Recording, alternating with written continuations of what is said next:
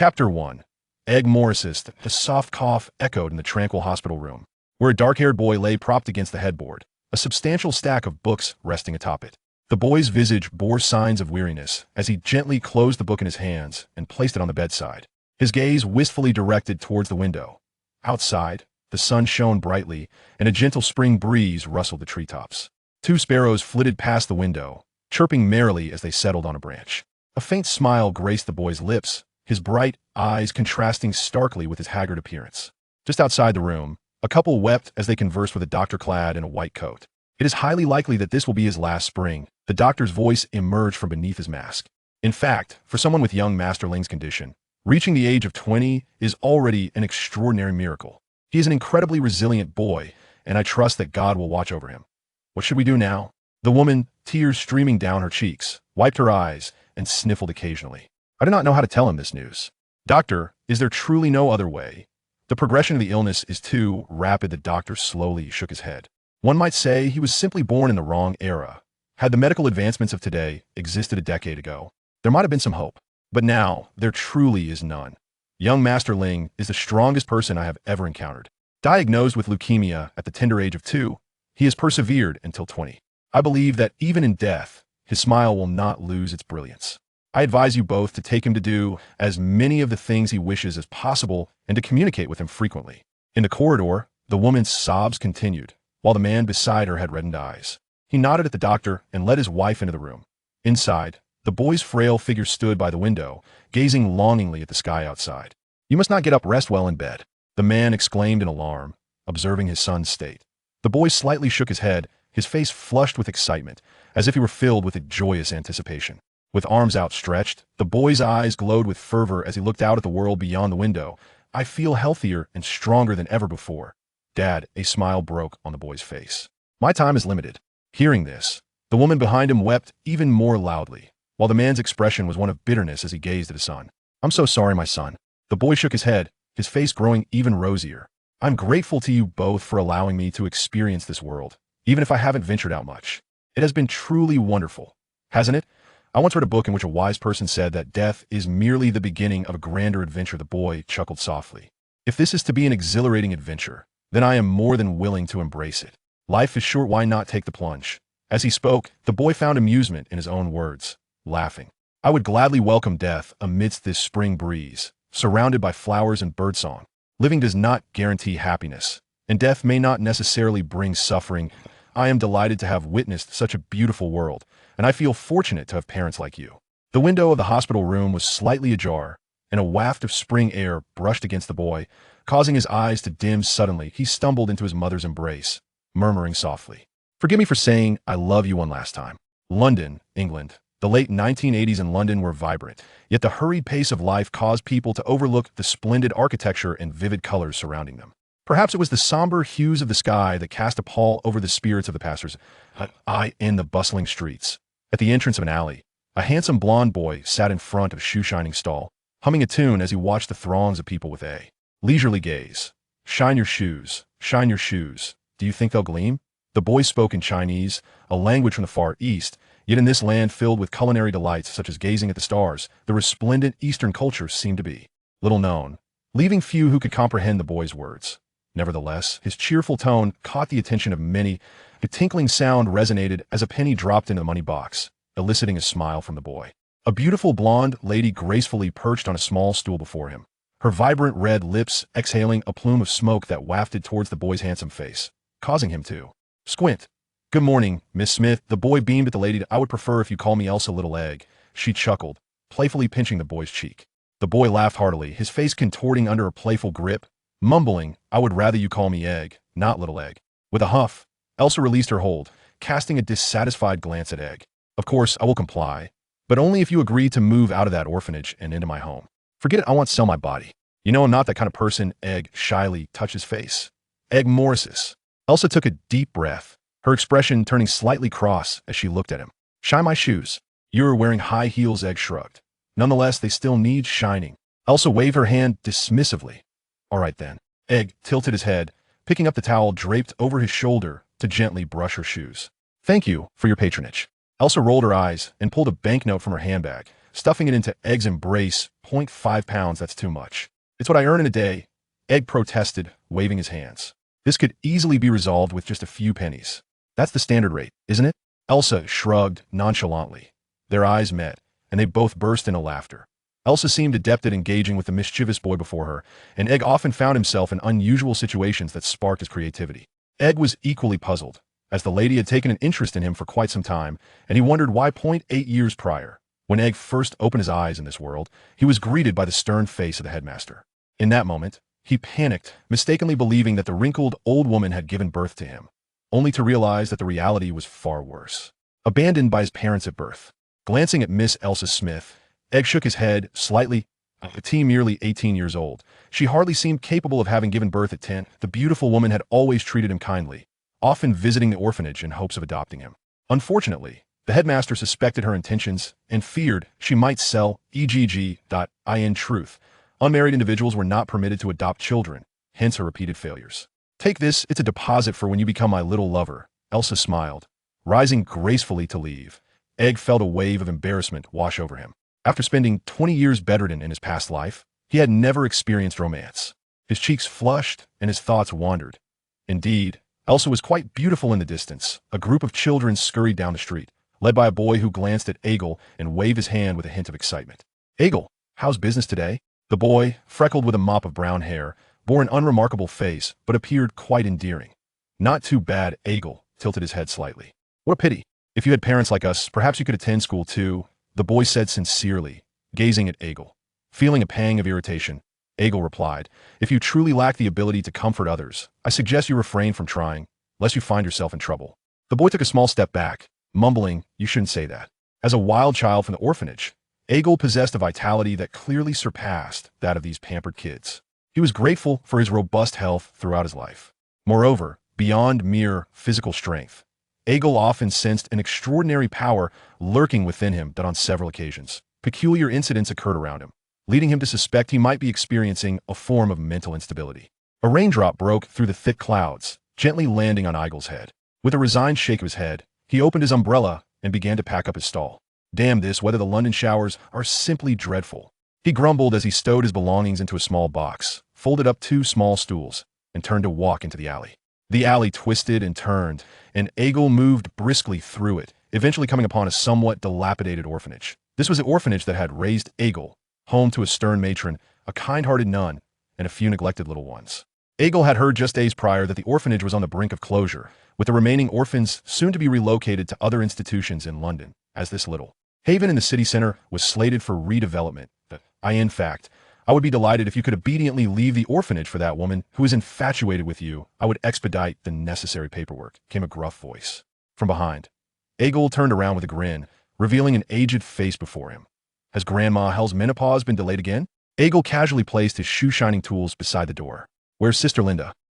You little rascal. No wonder no one wants to adopt you. Matron Hell huffed, stooping slightly and gesturing for Egil to assist her. Linda took a few children to buy school supplies. You know, even though you're quite clever and have self-studied through primary school, that doesn't mean the other children can do the same, Matron Hell sighed, as Egil helped her to a worn-out sofa in the room. The orphanage is out of funds, and we don't know, when we'll merge with others the children still need tuition. That I have 5 pounds, Egil shrugged, pulling out a banknote. Keep your meager savings, you should think about yourself first. The new orphanage clearly won't accept an 80-year-old who remains unadopted. Matron Hell glared at Egil with frustration. You should have gone with that little girl staying here, and competing with us old, frail souls is futile. Egil chuckled lightly. I'm able to earn my keep, so I consider myself to have a little asset now. Matron Hell sighed, understanding Egil's intentions. This boy wished to repay her for his upbringing, working as a shoeshiner and errand boy over the years, spending his earnings on the orphanage. Egil, you're a good child, Matron Hell turned her head, her eyes glistening with moisture. Not scolding me as a rotten egg anymore? Egil maintained a straight face. Matron Hell huffed, raising her chin in a somewhat childish manner. They'll only adopt you until you're 11. Once you reach the age for secondary school, I will unhesitatingly expel you from the welfare home. I swear by my name, Helmori Seth. Prepare yourself, you little rascal. Egil, with a serious expression, saluted. Egil Moriseth, accept your challenge. Bring it on. The two share a moment of gaze before bursting into laughter. Gazing out at the gloomy sky, Egil stood up with a hint of concern. I'll go take a look. London's rainy days are hardly pleasant in any sense. Egil nodded and quickly exited the room, heading into the alley.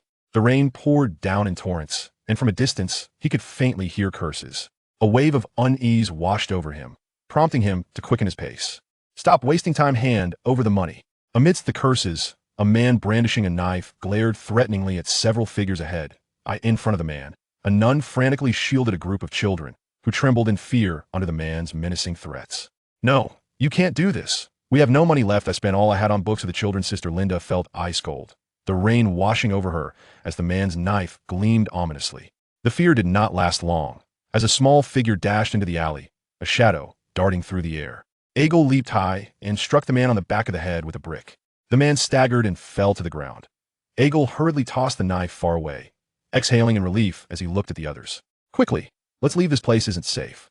Sister Linda nodded with relief and hurriedly led the children away. Egil shook his head, glancing at the man lying on the ground, feeling somewhat helpless. The security in London was far from ideal, especially in these narrow alleyways surrounded by tall buildings, often populated by drifters or drunks, who knew how they found the time to loiter. In this era of London, anyone willing to work could earn a decent living. Just as Egil turned to leave, his expression suddenly stiffened. He glanced back to find the man had somehow grasped his ankle. "Kid, you're meddling too much." The man's face twisted with fury as he clamped a hand over Egil's mouth, while his other hand tightened around Egil's neck. Egil's face turned crimson as he kicked at the man's chest with his slender legs, the man's yellowed teeth bared in a cruel grin, relishing the moment. Egil felt his head growing increasingly light, darkness creeping around his vision. He realized he was severely lacking oxygen, that a wave of dread surged through Egil's heart, and he noticed wisps of black mist swirling around him. The man stared in alarm at the dark energy enveloping Egil, attempting to release his grip, but becoming ensnared by the dark tendrils, panic etching his features as he cried out. In the man's view, Egil's form was consumed by the black mist, which then surged towards him like a tempest. Chapter 2. Albus Dumbledore. For the people of London, today was evidently not a day of joy. An inexplicable force roared through the skies above London, wreaking havoc in the streets and alleys. Enormous billboards were scraped, leaving gaping wounds, and the walls beneath them bore deep gouges. The dilapidated walls silently conveyed a message of gratitude, for who could bear to utter the words "come again" upon witnessing such a dismal sight? Greg's mind was in turmoil, shrouded in darkness. He was oblivious to his actions, only feeling a restless stirring within his heart. "Stop!" Greg frantically screamed in his mind. And then, in a swift motion, he darted into a narrow alley, the surrounding black mist gradually dissipating. Gasping in terror, he sought to calm the tumult within, hurriedly navigating the winding alleyway in a panic. Just as Greg's figure vanished, two robed men appeared with a resounding crack in the alley. "Where'd he go?" inquired a dark-skinned man, scanning the vicinity. "By the heavens, this power is truly formidable." "Do not fret," urged a shorter man beside Kingsley. "The errant ones are but children. In their untransformed state, they pose no threat and are quite manageable." Kingsley, wand in hand, cast a resigned glance at his colleague. "Only a child would not defeat you." "Delirious. This is precisely why I prefer not to go on missions with you. You are far too straightforward," Delirious replied sheepishly, brandishing his wand around, revealing a series of distinct footprints in the alley. Greg's frantic escape was vividly illustrated before them. This way. As the rain in the air began to subside, Greg felt a chill creeping over him. From not far behind, footsteps echoed, and Greg abruptly turned to confront the newcomer. Before he could fully discern the figure, a hand shot forward toward him. "Fall unconscious." The man, brandishing a short staff, pointed it at Greg, who instinctively lunged aside, narrowly avoiding the oncoming red light. "Do not harm him, Delirious," Kingsley urgently interjected. "He is merely a child." Greg furrowed his brow at the two. "Are you here to capture me?" "We need to take you for treatment, child." Kingsley approached, attempting to convey goodwill to prevent the boy from transforming in fear. Greg exhaled in relief. "Give me a reason. Why should I accompany you?" "We are Aurors from the Ministry of Magic. You are an errant one, and we must take you for treatment. Otherwise, your survival is in jeopardy. Errant ones typically do not live past the age of 10. Kingsley endeavored to simplify his words. Greg was momentarily taken aback. "The Ministry of Magic? Aurors, is this from the book? Have I crossed over?" He scrutinized the two men before him, noting their remarkable capacity for acceptance, yet still feeling a twinge of distrust. He asked, "What are your names?" "I am Kingsley Shacklebolt, and this is my colleague, Delirious," Kingsley responded kindly. "All right then, members of the Phoenix Society." Greg nodded decisively. "Let us hasten, lest I meet my demise." Kingsley momentarily froze, gazing in astonishment at the once vigilant youth before him. I hope you can assist me in sending a letter to my former headmaster, assuring her not to worry about me. There's also a beautiful girl named Aisha Smith, who is utterly infatuated with me. I must not let her discover my illness. It would be best to inform her that I am embarking on a distant journey. He rambled on, while the two aurors beside him looked on in bemusement. Aggrieved, A.G. felt a profound sense of despair. Having lived less than 20 years in his previous life was one thing, but not even reaching 10 in this life seemed excessively cruel. Heaven knows what the Murmurer truly is. In his past life, the story concluded with the Deathly Hallows. So where did this Murmurer come from? Was this akin to Harry Potter and his son who wouldn't live past 10? Such a convoluted title. Kingsley observed the boy's composure with a hint of surprise, then extended his hand. Take my hand. We must apparate. AEG nodded and clasped Kingsley's arm, and an overwhelming dizziness enveloped him. He felt as if he were being contorted and squeezed through a pipeline before spiraling down a toilet. After the flush, a sense of relief washed over him, only to be startled by a foreboding statue in a glass display case before him. Where are we? AEG turned to Kingsley. St. Mungo's Hospital for Magical Maladies and Injuries. Though it is a magical hospital, there is no cure for the Murmurer. Suffice it to say, we will provide you with some recuperation, Kingsley replied with a smile. That reassurance does little to soothe my spirits. AEG shook his head. What, your colleague? The best I can do is ensure that no one else is harmed. It is a matter of effort, not a miracle. This is good news. It suggests you are not beyond saving, is it not? Kingsley chuckled. If you truly manage to master the Murmurer and survive, your future will be boundless, I swear it. So do not succumb. My life is resilient. No one can take it from me. AEG responded with a bright smile. Let us hope so. What is your name? Kingsley inquired, peering down at AEG. AEG Moriseth. He replied with a grin. Poisonous egg? Kingsley blinked in surprise at the name. You are the poisonous egg. AEG playfully kicked Kingsley's sturdy leg, though his frail frame failed to inflict any pain, only amusing Kingsley further. As you can see, Mr. Poisonous Egg requires an examination of the Murmurer within. Kingsley observed the figure behind the glass. AEG's gaze fixated on the figure, which then subtly nodded in acknowledgement. Shall we proceed? Kingsley led AEG forward, passing through the glass pane, and the surroundings erupted into a cacophony. AEG beheld a multitude of peculiar patients queuing to register, and upon spotting a sullen wizard clutching his prized possession, he suddenly realized that there were fates worse than not living to see 10, such as losing one's ability to be a man altogether. I have heard that a certain individual has been engaging in indiscretions behind his wife's back, only to be met with a curse from her, which has resulted in quite a humorous predicament. A diminutive male, which beside me chuckled mischievously, exchanging knowing glances with AEG. AEG glanced at a nearby sign and awkwardly smiled. Then he ought to head to the 5th floor, correct? The cursed damage department? It certainly appears so. Kingsley shuddered at the thought, feeling increasingly hesitant about the institution of marriage. So, which floor should we ascend? AEG inquired, surveying the sign. The 1st floor, Department of Magical Accidents. The 2nd floor, Department of Biological Injuries. The 3rd floor, Department of Unusual Pathogen Infections. The 4th floor, Department of Potion and Plant Toxicity. The 5th floor, Department of Curse Damage. The 6th floor, Tea Room and Shop. AEG pondered for a while, but could not discern where a situation might fit in, then turned to Kingsley. Shall we ascend to the tea room and shop to soothe my troubled mind? We ought to inquire, Kingsley replied, shaking his head. After a moment of contemplation, he added, In fact, I have a far superior destination in mind, though I am uncertain what that gentleman is presently engaged in. Who? AEG blinked in confusion. Albus Dumbledore, Kingsley chuckled. The greatest white wizard. As Kingsley spoke, laughter erupted from behind them, and they turned to see a tall, white-bearded elder gazing kindly at them. I am pleased by your appraisal. Kingsley, Dumbledore smiled, his eyes twinkling with mirth behind his half-moon spectacles. It brings me great joy that I have the time today to seek you out. Professor Dumbledore, Kingsley exclaimed, momentarily taken aback. What brings you here? Our young friend, AG, has stirred quite a commotion, prompting visitors from the ministry to rush to my office. After all, it has been many years since a mute has made an appearance, Dumbledore observed, casting a scrutinizing glance at AEG. For reasons unknown, AEG felt as though he had been stripped bare, as if even the modest sum of savings he carried was laid bare before Dumbledore's penetrating gaze. AEG was acutely aware of the stature of the man before him. Under the current circumstances, this venerable white-bearded figure was undoubtedly the most formidable authority in the magical realm.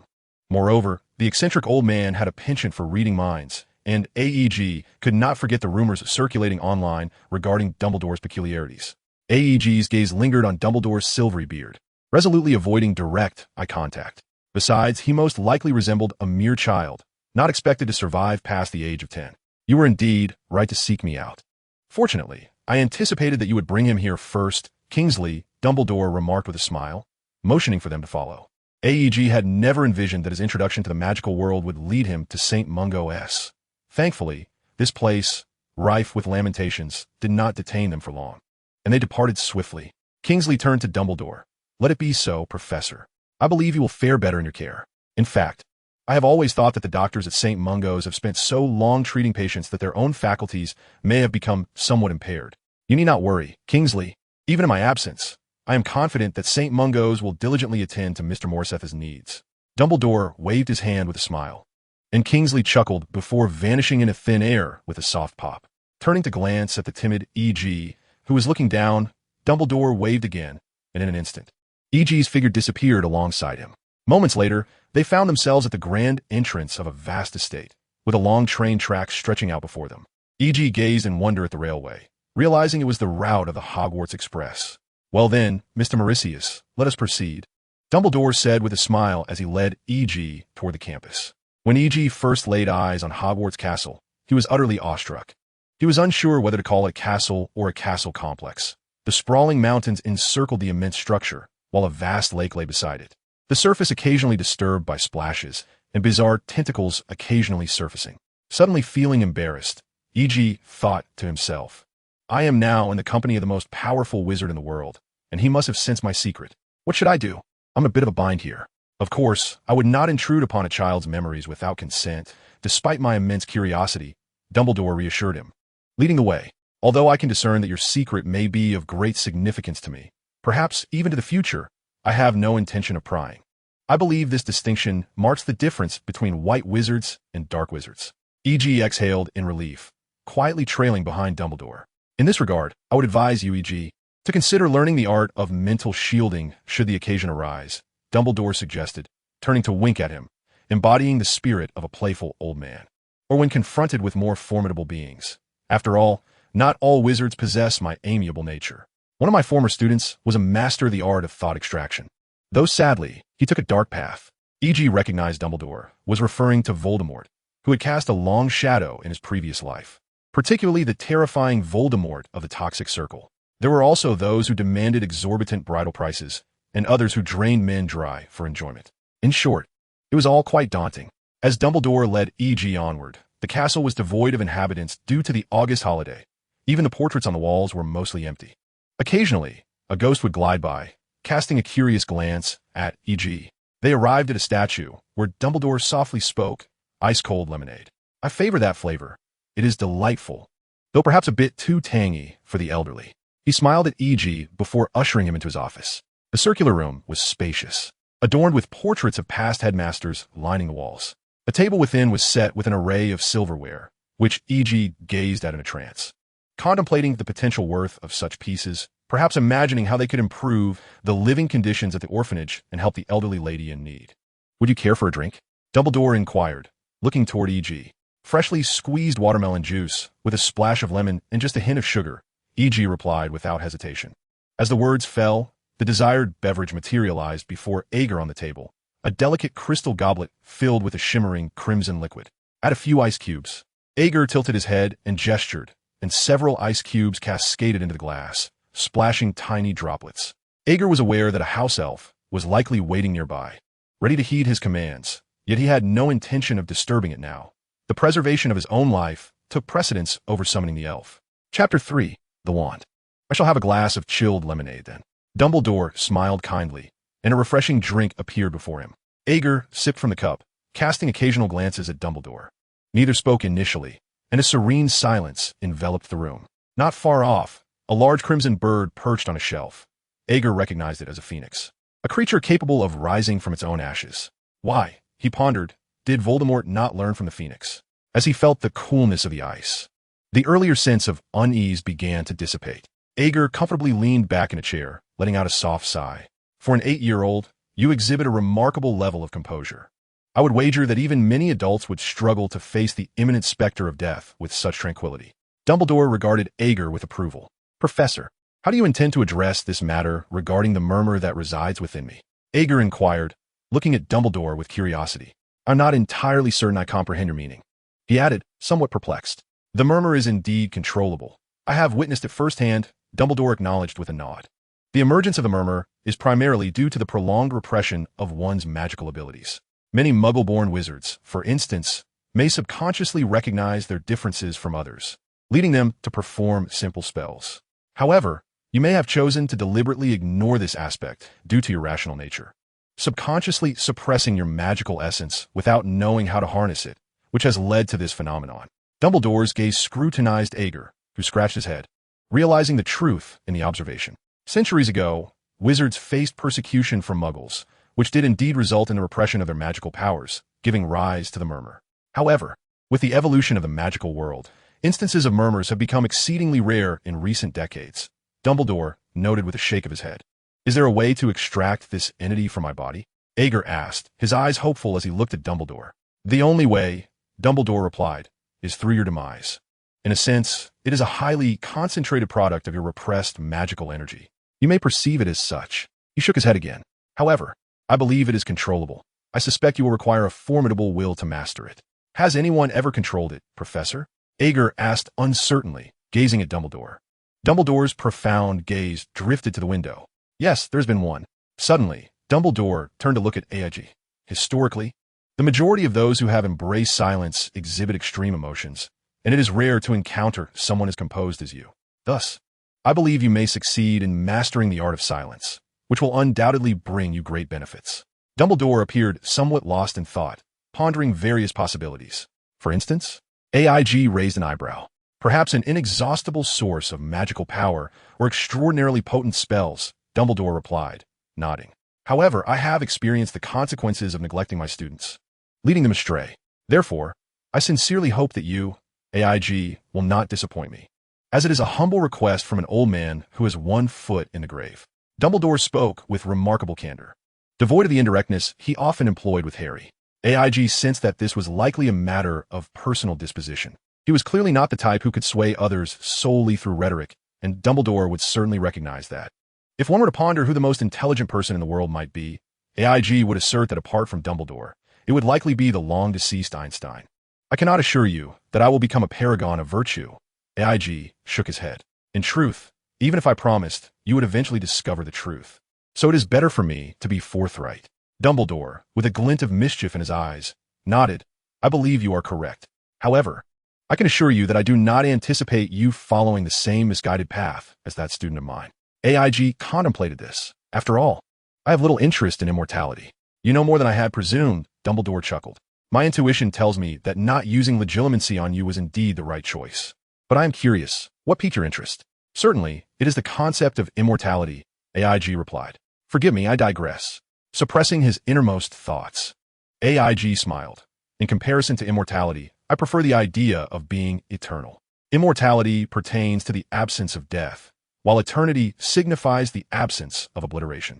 One relates to the tangible world, the other to the realm of spirit. AIG continued with a smile. I am uncertain of the path to immortality, but I imagine there are many routes to eternity. I believe that, compared to immortality, eternity may bring greater joy. After all, death is merely the commencement of a grander adventure, is it not? Dumbledore scrutinized his countenance with keen interest and then smiled contentedly. It seems that my concerns will not materialize once more. Do those of advanced age tend to overthink? AIG grinned. That does not bring me much joy. Dumbledore lifted his cup and took a sip. Reason suggests that you should belong to Ravenclaw. Yet out of my personal admiration, I genuinely hope you will choose Gryffindor. I believe you shall not regret this decision.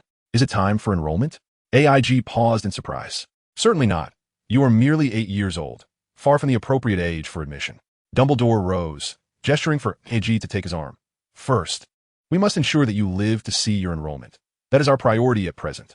AIG nodded in understanding and stepped forward to rest his hand on Dumbledore's arm. Fox, Dumbledore softly called. With a resounding crack, Age surveyed his surroundings. He found himself in an ancient little shop, where rows of shelves stood neatly lined up. Noticing the dust accumulated atop the shelves, Age surmised that the establishment had been around for quite some time. Suddenly, with a rustling sound, an elderly man with white hair descended a ladder, appearing quite astonished at the sight of Age and his companion. "Ah, it has indeed been a long time." Dumbledore's voice resonated, imbued with a distant quality that made Age feel as though he were hearing whispers from another realm. "I have come to assist Mr. Morriseth in selecting a wand." Ollivander nodded thoughtfully and then turned his attention to Age. "Thus far, the most effective method I can conceive for mastering the art of silence is through release. You must learn to cast spells with ease, every day, everywhere. This implies that you need to acquire a wealth of knowledge before your enrollment. Are you capable of this?" "Absolutely, Professor," Age replied with a smile. "I take it you are the young gentleman who caused quite a stir in London today?" Ollivander assessed Age with a curious smile, scrutinizing him for a moment before gently nodding. "In that case, very well." With that, Ollivander's figure vanished among the cabinets. Moments later, he reappeared, holding a box from which he extracted a sleek, ebony wand, offering it to Age. Dumbledore observed Age, who was somewhat bewildered while holding the wand, and gently urged, "Give it a flick." With a flick of his wrist, Age sent a brilliant flash of light shooting from the wand's tip, striking a nearby cabinet. Ollivander flinched, peering at Age with a cautious expression.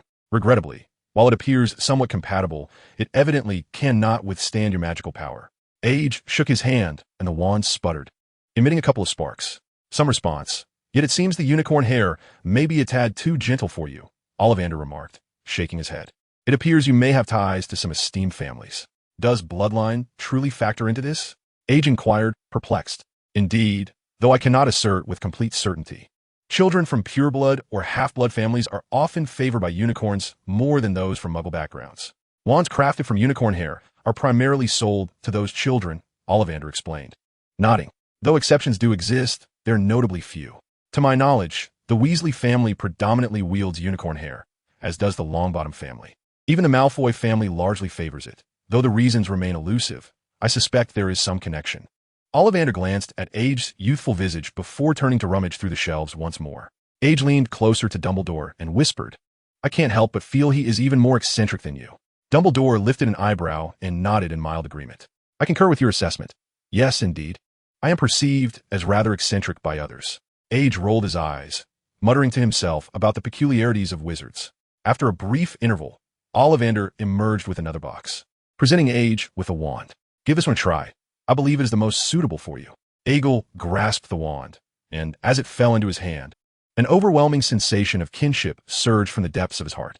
Small bursts of colorful sparks erupted from the wand, as if celebrating a momentous occasion. The illustrious Ollivander observed Aegel with murmured words. A wand of poplar wood, 13 inches in length, perfectly straight and slender. Intriguingly, the core of this wand is said to be crafted from the whiskers of a Zowu. Aegel's lips twitched at the mention of the mythical creature. A legendary beast from the east, older than dragons, and said to roam the mystical Kunlun Mountains in China.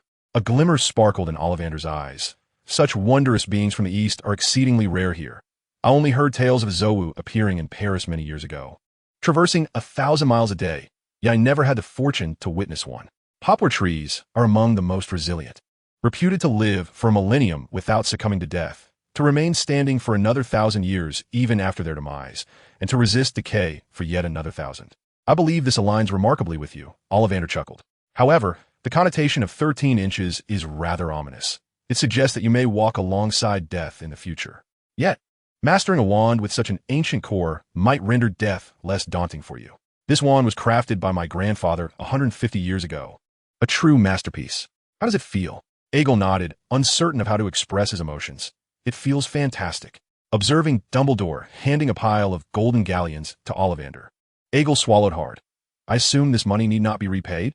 Dumbledore glanced at Aegel. "My wayward student was equally presumptuous in the past." Seeing Aegel's bemusement, Dumbledore chuckled. "But you are correct. Hogwarts will extend some financial assistance to the incoming young wizards, so you indeed need not repay this." Aegel breathed a sigh of relief. "What else do we need to purchase?" Aegel gazed eagerly at Dumbledore. "In truth, there is nothing else we require at this moment. However, if you are amenable, I believe you would look splendid in a robe." Dumbledore winked at Aegel and turned to leave. "Where are we headed now? To Hogwarts? I wish to see what house elves are like," Aegel exclaimed joyfully. A smile graced Dumbledore's lips, his eyes narrowing slightly behind his half-moon spectacles. At this moment, Aegle truly embodied the essence of an 8-year-old child in Dumbledore's eyes, a sight that the venerable elder found exceedingly endearing. "We are visiting an old friend of mine," Dumbledore remarked. As they walked, passers-by frequently greeted Dumbledore, casting curious glances at Aegle, who trailed beside him. "You're quite famous, old Dumbledore." Aegle's earlier anxieties dissipated, and he resumed a more playful demeanor.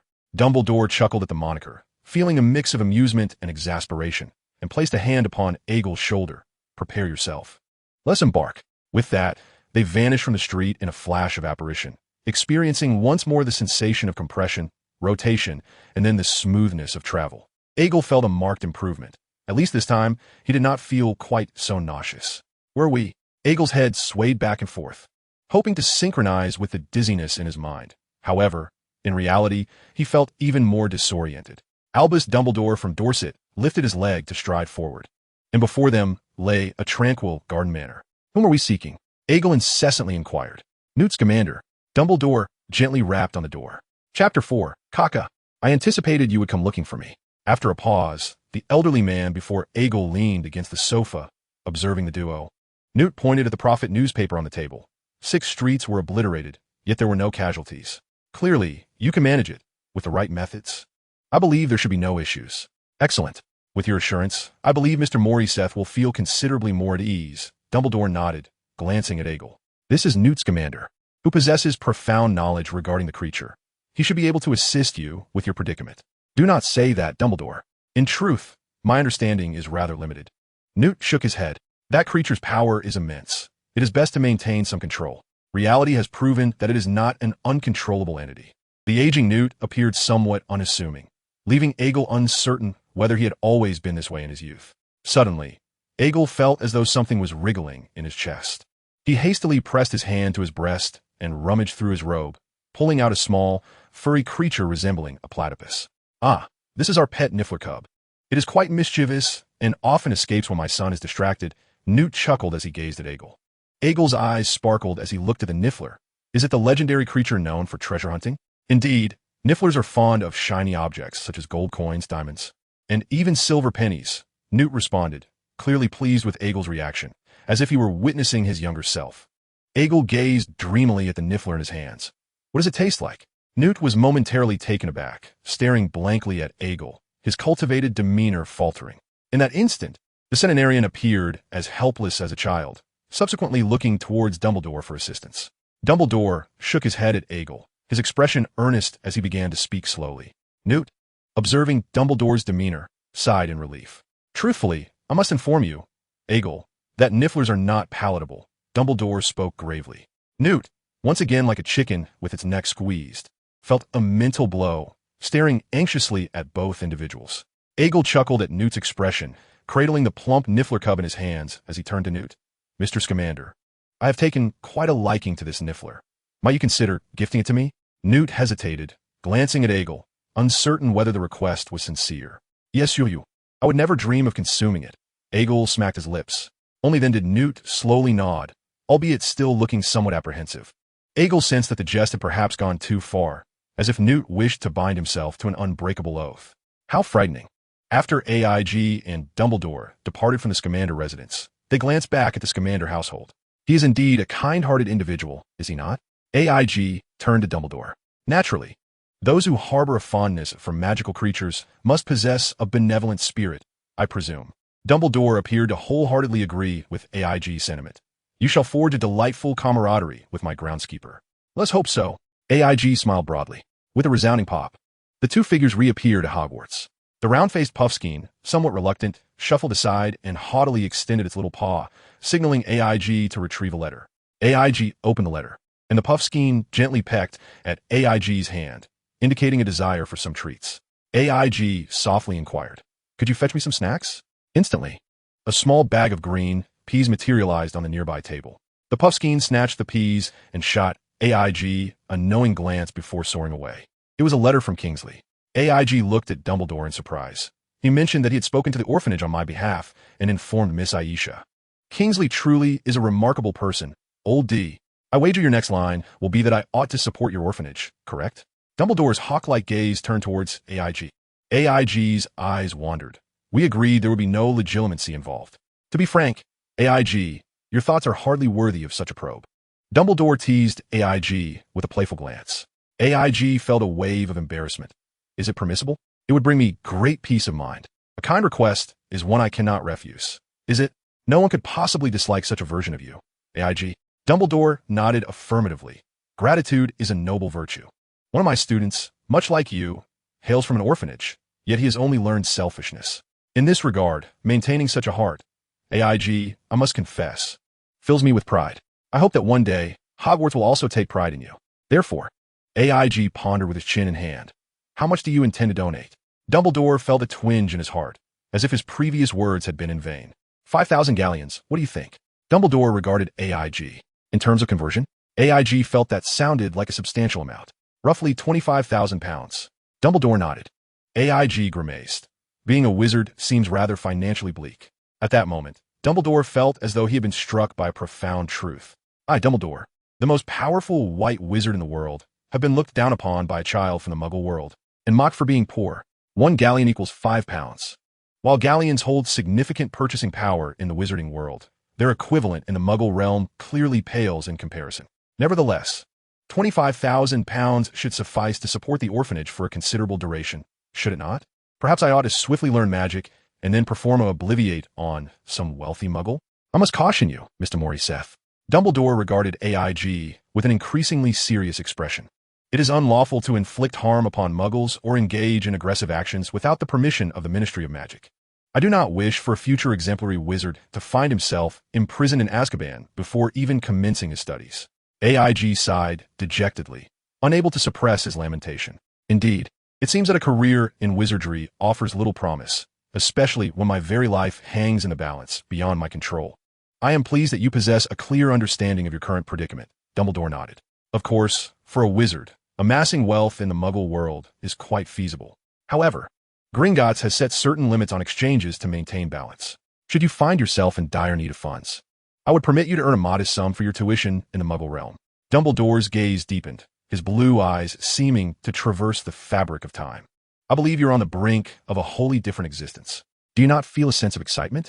In truth, I do miss Aisha, and I wouldn't mind bringing along old Mrs. Hurl. AIG sighed wistfully. What are the housing prices like in the wizarding world? I'm uncertain about the housing market, as I've spent most of my life residing at Hogwarts. Dumbledore replied thoughtfully. If you are referring to Aisha Smith, if my memory serves me right, she is the head girl of Gryffindor, entering her 7th year this term and set to graduate next year. Is that true? AIG exclaimed, his surprise evident as he looked at Dumbledore. I suspect she has already taken note of the peculiarities surrounding you. Otherwise, I doubt an 18-year-old girl would exhibit any interest in an 8-year-old boy in any sense of the word. Dumbledore chuckled, observing AIG with keen interest. AIG felt a blush creeping to his cheeks, his embarrassment evident as he offered a sheepish smile. During the 3 years leading up to your official enrollment, you should spend your time at Hogwarts diligently. If your latent talents were to manifest, I believe I would be the only one capable of restraining you. The castle is vast. You may choose any house that appeals to you for your residence. What do you think? Dumbledore smiled at AIG. Additionally, I must caution you that the Forbidden Forest is perilous. If you intend to venture in search of fortune, it would be wise to have Hagrid accompany you. Thank you, Professor. AIG rose and bowed slightly to Dumbledore. You have assisted me immensely. How might I repay you? Dumbledore paused, casting a worried glance at AIG, and replied meaningfully. While many thoughts flitted through my mind at that moment, I feel that for you, AIG, simply avoiding trouble would be the greatest repayment you could offer me. AIG felt a tinge of darkness cross his features, at least since leaving Dumbledore's office. That had been the case. What do you mean, avoiding trouble is repayment? Am I truly that untrustworthy? He reached into his pocket for his niffler, regretting not having released the little creature in Dumbledore's office earlier. Wandering aimlessly through the campus, Edgar found himself under the curious gaze of the surrounding portraits, and in turn, he scrutinized them with equal intrigue, creating an unexpectedly harmonious atmosphere devoid of communication. Suddenly, with a soft sound, a diminutive and frail figure materialized before him. The newcomer possessed large ears reminiscent of bat wings and humbly bowed to Edgar, saying, "Good afternoon, Mr. Morriseth. How may Kaka assist you?" "Ah, I was pondering what sort of arrangements that white-bearded old man would make for my accommodations. With your assistance, I believe my task will be considerably eased," Edgar replied with a smile, casting a curious glance at Kaka. "It is Kaka's honor," the little sprite murmured, lowering his gaze. Edgar, observing the tattered and filthy pillowcase adorning Kaka's form, shook his head. Firstly, I insist that you take a bath and properly clean that wretched pillowcase. Kaka gazed at Edgar, touched. You are exceedingly kind to Kaka, sir. I am truly moved. Do not be so dramatic. It is merely a request for you to bathe. Edgar said, slightly embarrassed by the little house elf's overt gratitude, and he waved his hand dismissively. It should take but a few minutes with magic, correct? Kaka nodded and gradually faded from sight. As Edgar traversed the intricate halls of Hogwarts Castle, he felt somewhat disoriented. With his limited sense of direction, he could easily lose his way within minutes. Had Kaka not appeared in time, he feared he might have starved within the castle's confines. Now, lead me to your kitchen, Edgar said to Kaka, his smile radiating joy. Today marked the penultimate day of summer break at Hogwarts, and the kitchen buzzed with vibrant activity. Beef slices, lamb slices. Edgar commanded with his wand, lettuce too, and quickly washed the potatoes and greens. Is there anyone skilled in making tofu? A small elf eagerly raised its hand, and Edgar nodded in satisfaction. Excellent. You shall prepare some tofu. Mr. Morriseth, do you require anything else for the base? Inquired another elf, cradling a jar filled with a fiery concoction of red chili peppers and spicy lamb fat. Edgar dipped a finger into the mixture, tasting it with a nod of approval. Quite pure, well done. Alas, the spices in England are rather limited. Can you make sesame paste? Yes, indeed. Another small hand shot up. Edgar waved his hand again. You there? Prepare some. Certainly, Mr. Morriseth, the little sprite exclaimed, bouncing away. Call me Edgar, he replied, flicking his wand and surveying the abundant array of ingredients. Scallions, ginger, red dates, perfect. Mr. Edgar, might we prepare too much and thus waste it? Professor Sprout says that wasting food is a grave misdeed. Kaka timidly inquired from behind, his bat-like ears drooping. Let us make more. Surely we can all share in the feast? Edgar replied, momentarily taken aback. Do you not partake in the food you prepare? An abrupt silence enveloped the once bustling kitchen, as a host of little elves gazed at Edgar in disbelief. We cannot dine at the same table as the esteemed Mr. Edgar. Kaka spoke with a sense of urgency, humbly bowing deeply to Age, almost touching his nose to the ground. Age observed the trembling little elves around him, his expression impassive. I command you, gather at the table and dine, he declared. As he watched the group of anxious little creatures seated at the table, Age shook his head in resignation. Centuries of servitude had caused these ancient, benevolent, and powerful beings to forget their dignity, lacking even the courage to share a meal with wizards. Age did not fully endorse Hermione's initiative to liberate the house elves, yet he found himself unable to bear the sight of these gentle beings cowering in the shadows of wizards. One individual could not alter the fate of the collective. Age felt that the only thing he could do was to impart his goodwill to these small beings. Kaka gazed nervously at the bubbling hot pot, the enticing aroma wafting from it making him salivate, yet the presence of Age filled him with trepidation. Is it fragrant? Age inquired cheerfully, leaning closer to Kaka. Mr. Age's culinary creations must be exceedingly delightful, Kaka stammered. Alas, there are no chopsticks here, otherwise. I believe they are far superior to knives and forks, Age sighed. There are. Kaka quickly responded, producing a large bundle of chopsticks. Age's eyes sparkled with delight, and he laughed heartily. Let me show you how to use them. Chapter 5. Snape. Meanwhile, in Dumbledore's office, the headmaster sat in his chair, keenly observing the smoky image before him, depicting the unfolding events in the kitchen. It seemed our esteemed headmaster had found a student to his liking. A somewhat greasy voice chimed in, and Dumbledore lifted his gaze to a man clad in black robes, whose long, dark hair lent him an ominous air. At that moment, Snape appeared less than cheerful. In fact, his mood had seldom been bright, unless Harry Potter happened to collide with a dragon's rear on his broomstick. Otherwise, the headmaster bore a perpetual expression as though he had just consumed something unpleasant. Quite an admirable child, is he not, Severus? Dumbledore smiled. To be honest, I too am curious to sample the dish prepared by Age. It appears delightful, though you know, at my age, one must be cautious with such spicy fare. Dumbledore mused with interest, while Snape seemed somewhat impatient, feeling that someone of Dumbledore's advanced years should either be engaged in combat or residing in a retirement home, or perhaps a museum. So, what do you wish for me to teach him? Snape inquired, regarding Dumbledore. An 8-year-old child, even a quiet one, cannot learn many spells. Snape's implication was clear. The boy was beyond saving, destined for failure. I believe that with the boundless source of magic inherent in a child of his nature, it is merely a matter of time before he learns. I had thought you possessed the patience for this, Dumbledore replied, looking steadily at Snape. With patience. I venture to suggest that Professor Sprout's demeanor may be more conducive to the task at hand, while Professor Flitwick possesses greater reliability in matters of enchantment than I do.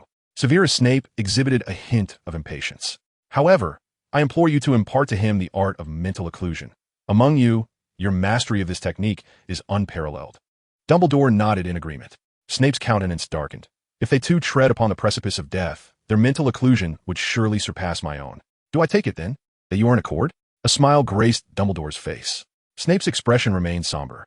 I have little choice, do I not? Dumbledore feigned innocence, raising his hands in a gesture of surrender. I am not compelling you. One more thing. When you instruct him, refrain from probing his memories. Can you manage that? How am I to teach him, then? Shall I merely recite the textbook? Snape nearly bristled at the suggestion, finding Dumbledore's proposal as challenging as demanding one to dine with their toes. Patience. We have ample time. At least 3 years remain for our preparations. Dumbledore cast a meaningful glance at Snape. Snape, with a hint of mysticism, regarded Dumbledore for a prolonged moment before languidly turning to depart. In terms of this singular assessment, I believe you will find much common ground, Dumbledore remarked cheerfully as he watched Snape's retreating figure. Snape's body stiffened momentarily before he hastened his exit. Double toil and trouble, fire burn, and cauldron bubble. Something wicked this way comes. Ige stood at the long table in the kitchen, directing a multitude of house elves with his wand, while a chorus of elves joyfully sang nearby. The song they sang was the very one Professor Flitwick had led his students in during the third film, Prisoner of Azkaban. When Ige had inquired if anyone could sing, this melody was suggested, and it seemed all were familiar with it, having lived at Hogwarts for so many years. Fortunately, Ige's spirited efforts appeared to have alleviated the initial awkwardness among the little elves. Although they remained humble, their gazes now reflected a newfound warmth. Thank you ever so much. Mr. Ige, Cockhack exclaimed, bowing deeply in gratitude. Ige, with a bemused expression, gently pulled him aside. Do you not engage in any activities from time to time? Ige inquired, savoring a slice of lamb hotpot that was rather delightful. The elves exchanged glances, seemingly astonished by Ige's question. Our greatest joy is to serve wizards. Spare me. Ige sighed in resignation, realizing that conversing with these stubborn ancient beings was largely futile. Come, let us eat. Thankfully, due to Ige's earlier efforts, the elves no longer seemed so timid. They timidly took their seats at the table, their expressions clearly indicating that they regarded Ige as a benevolent figure. As they dined, Kaka was moved to tears, prompting Age to rush over and inquire about the cause of her distress. It was astonishing to see Mr. Age exhibit such kindness, preparing dishes so delectable that Kaka felt profoundly touched. Age, shaking his head in bemusement, urged her to eat quickly. Having toiled from morning until afternoon, Age was famished. He had spent the morning polishing shoes for patrons on the streets of London, only to find himself in the Hogwarts kitchen in the afternoon, preparing hot pot. By this time, the sun had begun its descent, and occasionally a little house elf would scurry off to prepare dinner for a few professors.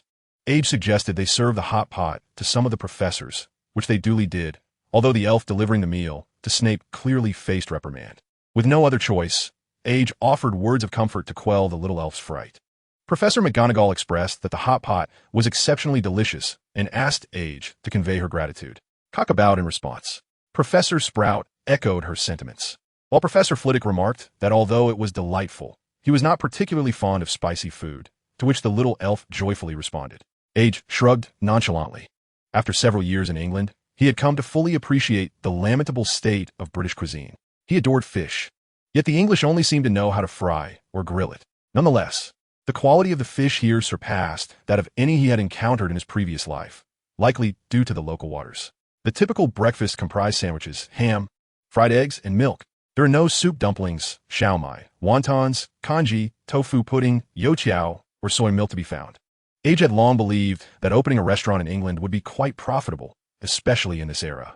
After dinner, he contentedly strolled through the halls of Hogwarts, rubbing his belly in satisfaction.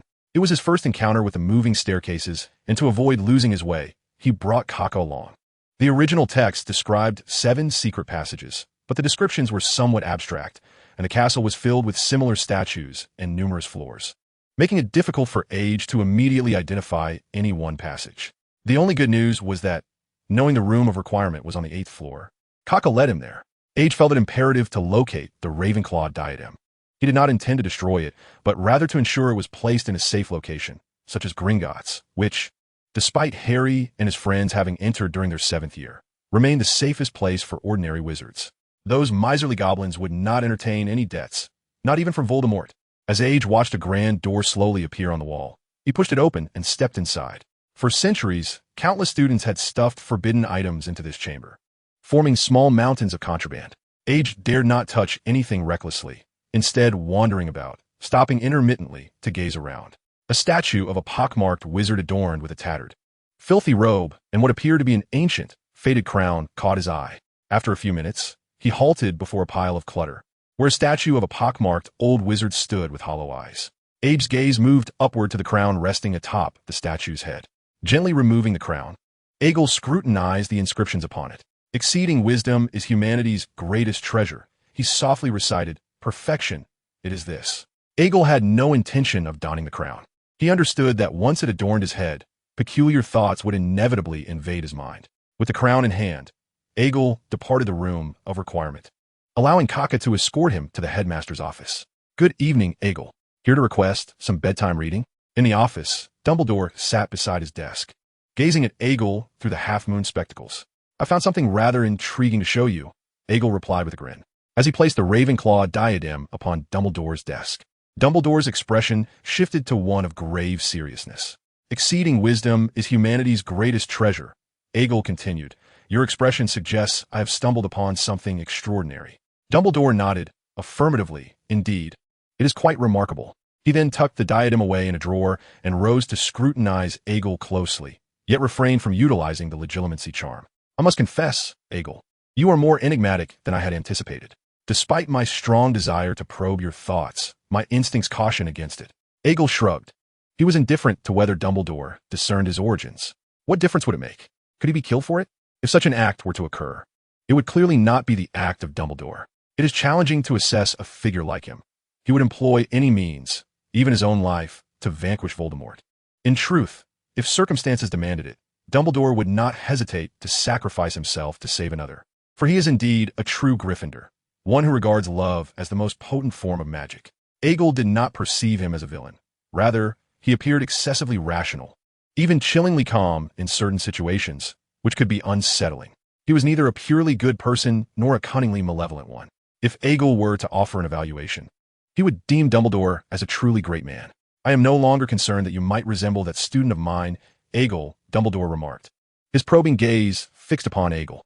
"However, I personally believe you bear some resemblance to a dear friend of mine." Noting Aegel's perplexed expression, Dumbledore chuckled. "Compared to him, my student was merely a cowardly youth." Aegel pondered briefly, concluding that Dumbledore was likely referencing Grindelwald, although he had yet to watch Fantastic Beasts. Grindelwald's name had crossed his path more than once. "What are your thoughts on Muggles?" Dumbledore inquired, his gaze unwavering. Aegel was uncertain of Dumbledore's intentions, but replied, "I have no particular opinion, though in comparison to Muggles, the magical world seems exceedingly impoverished." He nodded emphatically, reiterating, "Indeed, exceedingly impoverished. However, we possess formidable magic." The portrait on the wall depicted an elderly man donning a hat, waving his hand, clearly dismissing Age's words. "Professor, have you ever heard of the atomic bomb?" Age grinned and continued, "Have you heard about the policy of nuclear obliteration?" Dumbledore nodded knowingly, evidently in agreement with Age's statement. "Indeed, while Muggle weaponry is immensely powerful, it is not insurmountable," Age remarked, shrugging his shoulders.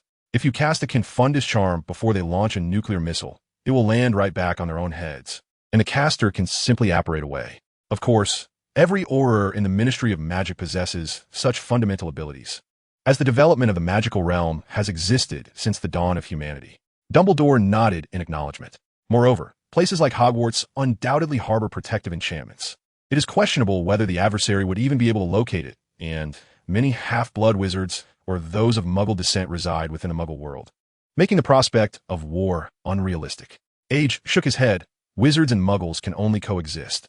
Even if wizards were to be annihilated, one day, there will once again be children born with magic in this world. The method to defeat an enemy has never been to eradicate them, but to understand them." Age turned to Dumbledore. "Of course, I would never consider Muggles as foes, for to wizards, Muggle girls are the easiest to deceive." Dumbledore regarded Age with approval and nodded slightly. Age seemed to recall something and quickly spoke up. "I suspect that there is more than one of those things. I recommend you gather them all, and then destroy them together." Dumbledore nodded, intertwining his fingers atop the table, scrutinizing Age closely. So, how many do you think there might be?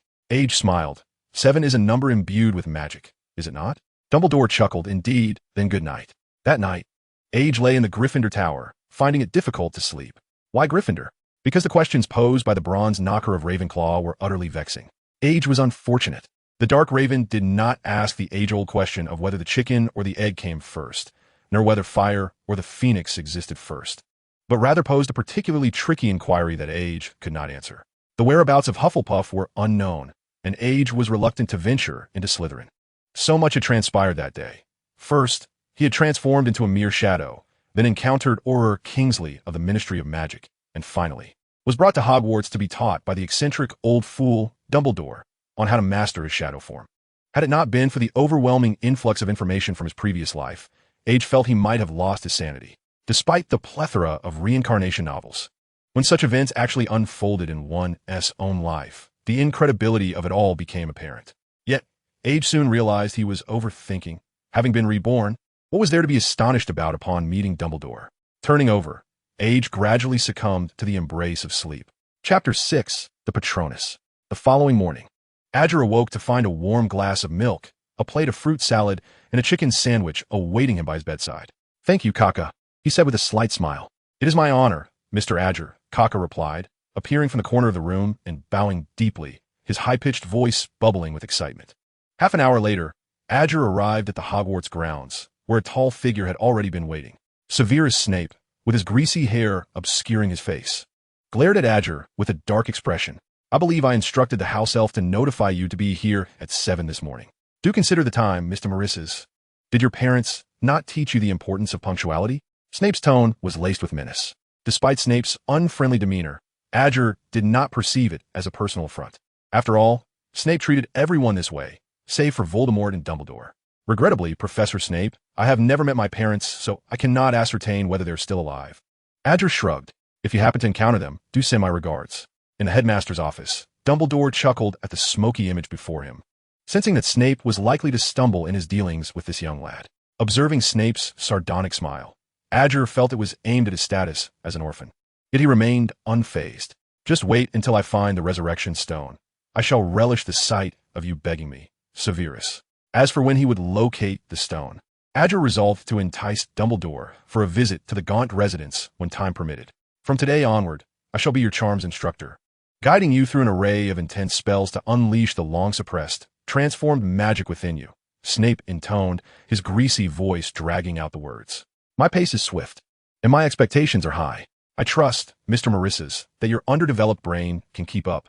"Very well, Professor Snape," Adger replied, blinking innocently and adorably with his 8-year-old visage.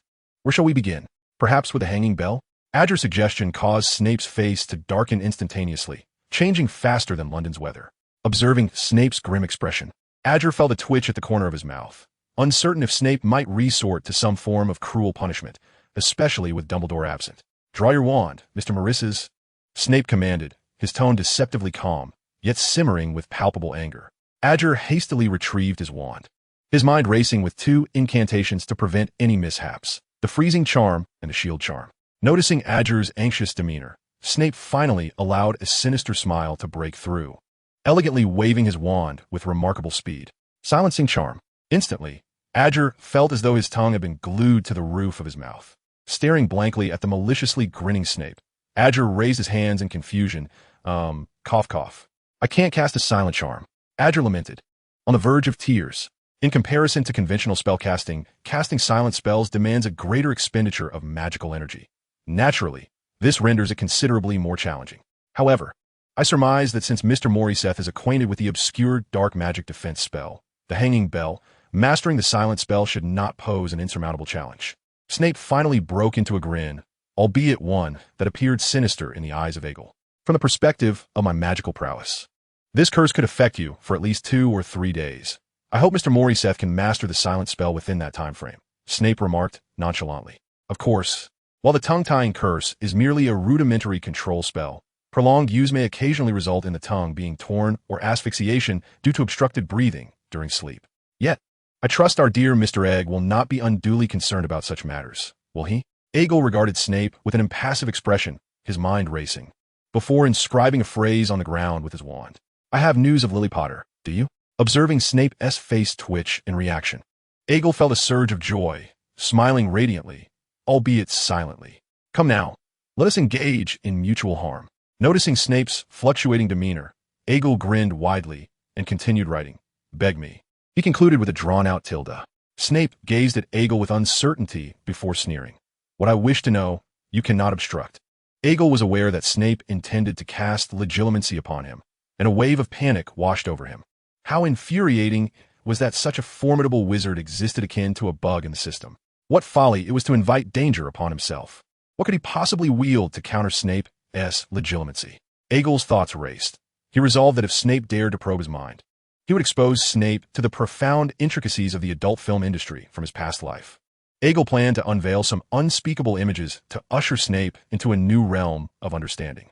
We had an agreement, echoed the voice of Professor Dumbledore from behind. You cannot invade Egil's mind. Turning around, Egil saw Dumbledore approaching with measured grace, seemingly curious about Snape's intended methods of instructing Egil. You are correct, Professor. Why not employ the truth serum? Snape directed a sinister smile at Egil. Dumbledore waved his hand, and Egil felt his tongue detach from the roof of his mouth, allowing him to breathe a sigh of relief. I must caution you, Egil. At least until you possess formidable strength, do not provoke those powerful wizards. It is perilous, much like the motto of Hogwarts. Dumbledore waved his hand, and a line of Latin appeared before Egil. Let sleeping dragons lie. Thank you for your guidance, Professor. Egil shrugged, feeling somewhat helpless. Egil from his previous life had long been bedridden, lacking social experience. Though he had lived for 8 years in this life, he had yet to encounter anything of significant meaning, such as romance. The mindset of someone who has experienced 2 lives confined to childhood is evidently more naive than that of others.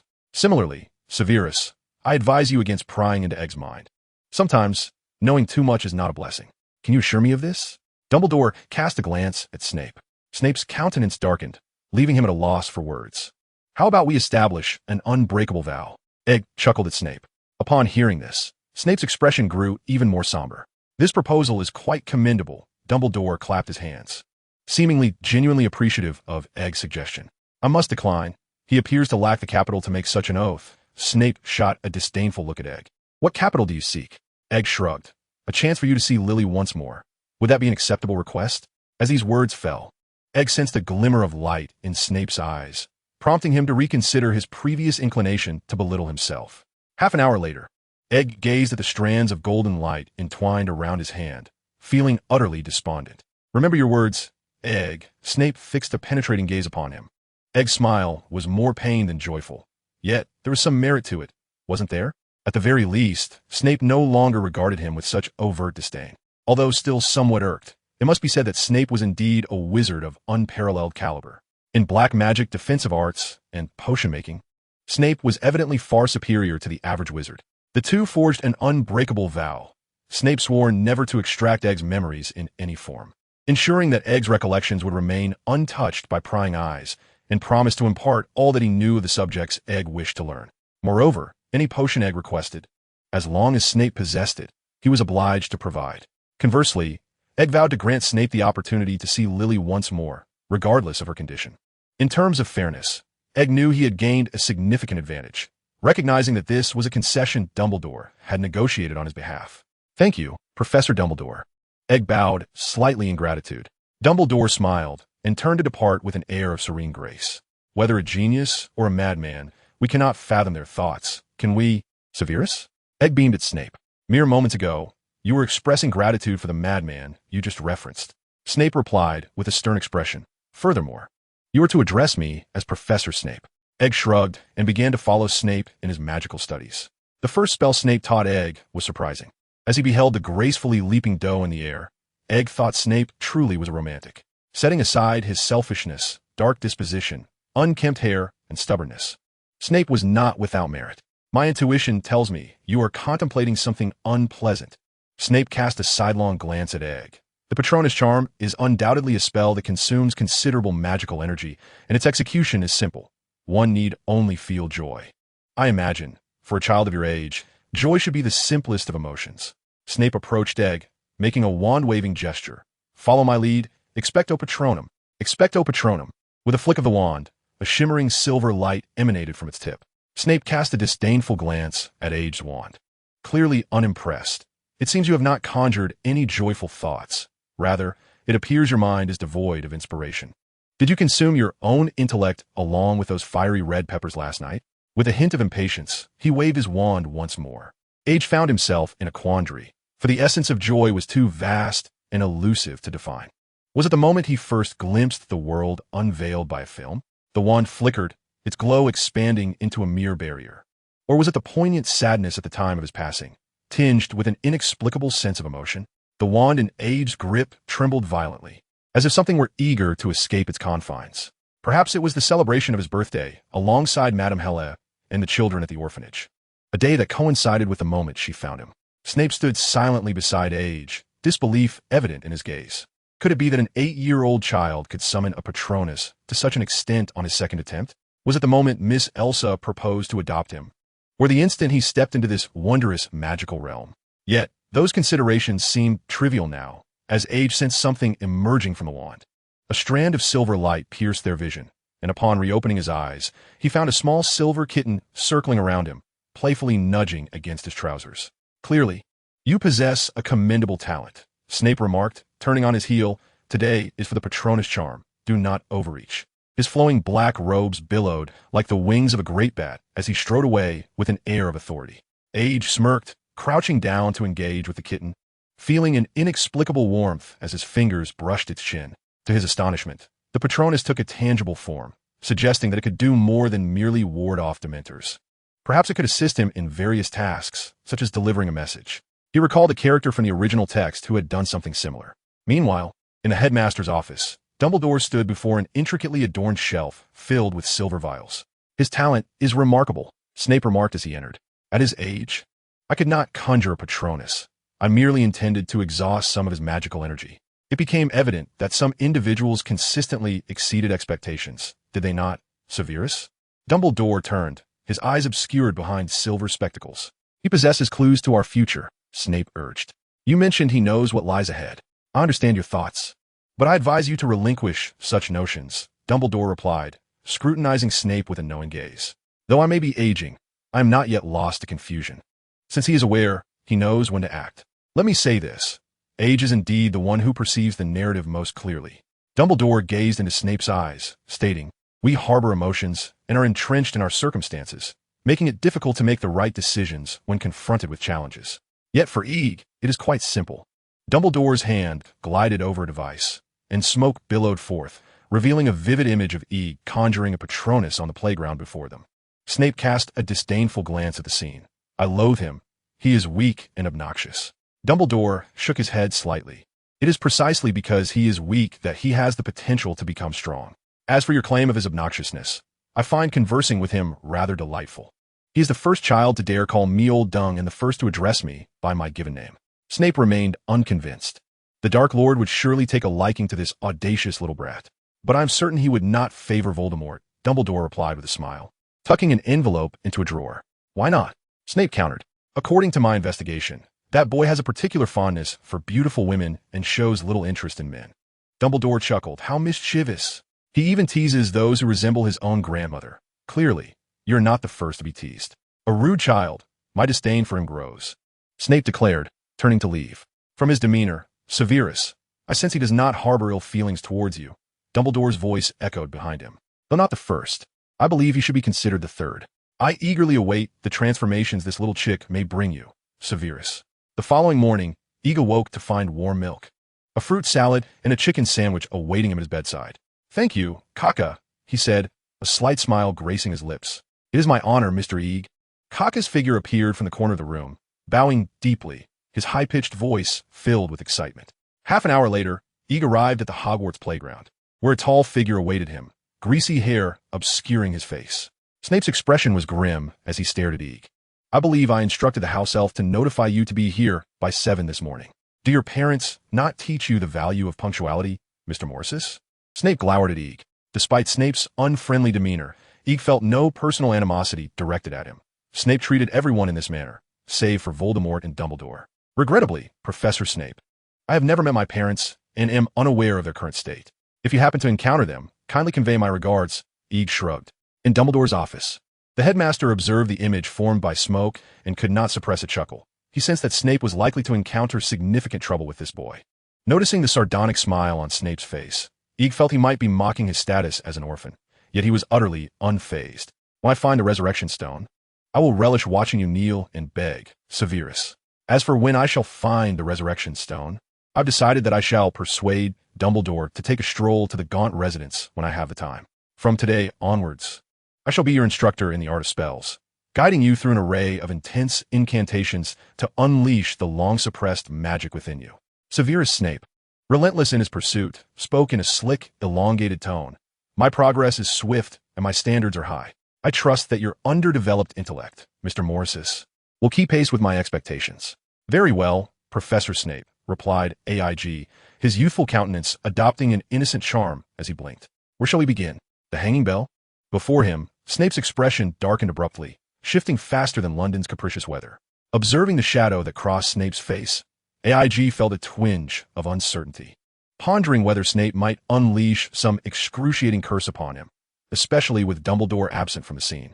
Draw your wand, Mr. Morrisis, Snape commanded, his tone flat, yet simmering with discernible ire. AIG hastily retrieved his wand, his mind fixated on two spells as a precaution, the stunning spell and the shield charm. Noticing AIG's flustered demeanor, Snape allowed a sinister smile to grace his lips, elegantly waving his wand with remarkable speed. Silencio. Instantly, AIG felt his tongue adhere to the roof of his mouth, staring blankly at Snape's malevolent grin. He raised his hands in bewilderment, exclaiming, I can't perform a silent spell. Tears of frustration threatened to spill. Compared to conventional spellcasting, silent incantations required a greater expenditure of magical energy, undoubtedly presenting a more formidable challenge. Yet, given that Mr. Morrisis had demonstrated knowledge of the obscure defensive charm, the hanging bell, it seemed plausible that the silent incantation would pose no insurmountable barrier. Snape's grin deepened. At least in AIG's perception, it appeared distinctly sinister. From my perspective, this spell shall bind you for no less than 2 or 3 days. I hope, Mr. Morrisis, that you can master the silent spell within that time frame. Snape remarked nonchalantly. Although Silencio is merely a basic controlling spell, prolonged use may occasionally lead to unfortunate incidents, such as having one's tongue torn out or experiencing suffocation during sleep due to obstructed breathing. However, I trust our esteemed Mr. Egg1T concern himself with such trivialities, will he? AIG, maintaining a stoic expression as he regarded Snape, contemplated swiftly before inscribing a message upon the ground with his wand. I have news about Lily Potter. Do you? Watching as Snape's face contorted, AIG couldn't suppress a smile, radiant despite the silence. Come now, let us engage in mutual torment. He grinned, continuing to write, beg me. He concluded with an elongated wavy line. Snape hesitated, casting a cold smile in response. What I wish to know, you cannot prevent. AIG recognized Snape's intention to cast legilimency upon him, a wave of panic washing over him. How could one formidable wizard be such an insurmountable entity? What had compelled him to court danger? What could he possibly employ to defend against Snape's probing gaze? AIG's mind was racing as he resolved that if Snape dared to cast legilimency upon him, he would not hesitate to reveal the profound intricacies of the film industry from his past life. AIG contemplated using some indescribable imagery to usher Snape into a new realm of understanding. We had an agreement, came Dumbledore's voice from behind. You cannot pry into AIG's mind. Turning around, AIG saw Dumbledore approaching with an air of curiosity regarding how Snape intended to educate him. You are right, Professor. How about using Veritaserum instead? Snape grinned menacingly at AIG. Dumbledore waved his hand, and AIG felt his tongue loosen from the roof of his mouth, allowing him to breathe a sigh of relief. I must warn you, AIG, at least until you possess formidable power, do not provoke those with great strength. It is perilous, he cautioned, conjuring a line of Latin script before AIG, non-turbodraconem. Thank you for your guidance. AIG shrugged, feeling somewhat helpless. In his previous life, AIG had been bedridden for years, lacking social experience. Although he had lived for 8 years in this life, he was still too young to engage in meaningful experiences, such as romantic relationships. The mindset of someone who had lived 2 lifetimes in childhood was evidently more immature than others. Likewise, Severus, I advise you against prying into AIG's mind. Sometimes, knowing too much is not beneficial. Can you assure me of that? Dumbledore directed his gaze at Snape. Snape's expression darkened, leaving him at a loss for words. How about we establish an unbreakable vow? AIG suggested cheerfully, looking at Snape. At this, Snape's face grew even darker. That is an excellent proposal. Dumbledore clapped his hands, seeming genuinely impressed by AIG's suggestion. I must decline. It seems he lacks the standing to make such an oath. Snape cast a disdainful glance at AIG. What standing do you require? AIG raised his hands and feigned innocence. Let me see Lily once more. Is that request acceptable? As the words left his lips, AIG sensed a flicker of light in Snape's eyes and suddenly felt the need to amend his self-deprecating tendencies. Half an hour later, AIG gazed at the strands of golden light entwined around his hands, feeling a sense of despair. Remember your words, AIG. Snape fixed him with a penetrating gaze. AIG's smile, more pitiable than a frown, reflected some benefit, did it not? At least Snape was no longer as resistant to him as before, though begrudgingly. It must be said that Snape was indeed a formidable wizard. Whether in dark arts, defense, or potion-making, Snape was evidently far superior to the average wizard. The two established an unbreakable vow, wherein Snape swore never to extract AIG's memories in any form, ensuring that AIG's memories would remain undisclosed to others. Furthermore, Snape pledged to impart all knowledge he possessed on any subject AIG wished to learn, and to provide any potion AIG requested, as long as Snape had it available. What Aegil had set forth was to grant Snape the chance to behold Lily once more, regardless of her condition.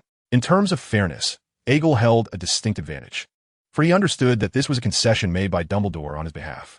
Thank you, Professor Dumbledore, Aegil said, giving a slight bow. Dumbledore smiled and turned to leave with a graceful air.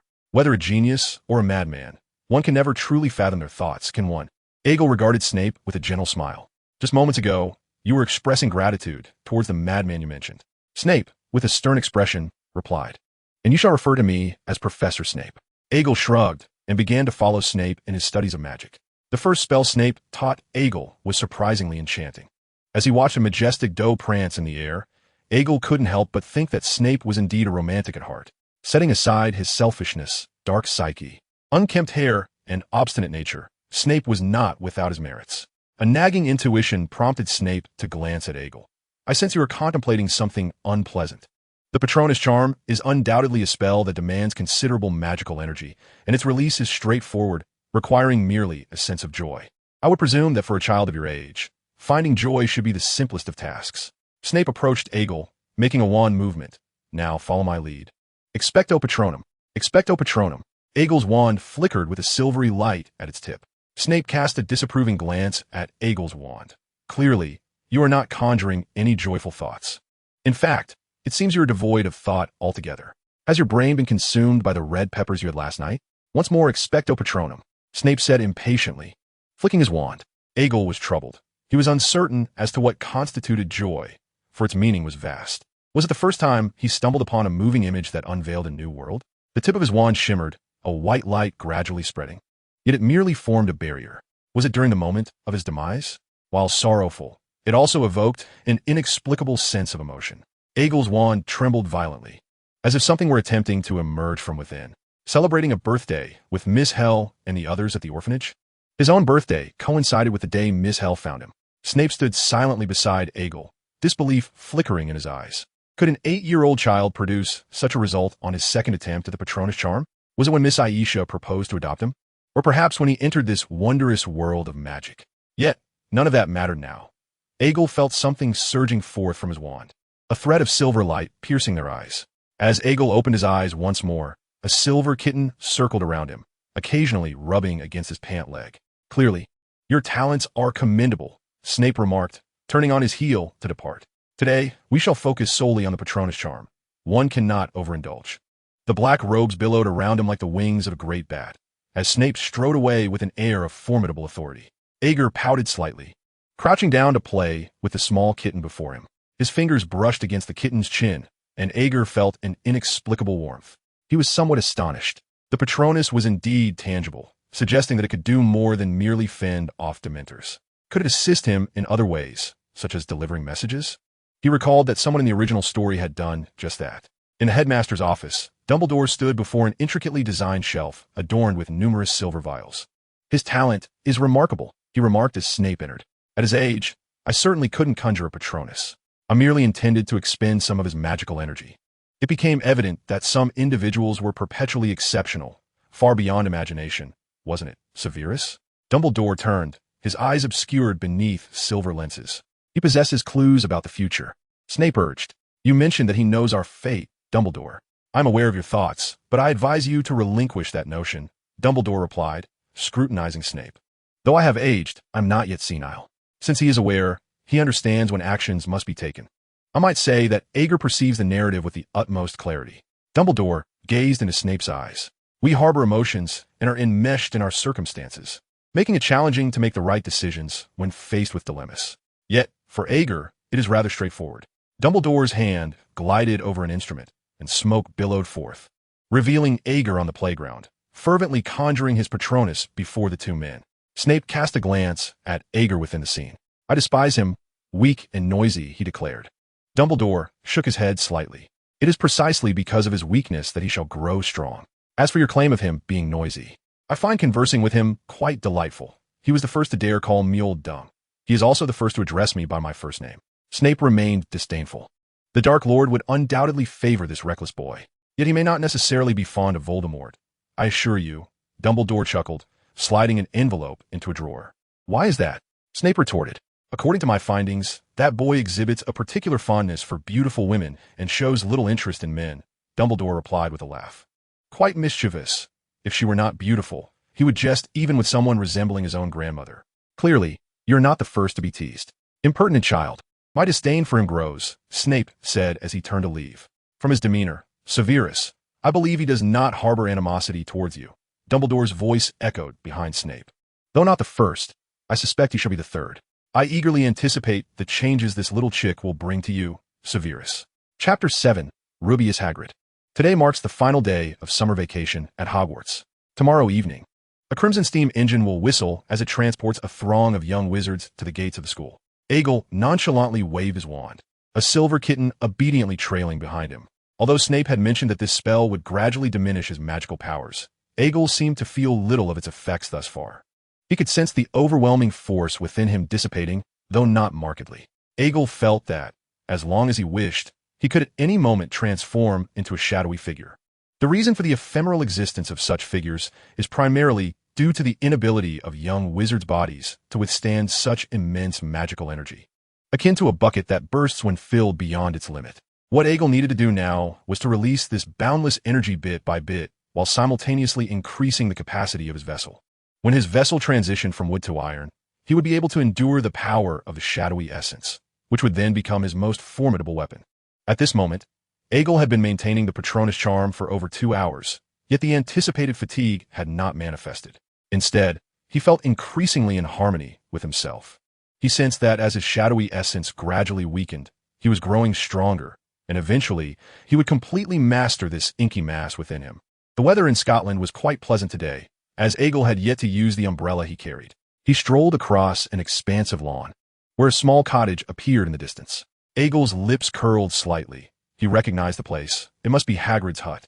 Gently knocking on the door, a cacophony of barks erupted from within, followed by a gruff voice, "Quiet, Fong." The wooden door swung open, revealing Hagrid, who bent down to find an astonished blond boy of about 8 or 9 staring back at him, his striking blue eyes and soft facial features exuding remarkable charm. "Ah, hello. You must be Aegel, as Professor Dumbledore mentioned, right?" Hagrid smiled at Aegel. "Hello, Hagrid, Aegel Morriseth," Aegel replied, extending his small hand. Hagrid, somewhat bashfully, rubbed his rough hand against his clothing before carefully grasping Aegel's delicate palm, cautious not to hurt him. "Rubius Hagrid, a pleasure to meet you." "Come inside," Hagrid said, stepping aside to invite Aegel in. As Aegel entered the cottage, he curiously surveyed his surroundings. He noticed a bundle of silver unicorn hair hanging on the wall, along with an array of peculiar trinkets. Although the hut appeared dilapidated, it radiated warmth.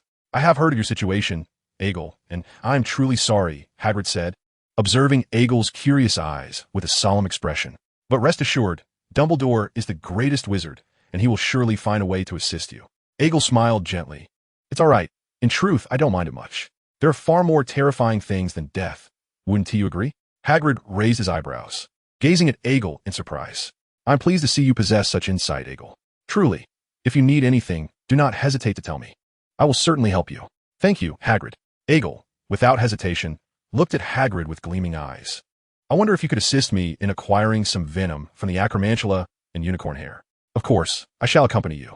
Hagrid promptly waved off Egil's suggestion of joining him. I have unicorn hair right here. You may have it directly, though I'm not entirely certain of its utility. It sells for 10 galleons each on the market. Egil smiled pleasantly at Hagrid.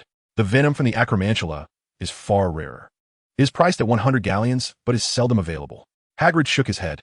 I have long been aware of that. Professor Dumbledore advised me some time ago to improve my living conditions, but I believe that possessing excessive wealth serves little purpose. However, if you require assistance, Egil, I shall keep a keen eye out for you. Thank you immensely. I have no source of income, so it would be splendid if I could secure these before my enrollment in 3 years. Egil instantly beamed with joy. Then I am duty-bound to assist you. Hagrid chuckled heartily. To be honest, I quite admire individuals like you. Your honesty is refreshing. Thank you for the compliment, but I feel somewhat ashamed, as if I am taking advantage of you. Egil admitted sheepishly. Do not think that way, Egil, Hagrid said earnestly, looking intently at him. It is evident to any discerning eye that I am a half-giant, and you are the first young wizard to meet me without fear and with such friendliness.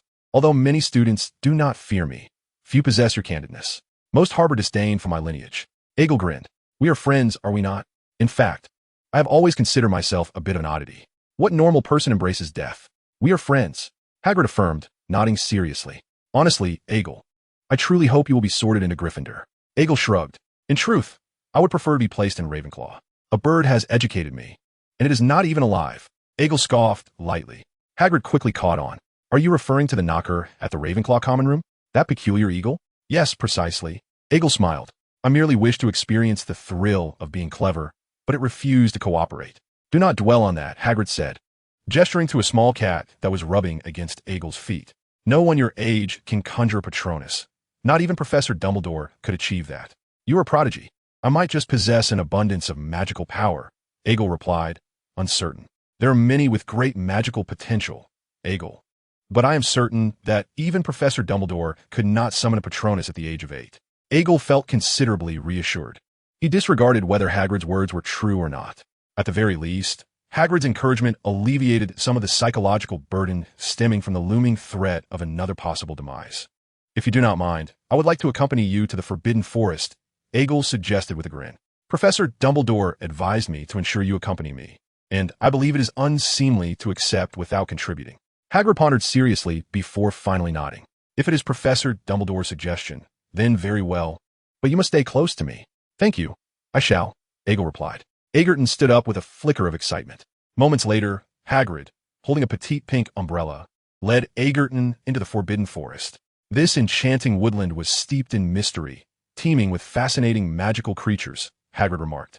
Egerton nodded, retrieving a small niffler from his pocket, which caused Hagrid to pause in astonishment. That's a niffler. My word. Egerton, where did you find it? Mr. Newt Scamander gifted it to me, although he seemed somewhat reluctant. Fearing I might devour it, Egerton chuckled. This little creature is fond of treasures and shiny objects. Perhaps, when you have time, you could bury something nearby for it to discover, Hagrid suggested, signaling for Egerton to tuck the niffler away. The daytime Forbidden Forest was a sight to behold, its primitive and archaic ecosystem enveloping the area in an aura of enigma. Sunlight filtered through the leaves, casting dappled patterns upon the forest floor, encircled by ancient trees. And Egerton felt the air become remarkably fresh. A timid voice broke the silence, prompting Egerton to turn and see several small, green creatures resembling mantises hanging from a nearby tree. Those are bowtruckles. They are quite shy, but once familiarized, they can be quite affectionate, Hagrid explained, chuckling and gesturing for Egerton to extend his hand. Egerton reached out, and the little bowtruckle, initially startled, cautiously approached his palm after Egerton playfully beckoned it with his finger. Very good. You possess a natural talent. Egerton, Hagrid remarked, his eyes sparkling with interest. You might consider finding some woodlice to feed it. It seems quite fond of you. You may even excel in your care of magical creatures class. Is that so? I appreciate your kind words, Egerton replied with a smile, cradling the small bowtruckle in his hands. The niffler peeked out from Egerton's embrace, curiously eyeing the bowtruckle before producing a penny and offering it forward. A muggle coin. Hagrid chuckled. It appears they get along quite well. Are you thinking of keeping it? Is that permissible? Egerton asked, momentarily taken aback. Hagrid nodded affirmatively. Of course, Egerton. Not everyone earns the favor of a bowtruckle. Most merely receive a poke to the eye. Intrigued, Egerton began to playfully tease the little bowtruckle. Let's name it, shall we? How about Guoba? Egerton suggested, using a Chinese name. Guoba? Hagrid stumbled over the unfamiliar Easter moniker.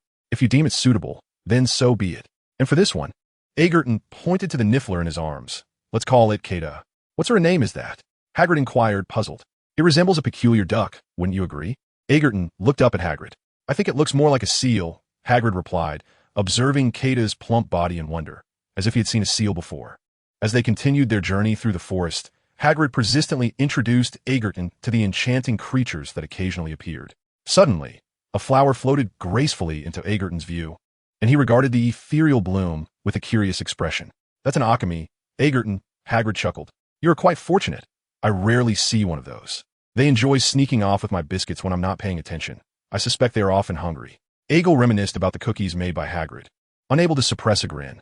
Have you ever considered that he might have made them for self-defense? Yet, Egil refrained from uttering this thought, fearing it would dishearten Hagrid. Such a simple-minded soul as Hagrid truly invites a bit of teasing. Reaching out for the flower, Egil intended to touch it. However, the invisible beast granted him no opportunity. Vanishing after delivering the bloom, a cry of eagles echoed nearby, and from a distance, several hippogriffs called to the two. Hagrid gently patted Egil's head. Be cautious. The temper of a hippogriff can be rather fierce. They are said to be descendants of griffins and horses, though I am not entirely certain. Hagrid stepped forward, waving his arms. Buckbeak, allow me to introduce you. This is Egil. Egil, meet Buckbeak. Egil regarded the magnificent creature with curiosity and inquired, what should I do? Gaze into its eyes, then bow. Wait for it to bow back, and only then may you approach it, Hagrid instructed. Be careful not to blink. This may convey insincerity. Egil fixed his gaze upon Buckbeak's eyes and executed a deep bow. The proud hippogriff raised its head slightly, scrutinizing Egil for a moment before slowly returning the bow. Well done, Egil. Now, you may mount it, Hagrid beckoned, urging Egil to come closer. Egil, with eager eyes, gently stroked Buckbeak, who seemed to relish the attention. Hagrid lifted Egil under the arms, placing him upon Buckbeak's back. Hold on to its neck.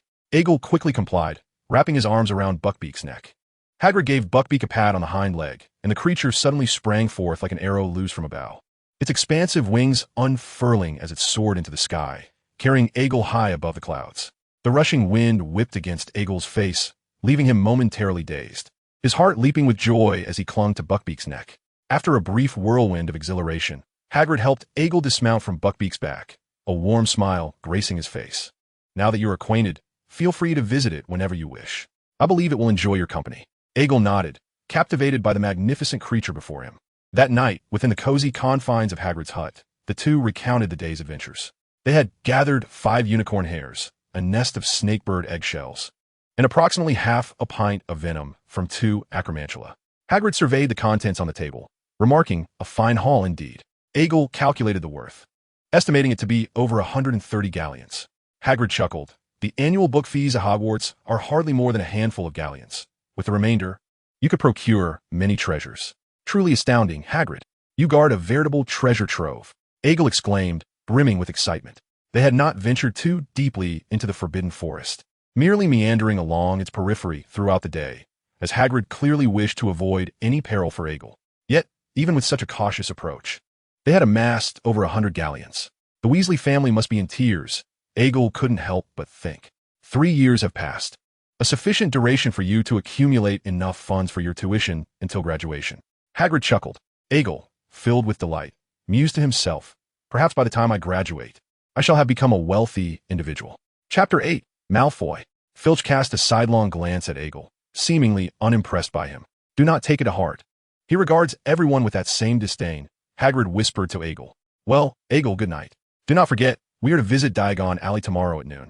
If possible, I would like to have a bit of juice. How does chilled lemonade sound? Egil smiled. Very well, Mr. Egil. Kaka's figure gradually faded away. Good night, Kaka. Good night. Sir, came Kaka's voice from the corner of the room. In Egil's embrace, Guoba and Kata playfully poked their heads out. The plump and slender little creatures engaged in an adventurous game at the bedside. As they watched Egil lie down and cover himself with a blanket, Guoba, the petite and slender figure, nestled closer to Egil's pillow, nudging his face, while Kata wriggled under the covers. Noticing Egil's eyes close, a slight figure in the room extinguished the light. The following morning, Aegle was roused from his slumber by Kada, who was swinging playfully on the crystal chandelier, drawn to it by an inexplicable fascination due to his inquisitive nature. After hastily consuming the warm milk he had set by his bedside, Aegle grabbed a sandwich and dressed while eating. After quickly preparing in the washroom, Aegle appeared on the castle's flying lesson field, his spirits high. Yet again, he was late. Snape regarded Aegle with a disapproving glare. Perhaps I should transform you into a clock? Although transfiguration is not my forte. It appears your size is quite comparable to that of a clock, which should pose no challenge for me. Aegle remained silent, maintaining a stoic expression, fearful of Snape casting a silencing spell upon him. Draw your wand. Today we shall learn the shield charm. Snape's lips curled into a subtle smile. I will teach you until you succeed, and then I shall cast curses upon you to test your dedication. Aegle suddenly felt a pang of regret, pondering whether it might have been better to retort. With someone like Snape, even the most earnest demeanor seemed futile. Come, learn from me. Snape raised his wand. Protego. Protego. Aegle mimicked, echoing the incantation. His tone was soft, and his movements sluggish and rusty. If I were your enemy, you would have perished several times already. Snape expressed his dissatisfaction with Aegle's response. Protego. Protego. This time, Aegle focused more intently. Snape pointed his wand forcefully at Aegle, a beam of red light shooting forth. With a clang, the spell was intercepted by a silvery shield. Snape grunted, seemingly displeased that he could not breach Aegle's defenses. Now, I believe it is time to assess your progress. With that, Snape flicked his wand, sending several red beams hurtling towards Aegle. Aegle swiftly raised his wand. Protego. After a few muffled sounds, a wisp of light smoke drifted through the air, and Aegle turned his attention to Snape, who clearly had no intention of holding back. Aegle was acutely focused, as he observed Snape's wand darting back and forth, a sensation creeping over him that a direct hit might leave him gasping for breath. After a moment, Snape glanced at Aegle, who had successfully blocked all his spells, and with a somewhat stiff nod, remarked, "That will be all for today." Aegle sighed in relief. He had shouted armor. So many times his voice was nearly hoarse. As he watched Snape's retreating figure, he planned to leave and meet Hagrid. Suddenly, Snape paused in his departure, pivoted sharply, and pointed at Aegle, declaring, "Disarm you." The speed at which a powerful wizard draws their wand and casts spells is undeniably astonishing. From Snape's turn to the spell's launch, the entire sequence took less than half a second. Instinctively, Aegle attempted to shout armor, but his body moved ahead of him, his wand raised. A silvery barrier emerged to deflect the incoming spell. With a clang, Aegle stared in astonishment at his own shield charm, and after a few seconds, he managed to utter armor. Snape shot Aegle a glance, instructing, "Remember that feeling from earlier. Practical experience is the fastest path to strength. The shield charm can be sustained. Practice casting it silently and maintain it from today onward." With that, Snape turned and strode away. At that moment, Dumbledore's figure appeared beside Snape, inquiring, "So, I take it you are teaching that boy to protect himself? Quite a successful defense against the dark arts lesson, wouldn't you agree?" Snape glanced at Dumbledore before departing, stating, "At least he cannot die before the oath is fulfilled. He possesses great talent." Dumbledore's voice echoed from a distance. Snape waved his hand in mild impatience, conceding, "I acknowledge that, but talent does not equate to everything." A glimmer of amusement flickered in Dumbledore's eyes as he gazed through the window at Aegle, who was intermittently maintaining his shield charm on the grassy field below. Aegle thought to himself that Snape's teaching of the shield charm was excellent. He lacked many things, but not magical energy, with such a level of magic release. He could sustain it all day without issue. Now mastering silent casting had significantly enhanced his safety. At least he no longer had to fear an unexpected spell that could eliminate him. Such graceful silent casting was a feat that even many fifth-year students could not achieve. A serious-sounding female voice interrupted his thoughts, prompting Aegle to turn and see a grandmotherly figure with her hair elegantly pinned up, admiring him. "Thank you for your kind words, Professor McGonagall," Aegle responded with a smile. Professor McGonagall's gaze swept over the silver kitten at Aegle's feet, and she couldn't help but chuckle, a splendid guardian spirit. Aegle couldn't suppress a smile. If memory served, Professor McGonagall's animagus form was indeed a cat. Animagi and guardian spirits often share a profound connection. Typically, a wizard's guardian spirit is linked to their animagus. If given the opportunity, I would very much like to study animagus with Professor McGonagall. Aegle nodded towards her. "Anytime, if you're interested. Transfiguration is a profound art, and I hope, Mr. Morrises, that you will maintain your enthusiasm for it," Professor McGonagall chuckled. AIG felt that perhaps due to his youth, Professor McGonagall seemed less stern with him than with other students. After bidding farewell to her, AIG jogged towards Hagrid's hut. "Hagrid, how we get a Diagon Alley?" AIG asked excitedly. Hagrid was fertilizing the large pumpkins in the garden, and the odor was quite unpleasant. AIG wrinkled his nose and stepped back.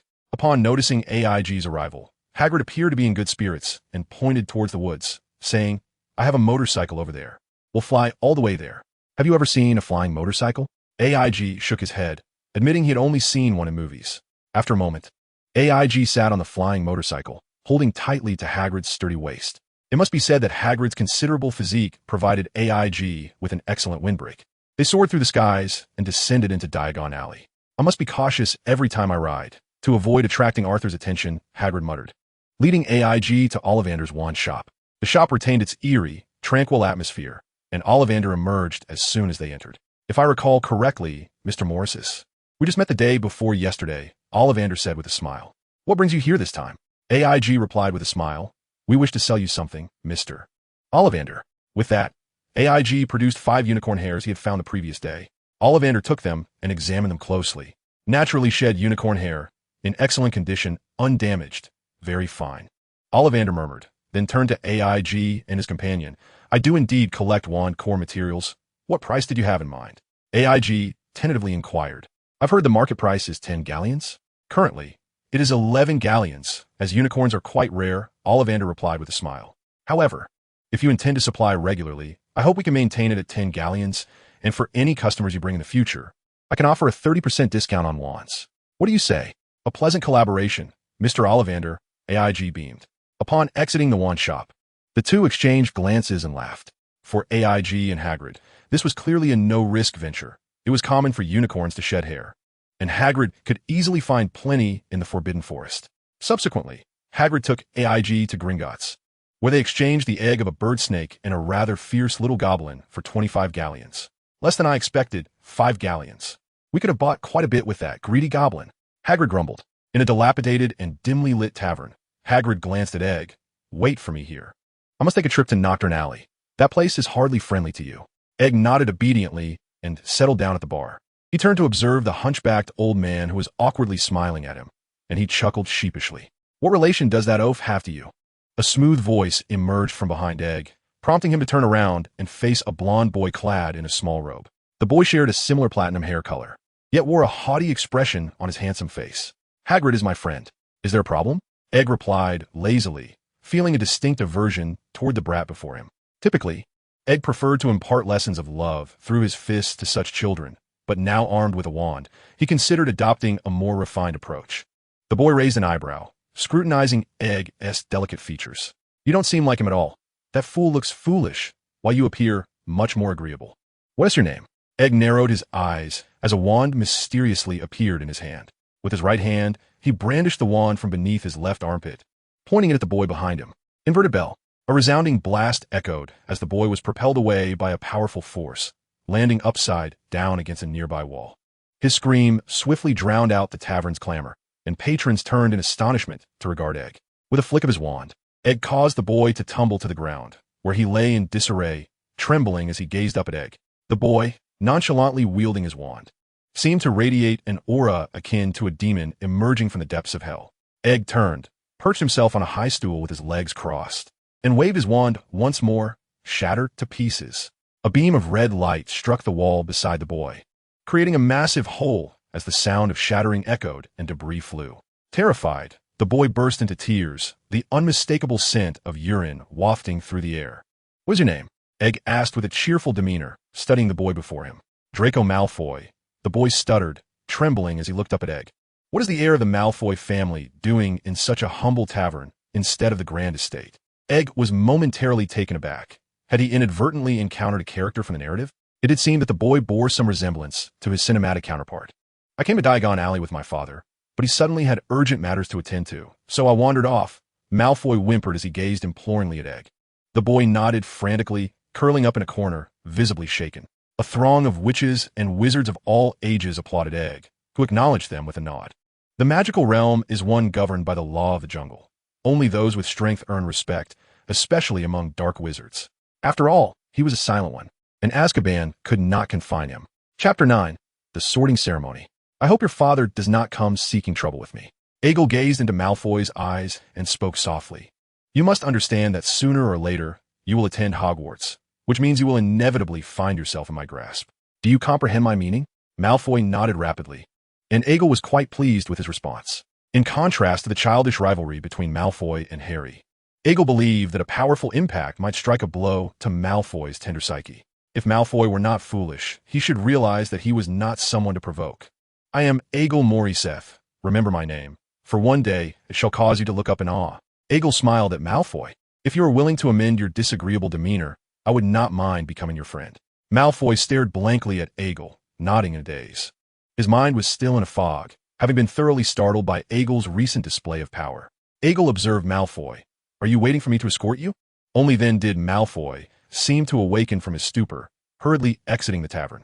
Whether in Diagon Alley or elsewhere, Malfoy felt significantly safer away from Aegle's presence. Tom, a butterbeer, please. Aegle smiled at the hunched old Tom behind the bar. I do not recommend alcohol for minors, Mr. Morriseth. Tom's voice resembled a creaky old bellows, particularly when he laughed. Aegle could not help but wonder if his lungs had been punctured. Azkaban would not imprison a curious child for sneaking a drink, nor would it apprehend a cellar like you. Aegle grinned.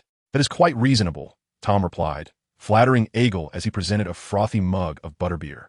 Aegle's small hands grasped the oversized oak tankard, creating a comical sight. As Aegle sipped his brew, he inadvertently attracted a throng of wizards who engaged him in conversation, and he chatted with them casually. Before long, Hagrid's towering figure made its entrance into the establishment. I just heard that a young wizard at the Leaky Cauldron performed a rather impressive spell, blasting apart an entire wall. To be honest, Aegle, that is quite dangerous, Hagrid said earnestly, regarding Aegle with concern. Aegle opened his mouth, intending to inform Hagrid that someone had been speaking ill of him, but after a moment's reflection, he merely nodded. I will be more cautious next time. However, I heard that the boy acted to defend his friend, Aegle, and I find that quite touching. Hagrid chuckled in his rugged voice, unable to resist gently embracing Aegle. The Malfoys are truly detestable. I would not wish for you to become embroiled in conflict with them, as they wield considerable power. Aegle smiled at Hagrid, feeling a flutter of excitement within him. The price of spider venom is higher than I anticipated. A sneaky old woman purchased it from me for 60 galleons. Hagrid whispered to Aegle, a bountiful harvest, wouldn't you agree? Aegle nodded, following Hagrid into Diagon Alley, where Hagrid promised to help him select an owl, which filled Aegle with delight. In a couple of days, let us wander a bit more in the Forbidden Forest. By then, I should be able to procure a splendid flying broom for you. Truth be told, one could be acquired even now. But a broom costing dozens of galleons is clearly unworthy of our future Grand Sorcerer, is it not? Hagrid strode forward with great strides, while Aegle jogged closely behind him. Hagrid turned his head, chuckling at the sight of Aegle running with such enthusiasm, and lifted Aegle onto his broad shoulders. I believe this will make things easier for you, Hagrid remarked. Perched upon Hagrid's robust shoulders, Aegle cast his gaze around, and the people nearby also looked towards him, Hagrid's towering stature rendering him particularly conspicuous. Hagrid brought Aegle to the entrance of the shop, where Aegle glanced at the sign above, the Hooting Owl Emporium. This establishment boasts the most extensive collection of pets, as most Hogwarts students have found their messengers here. Hagrid gently set Aegle down, and, together, they pushed the door open and stepped inside. Welcome, greeted the shopkeeper with a warm smile. Feel free to choose whichever you fancy, Hagrid encouraged, patting Aegle's small head. The shop was filled with numerous owls, and Aegle yearned for a snowy owl like Harry Potter's. He looked around, hoping to find a charming companion. Soon, in a corner of the shop, Aegle spotted a little creature with large, curious eyes, scrutinizing him. This owl, with its black and white plumage and small beak, appeared quite adorable. I want this one, Aegle exclaimed with a broad smile. 50 galleons, the shopkeeper announced, rubbing her hands together. How much? Both Aegle and Hagrid stared wide-eyed, anxiously inquiring in unison. 50. The shopkeeper shrugged.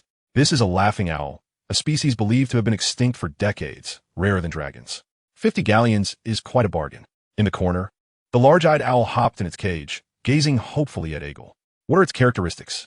Aegle asked the shopkeeper. Its call sounds like laughter, quite peculiar. Don't you agree? She replied with a dismissive gesture.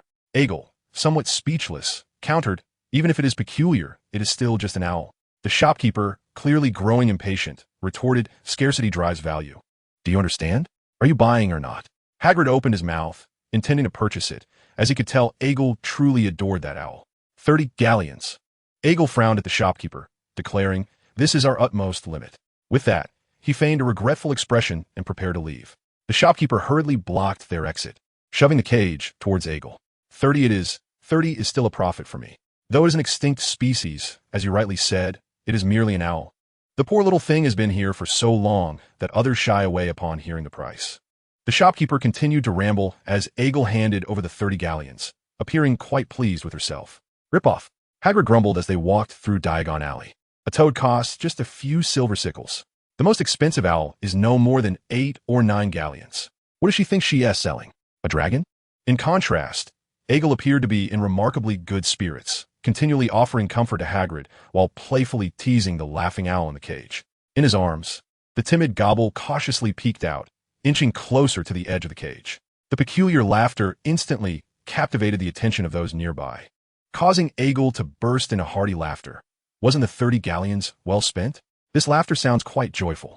The individual moments ago remarked that he might be the last of his kind, suggesting the name Luck for him.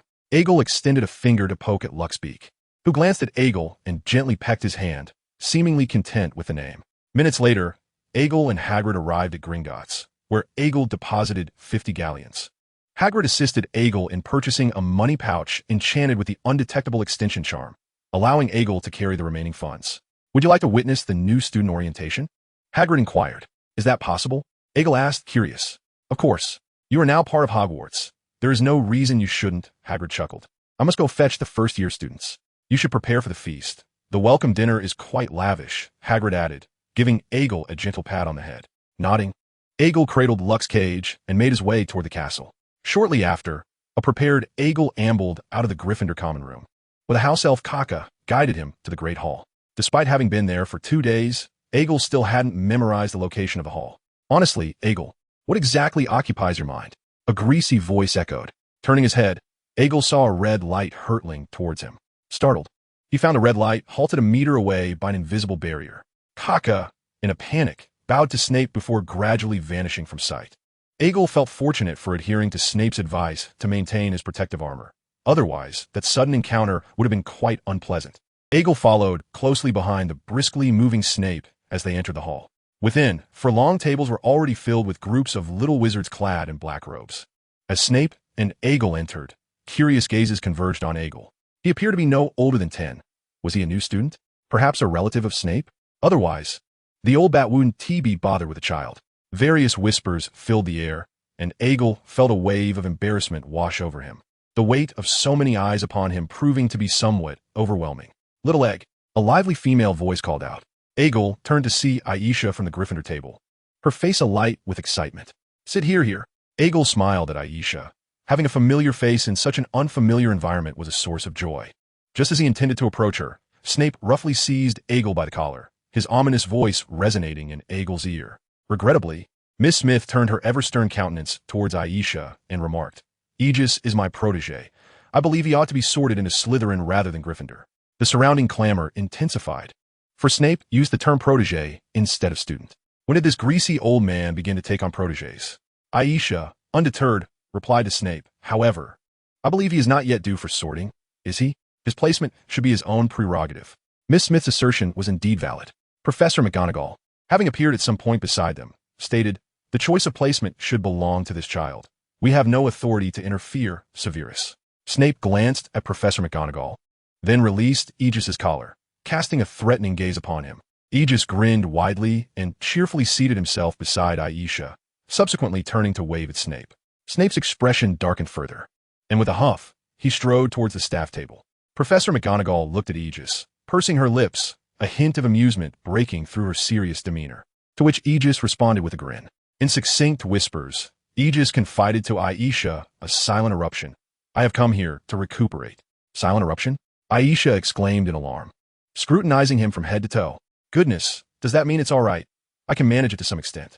Dumbledore mentioned that once I surpass the age of 10, it should be fine," Aegis quickly reassured her, waving his hands dismissively.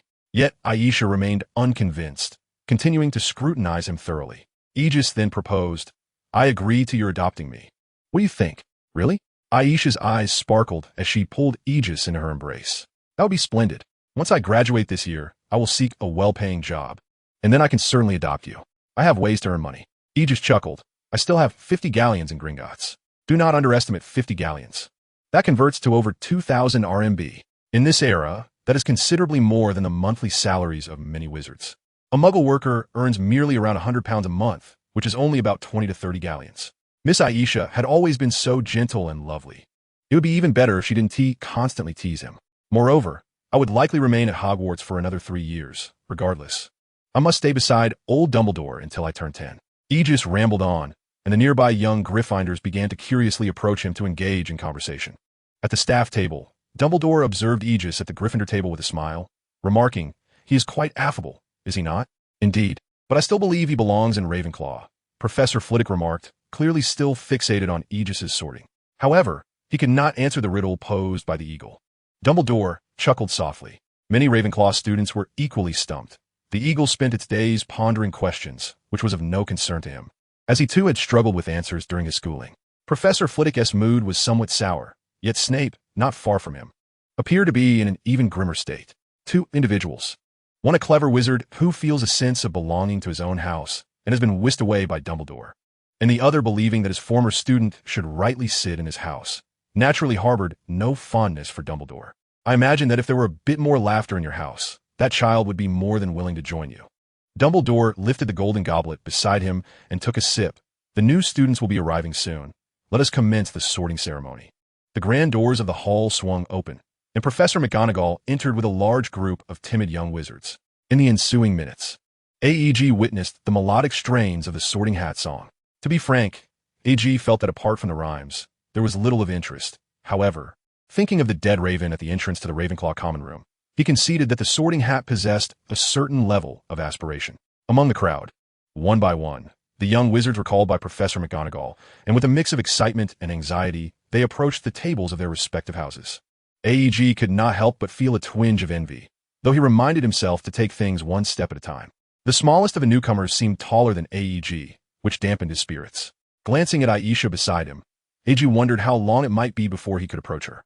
Chapter 10. The Deal. Once the sorting ceremony concluded, Dumbledore rose to address the students. AEG struggled to comprehend the substance of his words. Soon witnessing the old man with the white beard brandishing his wand and leading the students in the school song, AEG endeavored to emulate Fred and George, passionately singing the final line to the tune of a funeral march. The morose and mournful notes rendered AEG the last to finish the song. As Dumbledore twirled his wand to conclude the performance on AEG's final lyric, the hall fell into a profound silence, all eyes fixed on A. The first in Hogwarts history to conclude the school song with a funeral march. Professor Flitwick turned to Snape, who appeared increasingly agitated by Flitwick's remark. Perhaps Dumbledore was right. He should indeed be in Gryffindor. As thunderous applause erupted, AG stood beaming on his chair, bowing to those around him, while Aisha doubled over in laughter, planting a quick kiss on his cheek, much to the envy of the boys nearby. "Well, I have nothing more to add," Dumbledore said with a cheerful wave of his hand. "Dig in." As his words echoed, an array of delectable dishes appeared on the long tables, and the students eagerly commenced their feast. Interestingly, before AG appeared a chilled glass of lemonade and a small hot pot, an unusual sight among the regular fare that drew the attention of his fellow students. AEG knew that this was a treat prepared for him by the house elves and could not suppress a grin. "What is this?" Aisha inquired curiously, gazing at G. "It's a dish from the east called hotpot." AEG placed a slice of thick beef floating in spicy oil onto Aisha's plate. With her fork, Aisha speared the beef and tasted it, her eyes lighting up. "It's delicious." Then to indulge, AEG grinned. "Kaka, could you prepare another serving for me?" As the words fell, a small pot appeared on the table before them. "How did you accomplish this?" Elsa gazed at Aegis in astonishment. "It's the house elf's doing." Once finished, it was delivered from the corresponding table in the kitchen. "Were you unaware of this?"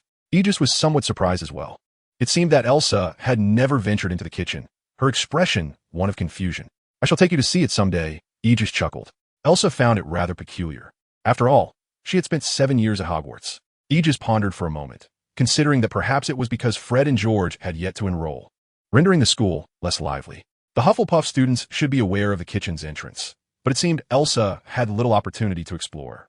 During dinner, they conversed at length, sharing tales of Aegis's recent adventures, revealing all but the most sensitive details. You actually ventured into the Forbidden Forest with Hagrid? Elsa furrowed her brow at Aegis. That's against school rules. We are not permitted to enter. School rules apply to students. I am no longer a student, am I? Aegis grinned. Moreover, Dumbledore stated that if one does not wish to die, one should refrain from entering, rather than forbidding entry altogether. Is there a distinction? Elsa appeared bewildered. Indeed, a significant one, Aegis muttered. After dinner, Aegis followed the Gryffindor students to the common room. The fat lady cast a glance at Aegis amidst the crowd. My dear, you will need a password to enter from now on. The new password is quite memorable, little egg. Elsa beamed at Aegis. The password is correct. You may enter, dear. The fat lady said with a smile. How is it that you can enter my room? Aegis turned to Elsa. She giggled and pinched his cheek playfully. Girls are allowed in the boys' dormitory, but boys cannot enter the girls' dormitory. It's rather unfair. Aegis shrugged. There is no inherent fairness between girls and boys. Should you wish to date in the future, I hope you remember this point. Elsa appeared unfazed. In the dormitory, Lack was crouched in a birdcage, meditating. Elsa marveled at the surroundings. Dumbledore truly dotes on you, doesn't he? A private dormitory, and so beautifully decorated. Thanks to Kaka, Aegis smiled. All the flowers in the room were picked by Kaka, who also helped me tidy up. Pulling out a gold galleon and a shy pot of puffed rice from his pocket, Aegis turned to leave the room. I would mind if you stayed the night with me, but I must make a visit to Dumbledore's office now. Elsa cheerfully followed Aegis downstairs, clearly delighted by his playful teasing. A few minutes later, Kaka escorted Aegis to the entrance of Dumbledore's office. Aegis gazed at the stone gargoyle. Fizzing Wisby. Upon entering, he found Dumbledore examining the Ravenclaw diadem closely. I was pondering how long you would reminisce with Miss Smith. You arrived earlier than I anticipated, which is a positive development. Aegis. Dumbledore chuckled softly, remarking that indulging in tenderness for too long might not be beneficial, as it could prematurely deplete one's essence. The old rogue, eager, maintained a stoic expression. What brings you here? Ah, I see, Dumbledore replied gently. I received a letter today from a former student of the school. He mentioned that you seem to have an unfriendly impact on his child this afternoon. Draco Malfoy? Eager tilted his head. Did you not inform him that his son might one day find himself overshadowed by me, suggesting he behave more modestly? Very well, I understand. Eager shrugged. Dumbledore shook his head in resignation. It is a pity that you seem not to have taken my words to heart. Would you care for a drink? Eager grinned, sensing that Dumbledore was rather indifferent to such matters. Chilled lemonade would be splendid, he replied. By the way, Professor Snape asked me to inform you that due to the commencement of the school year, you are required to attend your studies in his office every evening at 6. Dumbledore clasped his hands beneath his chin. Eager nodded, understood, while sipping on his chilled lemonade. He regarded Dumbledore. Professor, there is something I find perplexing. Why have you not attempted to penetrate my thoughts? Dumbledore laughed. In truth, I did make a fleeting attempt once. Trust me, with my abilities, you would sense nothing. He winked at the astonished Eager. However, I saw nothing of consequence. Merely a brief glimpse into your life over these past 8 years. Eager paused, a hint of confusion crossing his face. The human soul is indeed a curious entity, is it not?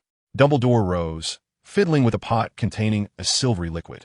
It can fracture, coalesce, or even be reborn. Even as I am regarded as one of the greatest wizards, I cannot delve into the imprints left upon the soul's memories. Turning to Eager, Dumbledore smiled. You are quite safe. Eager was uncertain whether Dumbledore referred to his own safety or that of others. He felt somewhat tangled in thought. Nodding somewhat comprehensively, he suggested, shall we discuss a trade? What sort of trade do you propose? Dumbledore inquired, intrigued. Something akin to the crown I presented to you, in exchange for something you can provide of my choosing. Eager contemplated. Would it suffice if I were to escort you? Dumbledore chuckled resignedly. You are nearly exhausting my retirement funds, Eager. Observing Eager's momentary despondence, he eventually nodded. Nonetheless, I agree. I believe this weary body of mine still possesses ample resources. Eager grinned broadly at Dumbledore. So, what do you wish to acquire in exchange for the crown? Dumbledore scrutinized Eager. The Nimbus 2001, Eager replied with a smile. It must be said, that was an exceedingly ambitious request. Dumbledore nodded in agreement. Very well. Thus far, I have yet to hear of a broom superior to that. Dumbledore smiled at Hagrid and remarked, I have heard that Buckbeak is developing a new broomstick called the Twigger 90. If you're not in a hurry, would you like me to reserve one for you? It is said to be released next year. Hagrid shook his head. I think I'll pass. That is wise, Dumbledore replied. Having observed their manufacturing process, I am certain that, given their craftsmanship, even a broom that flies swiftly is likely to warp. The Nimbus 2001 would suit you far better. Dumbledore chuckled. Are you planning to gift it to your little girlfriend? Hagrid scratched his head, feeling a bit bashful. Ah, the joys of youth, Dumbledore teased. You can indulge in the nourishing delights of love, though it seems you are partaking rather early.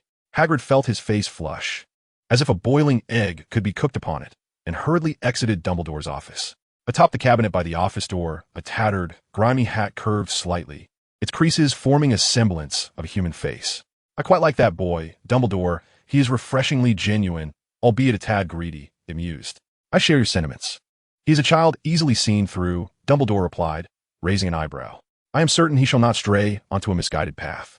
Moreover, I am quite confident that what he desires next will be far more than a mere broomstick, the Sorting Hat muttered. Dumbledore shrugged, appearing to concur with the hat's assessment. You are far too indulgent of that little rascal, Albus. Chided a portrait nearby, featuring an irritable old man. He is merely a quiet one, quite common in my day. He may not even survive. Dumbledore glanced at the portrait. I thought you might understand my perspective, Phineas. The significance of that child clearly lies beyond his reticence. Phineas Nigellus Black, a short-tempered former headmaster and arguably the least popular in history, was also the great-great-grandfather of Sirius Black. Ever since learning that his family's last descendant, Sirius, had been imprisoned in Azkaban, his temperament had evidently grown more irritable. Strange theories. I see you are growing old, Phineas muttered as he turned away, likely off to vent to his own portrait in Hogsmeade.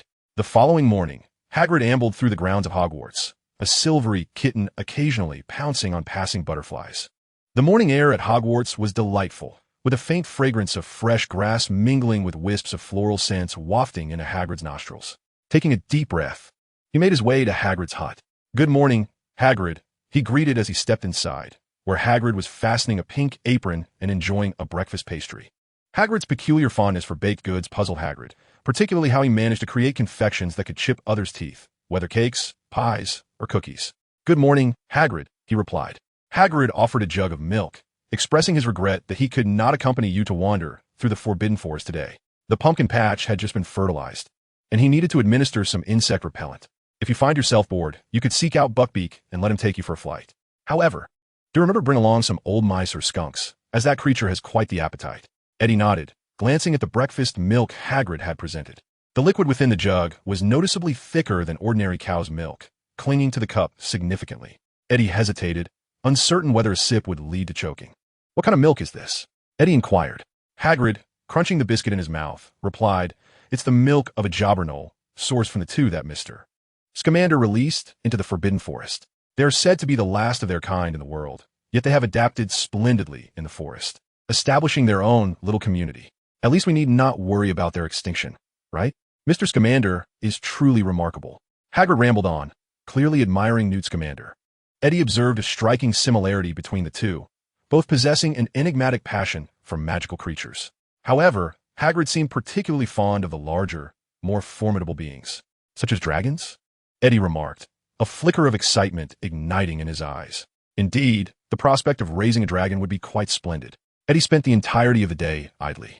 Although he ventured to Hogsmeade in the afternoon for some butterbeer, it failed to bring him any joy. That night, in Snape's office, Eddie stared wide-eyed at the various eerie objects floating in the vibrant green liquid. He was uncertain whether Snape was concocting potions or indulging in dissection. Draw forth your wand. Eddie, Snape commanded, his demeanor less than amiable. Eddie sensed that Snape was still mulling over the affront he had suffered the previous evening, as Snape clearly lacked a generous spirit. I heard that you unleashed a rather potent shattering curse at the Leaky Cauldron yesterday afternoon. It appears that even without my instruction, you can wield such restricted dark magic with ease. Snape's syrupy tone echoed in Eddie's ears, leaving him uncertain whether to retort, as he could not discern whether Snape's words were laced with admiration or sarcasm. Too generous, Eddie mused before speaking up. Do you believe I am complimenting you? Snape shot him a cold glare. Eddie felt bewildered. I assent that so? Clearly, attempting to communicate with someone as dim-witted as you is my folly, Snape scoffed. Snape's expression darkened further, realizing that in their verbal sparring, he had little hope of besting Eddie. He pondered how to deduct points without a suitable target, for Eddie had not yet been sorted into a house. He contemplated issuing a detention but lacked a valid reason, as Eddie was not a student. The thought of casting a silencing charm on him was futile, for Eddie was perpetually shielded by armor. Why on earth should I teach him a shield charm? Snape thought, his expression stoic, feeling quite miserable. Chapter 11. Apparition. The incantation Snape assigned to Eddie that night was quite simple. Disarm. A spell as classic as they come. What you must do is to disarm me, but of course, I shall not permit you to do so easily. Snape fixed his gaze upon Egg. I will withstand your assault. The moment you disarm me, tonight's lesson will be deemed concluded. Disarm. Egg pointed his wand sharply, and with a swift motion, Snape waved his hand, producing a resounding clang that deflected Egg's spell. Surprised, he found it rather intriguing. Yet it was evident that Egg had much to learn. Snape, with his wand held behind his back, felt a slight tremor in his wrist. As he regarded Egg before him, a tempest of fury surged within Snape's heart. What in the world is this? A mere spell could annihilate me? Surely, the killing curse does not possess such potency. The disarming charm. How absurd. The memory of Dumbledore's description suddenly flooded his mind. A wizard who is parasitized by such power is inherently far more formidable than an ordinary person. Snape believed he now grasped the essence of this strength. Yet, with his pride on the line, he could not afford to succumb to humiliation. I swear, if I continue to practice spells with him, I shall become a troll. Snape silently gritted his teeth as Egg raised his wand once more. A wave of panic washed over Snape, and he quickly clasped his chest and crouched down, his face contorted in pain. Egg, taken aback, rushed forward to assist him. What is wrong? Egg gazed at Snape in confusion, who swiftly retrieved a small vial from his robe and took a sip, gesturing for Egg to step outside. Meanwhile, in Dumbledore's office, Snape entered with a grim countenance. Is this about Egg? Dumbledore looked at Snape with curiosity. Ever since Snape had taken on the role of Egg's spell instructor, Dumbledore had noticed an increase in his visits. That boy is a monster, Albus. Snape shot an annoyed glance at the elder. The disarming spell cast by an 8-year-old can obliterate half a mountain. You never mentioned it would be this extreme. Perhaps I was somewhat circumspect in my warning, but I had thought you would be prepared for it. Dumbledore chuckled lightly. I am quite curious. How did you extricate yourself? Felix Felicis, Snape replied coldly. Dumbledore appeared utterly delighted. You truly went to great lengths. We must impose restrictions on his studies. I doubt many could withstand such a formidable spell. Snape, maintaining his stern demeanor, replied, Have you ever experienced the force of a muggle's cannonball? It feels precisely like that. Dumbledore shook his head slightly. Do not forget your unbreakable vow, Severus. You cannot refuse his requests, even if he wishes to learn the killing curse. Can you guarantee he will not become the next Dark Lord? Dumbledore nodded matter-of-factly. Of course. I assure you, that child harbors ambitions far greater than Voldemort's. Do not utter that name. Snape waved his hand impatiently, contemplating for a moment before departing Dumbledore's office. How humiliating to be so frightened by a child. In the portraits on the wall, Phineas began to prattle on once more. Dumbledore shook his head, countering. We are all aware of the formidable power of the Dementors, Phineas. Even I cannot guarantee that I could subdue one. Phineas, eyes closed, offered no rebuttal. In the corner of the office, Fawkes let out a soft sound, seemingly in agreement with Dumbledore's words. Half a month swiftly passed. AEG was meandering through the campus, idling away his days. Whenever he found himself at leisure, he would ride Buckbeak to the Black Lake to catch fish. Occasionally, he would dart into the offices of Professors Flitwick and McGonagall to glean practical spells from them. The professors, delighted by AEG's eager disposition, were generous with their teachings, and AEG did not disappoint them, rapidly absorbing the knowledge imparted.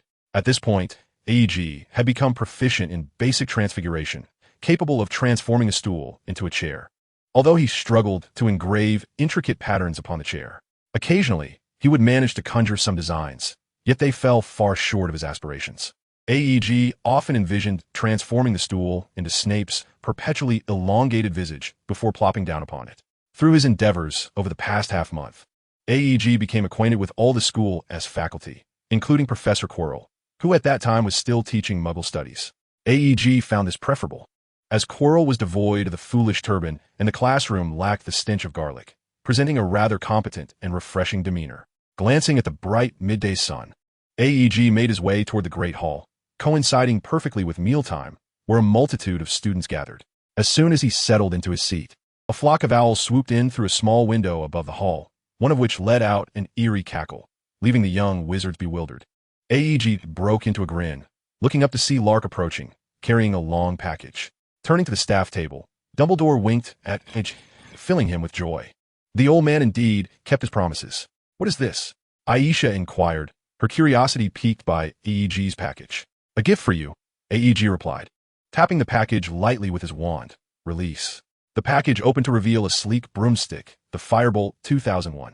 An excited voice rang out nearby as a brown-haired boy squeezed in beside A.G. "Good afternoon, Oliver," A.G. smiled, recognizing Oliver Wood.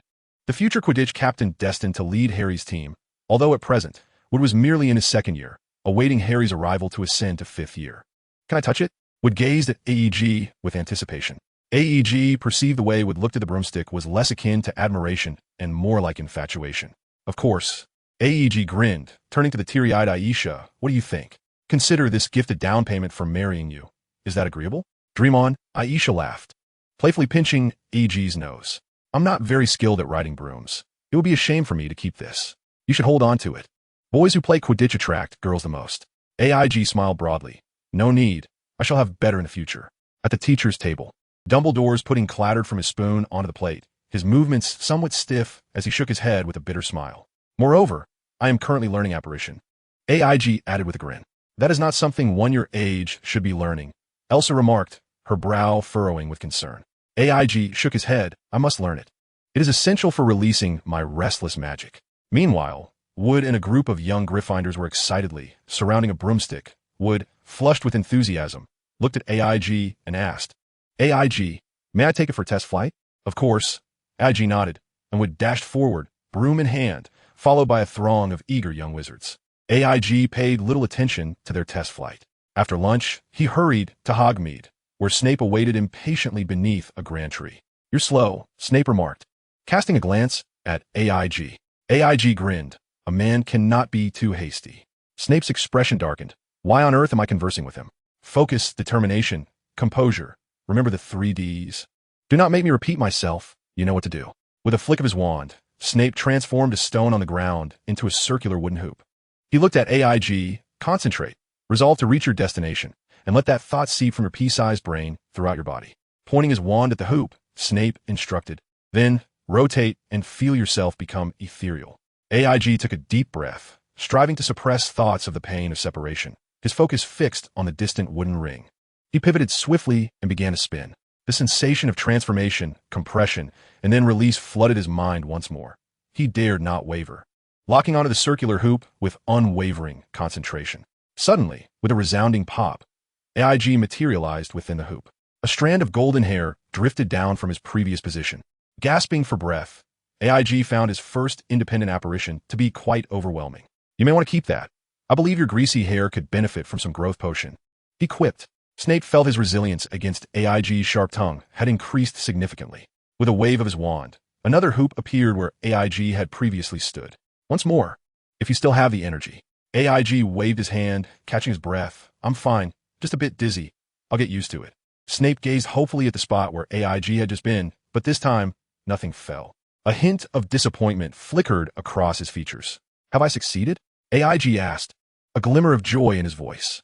Snape, with a stoic expression, turned to leave, barely. Looking at the wand in his hand, AIG beamed with delight. A vision of the orphanage's gate flashing through his mind. He spun once more, the air crackling, and moments later, he found himself at the entrance of the orphanage. As he gazed at the empty house, a profound sense of loss washed over him, and he sat on the steps, hugging his knees, his emotions in turmoil. As the flock of birds fluttered, AIG waved his wand, causing several small birds to dart from its tip, chirping and swirling around him. A wave of solitude washed over him.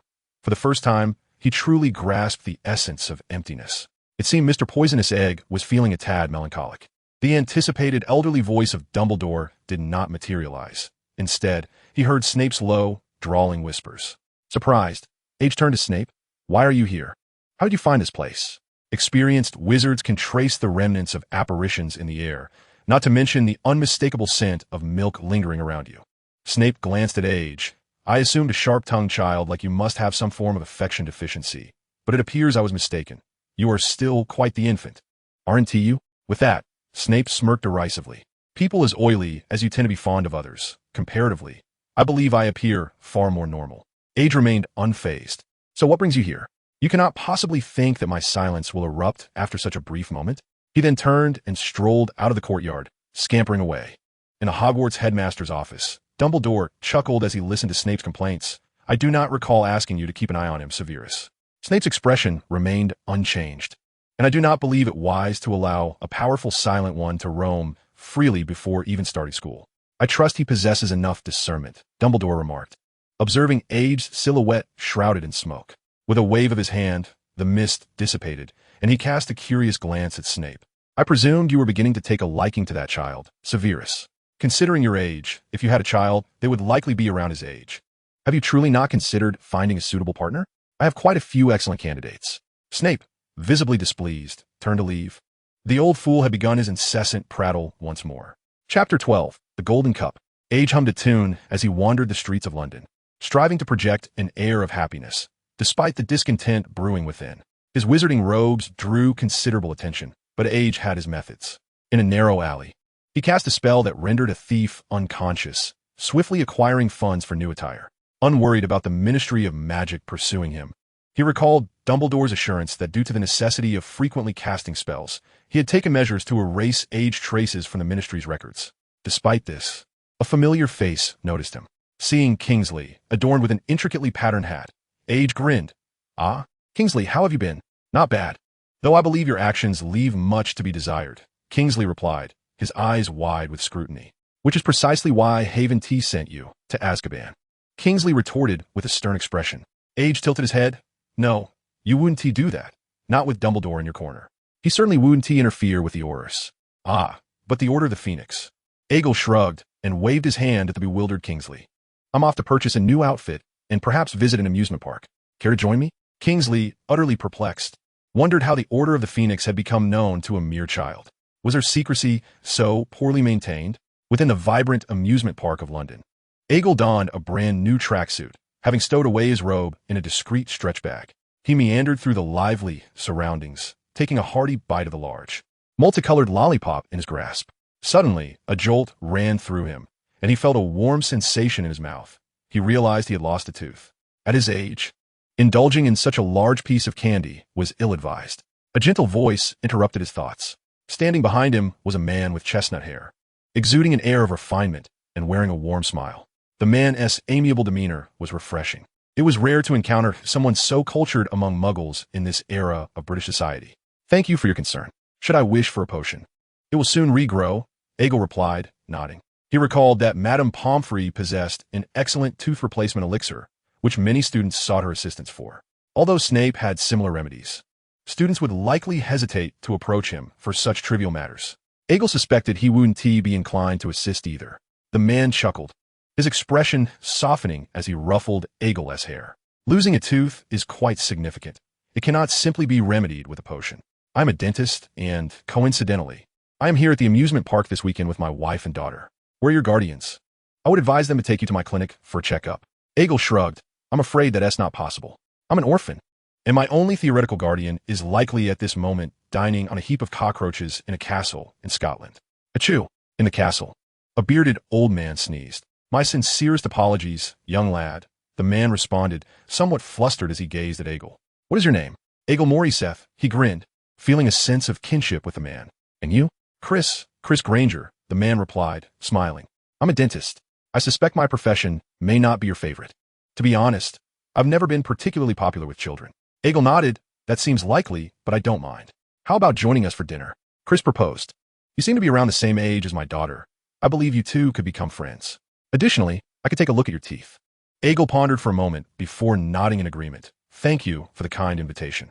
A few moments later, Chris introduced Agle to his wife and daughter. "Agle, this is my wife, Jane Granger, and this is my daughter, Hermione Jane Granger." Agle stared at the beautiful young girl before him, momentarily taken aback. What an astonishing coincidence. When Chris mentioned his surname, Agle had not thought much of it. In London, the name Granger was quite common, as many Englishmen bore it. However, discovering that this man was Hermione's father was indeed a remarkable surprise. Hermione's visage was strikingly beautiful, if only she would conceal her prominent front teeth. Of course, AEG thought that her voluminous hair would benefit from a touch of smoothness. At that moment, Hermione held her chin high, resembling a proud little swan, her demeanor somewhat aloof. AEG couldn't help but shake his head. Although the girl undoubtedly possessed the makings of a future beauty, he could already perceive a hint of it. He mused that the journey of nurturing such a young lady might not be particularly enjoyable.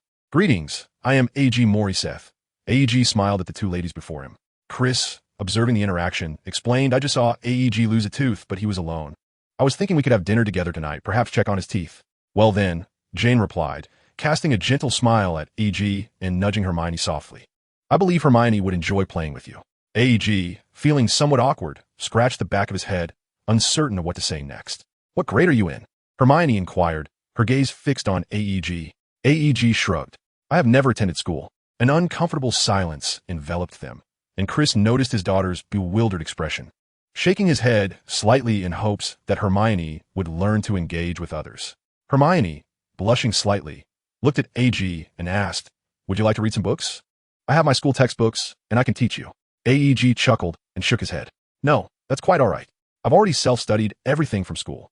Hermione's surprise was palpable, and the Granger couple exchanged astonished glances at AEG. What is 7 times 8? Hermione asked skeptically. 56, AEG replied, his expression unfazed. Such elementary matters seem rather trivial, don't they? Hermione appeared somewhat embarrassed. I found it quite difficult when I was learning. What subjects have you studied? Chris inquired, curious. Deeper subjects such as brewing glory, forging wealth, exploring death, and reversing the future, among others. AEG jested, then glanced at the sky, estimating that dinner time was approaching. He decided it was best not to engage too deeply with the Granger family, given their current status as muggles. The Granger couple exchanged puzzled looks, struggling to comprehend AEG's words. What does that refer to? Chris asked, bewildered. Close your ears. AEG waved his wand, casting a charm to shield their conversation from passers-by. Then turned to the Granger couple. Magic, I am a wizard. As he observed the incredulous expressions of the 3 before him, AEG flicked the tip of his wand, summoning a few small birds that chirped animatedly. Hogwarts is the finest magical school in all of Europe. That is where I currently reside. AEG chuckled as he witnessed the gradual shift in their expressions. Your daughter possesses the potential for magical study. The school will send representatives to discuss this with you. While it may sound absurd, I suspect Hermione has experienced some peculiar, inexplicable occurrences, hasn't she? Hermione gazed at AEG in astonishment, nodding in a daze. And it was evident from the Granger couple's demeanor that they were aware of certain oddities as well. However, you have already enrolled. Does that not imply that our dear Hermione may struggle to keep pace with your progress? Mrs. Granger gazed at AEG with concern. I am an exception. Wizards typically enroll at the age of 11. Yet due to certain circumstances, I currently reside at Hogwarts. In truth, I have not yet commenced my studies, AEG chuckled lightly. Even before enrollment, you have already acquired such peculiar abilities. Chris looked at his daughter with a hint of worry. Surely, a talented young, which like you must possess many skills? In reality, not at all. Unregistered young wizards are prohibited from wielding wands, and their magical capacities are limited. I have mentioned that I am an exception. AEG shook his head in resignation. The price of immense power is that I may not live to see my 10th birthday. Of course, it is merely a possibility, and one cannot entirely dismiss the chance of survival. The Granger family regarded AEG with trepidation. What are the odds? Dumbledore, the headmaster of Hogwarts, stated that thus far, only one person has survived. AEG shrugged. However, I believe I shall be the second. AEG assured the trio. When Hermione turns 11, someone will surely notify you. Let us hope that I am alive to witness it. Having said that, AEG evaded the gaze of the surrounding crowd, waved farewell to the 3 in a corner, and then vanished from sight with a disapparation. I feel as though I am in a dream, Chris murmured, gazing at the spot where AEG had disappeared. So do I, Mrs. Granger said, wrapping her arm around Hermione, clearly overwhelmed by the impact AEG had made. I am delighted that you could assist the school in addressing a matter concerning communication with Muggle families. That night, Dumbledore sat at the head of the long table, smiling as he observed, You seem quite pleased. Have you considered remaining at the school after graduation? If you relinquish your position to me, I might contemplate it. AEG fiddled with a sizable black cockroach before tossing it into his mouth, feeling its tiny legs crawling within. A shiver ran down his spine. I truly do not understand why you enjoy consuming such things. I find it rather delightful. Cockroaches have always been among my favorite confections. Dumbledore beamed at AEG, especially when placed within honey candy. They produce a marvelous reaction, resembling amber. AEG felt a wave of nausea. So, what brings you here tonight? Dumbledore's scrutinizing gaze fell upon AEG. I merely wish to inquire whether you could access the protections of Gringotts, AEG asked. Dumbledore nodded. I believe it should pose no issue, unless that band of goblins instigates another rebellion. Otherwise, they possess no means to prevent me. I think we should seek the second item, for I have already contemplated what I desire next. AEG chuckled. Dumbledore's discerning gaze remained fixed on AD. I must inform you that the Philosopher's Stone is not my private possession, and I am uncertain whether it will be of any aid to your endeavors. AEG immediately felt a pang of disappointment, simultaneously recognizing the formidable intellect of Dumbledore. Before he could articulate his thoughts, Dumbledore had already anticipated them. However, it could do no harm to give it a try. Can't? Dumbledore couldn't help but chuckle at the dejected expression on AG's face, teasingly remarking, I shall communicate with my old friend. He has lived long enough, and I suspect he must be feeling rather weary by now. In truth, it merely requires a trial. I am not in pursuit of immortality. AEG shook his head. Dumbledore nodded, saying, This is our agreement. AG, I doubt the Philosopher's Stone would refuse a distinguished new master. Of course, if you do not mind. I would prefer if you kept this a secret, for should it fall into the hands of the unscrupulous, you may find yourself in peril. AEG nodded in understanding. Turning to Dumbledore, when shall we depart? At any moment, Dumbledore replied, rising to his feet and gesturing for AG to take his arm. He then waved to Fawkes, who promptly whisked them away from the office. In a flash of light, AG found himself momentarily disoriented by the rocky surroundings. Turning to Dumbledore, he inquired, Where are we? Underground at Gringotts. If we Haven team misstepped, Dumbledore observed, surveying the damp environment. Indeed, rather humid. I assent it? AEG affirmed, glancing at the water droplets forming on the rock walls. Professor, do you know where the Lestrange family vault is? AEG asked. It should be among the most secure vaults. I am aware of the location of the Malfoy family vault, so we shall employ the process of elimination, Dumbledore replied as they proceeded forward. In the distance, a scarred dragon roared, and they occasionally spotted a few goblins. The two moved stealthily until they arrived at the lower vaults. With a flick of his wand, Dumbledore quickly dried their clothes. The waterfall possesses revealing charms. Any disguise would be unveiled, he explained, then casually continued ahead. It appears we have arrived. Those pretentious families tend to place their vaults in what they consider the safest locations. They likely never anticipated I would bring a child here for a tour. Otherwise, they would have secured their treasures within their own homes. With another wave of his wand, a massive vault door swung open with a resounding boom. Yet it failed to rouse any alarm. The enchantment cast by the goblins could not deter Dumbledore for even a moment as he opened several doors with ease. What are we searching for? Dumbledore inquired, looking at AEG. Helga Hufflepuff's cup. AEG responded, stepping into one of the vaults. Be careful, Professor. Anything touched might explode, causing continuous fragmentation. Dumbledore waved his wand once more. This is evidently not a concern. Moments later, AEG examined the cup in his hands. Are you certain this is it? Dumbledore nodded affirmatively. I can perceive the lingering soul of Riddle. It is undoubtedly this cup. Originally, it was used by Hufflepuff to transport magical food for house elves. I had thought he would dismiss it, considering his disdain for house elves. AEG scrutinized the intricately designed cup, noting its two large, pure gold handles. I believe he is drawn to Hufflepuff's identity. I think you are correct, Dumbledore concurred. Dumbledore nodded in agreement, waving the Elder Wand to enchant the items in the vault once more, and then he closed the vault door, vanishing again with Hagrid. Chapter 13. The Marauder's Map. In the headmaster's office, a flash of light heralded the appearance of the two figures. Will those goblins not detect our presence? Hagrid inquired. I believe not. It has been many years since anyone has discovered the magical traces I left behind. Should they manage to uncover them, I will be quite pleased, Dumbledore reflected. Hagrid was uncertain about the truth of this statement. At any rate, if the traces were found, he certainly would not share in the delight. I feel quite uneasy in places where apparition is not permitted, Hagrid sighed. In truth, it is not that apparition is entirely forbidden, Hagrid, Dumbledore remarked, settling into his chair and placing the goblet into his drawer. Rather, it is that one cannot apparate at will. Hagrid appeared perplexed. What do you mean? There are times when a door, under a certain spell, cannot be opened with Alohomora. Yet, some individuals are capable of doing so, Dumbledore elucidated. Those who succeed possess a profound understanding of the incantation, and most crucially, their magical power must either exceed that of the spellcaster or be on par with it. Similarly, when your focus is sufficiently concentrated, I believe success is attainable. Few can rival the total magical capacity of a Quietus, even if that individual were Salazar Slytherin. Hagrid raised his hands in surrender. For now, I shall defer. I fear my comprehension of apparition has yet to reach the level you suggest. Good night. Dumbledore smiled, knowing that despite Hagrid's words, he would undoubtedly begin to experiment in private. Good night, Professor. The following evening, Hagrid, somewhat fatigued after a small venture in the Forbidden Forest with Hagrid, arrived at Snape's office. Snape was busy brewing something over cauldron. Hagrid was unfazed. The cauldron had been there for ages, and who knew why it had not yet boiled dry. Unscientific, yet distinctly magical.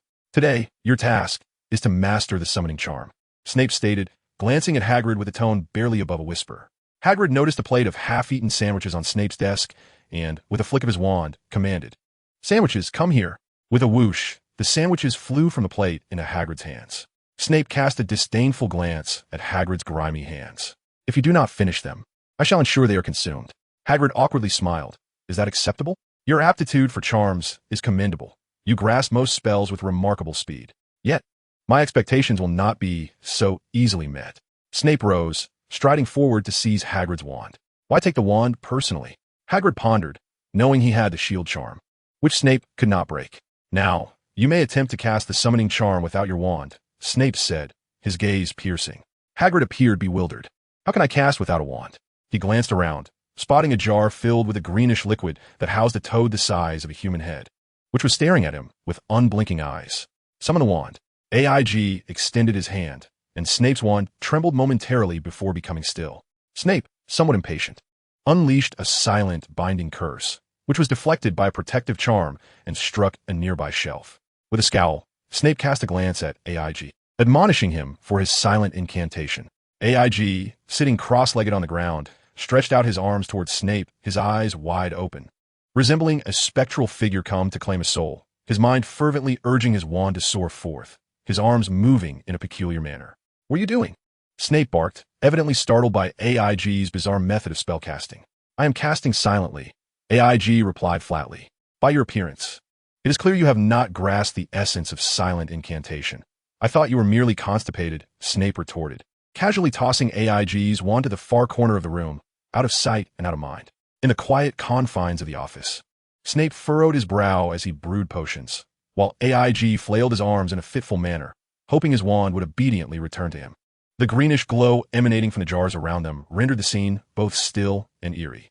With a quill in hand, Snape periodically noted the state of the cauldron on parchment.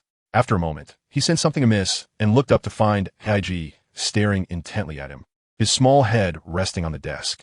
From Snape's perspective, it appeared as though AIG had been reduced to merely a head. "What are you doing?" Snape exclaimed, rising abruptly, startled by AIG's peculiar gaze that set his heart racing. AIG sniffled. "Could you demonstrate it for me?" "I would love to demonstrate, but I simply cannot," Snape replied, his expression dark as if he had consumed something distasteful. Wandless magic relies on highly concentrated intent, a skill that is rare among wizards. "Of all those I have encountered, only Dumbledore has successfully performed it," Snape implied, suggesting that AIG might have to spend the evening in the company of toads. Observing AIG's despondent demeanor, Snape pondered for a moment before speaking. "Of course, wandless magic is not inherently difficult. One merely needs to discover the right method. From what I understand, many African wizards practice wandless magic and are exceedingly powerful. They utilize their fingers or specific gestures and movements to cast spells." Noticing AIG's bewildered expression, Snape smirked derisively. "Perhaps you could envision your fingers as a wand?" AIG extended his right index finger, scrutinizing it closely, imagining it to be a wand, and then pointed towards the corner where his wand lay, silently commanding it to return. In an instant, the wand soared through the air and landed in AIG's hand. At the moment he grasped it, AIG thought he heard a sound akin to something solidifying, as if an object had been struck by a petrification charm. Snape's face darkened, his expression as grim as the bottom of a cauldron. In a soft, syrupy tone, he spoke slowly, "You may leave now." With a click, the door closed behind AIG. Snape stood still for a moment, before tossing the wand away and mimicking AIG's earlier gesture. On the ground, Snape's wand twitched feebly, causing his expression to twitch in response. How did he accomplish that? Eagerly, Ager strolled through the castle, his heart brimming with joy as he greeted the portraits adorning the corridors. Following the ironclad charm, he had finally mastered a true form of wandless magic, and he felt capable of releasing other spells through the subtle movements of his fingers. Ager understood, well, that wandless magic was not easily acquired. His success was not attributed to innate talent, but rather to the unceasing wellspring of magical energy within him. In a sense, one could consider this a golden opportunity, if only he could survive. As he mused, two Ravenclaw girls passed by in the distance. prompting a faint smile to curve his lips as he playfully beckoned with his fingers. With a swift release of energy, the two girls suddenly froze, their expressions contorting in shock as they hurriedly clutched their chests and dashed away. Aeger stifled a chuckle, knowing full well that their undergarments had inexplicably gone awry. Later that night, in the Gryffindor Tower, Aeger was utilizing his fingers to levitate a few snacks, causing the little creatures to appear somewhat apprehensive. Just then, the door swung open, and Aisha entered, her eyes widening in astonishment at Aeger's wandless prowess. "How did you accomplish that?" she inquired, gazing at him in disbelief. Aeger attempted to convey the sensation through gestures, but Aisha's attempt yielded no results. With a resigned shrug, Aisha sighed, perhaps it's a matter of talent. "Underwear? Fly to me." Aeger pointed at Aisha, and her undergarments promptly soared from beneath her robe into his hands. Instantly, Aisha's face flushed a deep crimson, akin to a ripe tomato, as she frantically snatched the garments back. "What on earth are you doing?" she exclaimed, pinching Aeger's cheek in indignation. Aeger mumbled incoherently in response. "What?" Aisha blinked, gazing down at Aeger's chest, and gradually released her grip. Aeger, feeling a bit sheepish, rubbed his face and said awkwardly, "I didn't mean to." Aisha froze, her cheeks still rosy as she sat at the edge of Aeger's bed, hugging her knees. After a moment of silence, she looked at him with soft, glistening eyes and murmured, "I can wait for you to grow up." Aeger's face turned beet red. "Then how about waiting for me to marry you?" "I am much older than you," Aisha replied, her gaze becoming complex. "I can accompany you for a lifetime, but you must not marry me." "I wouldn't mind at all," Aeger stated, albeit somewhat awkwardly. "But I would care, and who knows what others might say." Aisha rolled her eyes before gently wrapping her arm around Aeger's shoulders. "I permit you to find a girlfriend, but you must also dedicate some time and space to me. Nobody wishes to share love with another," Aeger said, embracing Aisha's waist, lost in reverie. "I, however, do not mind, as long as I can be with you." Aisha chuckled softly, tenderly stroking Aeger's cheek. "I'm quite curious why you are interested in me." Aeger lazily nestled into Aisha's embrace. Aisha's cheeks tinged with color as she replied, "In a few years, you will understand."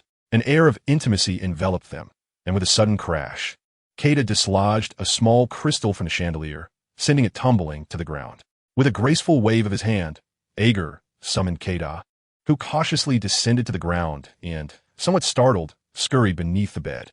Underneath Aeger's bed lay Kada's treasure trove, filled with numerous trinkets procured from various corners of the castle, most of which had been acquired from the Room of Requirement, while a few were pilfered by Aeger from the Slytherin common room, a matter that had drawn the ire of Snape on several occasions.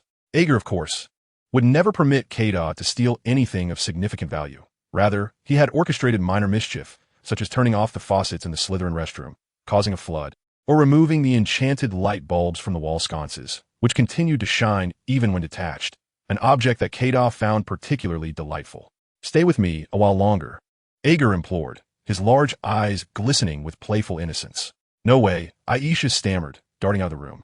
With a resigned sigh, Aeger propped himself up, glancing at the small bulge beneath his robe. Though still quite youthful, certain characteristics were beginning to take shape. Indeed, Aeger had long since mastered the art of the dragon's lift. Muttering to himself, Aeger stepped outside, intending to explore the kitchen. It was already lights-out time, yet he remained unconcerned. Dumbledore had bestowed upon him numerous privileges, such as the ability to bathe in the prefect's restroom. Though he had yet to take advantage of it, he certainly did not wish to be scrutinized by the Weeping Myrtle while bathing. "Up all night, are we?" Nearly headless Nick's booming voice echoed above Aeger. Turning to face him, Aeger smiled brightly. "As far as I know, the petrification spell can affect ghosts. Would you care to test it, Nick?" In truth, Aeger was uncertain whether the petrification spell would have any effect on spirits, but he recalled a time when the basilisk had petrified Nick, causing him to emit wisps of smoke. Aeger mused that perhaps the spell might prove useful. Nick, equally unsure of its efficacy, appeared reluctant to be the first ghost to experiment with it. Casting a timid glance at Aeger, he hastily fled. Upon arriving at Hogwarts, Aeger discovered that nearly headless Nick was a rather unique ghost. Unlike other spirits, he could grasp chalk and hurl it at students' heads, while also possessing the ability to pass through walls like his spectral counterparts. Professor McGonagall had explained to Aeger that Nick was a special entity, not quite a ghost, but rather a manifestation formed from the collective thoughts of mischievous students over centuries. Thus, his existence was rather awkward, excluded from ghostly activities and shunned by students. He had wandered the castle alone for countless years, inevitably leading to a somewhat unstable state of mind. Aegur moved silently through the castle, surveying the ancient stronghold that had slumbered for a millennium. The air was thick with an aura of mystery, and as he wandered through the nocturnal halls of Hogwarts, Aegur felt a stirring within his soul. Even after more than half a month, he had yet to feel the slightest hint of tedium. Magic was an enchanting phenomenon, ever more enigmatic the deeper one delved. Often, just when Aegur believed he had grasped a profound truth, he would discover it to be merely a vibrant fragment of a dazzling world. Aimlessly wandering, Aegur sought to quell the restlessness stirred by Aisha. Before him appeared a small door. Aegur recalled that this was likely Filch's office. Upon pushing the door open, he found a room empty. Filch was presumably patrolling with Madame Loris at this hour. Suddenly, a lively map zoomed into view. Aegur waved his hand, and from the drawer of Filch's desk, a parchment swiftly flew into his grasp. With a flick of his wand, the drawer closed once more, and he turned to exit the small room with an air of nonchalance. I solemnly swear I harbor no ill intentions. A gentle tap of his wand caused the parchment to reveal a map. A pointed fork saluted you, congratulating you on discovering this treasure of Hogwarts. Several lines of text materialized upon the map. Aegur chuckled. Unlike the phrases found in books, it appeared this map possessed a fragment of its creator's consciousness, with its utterances varying each time, reminiscent of the Sorting Hat in Dumbledore's chamber and the Raven at the entrance of Ravenclaw. On the map, Dumbledore's name graced the chair within the office. Aegur pondered whether the old man would develop a herniated disc from sitting there all day. Filch and Madame Loris were traversing the corridor not far from the entrance, while Snape remained ensconced in his office, seemingly still brewing a cauldron of concoctions that defied the laws of energy conservation. Little did Aegur know that at this moment, Snape sat behind his desk, occasionally pointing at a wand on the distant floor and shifting through various poses, resembling a peculiar form of calisthenics. If Aegur were to witness Snape at that moment, his expression would surely be most entertaining. Chapter 14. Intimidation. Aegur gazed at the cauldron's contents, a warm feeling enveloping him, providing an oddly comforting sensation. Time flew swiftly, and half a month passed. The students of Hogwarts had fully acclimated to Aegur's presence. Everyone recognized the existence of someone who did not fit the mold of a typical student, which presented opportunities for many, particularly the first and second-year students. As they had yet to reach the age allowing them to leave the school, they frequently enlisted Aegur's assistance in procuring items from Hogsmeade, and he was more than willing to oblige, often returning with a couple of galleons in hand. Aegur recognized the girl, named Alice Lee, an expatriate residing in Cornwall and a close friend of Aisha. "What is the matter?" Aegur inquired cheerfully as he approached Aisha. "Has Severus, with his hawk-like nose, deducted points from you again?" Upon hearing Aegur's words, Aisha immediately broke into laughter, shaking her head in response. Aegur's gaze shifted to Alice, who cast a hesitant glance at Aisha before explaining that insufferable Marcus Flint from Slytherin, after being knocked off his broom by a Hufflepuff student during the recent Quidditch match, retaliated by casting a curse on them when they weren't paying attention.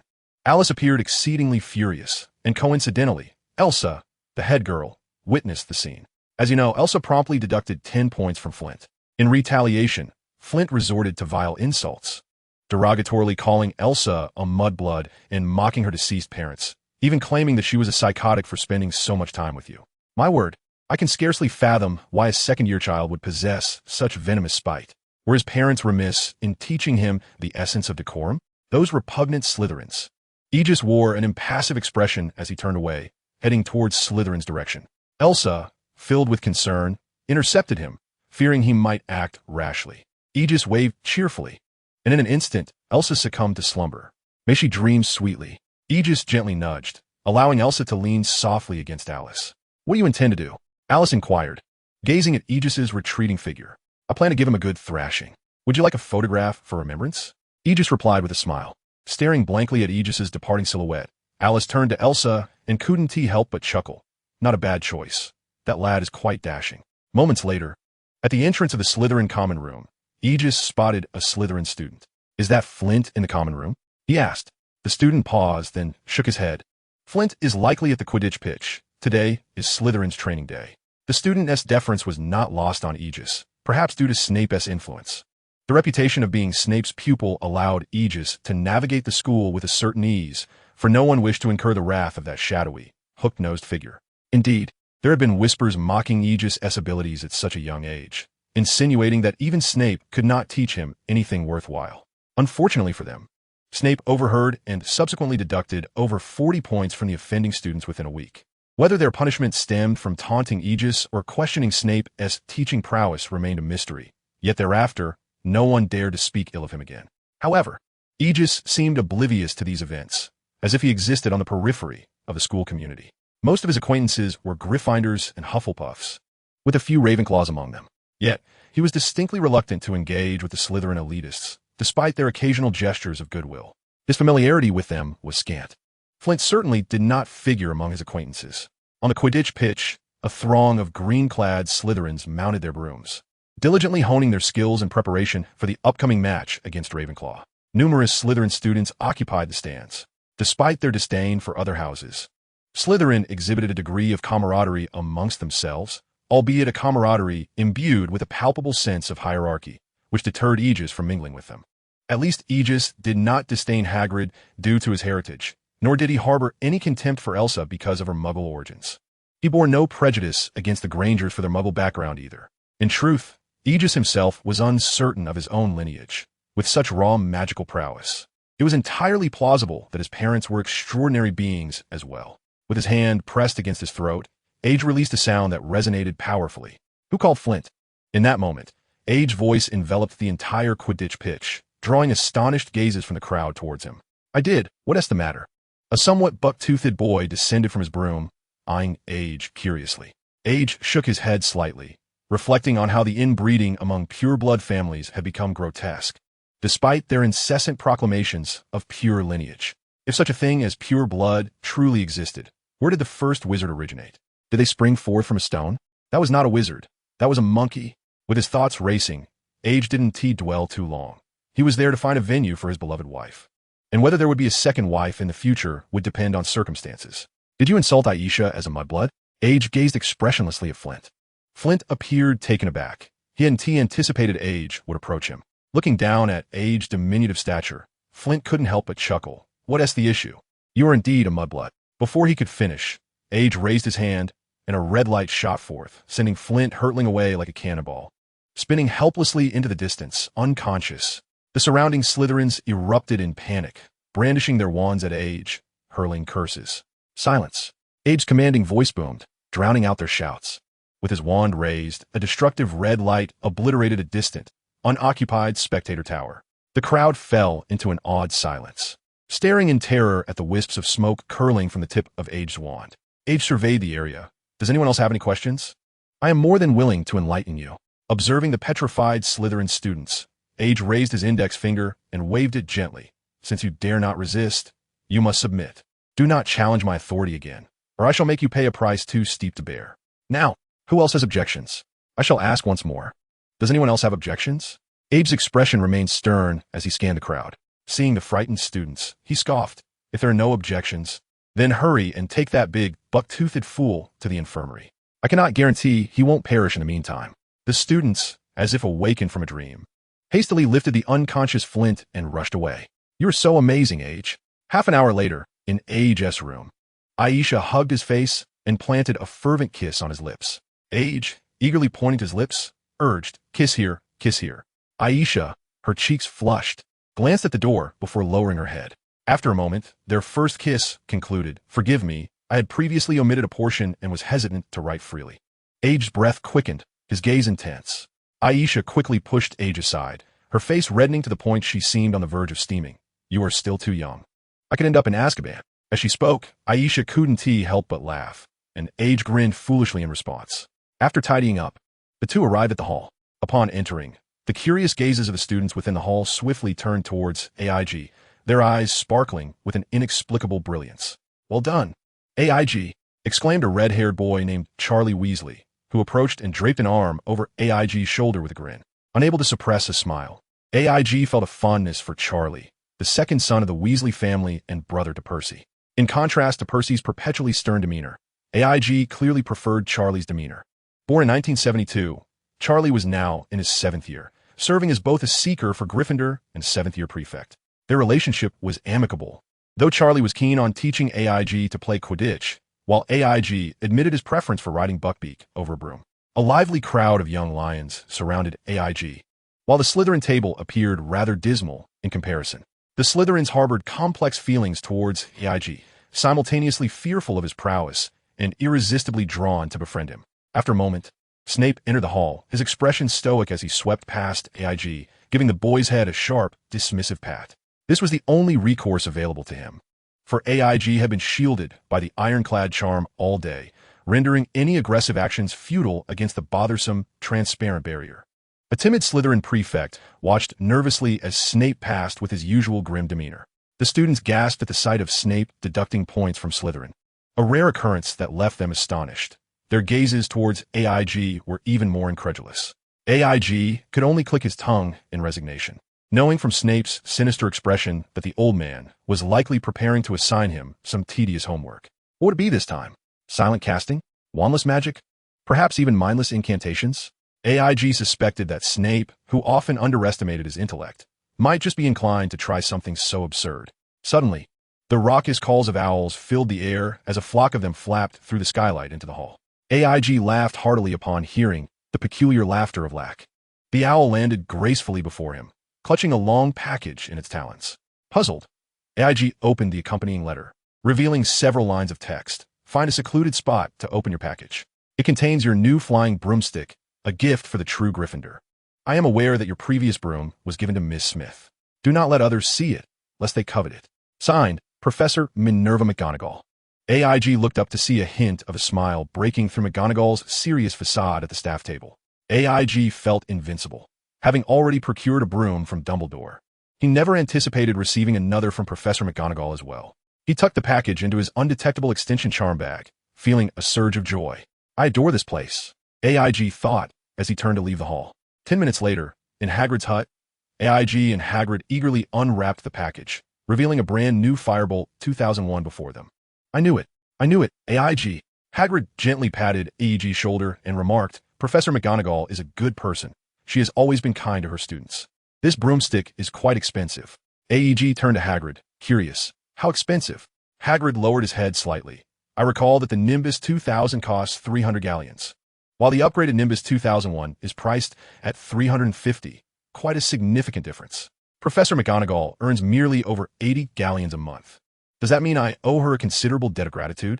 Is such a gift not a bit too extravagant? AIG pouted. It was evident that he was destined to join Gryffindor. Hagrid nodded in agreement, adding, but do not worry too much. Although the professors at the school do not earn a substantial salary, they have other sources of income. Other sources of income? AIG inquired with curiosity. Indeed, Hagrid chuckled. I have heard that Snape has connections with many potion merchants. Professor Sprout sells surplus plants and fertilizers, and Professor Flitwick, being the dueling club instructor, earns a decent sum during his spare time. Professor McGonagall occasionally writes papers on transfiguration or teaches those aspiring to become animagi. Not all young wizards choose to attend Hogwarts for their education, as some are tutored at home, which can also be quite costly. So, there is no need for concern. How much more can they earn? AIG still felt somewhat uneasy. A considerable amount. The salaries of Hogwarts teachers are not as meager as you perceive, Hagrid assured him, nodding. For instance, the potions brewed by Snape are highly sought after and command a hefty price in the market. AIG paused, realizing that Snape could indeed be considered a hidden millionaire. How could this be? To overlook such a wealthy individual would be a grave mistake. It dawned on AIG the underlying intention of Dumbledore, understanding why Snape was to provide him with all the potions he required. This means Dumbledore is ensuring Snape takes care of me. Truly, Dumbledore is a kind-hearted soul. As for Professor McGonagall's transfiguration classes, many students are willing to spend dozens of galleons just to attend one of her lessons. She has taught the majority of students over the past few decades herself. Her classes are certainly not as inexpensive as one might think, whether in transfiguration or other spells, Hagrid continued. Even Madame Hooch, who teaches only first-year flying lessons, serves as a consultant for international Quidditch matches. AIG began to grasp an important realization. While Hogwarts may not boast the highest teaching standards, none of its teachers are to be underestimated, particularly at Hogwarts, where the institution's survival is bolstered not only by the annual support from the board and alumni, but also by its guardianship over the Forbidden Forest. What about Professor Trelawney? AIG asked Hagrid. Hagrid shook his head. I cannot say. I have heard she possesses a lineage of seers, but I have yet to witness it myself. The students who leave the school seem to believe she is somewhat eccentric. AIG felt a twinge of sympathy for her plight. Chapter 15. The Chamber of Secrets. As for Professor Kettleburn, despite his tattered appearance and frequent injuries from those delightful little creatures, he too is a professor of considerable wealth. Hagrid gently ruffled AIG's little head, remarking, "There are so many wonderful things among magical creatures, yet I am not particularly fond of trading their treasures for money. It leaves me with an inexplicable sense of reluctance." AIG nodded in agreement, recognizing that aside from centaurs, the creatures of the Forbidden Forest were akin to Hagrid's own kin. The forest was teeming with perilous beings, far exceeding the few mentioned in books, as their recent explorations revealed. Strangely, these creatures never attacked Hagrid. Evidently, they regarded him as a friend. Even the unicorns, who typically shunned men, did not mind his proximity. Perhaps, AIG pondered, it stemmed from their daily interactions and the bonds formed therein. Speaking of Professor Kettleburn, Hagrid seemed to recall something. Ah, yes, Professor Kettleburn will retire in a few years. He has recommended me to Dumbledore as the new professor for the care of magical creatures class. But you mustn't tell anyone. Excitement sparkled in Hagrid's small, beetle-like eyes, prompting AIG to chuckle. Would you like me to cast an unbreakable vow? No, that won't be necessary. Hagrid hastily interjected, amused. Just joking. In truth, I wouldn't know how to. AIG shrugged. I'm off to the other side of the Black Lake to test this broomstick. I haven't had a chance to enjoy it since arriving at Hogwarts. I suggest you seek Madame Hooch for flying lessons. Otherwise, your first flight may prove somewhat perilous. Hagrid advised. AIG was unperturbed. It's all right. I'll bring Buckbeak along. He is quite sensible. Half an hour later, by the Black Lake, Buckbeak was splashing at the water's edge with his sharp claws, seemingly attempting to catch a couple of fish. AIG understood he was merely bored, having already fed him a few field mice before their arrival. Glancing at the broomstick beside him, AIG extended his hand up. With a whoosh, the broomstick soared into AIG's grasp. It appears I possess some aptitude. AIG grinned, choosing not to practice in the castle primarily out of fear of embarrassment should he struggle. However, judging by AIG's current demeanor, riding the broomstick seemed far from daunting. But I must fly well. After all, I have only ever ridden a bicycle. AIG thought as he mounted the broomstick, pushing off with his feet. The broom shot skyward, the rushing wind whistling past his ears. With a gentle turn of the broom, AIG adeptly maneuvered through the air. A cry of an eagle echoed nearby as Buckbeak flapped his wings, keeping pace with AIG, their figures streaking swiftly across the sky above the Black Lake. During this inaugural flight, the anticipated discomfort did not materialize. Instead, AIG felt as though something was supporting him from below, likely the broomstick's inherent magic, which relieved him, sparing him the worry of discomfort. After all, his growing body demanded careful handling. As evening descended, AIG arrived punctually at Snape's office after an afternoon of flying. Snape appeared rather displeased. Although he often wore that expression, AIG had learned to differentiate between mild discontent and severe displeasure over the past month. What shall we learn today? AIG inquired, turning his gaze towards Snape. Release the spell. Severus Snape said, his face averted from Hagrid. The incantation has already conveyed its message. I presume you will grasp it swiftly. Do not disturb me. You may leave now. The diminutive figure of Hagrid strained to stand on tiptoe, craning his neck to glimpse Snape's notebook. Why do you seem so despondent today? This is not characteristic of you. Severus. Snape inhaled deeply, striving to maintain his composure. You cannot reach him. You cannot reach him, he reminded himself. A potent toxin is absent from my newly concocted potion, and nothing currently can serve as a substitute. His voice remained as bleak and somber as ever. However, this clearly does not concern you.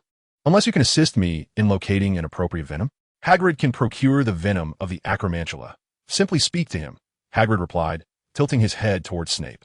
The venom of the acromantula is more akin to a powerful anesthetic than a true poison. Though labeled as toxic, its potency is not excessively severe, as it is employed to immobilize prey. Snape's countenance darkened further. Perhaps you should engage in more reading to enrich that minuscule brain of yours. Hagrid, with an impassive expression, continued to listen. Snape cast a glance at Hagrid, evidently satisfied that he was now responding. I am aware of a venom that acts swiftly and possesses remarkable efficacy. I only wonder if you have the courage to retrieve it. Hagrid leaned upon Snape's desk, propping his chin on his hand as he studied Snape's notes, his legs swinging playfully. I am quite curious, Snape remarked coolly. Have you heard of the Chamber of Secrets? Hagrid, resting one hand on his head and the other on his hip, reclined against Snape's desk, mimicking the irreverent demeanor of Deadpool, gazing at Snape with a grin. It was then that Snape's expression grew increasingly grim. Are you jesting with me? Snape questioned, seizing Hagrid by the collar as one would a small chicken. and unceremoniously tossing him aside. I have no time for your frivolities. Yet, Snape soon felt a weight upon his shoulder as Hagrid's slight frame clambered onto him, peering upside down at Snape. I speak the truth. I know the location of a chamber, how to enter, and what lies within. The toxicity is assuredly potent. Snape could swear that in his entire life, Hagrid was the first individual bold enough to perch upon his shoulder. Voldemort had never dared such a thing. Fixing a dark gaze upon Hagrid's youthful face, Snape took a moment before slowly responding, "Take me there." Moments later, Hagrid bounded into the headmaster's office with exuberance, followed closely by Snape, whose strides were long and purposeful. Surveying the empty office, Hagrid moved a chair to retrieve the sorting hat from its lofty perch. Snape, growing impatient, reached up to grasp the hat, clearly familiar with its proper usage. Then, Hagrid approached the shelf where Fawkes resided, his eyes gleaming with excitement as he addressed the magnificent phoenix. "Shall I take you on an adventure?" Fawkes shifted his claws, attempting to distance himself from this eccentric creature. However, before he could escape, Hagrid's mischievous hand seized one of Fawkes' talons, lifting him unceremoniously into the air. A cacophony of distressed cries erupted as Fawkes regarded his captor with indignation. He dared not move recklessly. With its power, a mere flap of its wings could claim AEG's life. Subsequently, the students of Hogwarts beheld AEG cradling Fawkes, with Snape striding behind him, a tattered hat in hand, as they hurried into the girls' lavatory on the 3rd floor.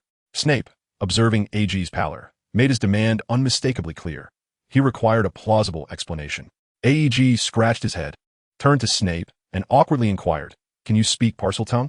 After a moment, AEG found himself being led by Snape, swaying slightly as they made their way to the library. Ignoring the astonished gazes of Madame Pants and several students, Snape propelled AEG into the restricted section.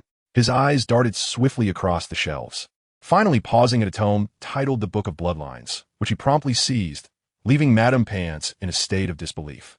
Within the headmaster's office, Snape flipped through the Book of Bloodlines, opened a page, and glanced at AEG, asking, "What words do you require?" AEG, intrigued by the book in Snape's hands, responded, "Open it and speak to me, Slytherin, the greatest among the 4 founders." Snape's voice dripped with dark humor as he prepared to inscribe something on a piece of parchment. AEG nodded in agreement. "Indeed, it seems rather shameless. What is this? Phonetics?" He instinctively read aloud, a hoarse hissing sound escaping his lips. To his astonishment, AEG realized he could comprehend the written words and even articulate them. He turned to boast to Snape, only to find Snape staring at him, dumbfounded. What trickery is this? Snape's expression darkened, more severe than any previous anger directed at AEG, tinged with a hint of fear. "Is this not a translation?" AEG faltered. Snape, his face contorted, flipped several pages back, revealing a single line heading before AEG, Slytherin bloodline, original Parseltongue. AEG's pupils dilated sharply as he stared at Snape, feeling utterly bewildered. So this is not a translation. Although he had been in England for 8 years, his written proficiency was markedly lacking compared to his spoken skills, and he had assumed it to be some strange script he had encountered. "You are Parselmouth? You were unaware?" Snape glared at AEG with a stern countenance. Ike, equally perplexed, responded, "Am I truly that remarkable? I had no idea." He furrowed his brow in deep thought. This shouldn't be possible. Voldemort's lineage has been extinguished. Snape's gaunt hands firmly grasped AEG's shoulders, his eyes piercing into AEG's. "Is there a possibility that you are his descendant?" AEG, maintaining a stoic expression, shook his head dismissively. "That is impossible. Madame Helga said I was found at the orphanage's doorstep. I'm 8 years old, and Voldemort was not yet overthrown at my birth. If I were of his bloodline, I would certainly not have appeared at the entrance of a Muggle orphanage." AEG explained. "Moreover, to my knowledge, Voldemort has had no children thus far. Trust me, I understand him better than you do." Snape fixed his gaze upon Ager's eyes for a moment before gradually releasing him. It seemed this book would no longer be of use. Casually tossing the hefty tome onto the office desk, Snape hoisted Ager up like a small chick and strode purposefully towards the girls' lavatory on the 3rd floor. Ager, bewildered, clutched Fawkes tightly, swaying in Snape's grip. Surprisingly, he found it rather amusing. As for Parseltongue, Ager was unconcerned. The Slytherin bloodline had endured for centuries, and who could say what might have been lost to time? Moreover, snake-speaking was not solely the province of Slytherin, while it was indeed a trait of their lineage. Ager understood that many families in the wizarding world, possessing the blood of fantastical creatures, exhibited peculiar abilities. Parseltongue? Nothing extraordinary. Those who interacted with serpents were not limited to Slytherin alone. After all, even Sucien dared to engage with them, perhaps with even more flair. Of course, that was merely a casual observation. Research suggested that Slytherin's ability to speak with snakes was likely an awakened talent, akin to Harry Potter's innate skill with a broomstick. Throughout the ages, certain individuals must have experienced similar awakenings. For instance, Professor McGonagall could command cats, and the Dumbledore family was protected by a phoenix, a feat even Grindelwald could not accomplish. Ager speculated that the fervor of pureblood families might stem from some latent ability within their ancestral bloodlines. Yet, as these bloodlines thinned over generations, a cadre of fools resorted to intermarriage in a misguided attempt to preserve this power, hoping one day to rekindle their former glory. Quite the demographic strategy indeed. Ager recalled that Dumbledore was also reputed to speak Parseltongue. He chuckled to himself, pondering if perhaps he could be Voldemort's true father. Snape, without even glancing at him, spoke in a dark tone that resonated in Ager's ear. Dumbledore speaks Parseltongue, but that knowledge was acquired through his own efforts. I am also aware that he is fluent in merfolk and fairy languages, among other assorted tongues. Ager waved at a nearby Hufflepuff girl who had been peeking at him. She scampered away in fright, likely intimidated by Snape's presence. Fawkes, nestled in Ager's arms, emitted a disgruntled coo, seemingly still miffed by Ager's earlier rough handling. Here we are. Open it, Snape instructed, releasing Ager. The latter circled the lavatory's taps, and soon discovered a small snake beside one of them. Open, Ager commanded, gazing at the serpent. He was still mastering the art of Parseltongue, but he could indeed sense that he could speak it at will, unlike Harry, who needed to see a snake to converse. A rumbling noise erupted as several sinks split apart, hovering in mid-air, revealing a dark, bottomless tunnel before them. Glancing at the ominous passage, Ager, without a moment's hesitation, clasped Fawkes and jumped in. Snape instinctively attempted to halt Ager's reckless plunge, but he was too late, and, with no choice, followed him down. Within the tunnel, Ager's excited shouts echoed, while Snape's expression darkened considerably. Did he truly believe he was embarking on a slide? As the figures of the two individuals appeared at the bottom of the pipe, Severus Snape gazed at the imposing, verdant creature before him, his expression darkening, even contorting in dismay. Faced with the snake shed that stretched nearly 100 meters long, Snape swore to himself that if he had to endure any more of Ager's nonsense, he would be a complete fool. It was never mentioned to be this vast. Snape was unaware that the Chamber of Secrets had been opened once 50 years ago. In fact, he was still under 40, younger than Lucius Malfoy, and of the same age as James Potter. By the time he had arrived at school, the fervor surrounding the chamber had long since waned, and he was merely aware of its existence. What on earth is this? Snape's countenance darkened further. Ager, observing Snape's reaction, chuckled to himself. A basilisk. A long and formidable basilisk. Chapter 16, Adoption. Snape had initially presumed that the creature within the chamber was some form of magical beast with potent venom, likely deceased by now. However, he had never considered the possibility of a basilisk. Judging by the appearance of the shed, Snape felt uncertain about its fate. Seeing Ager's demeanor, one could hardly believe he would be foolish enough to prance about beneath such a creature's gaze. Yet, the truth proved him wrong. Ager was not merely leading him into danger. He appeared quite thrilled by the prospect. Is still alive? Snape cast his gaze toward the distant gate, adorned with lifelike serpent carvings.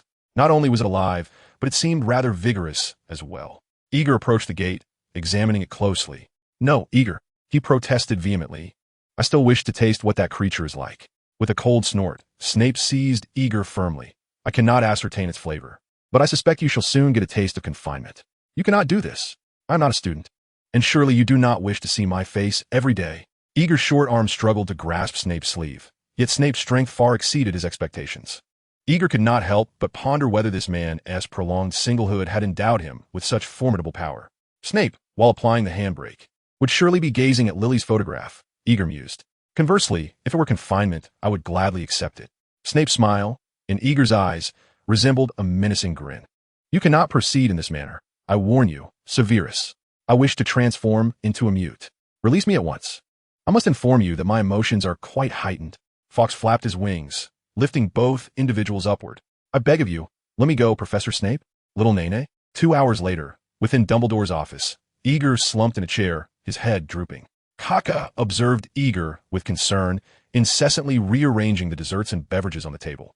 Though it seemed Ager had little appetite, behind the lengthy table, Dumbledore listened to Snape's report, occasionally casting surprised glances at Ager. This is indeed fascinating. Ager, Dumbledore remarked, astonished. You are Parseltongue? Calm yourself, Severus. While your intense curiosity may not be entirely beneficial, it is not entirely detrimental either. Dumbledore chuckled softly. I understand you only wish to protect him.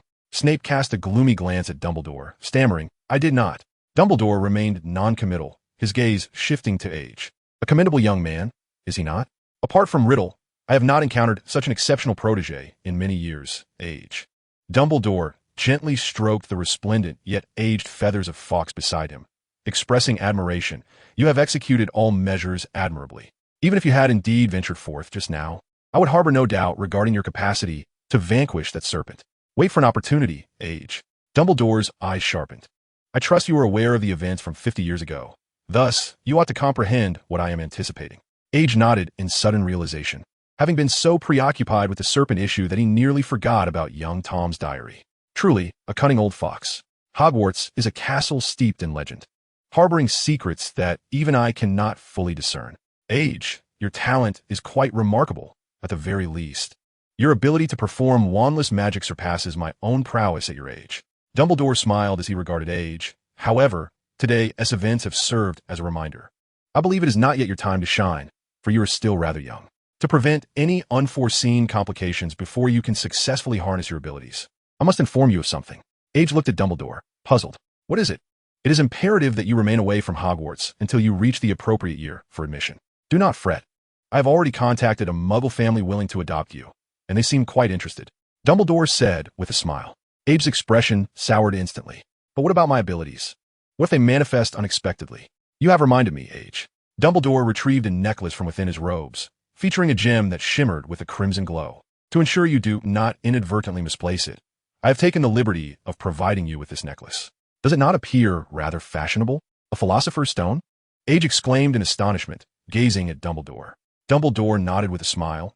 I conferred with an old friend of mine, who believes he has lived long enough and has concocted sufficient elixir of life to arrange for future matters. Originally, I intended to allow this stone to fulfill its final purpose before destroying it. However, Dumbledore's eyes, gleaming beneath his crescent-shaped spectacles, regarded Age with amusement. I have discovered it appears to genuinely possess the ability to contain your magic.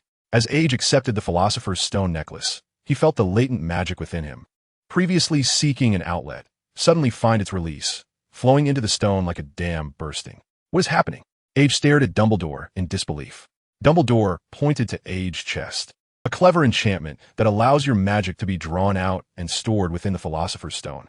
Only a creation of such alchemical excellence could withstand the volatile magic residing within you. Is it not going to explode? Age blinked in astonishment. Certainly not. If you discover the appropriate method, you might even enlist Professor Snape to concoct some elixir of immortality. However, I would advise against such actions at present, for its taste is rather unpalatable. Dumbledore elucidated. Alchemy is predicated on the principle of equivalent exchange. Even the Philosopher's Stone must adhere to this law. The exchanged element, in this case, manifests as your own magical essence, which, due to its minimal cost, renders it the crowning jewel of alchemy. Hence, I believe you need not fret over the issue of a sudden outburst, e.g. Dumbledore clapped his hands, and Kaka, sobbing, managed to conjure a small box once more. Oh, Mr. AEG, Kaka will miss you. There is no wizard better than Mr. AEG for Kaka. He is truly magnificent. Kaka wept, his sorrowful tone leading AEG to believe he might perish from grief. Must I leave? AEG pouted.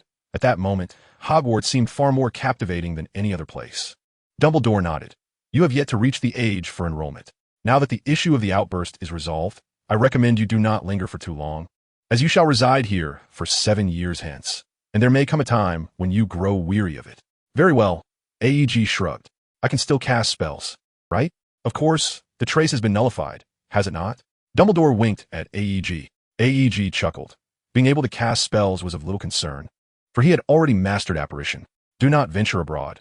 Crossing borders without the Ministry's approval is tantamount to illegal immigration. Dumbledore cast a glance at Eddie. Now, take my arm. Snape observed in silence as Fawkes whisked the two away. Moments later, Dumbledore reappeared in his office. Snape's expression darkened. Spare me the theatrics. There was no necessity for him to leave, was there? Your tone suggests a hint of reluctance. Dumbledore chuckled. It seems you have developed a fondness for him. Shall you take him as a protege? No, thank you. Snape's lips moved. I believe that would shorten my lifespan by a decade. Dumbledore laughed heartily, rising to adjust the silverware on his desk. He is still quite young. Premature fame is not always a blessing. While I do not worry about his character, it is true that exceptional youth can sometimes become arrogant. I do not believe he will, Snape replied impassively. He appears to possess knowledge of everything. Just moments ago, you refer to him as foolish, Severus. Dumbledore turned in surprise. Yet you are correct. I too know he will not let his excellence cloud his judgment. However, I sincerely hope he can spend these formative years within a nurturing family.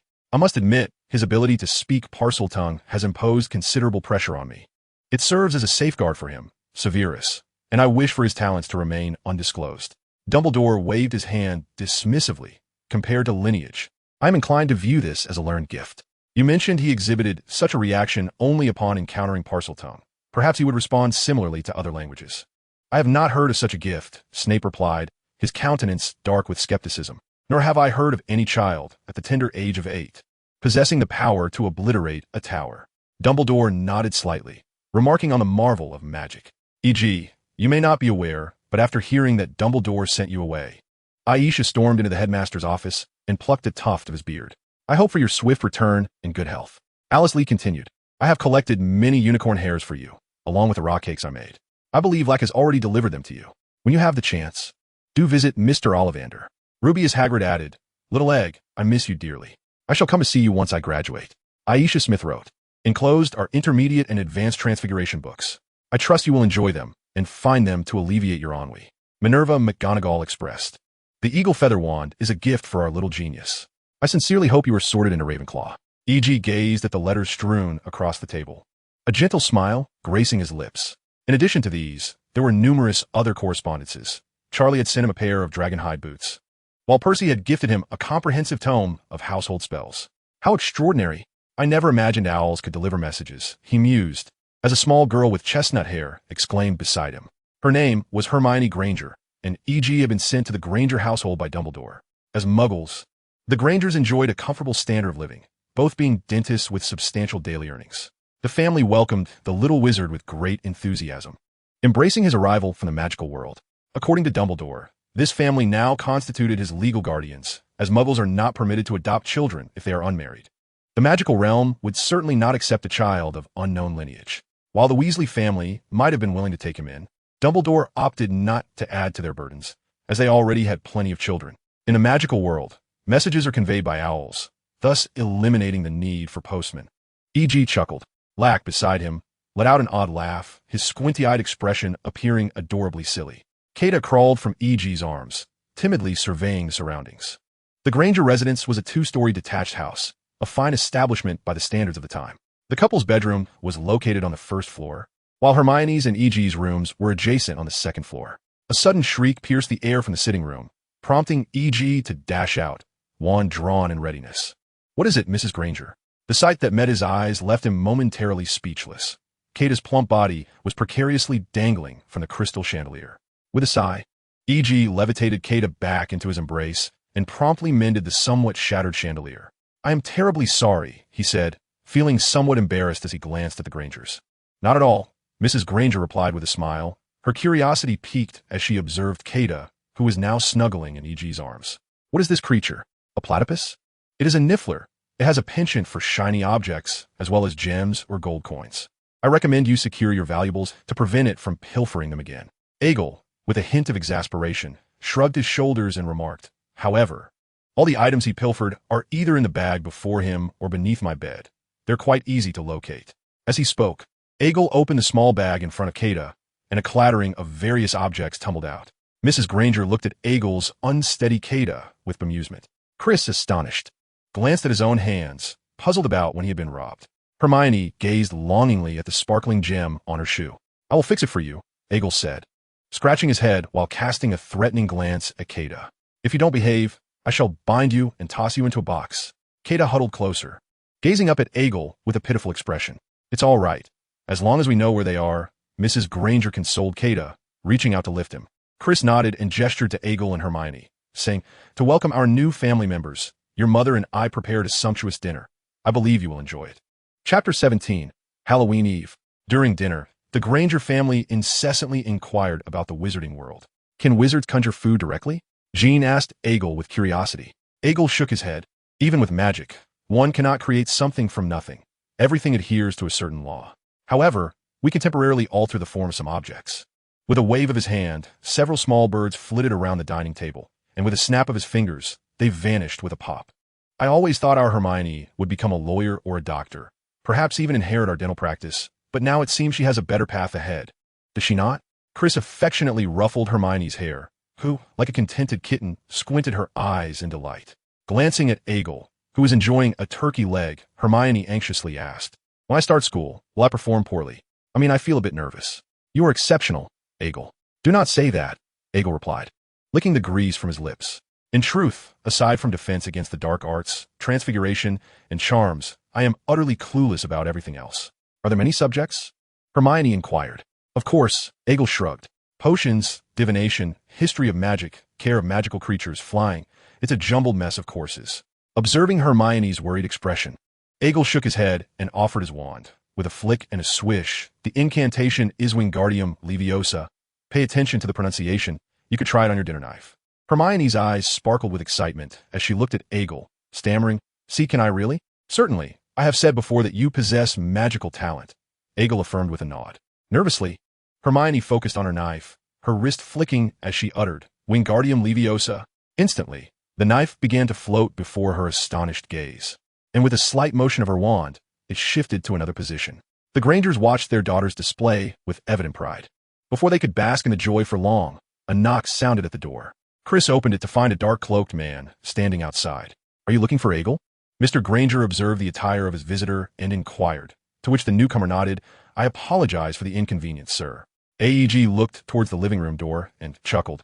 "Kingsley, how have you been lately? With you around, I feel quite miserable," Kingsley replied, casting a sidelong glance at AG. "Children who have yet to attend school are not affected by the trace when using magic, but once they wield a wand, it is a different matter altogether. This is my responsibility, AG. You should not lend your wand to a child." "I am a child," AG implored, gazing earnestly at Kingsley. "Spare me that argument. We both know you're different, AG." Kingsley shook his head, evidently displeased with AEG's actions. After a moment of contemplation, AG's expression fell, and he looked at Kingsley with a pitiful gaze. "Please, help me." Kingsley, in a resigned manner, shook his head. "Very well. But you must promise me not to teach any overly dangerous spells. I am aware, AG, that Dumbledore mentioned you might even know the killing curse. I have no doubt you possess the ability to cast it." AEG huffed in response. "I wouldn't use it." "Is that why you came here, to tell me this?" Kingsley glanced at AG, hesitating for a moment before finally speaking. "I bear some unfortunate news for you. Mrs. Morriseth has passed away." AEG felt a jolt in his heart, a wisp of dark energy rising within him before dissipating at his chest. "When?" AEG asked, taken aback. "On the very day you silently erupted. I want to speak with her personally. I told her you had arrived in a magical world, that you would be well taken care of, and then she asked me if wizards could extract a person's memories." Kingsley's voice was somber as he handed over a small vial, within which silver ripples danced. She departed with a smile. "You need not worry. This contains the memory she collected when she first found you, believing it might be of some assistance to you." AEG, somewhat bewildered, reached out to accept the vial. At a loss for words. "If you have the time, do visit her. She rests in the cemetery on the western outskirts." Kingsley gently ruffled AEG's hair. "We will all be here for you. AEG, you are not alone." AEG felt a lump in his throat, muffling a soft hum. Moments later, Kingsley bid farewell to the Granger family and hurried away. Chris stepped forward, wrapping an arm around AEG's shoulders, his tone gentle. "Child, you still have us." Chris patted AEG's shoulder. "This will always be your home." "Thank you, Mr. Granger." AEG managed a weak smile. "Death is not to be feared. Perhaps Mrs. Hell is curiously exploring the new world, just as I once did. Cheer up, AEG," Chris chuckled, "and remember to call me Uncle Chris." "And me, Aunt Jane," Jane added, resting her chin on her hand and smiling softly at AEG. Hermione glanced at AEG, contemplating before saying, "Just call me Hermione. There's no need for the sister title." As her words hung in the air, laughter erupted among the group. Late that night, in the cemetery on the western outskirts of London, AEG stood silently before a gravestone. Hermione Morriseth, a compassionate and remarkable headmistress of an orphanage. The stone tablet bore an inscription, and with a gentle stroke of his finger, Age erased the words orphanage director, replacing them with a few of his own, a loving and great mother. "At least that is how I perceive it, isn't it?" Age's eyes glistened with emotion. "Mrs. Hurl, why is our surname so venomous?" inquired a curious young boy nestled in the arms of an elderly woman. "I was once an orphan, and I took the surname of the person who adopted me, Hurl." The old woman's wrinkled lips moved slightly. "Later, when someone mocked me for being an orphan, I gave them a good thrashing and stole their eggs to smash against their window.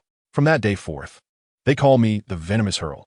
Do you know why you're called Age, little egg?" Mrs. Hurl chuckled heartily, a glimmer of pride in her demeanor. "To them, it is venomous. To me, it is strength and resilience. Doesn't Moriseth sound rather delightful?" The little boy nodded in agreement. From that moment on, Age took up residence with the Granger family. Given Age's idleness, the Grangers kindly asked him to escort Hermione to and from school and to purchase some dinner provisions. The only discomfort Age felt was their ritual of prayer before meals, the nature of their faith unknown to him. Ever since arriving in the magical realm, he had adopted a belief in Merlin. Surely, Merlin would not require him to pray before meals. It was a nuisance. As they approached Hermione's school, the bell rang, and a throng of children poured out, chattering animatedly. Hermione, her backpack slung over her shoulder, emerged with a frown. A few girls giggled as they passed her, playfully tousling her unruly hair. "Big front teeth. Ha ha ha. I truly wonder if she ever washes her hair. It resembles a bird's nest," remarked one girl disdainfully. "What is so great about being studious, you bookworm?" Another girl scoffed, and soon the group of young girls sauntered past Age, turning back to shout at Hermione, "Look, Granger's boyfriend has come to pick her up." Laughter erupted, and Hermione's face flushed crimson, tears welling in her eyes as she grasped Age's arm, eager to leave. Age chuckled, following her out, and casually pointed back at the girls, causing their front teeth to grow wildly. A few birds flew overhead, dropping their droppings upon them. Big front teeth. Hearing the screams behind them, Hermione turned in astonishment, only to meet Age's beaming eyes. "Of course, I wouldn't he stoop to quarrel with a few muggle girls," Age grinned.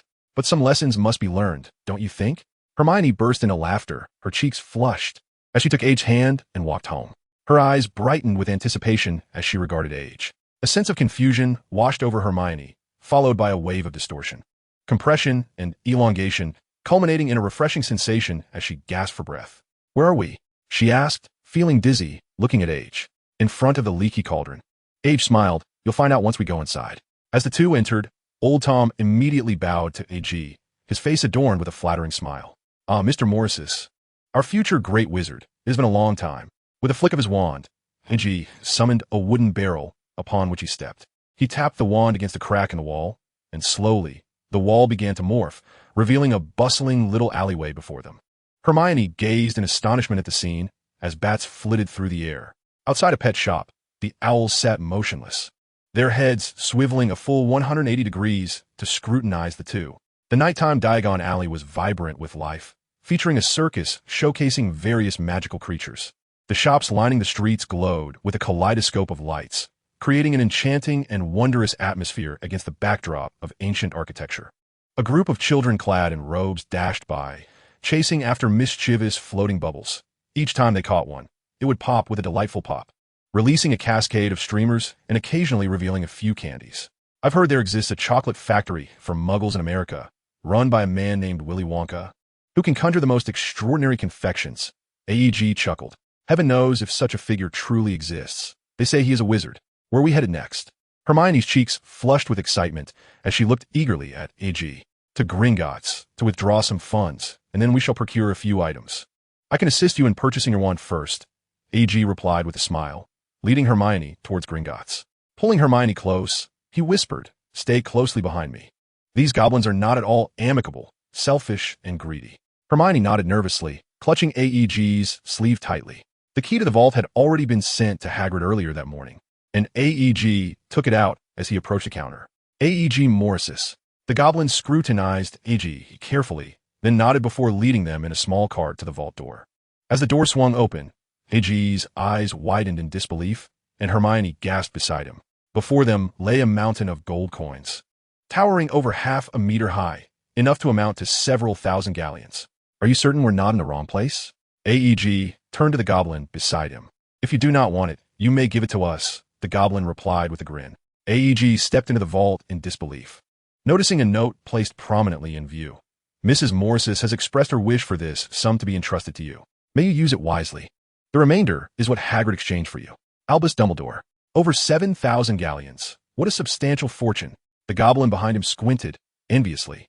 Apologies, AEG, though I hesitate to say it, but you mentioned earlier that you are an orphan? Hermione looked at AEG in surprise. AEG smiled lightly. Perhaps I should rephrase. I am a most valuable orphan.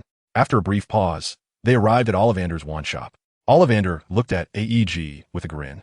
When I heard you had taken up residence with a muggle family, I wondered when you would bring another young wizard to my shop. However, your arrival is far sooner than I anticipated, Mr. Morrises. Ah, indeed. Ollivander smiled and nodded, waving his wand as a measuring tape floated over to assess Hermione's height and arms. Let's try this one. Observing the data inscribed in his notebook, Ollivander produced a wand, a bold attempt, a combination of vine wood and dragon heartstring. Let us see how it fares. Hermione grasped the wand, and a gentle breeze swept through the ancient little shop. It seems my judgment is indeed astute, though I occasionally encounter some rather peculiar customers, such as Mr. Morrises. Ollivander remarked, gesturing toward Egg with a chuckle. I've only tried two, Egg shrugged. You are the type that suits every wand, but evidently, not every wand deserves you. Ollivander scrutinized Egg with his murky eyes. I find myself questioning my long-held beliefs. After Egg completed the purchase, he and Hermione exited the eccentric old man's store. Ollivander was correct. The discount was indeed substantial. You look truly beautiful. Hermione admired the wand, which was adorned with delicate ivy patterns.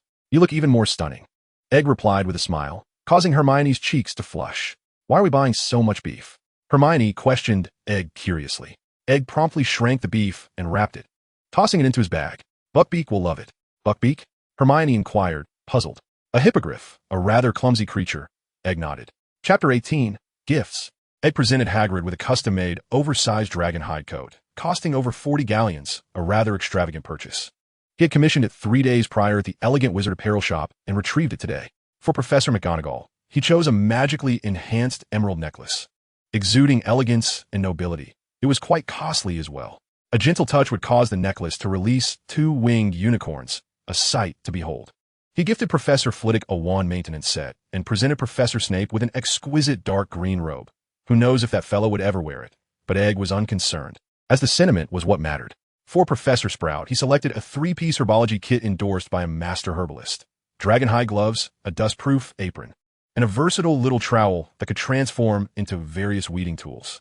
For Aisha, he chose a delicate bracelet that could magically conjure a black evening gown with a gentle caress, featuring a hidden compartment for a wand on the inside of the arm. The gift for Dumbledore was far more amusing. Egg procured an entire box of cockroaches along with an abundance of woolen socks. He vaguely recalled a passage in a book mentioning Dumbledore seeing himself in the mirror of a Reist, holding a pile of woolen socks. Woolen socks, in Britain, symbolize familial affection. Egg may not have been able to procure him a son, but finding him some socks was certainly within his means. Essentially, Egg presented gifts to all the professors and acquaintances at the school, even purchasing a piece of chocolate for each of the house elves in the dining hall. Hermione shook her head disapprovingly. Egg, your purchases are far too extravagant. I see others using only silver coins. Perhaps, Egg replied. AIG shrugged, accompanied by Hermione, as they finished fetching beer when a sudden apparition manifested in their home. AIG shook his head, perplexed. He paused, recognizing the familiar style. An excited voice then rang out. Mr. AIG. Before them stood Kaka, clad in a pillowcase, tears streaming down his face, gazing at AIG with fervor. Kaka? AIG exclaimed in astonishment. After a moment, they gathered around the dining table, with Kaka sobbing beside AIG. You mean, Professor Snape, on behalf of the headmaster, gave you a sock and informed you of my whereabouts? AIG chuckled. Kaka nodded. Kaka has left Hogwarts. Kaka is free. It is truly terrifying. Rest assured that large, hook-nosed fellow merely wishes for you to seek me out. It's all right. I will take you in, AIG consoled, ruffling Kaka's hair and introducing him to the Granger family. This is Kaka, a house elf. After a while, AIG began to grasp Hermione's fervor and insistence as she relentlessly criticized the house elf system, attempting to persuade Kaka of a life of freedom.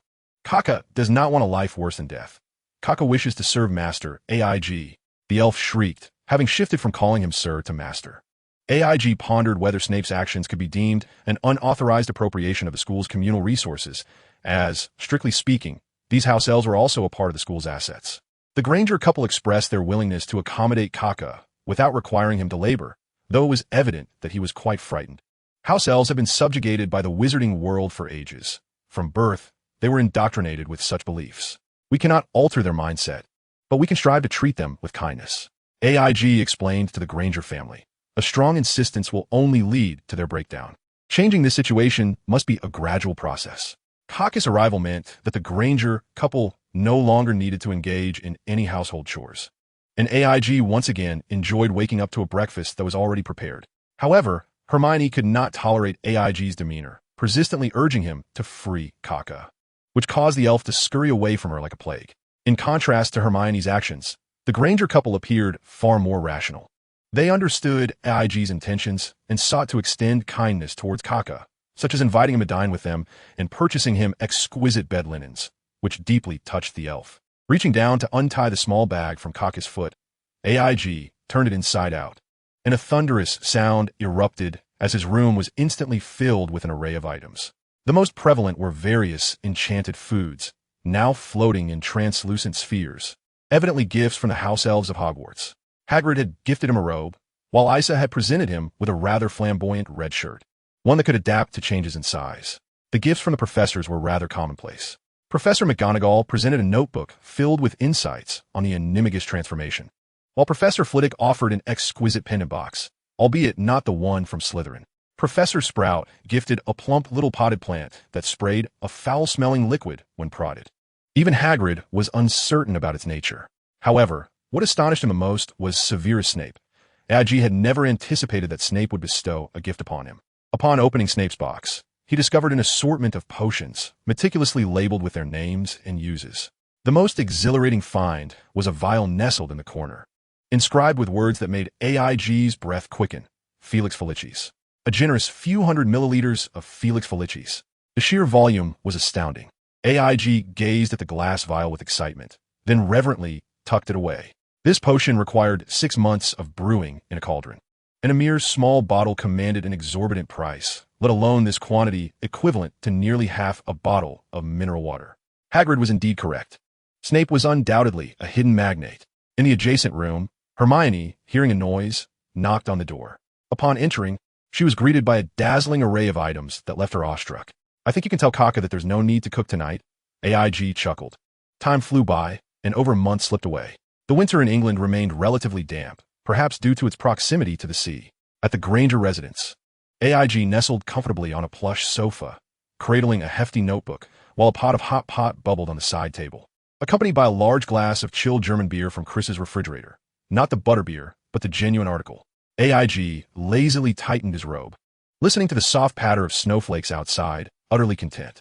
Hermione had always chastised AIG for his leisurely demeanor, deeming it a squandering of life. Whenever she expressed her disapproval, AIG would smile brightly and reply, "I am merely waiting for you to grow up." This would invariably cause Hermione to blush and retreat inside, ignoring him. For the time being, this proved to be the most effective method to counter Hermione's incessant nagging. The little girl often embodied the proud essence of a swan, much to the chagrin of the Granger parents. Under Kingsley's protection, AIG had also taught her several practical spells, such as the levitation charm and the summoning charm. Hermione found the summoning charm particularly challenging, which surprised AIG. The focus and magical prowess required were not typically possessed by an 8-year-old girl.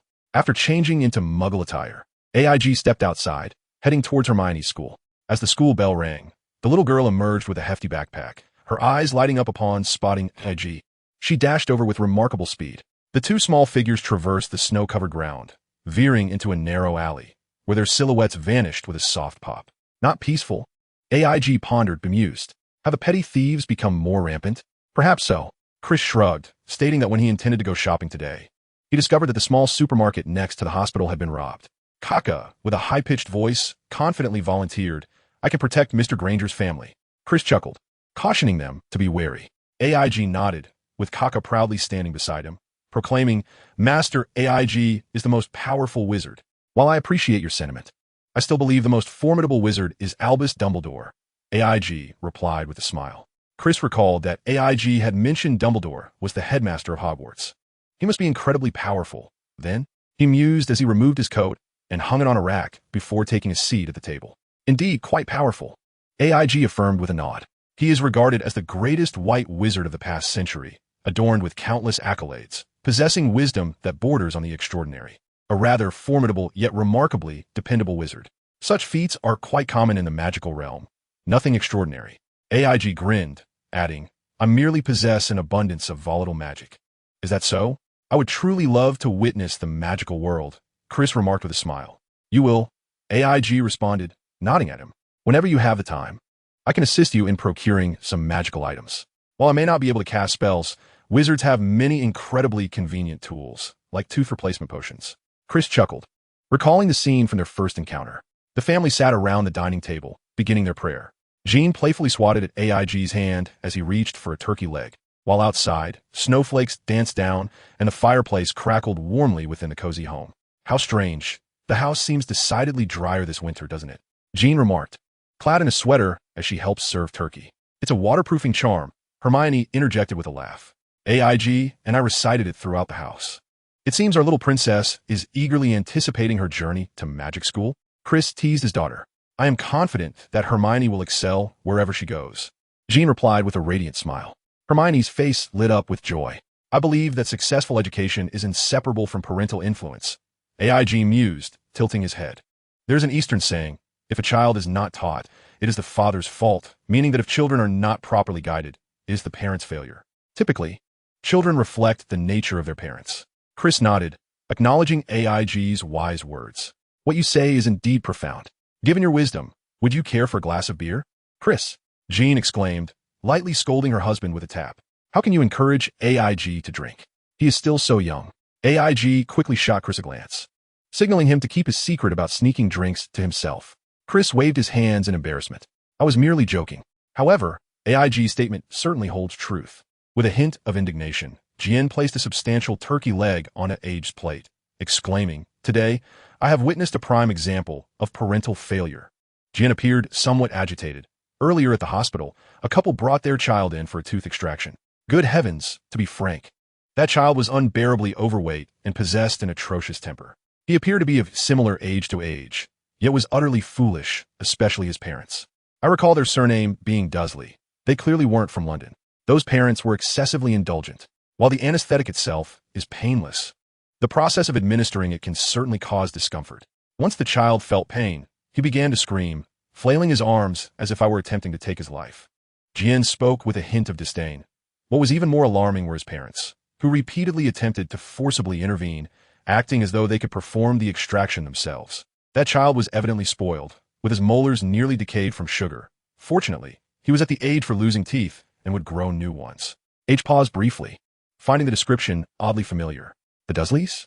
Aunt Jean, did you happen to see a slender boy who looked quite worn, with a scar on his forehead? Age inquired. Not at all. They certainly didn't strike me as a family that would allow their child to appear in such rags. Everything he wore seemed of the finest quality. Jean pondered. Age understood. Given the Dursleys' nature, they would undoubtedly keep Harry hidden from outsiders.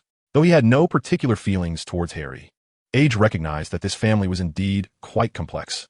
Firstly, there was Vernon, a quintessentially conventional man, intolerant of anything out of the ordinary.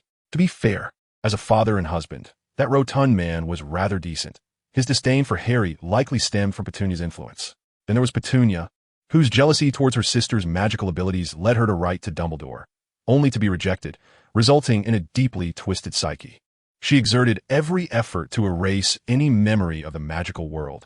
Yet her clear recollection of Azkaban's guards indicated that her yearning for magic had not faded from her mind. Lastly, there was Dudley.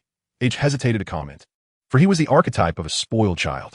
Nevertheless, after Harry saved him, he demonstrated a glimmer of redemption by providing Harry with refreshments and thinking of him upon moving. Likely, the family's reluctance to allow Harry to attend Hogwarts stemmed from Vernon's desire for a normal life, while Petunia's motivations were rooted in a desire for revenge, whether against Dumbledore or Lily. Age found it difficult to ascertain, or perhaps it was a blend of both. Yearning, anger, jealousy, and resentment mingled in Age's thoughts. This woman truly was a complex character. Chapter 19. Harry. Regardless of how they ultimately felt about Harry, whether they came to accept him or continued to harbor disdain, the undeniable truth remained that Harry lived in a cupboard beneath the stairs for 11 years. A fact that did not lessen Age's aversion towards the Dursleys. Dumbledore was correct. People are often quick to forgive the transgressions of others, yet struggle to accept their virtues. In the end, even after Harry saved Dudley, Petunia had nothing to say to him. eager to express his admiration for Dumbledore's profound understanding of human nature. Ager reflected on the notion that forgiving others often equates to a denial of oneself, a psychological gap that many find challenging to accept. "Were you pondering?" Hermione nudged Ager, who was lost in thought. "Nothing much," he replied with a slight shake of his head. Hermione rolled her eyes. "Come on, you must be thinking about something. I know you too well. Was it about what that family you mentioned earlier?" Ager smirked, teasingly gazing at Hermione. "Oh, how well you know me, Miss Granger. Just how long have you been paying attention to me?" Instantly, Hermione's cheeks flushed crimson, resembling a bashful ostrich as the Grangers nearby exchanged amused glances. If Miss Granger could become Kaka's young mistress, it would surely delight him. Kaka's high-pitched voice chimed in, causing Hermione to blush even deeper. Ager felt a twinge of embarrassment at Kaka's remark, grappling with his own sentiments. The affection and care from Aisha left him enamored, while he found Hermione's youthful charm equally captivating, an insatiable longing within him. "Oh, Merlin, forgive my transgressions," Ager thought as he faintly heard Merlin's whisper, "Children make choices." Contemplating this wisdom, Ager resolved to mature swiftly. The more one clings to a place, the faster time seems to pass. Over the span of more than 2 years, time slipped by like a fleeting shadow. During this time, Ager had remained with the Granger family. After graduating, Aisha sold her previous home and settled beside the Grangers, living in harmonious camaraderie. However, Hermione often sensed something peculiar in Aisha's gaze, as if she had usurped something precious from her.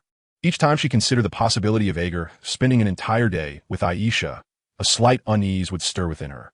The 2 years had fostered a deep dependency in Hermione towards Ager prior to her arrival at Hogwarts. She had few friends in the Muggle world and had often faced bullying. Yet, ever since Ager taught her numerous spells, such occurrences ceased, and now, after 2 years, Hermione had graduated. As the summer breeze gently swept through the London sky, Ager rested his chin in thought, gazing out the window. "Thinking about your little girlfriend?" Aisha's slightly envious voice broke in. "It's all right. I don't mind." Ager chuckled at her words, bemused. "What exactly are you thinking?" Over the course of 2 years, Ager had grown taller, his physique more elongated than his peers, with soft, golden hair styled back, a lock falling gracefully over his forehead, exuding a charming allure. "I'm pondering what you might be thinking." Aisha giggled lightly as she settled beside him. "I was wondering where Professor Quirrell might be now," Ager replied, amused by Aisha's peculiar comment. "I wrote him a letter advising him to steer clear of the Albanian forest. It seems rather strange there lately." "What did he say?" Aisha asked, her curiosity piqued as she looked at Ager. "Is there any danger in Albania?" Aisha looked at AIG with curiosity. "In any case, it's best to avoid it. It is indeed perilous, and I am not referring to the werewolves and vampires." AIG shook his head and said, "Let us not discuss that. How is your job?" "It's quite well," Aisha replied with a cheerful smile. "The people in the office are all very kind to me, except for the nearly retired madman. He appears quite menacing and is always shouting, though he treats everyone the same way. He is a good person, despite not looking like one." AIG grinned. Outside the window, an owl flapped its wings and landed beside AIG, bending down to snatch a small biscuit from his side. AIG took down a letter, and Professor McGonagall's handwriting came into view. Hogwarts School of Witchcraft and Wizardry Headmaster, Albus Dumbledore, President of the International Confederation of Wizards, First-Class Sorcerer of the Order of Merlin, Chief Warlock of the Wisengamot, Dear Mr. Morrises, Minerva McGonagall. Aisha read aloud McGonagall's letter, bursting with laughter, nearly rolling with mirth. "I swear this is the most amusing acceptance letter since the founding of Hogwarts. Who would have thought Professor McGonagall would speak like this?" Aisha said with a grin. AIG chuckled and waved his hand. A pen on a nearby table began to move, swiftly writing on a piece of parchment. "Dear Professor McGonagall, I have received your letter. Tomorrow, I will be going to Diagon Alley with Hermione. Wishing you well. AIG Morrises." "AIG, look what I received," came Hermione's excited voice. AIG leaned out of the window to see Hermione holding an envelope, looking rather exhilarated. Although he had assured her that she would receive a letter, Hermione could hardly contain her excitement. AIG floated gracefully down from the window to stand before Hermione, who joyfully embraced him, while Aisha upstairs rested her chin on her hand. Smiling enigmatically, "We'll go to Diagon Alley tomorrow." AIG patted Hermione's back and said, "Oh dear," Aisha's voice chimed in. "I fear that may not be possible, AIG. You'd best take a look at this letter." Unbeknownst to Aisha, another owl had appeared beside her. With a flick of her wand, a piece of parchment landed in AIG's hand. "To Mr. Morrises, I apologize for interrupting your time with the two lovely ladies. However, I have a request to make. I would appreciate it if you could accompany Hagrid to collect Harry Potter. Originally, Hagrid was the most suitable choice, but I believe you might be able to improve the boy's circumstances. Of course, Hagrid will go with you. He should be arriving shortly. Albus Dumbledore. What a curious old fellow. How does he know everything? AIG scoffed. It seems he knew my surname the very first time we met. Did Kingsley inform him?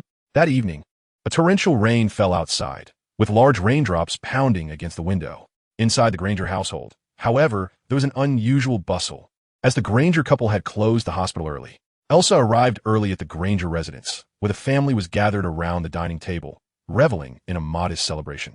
They were enthusiastically commemorating the acceptance of Egg and Hermione into Hogwarts. Mr. Criss raised his glass with a smile. On such a splendid occasion, even Egg was permitted by Mrs. Jane to indulge in a small mug of butterbeer. As they were enjoying their meal, a knock resonated at the door, prompting Egg to dash eagerly to answer it. It must be Hagrid. Sure enough, upon opening the door, the towering figure of Hagrid, nearly 3 meters tall, stood before him. Congratulations on your acceptance, Egg. Hagrid beamed, extending his arms wide. Egg joyfully embraced Hagrid, hanging on to him. This is Rubeus Hagrid, my friend. Egg introduced him to the Granger couple. These are Chris Granger, Jane Granger, and Hermione Granger, whom you already know. Of course, I know them all. The little lions of Gryffindor. Hagrid chuckled at the group. I apologize for intruding, but I have some matters to attend to. Dumbledore has tasked us with fetching someone. Why not join us for dinner? Sir, I believe a brief delay would not be amiss. Chris stood up to invite Hagrid to sit. I appreciate the offer, but I can hardly wait to meet that child. He is the offspring of a dear friend, and I have long awaited this day, Hagrid replied with a hearty laugh. I imagine he has been yearning for this moment as well, considering there are few magical academies as splendid as Hogwarts. No, in fact, he is completely unaware of what magic is. Egg poured a splash of cold water on Hagrid's enthusiasm. He lives in a cupboard under the stairs, in a manner that is even less privileged than house elves. Ha, you truly have a way with humor, Egg, Hagrid chuckled, patting Egg on the shoulder, though his expression gradually turned serious. I don't appear to be jesting, do I? Egg shrugged. Otherwise, do you think Dumbledore would have sent me? Perhaps I could alter his circumstances more effectively than your kindness. Those muggles, how dare they? Hagrid's voice grew hoarse, his eyes reddening. How could they treat him so cruelly? That child has saved the entire world. Egg shook his head in resignation. It might not be the world, but perhaps all of Britain, as Voldemort's influence was indeed far below that of Grindelwald. This realization had struck Egg since his arrival in this world. Over the past 2 years, he had delved into numerous texts concerning both Grindelwald and Voldemort. The terror of Grindelwald lay in his complete idealism, his strategic acumen, his understanding of human psychology, and most importantly, his genuine belief in his ideals, which aligned with his actions. At the height of his power, he captivated the entire European magical community. And even after his downfall, his theories continued to be revered. Were he to emerge from that tower today, raising his arm, followers would undoubtedly flock to his cause across Europe. And what of Voldemort? Aside from Avada Kedavra, he relied solely on brute force, a quintessential terrorist. He wielded violence to compel others, consumed by arrogance and pride, and his ignorance of human nature resulted in unparalleled terror, all stemming from that dreaded Avada. A strategist, endowed with capable and elite allies, stands in stark contrast to a chainsaw-wielding maniac who, despite his terrifying demeanor, possesses limited abilities. One is a prophet, spending a lifetime deceiving others, while the other, a believer in prophecies, is perpetually deceived. Egil shook his head, foreseeing this reaction. Very well, let us proceed. After greeting the Granger family, Egil grasped Hagrid's arm, and in an instant, they vanished. Moments later, the pair materialized by the seaside, where a dilapidated wooden cottage could be discerned upon the rocks in the distance. Here, Egil inquired, raising his wand to shield the area within a few meters from the rain. Hagrid nodded and gazed at Egil. I do not understand, Egil. With your kindness, how could you stand idly by regarding that child? Dumbledore, too, before his mother's passing. A spell was cast ensuring that as long as Harry remained among his relatives until he came of age, those with ill intentions would not harm him. While unusual circumstances might arise anywhere, here, he is safe, Egil elucidated. Moreover, Dumbledore believes that Harry's notoriety in the wizarding world may not necessarily serve him well. Do you comprehend the folly of youth? There are other convoluted reasons, but I cannot divulge too much. Hagrid, it would be unwise. Hagrid nodded, seemingly receptive to Egil's words. Over the past 2 years, I have observed him from a distance, driven by a measure of curiosity, though Dumbledore wished to delay my contact with him. Egil shook his head. Regardless of my actions, you must observe quietly, Hagrid, without interruption. Can you manage that? Of course, Hagrid replied, placing his trust in Egil. Egil fixed his gaze upon the cottage on the rocks and seized Hagrid once more, performing a disapparition. With a resounding crash, the door of the wooden cottage burst open at Egil's gesture, and he strode inside with a cold demeanor, while Hagrid followed, exuding an intimidating presence, appearing less like a messenger and more like a disruptor. Who was making all that racket? A small, pudgy boy mumbled from a nearby sofa. Shortly thereafter, a larger, portly man brandished a shotgun as he rushed in, followed by a sharp-featured woman. The fearsome figures of Egil and Hagrid loomed before them, causing Dudley to scream and retreat behind the woman. "This must be Harry," Hagrid exclaimed, observing the timid boy with small, beetle-like glasses, who managed a faint smile. "The last time I saw you, you were just a little one, Harry." Harry looked up, his heart racing as he regarded Hagrid's robust visage, yet found comfort in the presence of the dashing young man beside him. "You bear a striking resemblance to your father, though your eyes are like your mother's." Hagrid chuckled. "Leave at once, gentlemen," bellowed the portly man, still holding the shotgun. "You are trespassing." Egil cast a disdainful glance at the Dursleys, and with a flick of his wrist, the shotgun transformed into a broomstick. "Silence, or you shall court death," Egil warned.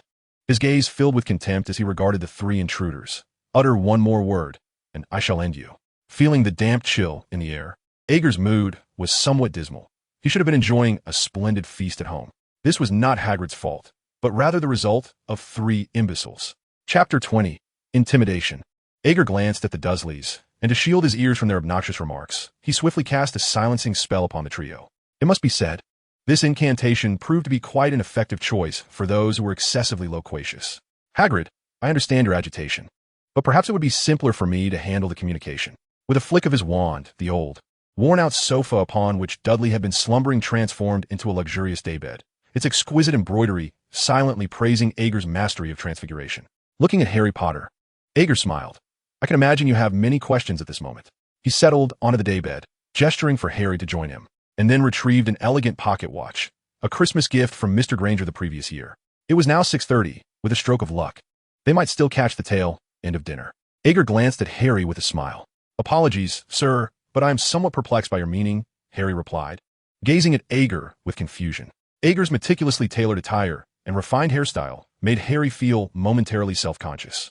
"First and foremost, I must inform you that you have been accepted into Hogwarts School of Witchcraft and Wizardry. This is your acceptance letter." Egil produced an envelope from his robe and placed it in Harry's hands. Harry stared at it, disbelief etched across his face as he looked back at Egil. "Excuse me, sir, but I believe there has been some sort of mistake. Your parents were wizards, James and Lily Potter. 11 years ago, a deranged dark wizard sought to dominate the magical realm. While he was rather laughable, he undeniably instilled a sense of panic among the populace. Your parents were among those who stood against him, Harry." Egil spoke as succinctly as possible. "When he attempted to kill your parents, they bestowed upon you the most powerful protection, causing his curse to rebound, leading to his own demise. Due to your mother's enchantment, being near your relatives offers you exceptional safety. You needn't fear harm from those with ill intent. This also explains the unfortunate circumstances of your upbringing and why we have not sought you out until now. In truth, I have encountered you several times prior."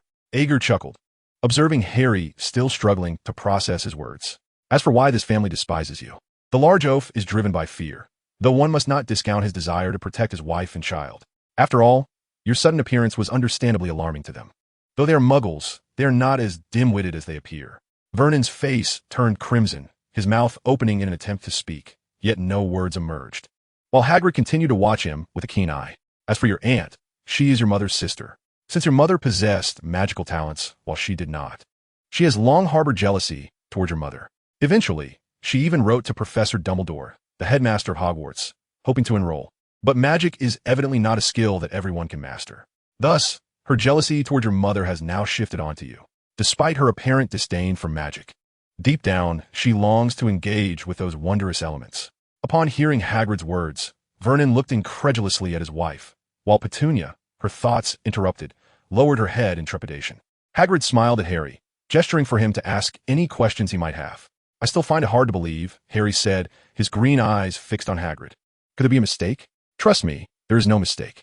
Hogwarts admission letters have not faltered for centuries," Hagrid affirmed, nodding at Harry. "I also believe my intuition is sound. I can sense the magic within you." Observing the timid Harry, Hagrid shook his head. You are a parcel mouth, aren't you? You can converse with snakes. Hagrid, standing nearby, shivered in disbelief as he gazed at Harry. Hagrid shrugged. In fact, I can too. Sometimes, peculiar things occur when you are emotionally stirred, right? Like at the zoo with the glass. Hagrid chuckled, observing Harry, who seemed to be recalling something. It's freezing in this wretched place, Hagrid exclaimed. And with a flick of his hand, flames erupted in the nearby fireplace. So now, are you willing to accompany us to Hogwarts? Do not worry about tuition. Your parents left you a substantial inheritance, a mountain of gold. At the mention of gold, a glimmer of desire flashed in Vernon's and Petunia's eyes, quickly replaced by a look of dread as they regarded Hagrid's predatory gaze. I know you have had a difficult life these past years, Hagrid said, rising and casting a cold glance at Harry. Do you know why they did not allow you to attend Hogwarts? Harry shook his head, and Hagrid chuckled. Because of jealousy, because of fear, Hagrid whispered, momentarily channeling Snape's essence with remarkable flair. They fear you might seek vengeance once you master spells. You must understand, for a wizard, it is exceedingly simple to eliminate a few muggles, Harry. Hagrid's voice was like a demonic whisper, beguiling and ominous. He then pointed his wand at the nearby wall, and with a thunderous bang, a red light shattered the wall, soaring towards the sea, where the waves erupted violently as if under bombardment. This is the power of wizards. Harry, Hagrid laughed, observing the pale faces of the Dursleys, his wand now slowly aimed at them. Now, for you, who are clearly ready to enroll. They are of little use. Hagrid hesitated, wanting to speak, but recalling Hagrid's earlier words, ultimately choosing silence as he watched Hagrid's actions unfold. Your mother's spell will protect you until you reach adulthood, but the only requirement is that you have relatives. Aegle's smile bore a sinister and malevolent edge. Observe the torment they have inflicted upon you over the years, Harry. I can assist you in eliminating them and leaving behind that foolish little piglet. By blood, he's also your kin. I can help you subdue him with potions or spells. The time for vengeance has arrived. Aegle grinned, his gaze venomous as he regarded the Dursleys. Vernon, pale with terror, instinctively shielded his wife and son, his lips trembling as he struggled to articulate his thoughts. Aegle's curse was evidently beyond his capacity to counter. Do you know what I loathe most, Harry? Aegle chuckled darkly. I detest acerbic and spiteful individuals. They are psychologically twisted, harboring resentment and jealousy. All the basest traits of humanity reside within them. I can unequivocally state that the Dursleys epitomize such wretches. Even in death, they merit no sympathy. Moreover, with my level of sorcery, no one will ever discern our involvement. They shall perish quietly, swallowed by the sea. Harry gazed in horror at Aegle, who brandished his wand, clearly terrified. Suddenly, as if struck by a thought, he rushed to stand before the Dursleys, arms outstretched in protection, shaking his head at Aegle. Please, do not kill them, he implored, overwhelmed with fear, unsure of his own actions. The Dursleys huddled together in panic, their expressions a complex tapestry of emotions as they looked at Harry, who stood resolutely in front of them. Deep down, a voice incessantly urged him, let them die. They are thoroughly detestable. Harry shook his head, wrestling with the temptation. Consider the abuse they've subjected you to over the years. Have you lived any better than a beast? The voice continued to entice him, yet he resolutely shook his head, striving to banish it from his mind. Weakness washed over him, cold sweat dripping from his brow. Aegle's wand tipped, wielding tremendous intimidation. Give me a reason. Harry, Aegle's expression remained impassive. Do you not harbor hatred for them? You ought to have enjoyed a joyful childhood. Yet their selfishness, jealousy, and greed have rendered your existence miserable. But they have ultimately provided me with sustenance, Harry replied, forcing himself to maintain his composure. His gaze fixed on Aegle. Well, I mean, as I am unsure how to express it, but you understand. Aegle scrutinized Harry for a moment, then slowly lowered his wand. Once this opportunity passes, it shall never return. Although they are not particularly kind to me, Harry swallowed hard, nodding earnestly. I believe they should not. Aegle, observing Harry's hesitance, nodded in understanding, a faint smile gracing his lips. At that moment, Aegle recognized that Harry's ascendance to the role of protagonist was not without merit. Is there not a world more suited to me? Harry gazed at Aegle with hopeful eyes. Surely I could accompany you? Indeed, you will achieve remarkable feats, Aegle replied with a grin. In truth, I never truly intended to kill them, despite my genuine disdain. With a flick of his wand, the Dursleys suddenly found their tongues released from the roof of their mouths. Vernon grasped Harry's shoulder tightly, his face flushed crimson, and after a prolonged struggle, finally managed to utter, Don't go, it's perilous. If you truly cared, I believe these past 11 years could have afforded him a much better existence. Hagrid cast a wry glance at the Dursleys. What purpose does uttering such nonsense serve now? Vernon was momentarily rendered speechless by Hagrid's words. Harry smiled at Vernon, feeling for the first time in 11 years that this family was not entirely detestable. Following Hagrid, they made their way outside when a voice called out from behind Harry. Dudley looked at Harry with a hint of panic before stepping forward to embrace him. "Thank you." Harry regarded his rotund cousin, suddenly feeling a sense of unfamiliarity. I'm sorry," Dudley mumbled, unable to meet Harry's gaze. "It's all right." Harry chuckled. "It seems I'm not as dreadful as I appear, am I?" They exchanged a glance, and Dudley managed a shy smile. "And what about you?" Hagrid glared at Aunt Petunia. Petunia appeared dazed, swallowed hard, and approached Harry, gently caressing his face before casting a fearful glance at Hagrid. She had had dealings with the magical world and understood that Dumbledore might not hold her accountable for much, but this child, who seemed to be of a similar size to her son, was evidently less accommodating. "Your eyes resemble lilies," Petunia remarked, her expression complex as she looked at Harry. "Forgive me for everything." Over the years her eyes glistened with unshed tears as she stepped forward to embrace Harry, her voice trembling. "I was just so terrified. Lily, and that Potter, I never truly despised them." Harry suddenly felt a lump in his throat, despite the Dursley's disdain for him over the past 11 years. Time had fostered a peculiar sense of attachment. How ridiculous it was given their treatment of him. It turns out that the best way to forgive others is to first forgive oneself.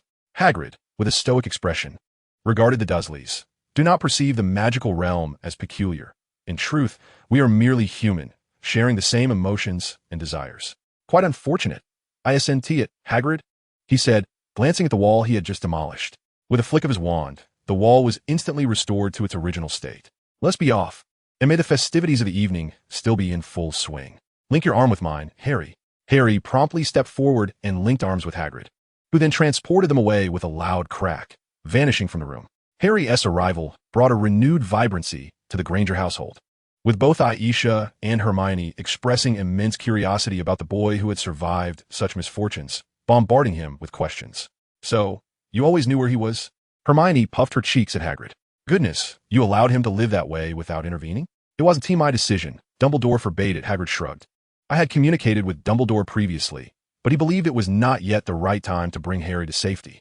Observing the somewhat anxious Harry, AIG waved him over, ushering him into the house. "Let us change your attire. Those clothes belonging to that chubby fellow do not quite suit you."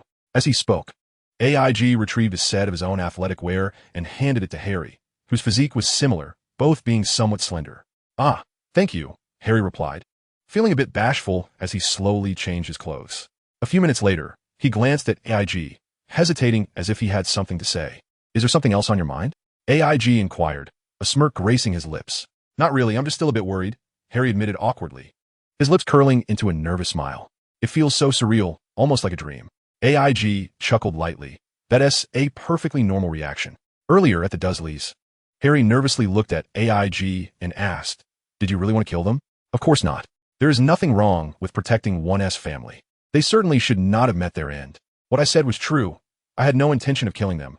AIG shrugged. "However, I am quite curious about how you would have reacted in that situation. Would you have killed them or taken another course of action?" Harry paused, pondering. "What if I just you would have undoubtedly saved them?" "Harry," AIG interrupted, raising a hand to halt Harry's words. "Hagrid's task was to fetch you. My duty is to enhance your circumstances. I was confident you would save them, which is why I acted as I did. Do not overthink it. You are kind-hearted, albeit, as I have observed, somewhat impulsive at times." Chapter 21. The beginning of school now. Do you comprehend a bit more? AIG chuckled. "Speaking of which, I hope you can promise me something, Harry." "What is it?" Harry blinked his green eyes at AIG. "As you step into the world of magic, I need you to trust me unconditionally, regardless of the time, irrespective of the actions I take, or the circumstances you find yourself in. You must trust both me and Dumbledore without reservation." AIG gazed intently into Harry's eyes. "Though it may seem like an excessive request, can you assure me of this?" "I will." AIG, Harry nodded earnestly. "We are friends, after all. I trust you." "Then let us hurry downstairs. Aunt Petunia has prepared a plethora of desserts." "Goodness, Kaka is bound to cry again." AIG led Harry down the stairs, where they soon encountered Hagrid's enormous figure waiting at the foot of the stairs. "It appears dessert is not in my fate," AIG indicated for Harry to proceed to the living room, then turned to Hagrid with a cheerful expression. "What's the matter?" "You know what I'm thinking, AIG." Hagrid's deep voice boomed, cautiously glancing towards the living room before quietly asking, "Is Harry a Parselmouth? Are you as well?"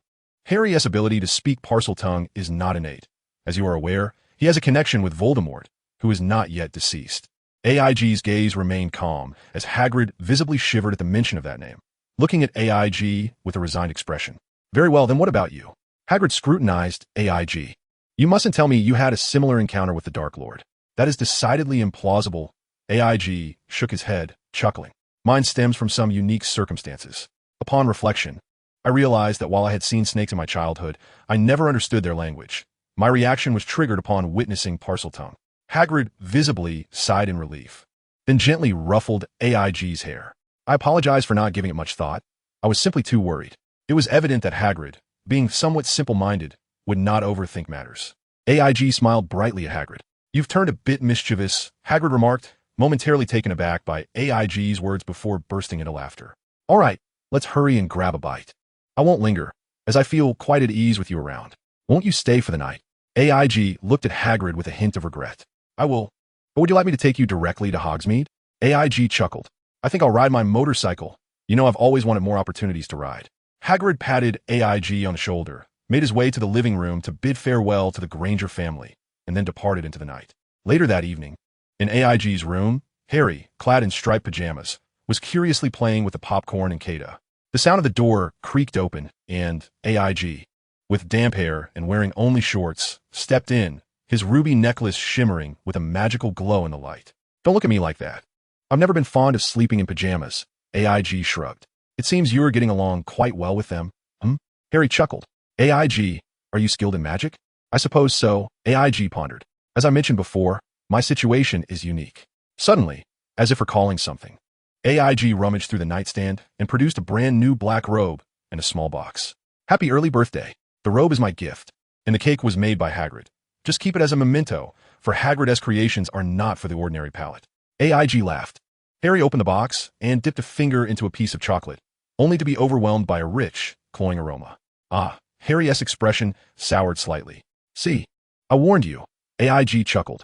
The following morning, the Granger family was all set to depart, their excitement evident. Mom, there's no need to be nervous. It's really nothing. Hermione, adopting a rather mature demeanor, reassured Jane. If that is the case, then let us set off. AIG clapped his hands. Outside, a small car was idling, waiting for them, with Kingsley and Aisha beaming at AIG and the others. Thanks to Kingsley's assistance. We borrowed this vehicle from the Ministry of Magic, Aisha said as she embraced AIG, planting a kiss on his cheek. The car has been enchanted with a stretching spell, allowing it to accommodate many passengers. Kingsley, seated in the driver's seat, greeted them, wishing you a delightful school year. And wishing you a pleasant workday, AIG replied cheerfully, leaning over the back of Kingsley's seat. If you avoid causing trouble, my work will indeed be quite enjoyable. Kingsley rolled his eyes, but chuckled in his hearty voice. Half an hour later, the group arrived at the Leaky Cauldron, with AIG leading the Granger family and Harry towards the pub. AIG, a deep voice called from behind. AIG turned to see Kingsley, his tall frame leaning against the car window. Congratulations on surviving. Kingsley's eyes glistened with unshed tears, recalling the anxious and panicked expression that had haunted AIG's face years earlier. As Kingsley scrutinized Aegis's delicate visage, a wave of nostalgia washed over him, reflecting on how much she had grown. I told you I would survive, Aegis chuckled. Harry, puzzled, glanced at Aegis, uncertain of their exchange's meaning. The group traversed the Leaky Cauldron, with Aisha leading the Granger family to procure items for Hermione, as Aegis had already gathered most of what was needed. Consequently, Aisha merely guided the Grangers through Diagon Alley, while Aegis accompanied Harry to Gringotts. Observing Harry's inquisitive expression, Aegis opened his mouth to reiterate his familiar caution. Stay close to me. These goblins are anything but amiable, selfish, and greedy. Harry nodded vigorously, trailing closely behind Aegis. Every time you visit, we hear your candid assessments, Mr. Marissus, a rather bald goblin scowl from behind a counter. Is that so? My apologies, Mr. Loring. I assure you. You shan't hear it again next time, Aegis replied with a grin, addressing the goblin. Mr. Harry Potter is here to retrieve his funds. This is the key. Loring scrutinized Harry with a furrowed brow before accepting the key and gesturing for the two to follow. Unbelievable that you are still alive, Loring droned in a sinister tone. Continuing, I read the Daily Prophet recently. You managed to master that object. Though I harbor disdain for humans, I cannot deny their remarkable adaptability. Aegis chose to disregard the goblin's remarks, leisurely reclining in the small cart. Harry looked at Aegis in confusion, eager to inquire, but hesitated upon seeing Loring beside him. 2 minutes later, Aegis was nearly blinded by the glittering gold within the vault. "Blimey," he exclaimed, staring in disbelief at the mountain of gold before him, slowly uttering a curse. The Potter family vault indeed contained a staggering amount of gold. The pile of galleons stood over 2 meters high, filling the entirety of the vault's floor. Harry, gazing at his inherited fortune, felt somewhat dazed. "Aegis, how much should I take?" Harry turned to Aegis, seeking guidance. 100 will suffice," Aegis nodded. 100 galleons would scarcely measure 50 centimeters in length, a mere drop in the ocean compared to the mountain of gold before them. Shortly thereafter, they arrived at another vault, and Loring glanced at Aegis, stating, "This is your vault." Aegis nodded, stepping inside to inspect it. Compared to the previous knee-high mound of gold, this one was significantly elevated, indicating that Hagrid had substantially contributed to his savings. It was estimated to contain nearly 8,000 galleons. Seeing Aegis's pile of gold much taller than his own, Harry felt a twinge of guilt. "Aegis, I can help you buy some things," he offered. Aegis laughed heartily. "No need. As it stands, I am quite affluent in the wizarding world. You should conserve your funds. That wealth belongs to the Potter family, not solely inherited from your parents." Observing Harry's discomfort, Aegis reclined against the cart's backrest, casually remarking, "What you see here is the result of 3 years' earnings. I have ample avenues for income, so do not worry about me." Harry nodded in a manner that suggested partial understanding, glancing at the list in his hand. "I still need a cauldron, an owl, a multitude of books, and a wand." Egg nodded, leading Harry out of Gringotts. "Let us first procure a wand." They made their way to Ollivander's wand shop, where Egg greeted Ollivander with a smile and a gesture towards the elderly gentleman with white hair. A discount of 30%, he seemed to imply. Watching Egg depart with a bemused expression, Ollivander shook his head, amused. Egg did not accompany Harry in selecting a wand, but instead proceeded directly to Elop's Owl Emporium. Upon entering, he was greeted by the sight of a round-headed, pure white owl curiously tilting its head to observe him, the sole white owl in the shop. "This one," Egg pointed. "Ah, Mr. Morriseth." The proprietress recognized the unsuspecting buyer of the laughing owl and was about to speak, only to be interrupted by Egg. "No need for pleasantries. How much?" Egg's expression remained impassive. 10 galleons, the lady promptly replied. Handing over a stack of galleons, Egg lifted the cage and turned to leave, playfully teasing the white bird inside. His heart ached for the plump owl, recalling that this foolish, chubby creature had ultimately sacrificed itself to protect Harry from a curse. "Poor thing," Egg gently stroked the snowy owl's head. "I shall take you to meet your new master." Arriving back at Ollivander's wand shop, Egg pushed open the door. "Ding. Ding ding. Look what I procured for you. Isn't it splendid? What shall we name it?" Harry gazed at Egg in astonishment. "How about Hedwig? That name appears in the annals of magical history, and I find it rather pleasing." Egg instantaneously christened the owl. The wand he held was indeed the famed Hollywood, imbued with phoenix feather from Fawkes, measuring 11 inches. Egg marveled at the notion that wands choose their wizards. After ensuring they had gathered all their supplies, Egg and Harry made their way to the leaky cauldron, where the Granger family awaited eagerly. Aisha was regaling her family with tales of Hogwarts. To Egg's bemusement, he spotted Professor Quirrell, adorned in a peculiar turban, seated at the bar. "Professor Quirrell, it has been quite some time," Egg greeted him. "This is Harry Potter, a new student this year, much like myself. I believe you will thoroughly enjoy your classes." Upon hearing this, the tavern fell silent as patrons turned their astonished gazes toward Harry, who stood beside Egg. "Egg, it has been a while," Quirrell stammered, his eyes wide with alarm as he regarded the two. "The illustrious Harry Potter, what an honor it is to meet you.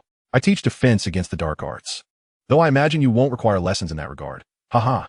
Quirrell's words came out in a stutter, and Egg observed him with curiosity. "You seem somewhat unwell." "Oh, it's nothing. I encountered some rather frightening occurrences during my travels this holiday." Quirrell shivered slightly. "It has left me rather jittery, but no need to worry." "Thank you." Egg decided against teasing him further, noting that Quirrell appeared on the verge of distress. The wizards surrounding them eagerly approached Harry, extending their hands and introducing themselves, hoping to make the acquaintance of the boy who had miraculously survived. Confused, Harry looked at Hutty. "Do they all seem to know me?" "It is because you're the only one who has survived the Dark Lord's grasp. His curse struck you, but rebounded upon himself," Aisha explained to Harry. "That individual instilled great terror within the British magical community, and thus they are immensely grateful to you. In the realm of magic, you are quite renowned, Harry." Harry felt a bit embarrassed. "But I did nothing. I was too young to comprehend what was happening, utterly oblivious to the events that unfolded. For them, what mattered was not the unfolding of events, but rather their outcome." Harry. AIG leaned back on the sofa, accepting a glass of juice respectfully offered by Kaka. "To them, If the result of the situation is favorable, they will express their gratitude, showing little concern for the specifics of what transpired. People often only perceive what they wish to see. My dear, while I know you are clever, as your guardian, I would prefer you refrain from delving into the complexities of human nature at such a tender age. I fear you may tread down a perilous path. Jane gently embraced AIG from behind. Moreover, seeing you like this evokes a sense of empathy. AIG's cheeks flushed as he chuckled lightly, shifting awkwardly, feeling a ticklish sensation inside. Harry gazed at AIG and smiled. Only now do I realize you're as old as I am. AIG. Harry was indeed correct. I would not wish for you to become like Dumbledore in the future. That would be truly terrifying. Aisha ruffled AIG's hair. Just the thought of Professor Dumbledore's all-seeing gaze sends shivers down my spine. At times, I even perceive traces of Snape in you, AIG. You must not emulate him. Keep your distance. Who is Snape? Harry inquired, looking at AIG. The head of Slytherin House at Hogwarts, bitter and vengeful, devoid of humor, psychologically twisted, and cunningly deceitful. I was a student. AIG offered a rather fair assessment. I imagine you would find him quite disagreeable. Harry chuckled, sensing AIG's jest. However, he was puzzled, for AIG's expression did not seem to suggest humor. Time flew swiftly, and soon a month had passed. Harry had been residing at the Granger household for nearly a month, sharing a room with AIG. The Granger family had no objections to AIG's proposal for Harry to stay. AIG had always used his own funds for his sustenance. The Granger couple repeatedly emphasized that AIG should not spend his own money, yet AIG was resolute in this regard. In fact, AIG had even purchased Hermione's books. After their visit to the Leaky Cauldron's bookshop, they realized how expensive Hermione's reading materials were. This left the Granger couple feeling quite guilty, prompting them to buy a golden cauldron as a gift for AIG, costing them a considerable sum. AIG merely glanced at it, instantly recognizing that the couple had been duped. As Severus Snape's apprentice, although Ager was not particularly fond of the tedious process of potion brewing, he possessed a discerning eye for ingredients and apparatus. The cauldron before him was ostentatious yet superficial, crafted of copper, clearly intended for display rather than utility. However, Ager chose not to voice his thoughts, graciously accepting the goodwill of the Granger couple and admonished Hermione to refrain from allowing them to purchase unnecessary items in the future. He had no shortage of cauldrons, as Snape had plenty to spare and potions were equally abundant. A simple request to Snape would suffice. Deny him? Such a refusal would be met with dire consequences. A vow of unbreakable fidelity is not easily dismissed. Chapter 22. The Hogwarts Express. On the early morning of September 1st, Ager sent Harry and Hermione off to the train, then apparat to Hogsmeade, making his way towards the school. It has been a while, old Dumbledore, Ager exclaimed as he burst into the office of the headmaster. Where did you discover the password to the headmaster's office? Dumbledore inquired, a hint of surprise in his smile. There are only a few, and this time it was Bertie Bott's every flavor beans. Quite uncharacteristic of you, Ager remarked, playfully engaging with a large red-bird fox. Dumbledore nodded, then studied Ager curiously. I am intrigued as to why you couldn't wait even an afternoon. You encountered Professor Quirrell, did you not? Ager replied, glancing at Dumbledore. Not only did I encounter him, but I also sensed a rather unpleasant aura. Dumbledore nodded in agreement. It appears he has indeed changed. He seems to have set his sights on the Philosopher's Stone. Ager chuckled. I suspected as much. But I've already spread the word that the stone is hidden in Gringotts, within your vault. Dumbledore nodded thoughtfully. Huh? Ager's previously cheerful demeanor suddenly froze.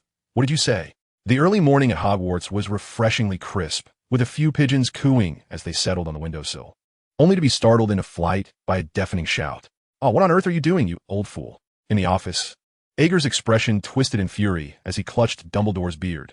My precious money. Dumbledore waved his hand, prompting Ager to collapse onto a nearby armchair, claws at the ready.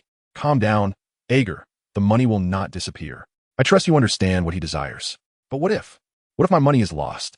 Ager gazed up at Dumbledore with tearful eyes. He might see that the Philosopher's Stone is absent and casually pocket a few coins. If it were to be lost, I would be willing to make it up to you, Dumbledore said, shaking his head in resignation. Ager, expressionless, sniffled. When did he go? Dumbledore replied. He has already been, on the very day you took Harry to withdraw money. It seems you have been remiss in reading the newspapers.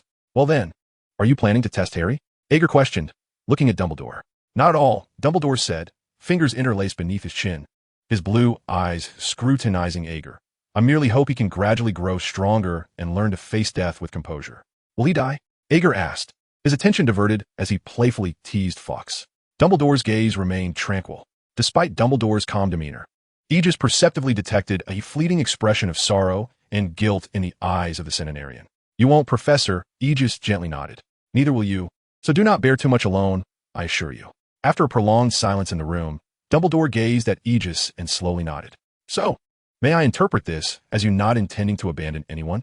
"Not a chance," Aegis replied with a slight smirk. "I wouldn't forsake a single soul." Dumbledore's voice, usually steady, now held a rare tremor of emotion, his eyes gleaming with light. "I am proud of you, Aegis." The old man rose, his towering figure standing by the window, enveloped in an unspeakable loneliness. "Sometimes I ponder, if someone from outside my narrative were to enter my story, would anything change? I am truly grateful for the woolen socks you send me, Aegis. I receive hundreds each year, and I might never wear them all in my lifetime." Observing Dumbledore turn away, Aegis nestled comfortably in the armchair, chuckling softly. "I believe Hogwarts is my home. I'm unsure if you share this sentiment, but I consider it so, as long as I am within this castle." Even Severus's elongated visage feels remarkably endearing. Dumbledore nodded, chuckling in return. "I appreciate you, Aegis. I seem to grow more perplexed with age, failing to grasp such a simple truth. I think you understand better than anyone else. Otherwise, you wouldn't remain at Hogwarts. You simply carry regrets, Professor." Aegis shook his head. "Regret is not fearsome, but we must perceive it correctly. The departed are gone. Why can we not forgive ourselves? I believe those who have passed would wish for your happiness." Dumbledore nodded. "You speak wisely, Aegis, though I suspect I may require more time. After the passing of old Mrs. Hurl, I wept only for a night. The following day, I was bustling about again." Aegis stood and walked to the door, waving goodbye to Dumbledore's silhouette. "I shall carry on with her spirit and live joyfully, just as you should, Professor. If you were to die, I would become the Dark Lord, you know, for no one but you can stop me." At Aegis's audacious words, even Dumbledore couldn't help but chuckle. That would indeed be the most unreliable endeavor in history. Aegis shrugged, opened the door, and strode away. The day was a rare bright one on the vast plains. The cattle and sheep grazed leisurely. In the sky, an unidentified flying object, shimmering with white light, whizzed past, an extraordinary application of disapparition, a specialty of the Death Eaters. Though the Order of the Phoenix is also adept at it, capable of altering the luminous effects of nearby magic with slight modifications. Aegis soared through the air. In the distance, a crimson train emerged into view. He approached the window, and with a flicker, appeared inside a compartment, startling the students within with a sudden pop. "Don't worry, I'm a new student," Aegis said, raising his hands and stepping out of the compartment, searching for Hermione's presence. "Isn't disapparition something that can only be used once one reaches adulthood?" A student asked, bewildered. "What I am more concerned about is whether the new students can already perform disapparition." In the compartment, a boy stared blankly at the retreating figure of Aegis. When Aegis found Hermione and Harry, he was utterly surprised to see Ron also in the same compartment. However, he harbored no animosity towards Ron. This young lad, clearly still naive, was far from being a rival in love. Aegis merely needed to subtly redirect his affections before his understanding of love fully matured. And Ron would soon cease to fixate on Hermione. "This is Ron Weasley. Ron, this is Aegis Morriseth," Harry introduced, shifting to make room. Aegis waved his hand dismissively and sat beside Hermione, who immediately lowered her head, her cheeks flushed. Ron gazed at Aegis in astonishment. "Goodness, you are Aegis Morriseth?" Aegis greeted him with a warm smile. "Good afternoon. Is Charlie well?" Harry and Hermione exchanged astonished glances at Aegis. Aegis, feeling somewhat perplexed, remarked, "Is it really as exaggerated as you say? Am I truly that impressive?" Knowing one's own circumstances, Aegis was aware that while Dumbledore publicly claimed to have mastered the situation, he understood that the entity known as the Quiet One was evolving alongside him. He could only tenuously suppress its potential eruption. The consequences of an actual outburst remained uncertain. A commotion arose as a plump lady with a beaming smile and dimples pushed open the compartment door. "Dear, would you like something to eat?" Ron's face turned slightly red as he mumbled about having brought sandwiches. Aegis produced a few galleons, letting them flutter into the ample pocket of the woman's apron. "We'll take everything. No need for change. Thank you." "Oh dear, that's quite a lot," she said cheerfully. "Come, let us eat together." Aegis beckoned Ron to join them. Ron looked somewhat embarrassed, but eventually shuffled over. As they were enjoying their meal, a timid, pudgy boy appeared in the doorway, looking at them with wide eyes. "Excuse me, have you seen a toad?" Aegis shrugged and waved his hand. A series of shrieks erupted from the corridor as a toad came soaring through the air, landing in Aegis's palm. "Is this yours?" Aegis inquired, glancing at the boy. "You must be Neville Longbottom, right?" The boy nodded nervously, and Aegis smiled. I've heard of you. Your parents were very brave and remarkable. Would you like to join us for a snack? Neville shook his head frantically and dashed away, seemingly frightened by how Aegis knew about his parents. In his young mind, he felt a sense of shame regarding his parents' situation at St. Mungo S. and wished to keep it private. You seem a bit odd, Ron remarked, watching Neville retreat. It's as if we might eat him, he added. I thought the same when I saw him at the platform, Harry replied. If I had bought a toad, I'd be eager to lose it as quickly as possible. Ron frowned and said, but now that I have Trevor, I won't say anything more. I just feel he is going to die. Typical irresponsibility, Aegis mused. Hermione furrowed her brow and cast a glance at Ron. Aegis is exceptionally kind to all pets, caring for them regardless of their appearance, ensuring they never come to harm. All pets? How many do you have? Ron asked, astonished as he looked at Aegis. 1 niffler, 1 bowtruckle, an owl, and a hippogriff. Aegis pondered for a moment, then added, yes, Buckbeak is mine. I would certainly treat such splendid creatures well. Ron mumbled, not the same. Aegis would even be kind to toads. Hermione asserted with a fierce expression, seemingly quite confident in Aegis. Aegis nodded. In fact, I find toads rather interesting, although they seem a bit dim-witted, unable to comprehend speech. I once considered purchasing one, but they have short lifespans and the thought of losing one saddened me, so I refrained. I can't even scrape together the money to buy a toad, Ron remarked, looking at the large rat on his lap. I only have Scabbers, but he is rather dull. Always sleeping. I tried to turn him yellow yesterday, but my spell failed. Let me show you. With that, Ron rummaged through his trunk for a while and finally produced a rather worn wand, with parts peeling and unicorn hair poking out. Nevertheless, Aegis recognized it as Charlie's wand.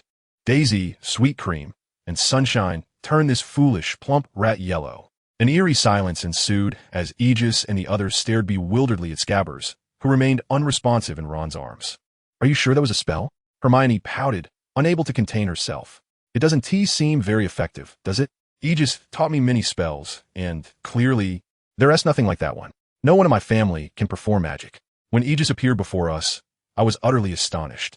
Although he had always assured me I would be accepted, I was nonetheless overjoyed when I received my acceptance letter, and I have memorized all the textbooks this past month. Hermione exclaimed rapidly. Aegis has also taught me several spells, but aside from the defense against the dark arts, I believe I lack any particular talent, Harry said dryly. Aegis, while unwrapping a chocolate frog, turned to Harry upon hearing this. In fact, I am quite similar. My talent lies primarily in the dark arts. So, it is true what the newspapers say?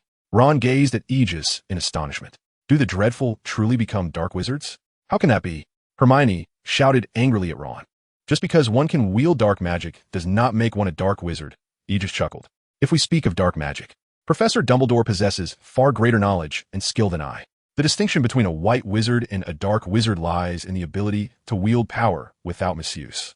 The 3 unforgivable curses are well known, yet few dare to use them, Aegis illustrated.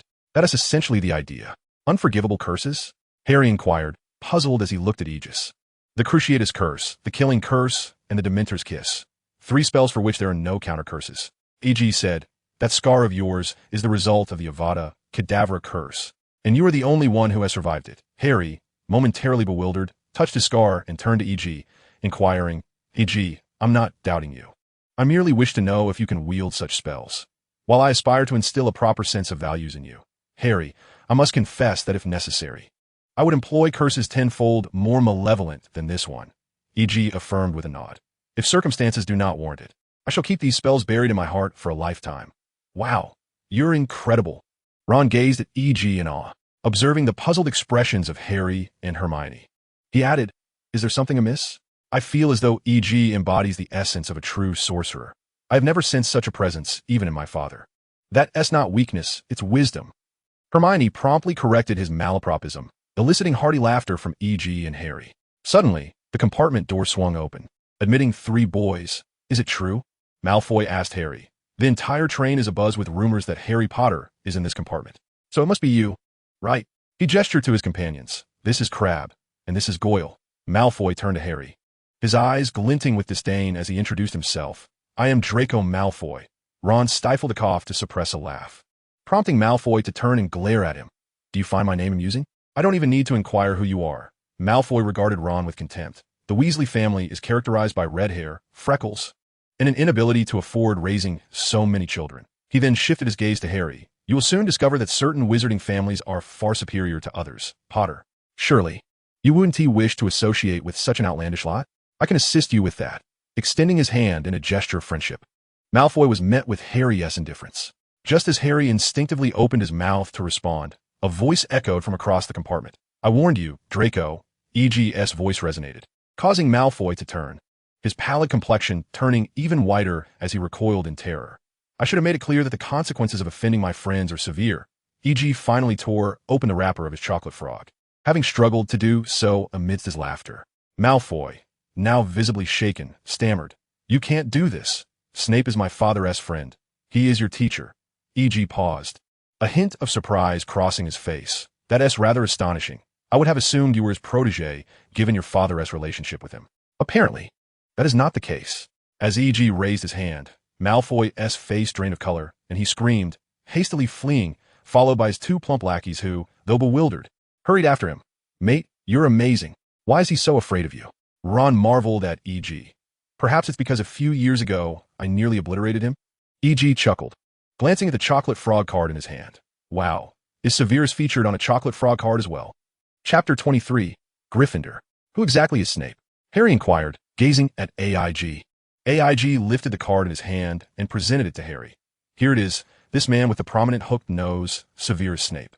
The mere fact that he appears on this card suggests he possesses a degree of renown, does it not? As Harry scrutinized the somber-faced figure captured in the card, he felt a certain aversion towards him. You are not mistaken. I shall certainly detest him, Harry responded, shaking his head in mild frustration. I apologize, AIG, even though he is your teacher. Indeed, you're not the first to harbor such feelings, Ron chimed in, chewing on a piece of gum with considerable effort. My brothers are not fond of him either. Even Percy feels the same way. It's not your fault. Our entire family belongs to Gryffindor, while Snape is the head of Slytherin, from which most dark wizards emerge. Harry appeared perplexed, but Hermione, seated beside AIG, nodded in affirmation. That is indeed the case. The mysterious figure who left you that scar was once a student of Slytherin, although I cannot recall his name from the modern history of magic. Harry swore he would never set foot in Slytherin. AIG, do you intend to join that house? He queried. AIG pondered for a moment before responding, out of pride. I hope to be placed in Ravenclaw to prove my intellect. However, I am not particularly fond of Ravenclaw. Slytherin might not be so bad. Those fellows have a love-hate relationship with me. Hufflepuff is also appealing, although I have yet to locate their common room, which is said to be quite near the kitchens. Gryffindor, of course, is the ideal choice. Both Dumbledore and Professor McGonagall wish for me to attend there. In short, it's quite complex, but ultimately, I will follow Hermione wherever she goes. Harry, somewhat confused, asked, Can one choose their house? I believe I should have the right to choose. If not, I shall toss that wretched hat into the Black Lake to be submerged for a millennium. AIG replied with a shrug, while Hermione blushed at AIG's earlier words, clearly embarrassed. Wretched hat? Ron asked, giving AIG a curious look. You'll find out when the time comes. A 1T spoiled the surprise. It's a delightful tradition for new students at Hogwarts, though I must say, the parents do have a rather peculiar sense of humor, AIG said, finishing the chocolate frog in his hand and unwrapping another. It's Professor McGonagall. Mine is Dumbledore, Harry remarked, glancing at the card in his hand and reciting the inscription. The 12 Uses of Dragon's Blood, 1945. In collaboration with Nicholas Flamel's Goblet of Fire, I've always believed there should be a 13th use, but Severus 1T share it with me. He claims it is not a potion, AIG shrugged. A 13th use? What could it be? Hermione asked, her eyes wide with surprise. AIG's lips curled into a slight smirk. To eat Hermione burst into laughter, playfully punching AIG on the shoulder. As her laughter echoed, the train gradually slowed down. It's time to change our clothes. With a flick of his wand, Age transformed his attire, aside from the crimson shirt. The rest of his garments morphed into the Hogwarts uniform. You ought to switch to the uniform shirt, Hermione remarked, her tone laced with an inscrutable meaning as she observed Age's vibrant red shirt. You've been wearing that for 3 years, Age. The shirt was a gift from Aisha, and Age felt that the vivid hue complemented his fair complexion, giving him a rather flamboyant appearance. It's fine, Age shrugged, waving his wand, causing Hermione's clothes to change in an instant. Isn't my transfiguration quite splendid? He chuckled. Madame Malkin has never been particularly fond of me, as I seldom purchase anything besides robes from her. Ron gazed at Age with envy. Could you conjure me a new uniform? Of course, Age replied, flicking his wand once more, transforming Ron and Harry's outfits as well. I must caution you, however, that my transfiguration skills are limited. The changes are not permanent. It would be wise to change back after today, as I merely thought it a hassle to change clothes in the carriage. The two boys nodded and began to gather their belongings. In 5 minutes, the train would arrive at Hogwarts. Please leave your luggage on the train. We will ensure it is delivered to the school, a voice announced in the carriage. Harry and Ron looked somewhat pallid, and Hermione's expression mirrored their anxiety. Evidently tense, as age had not yet revealed the details of the sorting ceremony to her. Upon disembarking, they heard a familiar voice calling out, "First-year students, over here." Harry, this way. How have you been? Hagrid, with his bushy beard and beetle-black eyes, smiled warmly. Come on, follow me. Any first years left? Watch your step and keep close. With a lantern in hand, Hagrid led the group onward. The first years around age appeared quite anxious, silence enveloping them, broken only by Age's whistling, which carried eerily through the dark night. Age smiled broadly, wondering if Hagrid shared such whimsical thoughts. A large group arrived at the edge of the Black Lake, where small boats floated gently. Across the lake, a majestic castle loomed atop the hillside, its turrets piercing the starlit sky, with windows aglow like twinkling stars. Each boat may hold no more than 4 individuals. Hagrid pointed to the vessels on the water. Age and his companions boarded one of the small boats, which began to glide towards the opposite shore. As Age gazed upon Hogwarts, he couldn't help but marvel at the view. This is the first time I've seen it from such an angle, as if it were suspended above us, truly enchanting. Isn't it? Unfortunately, it seemed no one was inclined to respond. Their minds appeared elsewhere, though they too found the sight captivating. Hagrid led the students to the castle's entrance, where he knocked thrice on the grand door. It swung open to reveal a tall, serious-looking, which clad in a deep green robe, Professor McGonagall. First-year students, Hagrid announced. Very well. Thank you, Professor McGonagall. I shall take it from here, Hagrid said. Professor McGonagall nodded and promptly opened the grand door. The entrance hall was quite expansive, yet AEG felt little interest in it, finding it far less entertaining than the kitchen. Welcome to Hogwarts. The feast is about to commence. However, before you enter the Great Hall, it is imperative that you determine which house you shall belong to. The sorting is of great significance, for during your time here, Hogwarts will be your home, and you will share classes and accommodations with your fellow house members. The 4 houses are Gryffindor, Hufflepuff, Ravenclaw, and Slytherin.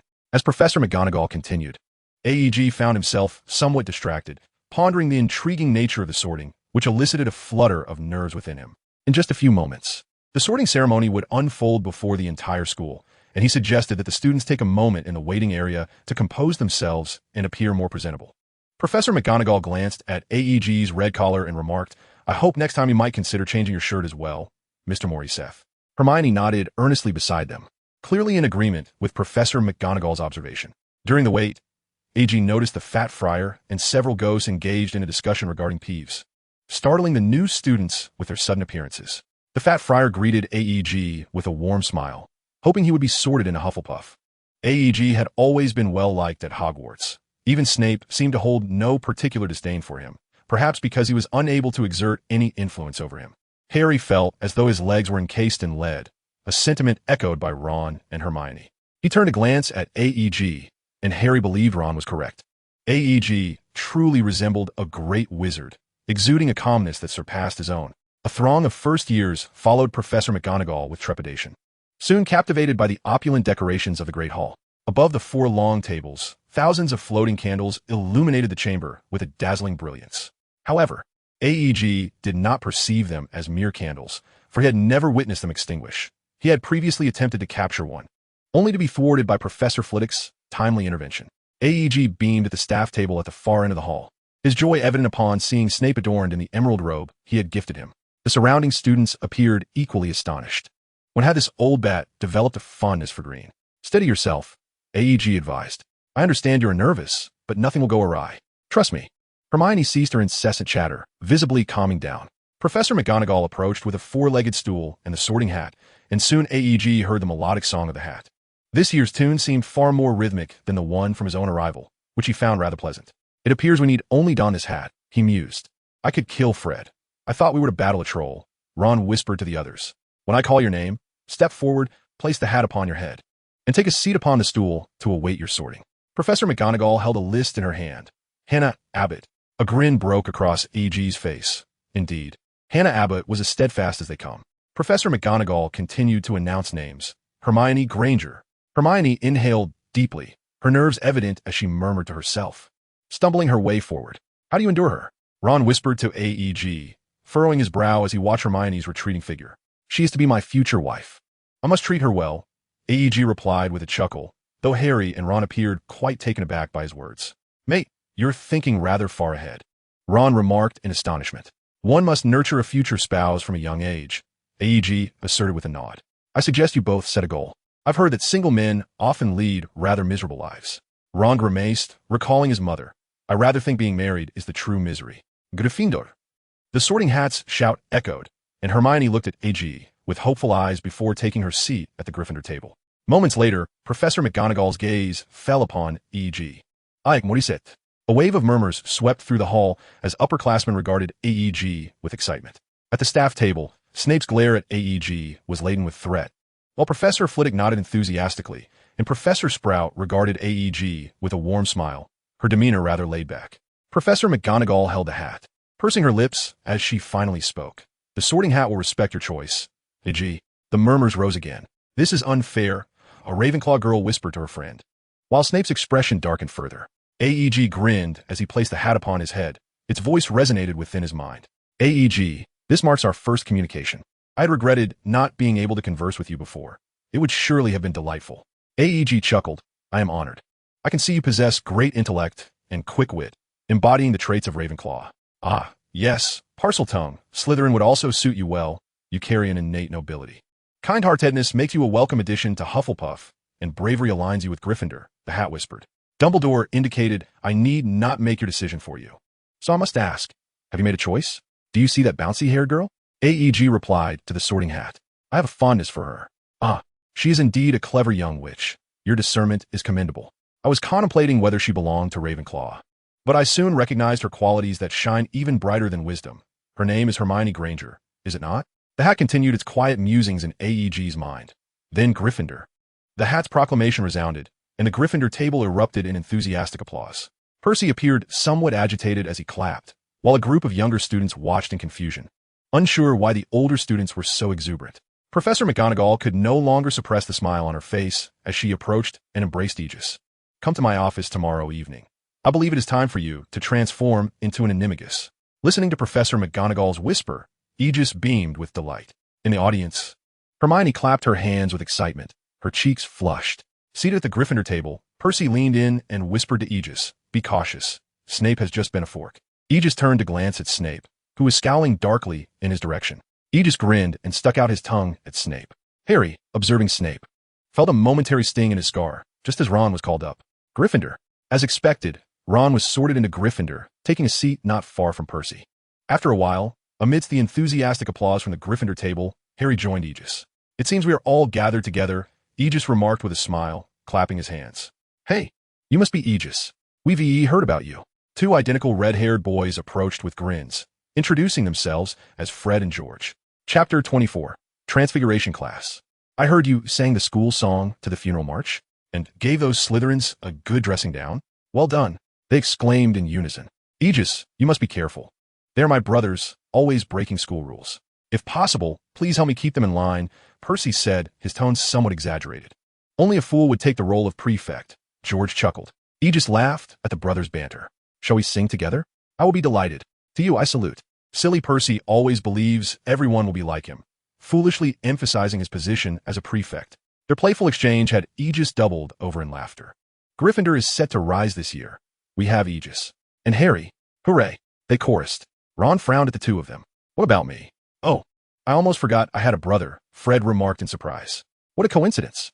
So do I, George said, ruffling Ron's hair. Those two are infuriating, Ron grumbled, glaring at his siblings.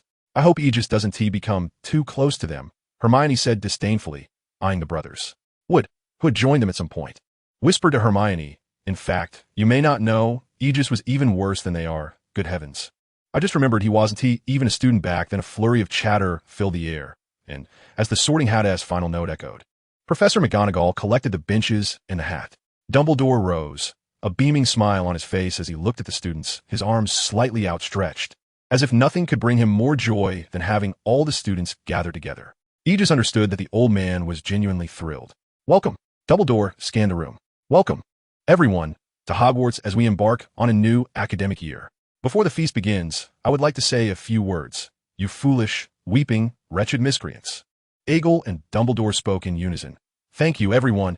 Observing the astonished gazes of the surrounding students, Eggle shrugged. Dumbledore, with a cheerful smile, nodded towards Eggle. I have always known that we share a profound understanding.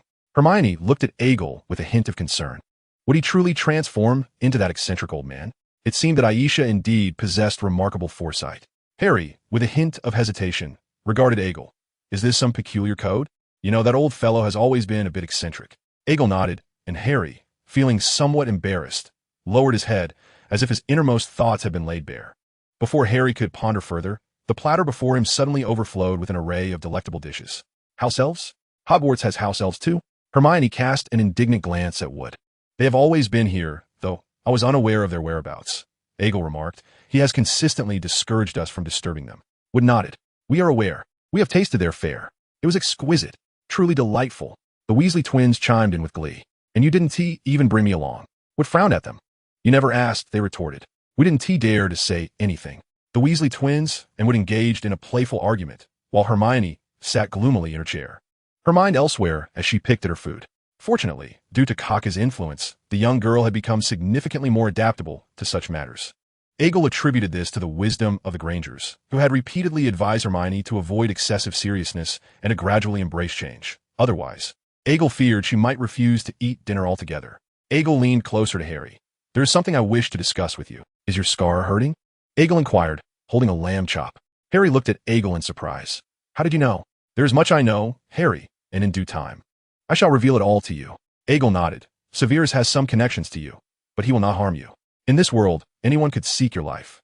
Even Professor Dumbledore, but Severus is not among them, despite his evident disdain for you. Did you notice the way he looks at you? As if you were a pile of refuse. Harry, bewildered, stared at the mountain of food before him, suddenly losing his appetite. How had the conversation turned to such unpleasant imagery? The question lingered. Why could Eggle still savor his meal? Nearby, Ron and the others were engaged in a discussion with Nick about the peculiar incident involving a nearly severed head. Eggle casually pulled Hermione's gaze away, and soon she was met with the nauseating sounds of retching from around them. What is happening? Hermione exclaimed, astonished as she looked at Eggle. I don't know. All I can say is that I cannot eat anymore. Harry, clearly shaken by the recent imagery. After a brief pause, the main course vanished from the table, giving way to an array of desserts. Why is yours different from ours, Eggle? Hermione inquired, her eyes wide as she pointed to the chilled lemonade and an assortment of tangy candies before Eggle. Because I share a close bond with them, Eggle replied with a shrug. Eggle was not mistaken. Indeed, none of us enjoyed such privileges. Fred and George gazed at Egg with a hint of disappointment. How did you manage that? An exclusive dinner. You treat them well, and they reciprocate. Relationships are mutual. Egg interlaced his fingers, gesturing as he spoke. The twins exchanged a puzzled glance, for Egg believed that pureblood families could hardly comprehend the sentiment of kindness towards house elves, even the Weasleys. I am half and half, a young boy declared, and Egg recalled his name was Seymour. My father is a muggle, and my mother revealed to him after they married that she was a witch, which quite startled him. Laughter erupted around them. Harry shrugged with a touch of melancholy. I suppose my parents must both be wizards, as you mentioned, Egg. Indeed, although your mother was a witch born to a muggle family, while your father hailed from a pure-blood lineage, which makes you a half-blood, Egg nodded. Do I have no other relatives? Harry inquired eagerly, for while he no longer despised the Dursleys, it was still a challenge to develop any affection for them. I regret to inform you, but the entire Potter family was slain. It was only your parents who perished that fateful night, Harry, Egg replied. This had been a query of his own. He had read in a book that Harry saw a dozen or so individuals in the mirror of a Reist and later researched the Potter lineage. The results were stark. None had survived. Cheer up, Egg said, observing Harry's expression and waving his hand dismissively. You're at least better off than I. I don't even know who my parents are. I'm sorry, Egg. Harry appeared somewhat despondent. In truth, I believe those matters are of little significance, Harry. Egg shook his head, his gaze scrutinizing Harry. We cannot choose what our parents are like, whether they are great or humble, healthy or deceased. I believe we can at least decide who we wish to become. Life, after all, is inherently unrelated to others. I feel there are far more important individuals in my life, and that suffices. There is nothing to be sorrowful about. Meanwhile, Hermione sat beside Egg, biting her lip and tightly grasping his hand. From a distance, Snape observed Hermione holding Egg's hand and narrowed his eyes, perhaps understanding Egg's choice to join Gryffindor. A surge of irritation washed over him, as if Hermione had usurped his son. Another Gryffindor, Snape thought darkly, his twisted fork scraping against the table. And that Potter son. Snape's expression grew even more forbidding. As dinner concluded, Dumbledore rose to address the students below. Now that everyone is well fed and refreshed, I wish to impart a few more words and highlight some important matters. Egg lay bored on the table, listening to Dumbledore's speech, which was largely repetitive. With the addition of a new corridor on the fourth floor's right side this year, Egg understood that Dumbledore was testing Harry. After all, it appeared from the books that Dumbledore had long instructed Snape to monitor Quirrell, and Harry's ability to locate the Philosopher's Stone was ultimately due to Dumbledore's deliberate intention to have him confront Voldemort. However, AIG did not concern himself with such matters. He possessed his own thoughts. According to AG, while the storyline could unravel, the manner in which it did so must be dictated by him alone. A few minutes later, Dumbledore signaled for the entire faculty and student body to join in singing the school anthem, allowing each individual to select their preferred melody. AIG noticed the teachers' faces stiffen instantaneously. Ultimately, AIG and the Weasley brothers solemnly concluded the song with a funeral march, while Dumbledore conducted the final cadence with his wand, observing the trio with fervent applause. Though it appeared that his applause was the most enthusiastic of all. Password, the fat lady smiled at AIG. I still think dragon droppings are preferable, AIG remarked, smacking his lips. Why do you have a room all to yourself? Came Ron's envious voice. AIG turned to see Ron and Harry's heads peering eagerly at him from the doorway. Because this was my room from the start. It was prepared for me. And there aren't many students in the school anyway, AIG shrugged. I suppose the house elves tidied it up for me. It seems no one has occupied it for the past 2 years. How splendid. Ron's gaze reflected envy, while Harry also felt that AIG having a room to himself was rather extravagant. The following morning, AIG lazily tidied up, taking quite a while to amble into Transfiguration class. Upon entering, he discovered Professor McGonagall reprimanding Harry and Ron, evidently for their tardiness. AIG chuckled heartily, only to suddenly remember that he, too, was a student now. It appeared that Mr. Morriseth was the one who truly needed to transform into an alarm clock, rather than Potter and Weasley. Professor McGonagall pursed her lips and glanced at AIG, while Hermione, seated at a long table nearby, sighed in exasperation at him. My apologies, Professor. I overindulged last night and slept so soundly that I awoke a bit late. AIG replied dryly, smacking his lips. After some time, Professor McGonagall finally relented, though AIG had managed to divert her ire from the other two. In Transfiguration class, Professor McGonagall instructed the students to transform a matchstick into a needle. Hermione toiled for quite some time, and eventually succeeded in turning a matchstick into a needle.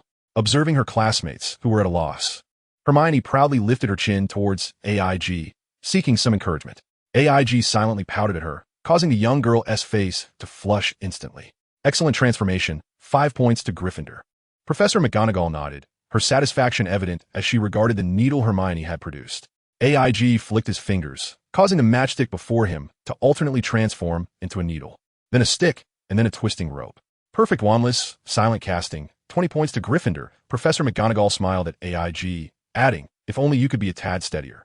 AIG grinned sheepishly. How did he manage that?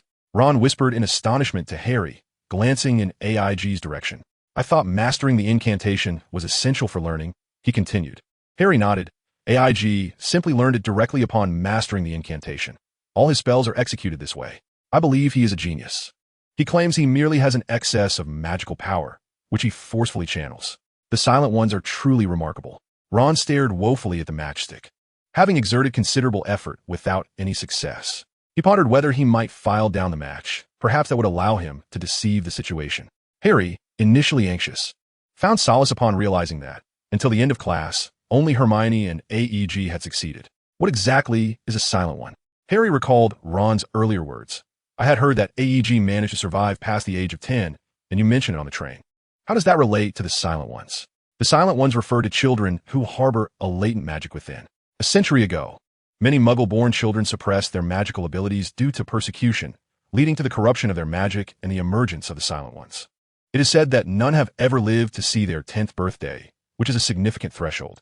Ron quietly explained to Harry. Thus, AEG's survival caused quite stir. Everyone was eager to learn how he achieved it. Chapter 25, the first week. Harry looked at Ron, astonished. Not a single one has survived? Perhaps there have been, but I have never heard of any, Ron replied, shaking his head. The emergence of Silent One is terrifying. On the day AEG erupted, it is said that he obliterated 6 streets in the Muggle district, fortunately without any casualties. Dumbledore stated in the Daily Prophet that AEG had barely managed to control the Silent One at that time. Otherwise, many would have perished. I heard about that news at the Dursleys. The television said it was a series of gas explosions. Harry nodded. AEG is indeed powerful. Whether he is powerful or not, I cannot say, but I think he is incredibly impressive. Don't you find his words to be quite profound? Ron smiled foolishly at AEG. If only I could be that formidable. What? If you were that formidable, perhaps you could turn a matchstick into a needle? Professor McGonagall's stern voice resonated behind them, making Harry feel as if a pile driver was seated beside him. Fortunately, while Professor McGonagall was strict, she did not deduct points for minor distractions during class, thus sparing Ron from trouble. After a full day of classes, both Ron and Harry felt mentally and physically drained, while AEG and Hermione appeared to navigate the day with ease. That evening, AEG arrived punctually at Professor McGonagall's office. She smiled at him, for in private, she had always been particularly nurturing towards AEG. However, in the presence of others, to maintain the fairness of the house and the authority of the faculty, she would adopt a more stringent demeanor, especially when Gryffindor committed errors. Well then, let me see your progress, AEG, McGonagall said, pursing her lips as she regarded him, having consistently referred to him by his given name when in private. With a flick of his wand, AEG transformed a nearby chair into a squealing piglet. A flawless transfiguration. It seems you have thoroughly studied the advanced transfiguration book I gave you, McGonagall inquired, observing AEG closely. Having perused much of the material, I concede that, while the theoretical aspects may not be particularly impressive, I believe I am more inclined towards practical application. AEG's awkward smile elicited a chuckle from Professor McGonagall. Well then, let us commence. You may attempt to become an animagus, and I shall stand by to provide protection. The transformation into an animagus is an exceedingly challenging and perilous form of magic. It is imperative to have a guardian present during the initial metamorphosis to mitigate any unforeseen mishaps. In comparison to Aisha, Professor McGonagall is evidently the more suitable choice. AEG nodded, raising his wand and slowly focusing his thoughts. Animagus. Upon uttering the incantation, AEG's body underwent a bizarre transformation, resembling a rapidly spinning boggart. Moments later, a small black cat meowed and settled onto the floor. Professor McGonagall gazed at AEG's animagus form with delight. AEG, you may not realize this, but even before I could speak, I was able to command cats. Frankly, I find your animagus transformation quite enchanting. It is truly remarkable. AEG, astonished, stared at his hands. Panting, Professor, do I need to register this with the Ministry of Magic? I would advise against it. AEG, McGonagall replied, pursing her lips. Typically, becoming an animagus allows wizards to evade certain risks, and, if possible, I would prefer that not too many individuals are aware of this. It may prove beneficial for you in the future.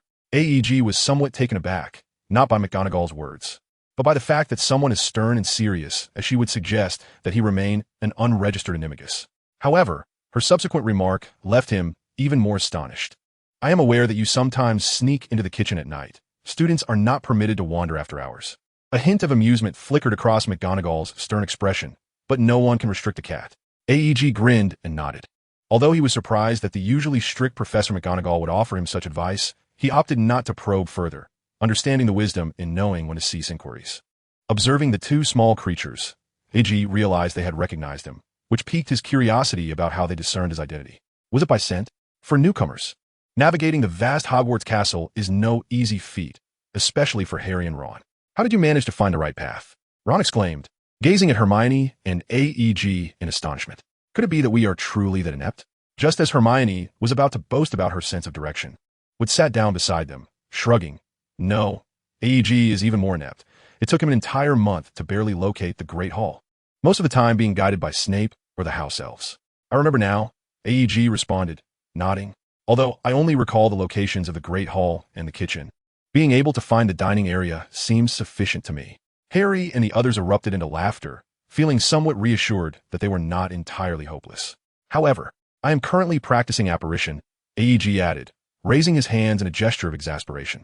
Hermione closed the book in her hands, gazing at AEG with a hint of surprise. Haven't you known how to do that for ages? Amid the disillusionment charm within the castle. AEG nodded, nonchalantly sipping his chilled lemonade. He replied, that applies to others. I am my own person. Do you not believe me? Hermione looked at AEG, torn between trusting the text and her companion. With a cheerful grin, AEG leaned closer. How about this? If I successfully perform the disillusionment charm on campus, you shall kiss me in front of everyone.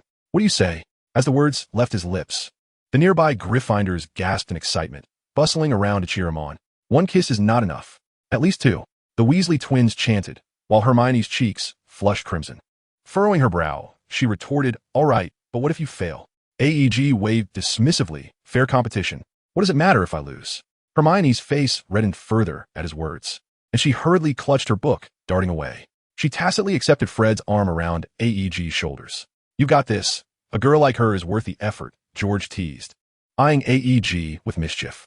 From the periphery, an elderly voice interjected, ah, youth truly is a wondrous thing, isn't it? Professor Dumbledore, behind his half-moon spectacles, beamed at the gathering of young Gryffindors. Harry, observing Dumbledore, felt a surge of anxiety. Would AEG's antics result in points being deducted? Did the school even permit such romantic pursuits? Dumbledore nodded thoughtfully at the group. You've uttered that before, AEG grinned. Next time, I shall come up with something different. Dumbledore replied, clapping his hands before leisurely departing. You must say, Ike. You seem to be the only one in the entire school who can keep pace with the professor's thoughts, Wood remarked, nodding at AEG. Most of the time, we remain oblivious to what he is saying. In truth, he may not know either, AEG chuckled. So how did you two manage to connect? Through telepathy? AEG found himself particularly fond of herbology. Upon entering the greenhouse, he spotted Professor Sprout with the small shovel he had gifted her, which had the ability to transform. She was donned in the dragonhide gloves AEG had given her, accompanied by a dust apron equipped with the essential weeding tools. As AEG entered the class, Professor Sprout greeted him with a cheerful smile. Shortly thereafter, when AEG handed her a water jug, Gryffindor received an additional 5 points. I truly envy your ability to maintain good relationships with everyone, Hermione said, a hint of frustration evident as she tossed her hair. I simply cannot do it. Even the girls in our house maintain a rather indifferent relationship with me. AEG was somewhat taken aback. He had always thought Hermione was indifferent to such matters. It surprised him to discover that this proud little swan harbored a sensitive heart. After all, what are relationships among girls if not merely a shared trip to the restroom? Ron gazed at Hermione in astonishment. Besides, who would care about such things? AEG has no boundaries with you at all. Harry nodded in agreement, clearly resonating with Ron's words. Hermione's cheeks flushed crimson once more as she lowered her head, while Egg observed her with a mischievous grin. Egg, Professor Sprout's voice rang out. Please elucidate the various types of herbs found in our domestic gardens. Egg pondered for a moment, hesitantly glancing at Professor Sprout, the edible and the inedible. Amidst the laughter echoing around him, Professor Sprout shook her head, somewhat exasperated. Pay attention in class and do not distract Hermione. Professor Sprout was perhaps the only professor who directly addressed her students by name, and in contrast to the others, she was evidently more beloved by the students. Although most professors appreciated Egg regardless of his academic performance, there were certainly subjects that left him feeling quite bewildered, such as Professor Bin's history of magic. The textbooks claimed it to be dull, but Egg never anticipated it would be this tedious. Professor Binns droned on in a slow, monotonous tone, reciting the text. Meanwhile, Harry and Ron at the adjacent table seemed to fall asleep faster than they would in their beds, and they appeared to be sleeping quite soundly. There was a palpable sense of camaraderie among them, yet upon glancing at Hermione, their resolve weakened. She is a madwoman, Egg, Ron whispered during Charms class. It's terrifying. She drags you to the library every day. How do you endure her? At that moment, Hermione sat beside Parvati, attempting to engage with the other girls in her house, though her expression suggested that the interaction was less than enjoyable. So what do you all do in the evenings? Egg shrugged. Play wizard's chess. Guess Bertie Bott's every flavor beans. Egg felt somewhat disheartened by their lack of extracurricular activity. I merely accompany Hermione. In truth, I often nap in the library or practice nonverbal spells. Egg contemplated.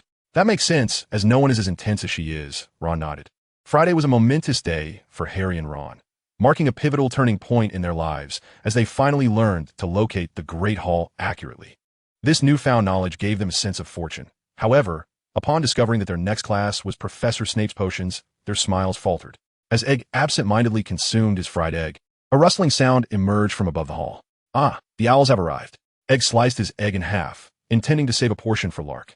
Having heard Lark's carefree laughter, ignoring the whispers from surrounding students, Egg retrieved the envelope from Lark's claw, the chaotic handwriting of Hagrid coming into view.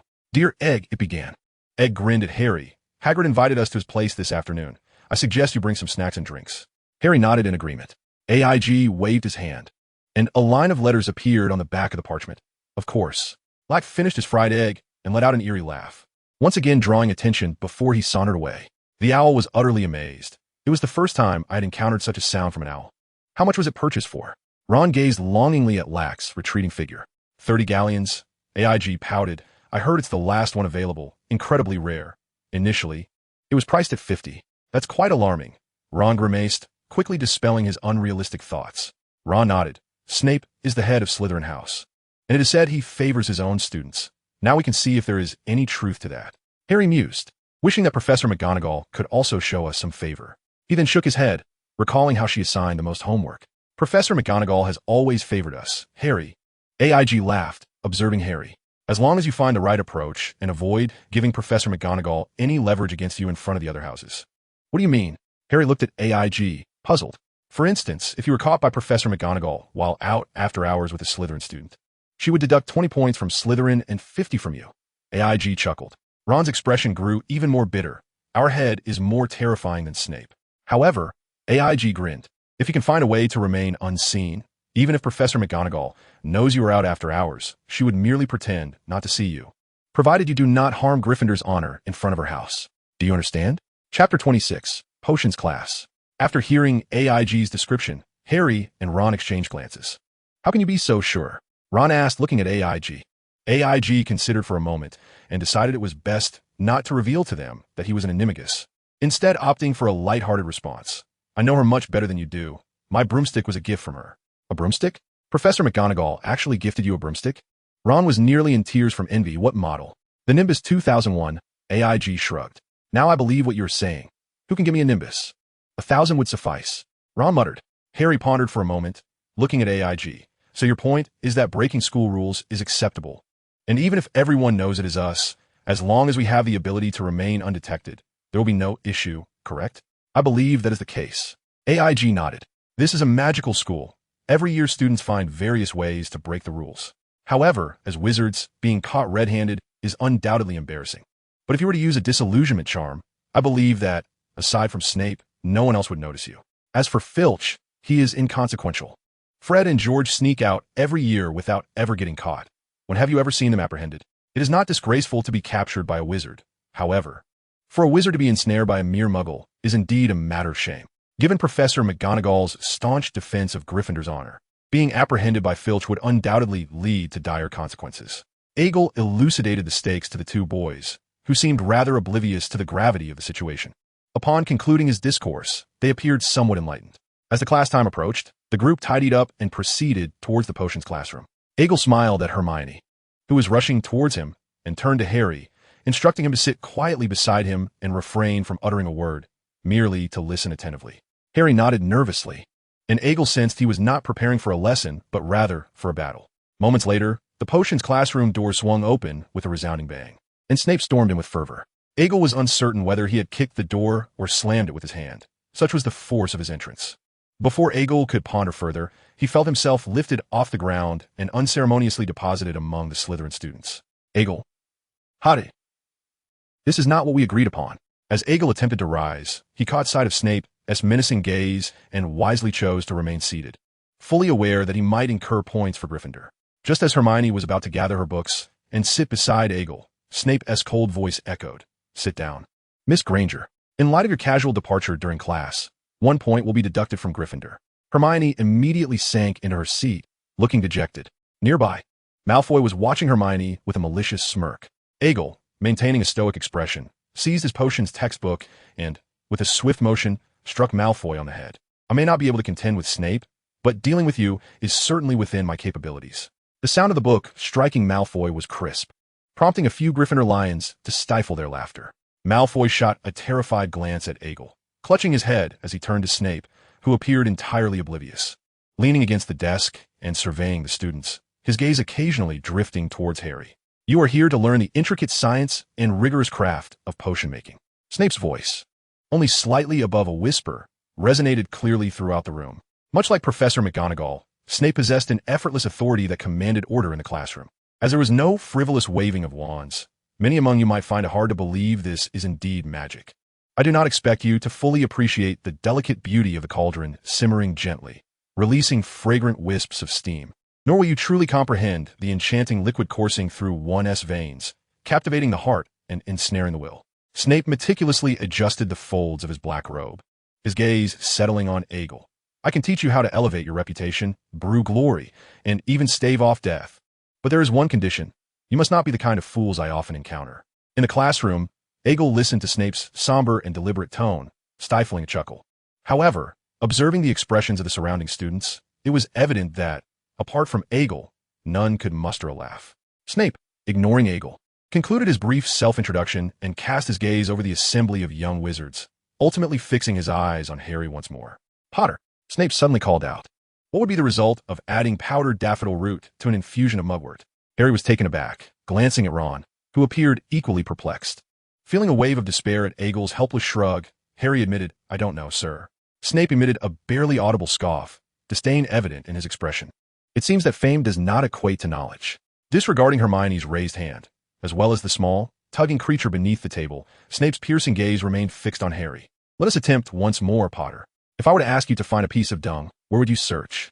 Harry, lost in thought, noted Hermione's hand still soaring high. Aegel felt a twinge of sympathy. Snape had clearly set his sights on Harry, and it was understandable given the history.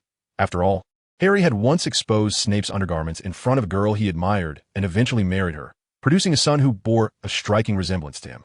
It was hard to blame Snape's lingering resentment, even if Harry was undeniably innocent. Beside Aegel, Malfoy observed Harry's predicament with a sneer, and he and Crabbe shared a hearty laugh, their bodies trembling with mirth. Aegel rolled his eyes and swiftly struck a book against the table, producing a sharp crack that made Malfoy suddenly recall the presence of the formidable Aegel, causing him to quickly suppress his laughter and regard Aegel with trepidation. I don't know, sir, Harry muttered, noticing Aegel's intervention, which brought him a sense of relief, nearly prompting a smile. Suddenly, the pressure of not being able to answer seemed trivial. I presume you have not opened a single book prior to the start of term, have you, Potter? Snape's oily voice pierced the air. I can attest to that. Aegel chuckled heartily. Silence. Address me as Professor Snape. He barked, his expression darkening as he averted his gaze from Aegel. Aegel smirked inwardly, amused by Snape's inflated sense of self-importance. Now, Potter, elucidate the difference between aconite and wolfsbane. Hermione sprang to her feet, her arm raised so high that Aegel suspected it might touch the basement ceiling. Aconite doesn't grow on noses, does it? Aegel murmured, perplexed, while Snape's body stiffened. Yet he chose to ignore him. That is correct, Malfoy interjected, attempting to curry favor with Aegel, but upon catching Aegel's gaze, he shivered. I don't know, Professor, Harry replied flatly, but I believe Hermione knows the answer. Why not ask her? Aegel could certainly provide an answer as well. A few students chuckled at this, but Snape's expression darkened further. Sit down. Snape barked at Hermione, causing her to flinch in fear. Coughing, AIG coughed again, his voice crackling audibly in Severus Snape's ears. Snape inhaled deeply, casting a glance at Hermione, and spoke in a low, somber tone, Please take a seat, Miss Granger. He then turned to Harry, stating, Allow me to enlighten you. The combination of powdered daffodil root and mugwort can create a potent sleeping draught, commonly referred to as the draught of death. The stone known as bezoar is extracted from the stomach of a goat and possesses remarkable detoxifying properties. As for the plants known as aconite and wolfsbane, they are indeed one and the same, collectively termed as aconitum. Do you comprehend? Snape's voice seemed to emerge with great effort, as if he were biting the words out. Why do you not take note of all this? Amidst the rustling of quills and parchment, Snape strode purposefully to the front of the class. Potter, due to your insolence towards a teacher, Gryffindor shall lose a point for that. Harry felt utterly disheartened. The potions class continued. Yet the situation for the Gryffindor students did not improve. Snape seized every opportunity to chastise students, including several from Slytherin. Snape instructed the class to pair up and concoct a simple potion for treating boils, and unfortunately, AIG was teamed with Malfoy. AIG impatiently flipped through the potion's textbook. Nettle. Malfoy hastily located the nettle, to which AIG scoffed, Get on with it. Malfoy frantically searched for the method to prepare the nettle. Crush the snake's fangs. AIG muttered, and Malfoy nodded, placing the fangs into a stone mortar to grind them down. After a time, AIG glanced at the crushed fangs and remarked, A bit too coarse, don't you think? In the distance, Harry and Ron observed Malfoy's clumsy efforts, stifling their laughter, clearly deriving amusement from Malfoy's evident fear of AIG. However, for Malfoy, who suffered from AIG's relentless bullying, Snape maintained a facade of indifference. pacing around the classroom and reprimanding anyone he perceived to be in error. Suddenly, a pungent odor wafted through the air. Neville had turned Seamus's cauldron into a twisted mass. Just as the potion threatened to spill onto the floor, AIG, quick as lightning, pointed and flicked his hand, causing the potion to soar into the air, vanishing into nothingness. Below, a few drops that had already fallen scorched the stone floor, creating small holes. Fool! Snape glared at Neville, though perhaps due to AIG's swift reaction. His mood was not as grim as it appeared. I presume you did not remove the cauldron from the fire before adding the porcupine quills, did you? Neville began to sob, though fortunately, he had not been harmed by the boiling potion. I must inform you, Morrisef, Snape's voice dripped with disdain, with their magical capabilities. They are incapable of restoring a cauldron that has undergone qualitative transformation. At best, they might repair a shattered bowl. What if? AIG shrugged. I believe Neville has considerable potential. Neville looked at AIG with gratitude, while Snape merely huffed, remaining noncommittal. Iger was unconcerned. His sole intention was to divert Snape's attention away from Harry. It was evident that Snape's gaze had begun to drift towards Harry, suggesting he harbored some ulterior motive to further impede him. A most impressive nonverbal spell, Morrisethus. Snape drawled languidly. The Gryffindor Lions perked up at this, wondering if Snape was about to award points to their house. However, they had evidently overestimated Snape's principles. 5 points to Slytherin, Snape declared with a greasy smirk. Iger thought, are you jesting? Praising me for granting points to Slytherin? A wave of despondency washed over the young Lions. It appeared that not only did Snape have no intention of awarding points to Gryffindor, but he also regarded Iger as one of Slytherin's own. Harry was at a loss as to how he managed to ascend from the underground classroom. His mind was tumultuous, steeped in melancholy. One thought dominated his consciousness. Snape's heart was exceedingly dark. He contemplated inquiring Iger about the reason behind Snape's animosity towards him. Regaining his composure, he often deducted points from Fred and George. Ron nudged Harry's arm. Can I join you to visit Hagrid? Iger won't be in any trouble, will he? Harry cast a glance towards the potions classroom, where Iger had been retained by Snape after class. Hermione huffed past the two. Iger will be just fine. Snape treats him better than his own son.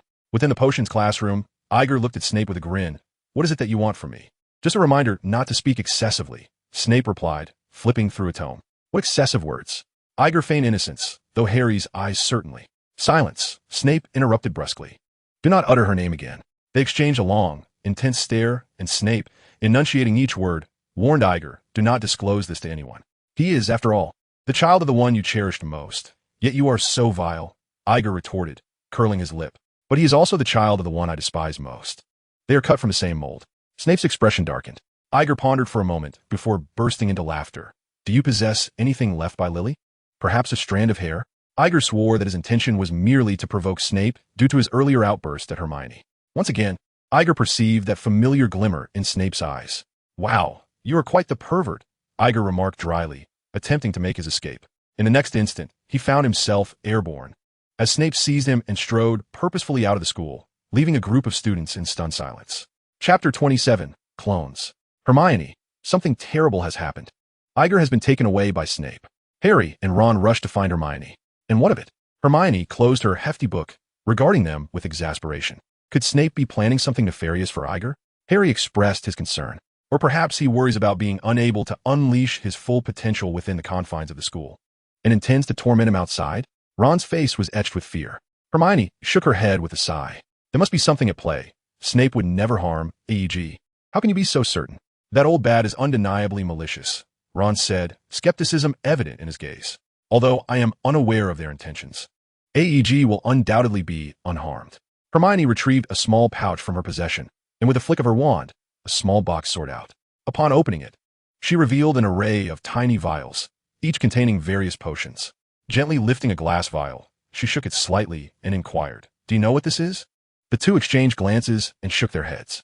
It's Felix Felicis, also known as the Potion of Luck. Consuming it can lead to serendipitous outcomes. It's worth its weight in gold. Hermione gestured toward the box. This is merely a fraction of what Snape has gifted AEG over the past 3 years. AEG possesses an entire barrel of Felix Felicis, all from Snape. Observing their bewildered expressions, Hermione sighed in exasperation. Are you both daft? Snape is AEG's instructor. Nearly all of AEG's spells have been learned from him, and if one considers his performance in potions class, it is evident that Snape treats AEG far more favorably than he does us. That's only because AEG is exceptionally talented, Ron mumbled incoherently. You're overthinking it. AEG can't even brew a simple potion for a cold. Hermione rolled her eyes and resumed her reading. Harry and Ron exchanged glances, awkwardly retreating. I can't brew it either. Ron muttered. Neither can I. Harry nodded in agreement. At 3 o'clock in the afternoon, Harry and Ron made their way to Hagrid's hut. Oh, Snape? No worries. Hagrid waved them in, while Ron nervously sidestepped Fong's exuberant affection. Fong, back off, Hagrid admonished, placing a kettle of tea on the table. Don't let his size fool you. Fong is quite the coward. Hagrid, Snape seems to treat AG differently than he does us, Harry remarked, looking curiously at Hagrid. Hagrid nodded, gazing at them as if it were obvious. Of course, it's different. AEG has been at Hogwarts since he was 8 years old, always under Snape's tutelage. Clearly, he has a knack for interacting with Snape. But we haven't seen AG interact with him. It's always Snape approaching AG. Ron frowned, his frustration apparent. He even treats AEG like a Slytherin. With that, Ron recounted the events that had transpired in the classroom earlier. Hagrid chuckled heartily, unfazed. That's quite normal. He has always wished for AEG to be sorted into Slytherin. He has had quite a few disagreements with Professor McGonagall over it, leading to some rather awkward encounters. So, Snape's favorable treatment of AEG is merely due to their earlier acquaintance? Harry asked, somewhat perplexed. Not quite. Harry, Hagrid shook his head, passing around a plate of rock cakes. Harry glanced at them, politely declining. It's not that Snape is kind to AEG. Rather, AEG has never disliked him. To be frank, there are very few in the entire school who do not harbor animosity towards Snape. Even his own students fear him. Hagrid chuckled softly, recalling Dumbledore's words that love and hatred are reciprocal. There is no affection or animosity without reason. Yet, why did Snape seem to harbor such disdain for me? Egil had also mentioned that Snape must despise him, and indeed, the potions class had confirmed this notion. Harry felt a twinge of discomfort, pursing his lips. Why? Among fellow students, was there such a disparity? Hagrid's gaze faltered, murky and evasive. He is like that with everyone. Harry was about to inquire further when he noticed a clipped edition of the Daily Prophet nearby. Where we actually headed? Egil's expression was devoid of emotion as Snape gripped him firmly, both currently situated in a narrow alley in London. Snape casually discarded Egil, his hollow, dark eyes fixated on him. Do you know where I might find a biologist? How the hell would I know? Egil snapped, giving Snape a kick to the shins. You don't actually have Lily's hair, do you? After all these years, it must be useless. Snape appeared to be spiraling into obsession, his voice trembling slightly. On the night she died, I took a lock of her hair as a keepsake. But the clone is not her. That is not Lily. Egil frowned. It is merely a brand new life, with no connection to Lily whatsoever. Egil felt that Snape had lost his grasp on reality. Oh no! Snape has completely deceived himself. Wait a moment, I will inquire for you. Egil rolled his eyes, pulling Snape into another apparition. Minutes later, they found themselves at the Granger's dental practice. Hermione is still at school. Egil shrugged. This is my potions professor, Severus Snape. The Grangers exchanged surprised glances at Snape, who remained impassive and silent. Lily was originally from a Muggle background. Let us not forget that, Severus, Egil remarked with a smirk. Snape's expression shifted slightly as he extended his hand from beneath his voluminous robes. It is a privilege to meet you both. Miss Granger is an exceptionally bright witch. I am sure her parents are equally wise. Egil nearly burst into laughter at Snape's words. Hello there. Chris stepped forward to shake Snape's hand. Is there a specific reason for this unexpected visit? Egil has been misbehaving at school. Severus wished to inquire if they were aware of any establishments that possessed cloning technology. He desired to, clone a person. Egil looked at the Grangers with a mix of apprehension and hope. Cloning a person? Chris regarded Snape with a hint of astonishment. His daughter passed away. Severus is indeed quite unfortunate. Egil nodded earnestly, while Snape's expression remained somewhat rigid. However, cloning is illegal. Egil, Chris turned to Snape. I implore you to remain rational. It is only illegal in the Muggle world. We can erase all traces, Egil interjected. He merely wishes for a daughter. Egil shrugged. We will erase the memories of those individuals. Chris hesitated for a moment before reluctantly nodding. Very well, Egil, since you put it that way. You truly are mad. In a frigid medical chamber, Ager rested his chin in boredom upon a chair. This was a biological research center near London, and not far ahead of him, an elderly professor, perhaps in his 60s, was tinkering with a piece of equipment. Just yesterday, I was a well-behaved student at the academy, and today, I find myself witnessing you cast a soul-stealing curse upon a Muggle with wide eyes. Ager lamented from his swivel chair in the laboratory. Snape disregarded him. Fixated instead on the elder, his voice dark. Is it feasible? The professor, adjusting his spectacles, slowly nodded. Though much vitality had been lost, the genetic material remained intact. With the most advanced research apparatus in the nation at our disposal, extraction still holds promise, he articulated with deliberate slowness. Speak plainly, Snape interjected, his impatience palpable. Ager scoffed. So you can clone? You ought to read more to enrich your knowledge. How long will it take? Snape inquired of the professor, ignoring Ager entirely. Under ordinary circumstances, the extraction could take a few days, yet the cloning process may extend further, and we will need to find someone willing to bear the child. The elder replied, tersely. Snape turned to Ager, whose skin prickled under his gaze. Let me clarify. Men cannot serve as surrogates. Snape stated ominously. I meant for you to find someone to assist with the surrogacy. He continued. What about Bellatrix Lestrange? You do fancy purebloods, do you not? I could infiltrate Azkaban and cast a soul-stealing curse upon her. Ager mused. Snape's expression turned visibly repulsed. I do not wish for anyone in the magical realm to be aware of this. What if she is a muggle? You know how unpredictable such matters can be. Ager shrugged. That would still be my daughter, Snape replied, his visage unyielding. Fortunately, the laboratory had no shortage of women available for surrogacy, the elder seemed to recall. Why are you panting, old man? Ager glared at Snape, incensed. Is there a problem with the soul-stealing curse? Snape paid him no mind, appearing increasingly eager to see his daughter. Wait a moment. Are you implying that you have surrogates? Does that mean you are conducting cloning experiments? Ager regarded the elder with suspicion. Not at all. We are merely undertaking some in vitro fertilization procedures. The elder shook his head. Ager finally understood. He shrugged. Dumbledore will undoubtedly find out. He will not voice any objections. Snape's gaze remained fixed on Lily's hair. Ager felt a sense of resignation and vanished with a snap. In Hogsmeade Village, a small black cat sauntered towards the school. What is the matter with you? Ager inquired, surprised at the sight of the two. That fellow didn't do anything to you, did he? Ron assessed Ager from head to toe. We were just attending to some matters. That is all. Ager nodded. Ager, I have just discovered something alarming. Your vault has been robbed, Harry said urgently, looking at Ager. It happened on my birthday, right after we visited Diagon Alley.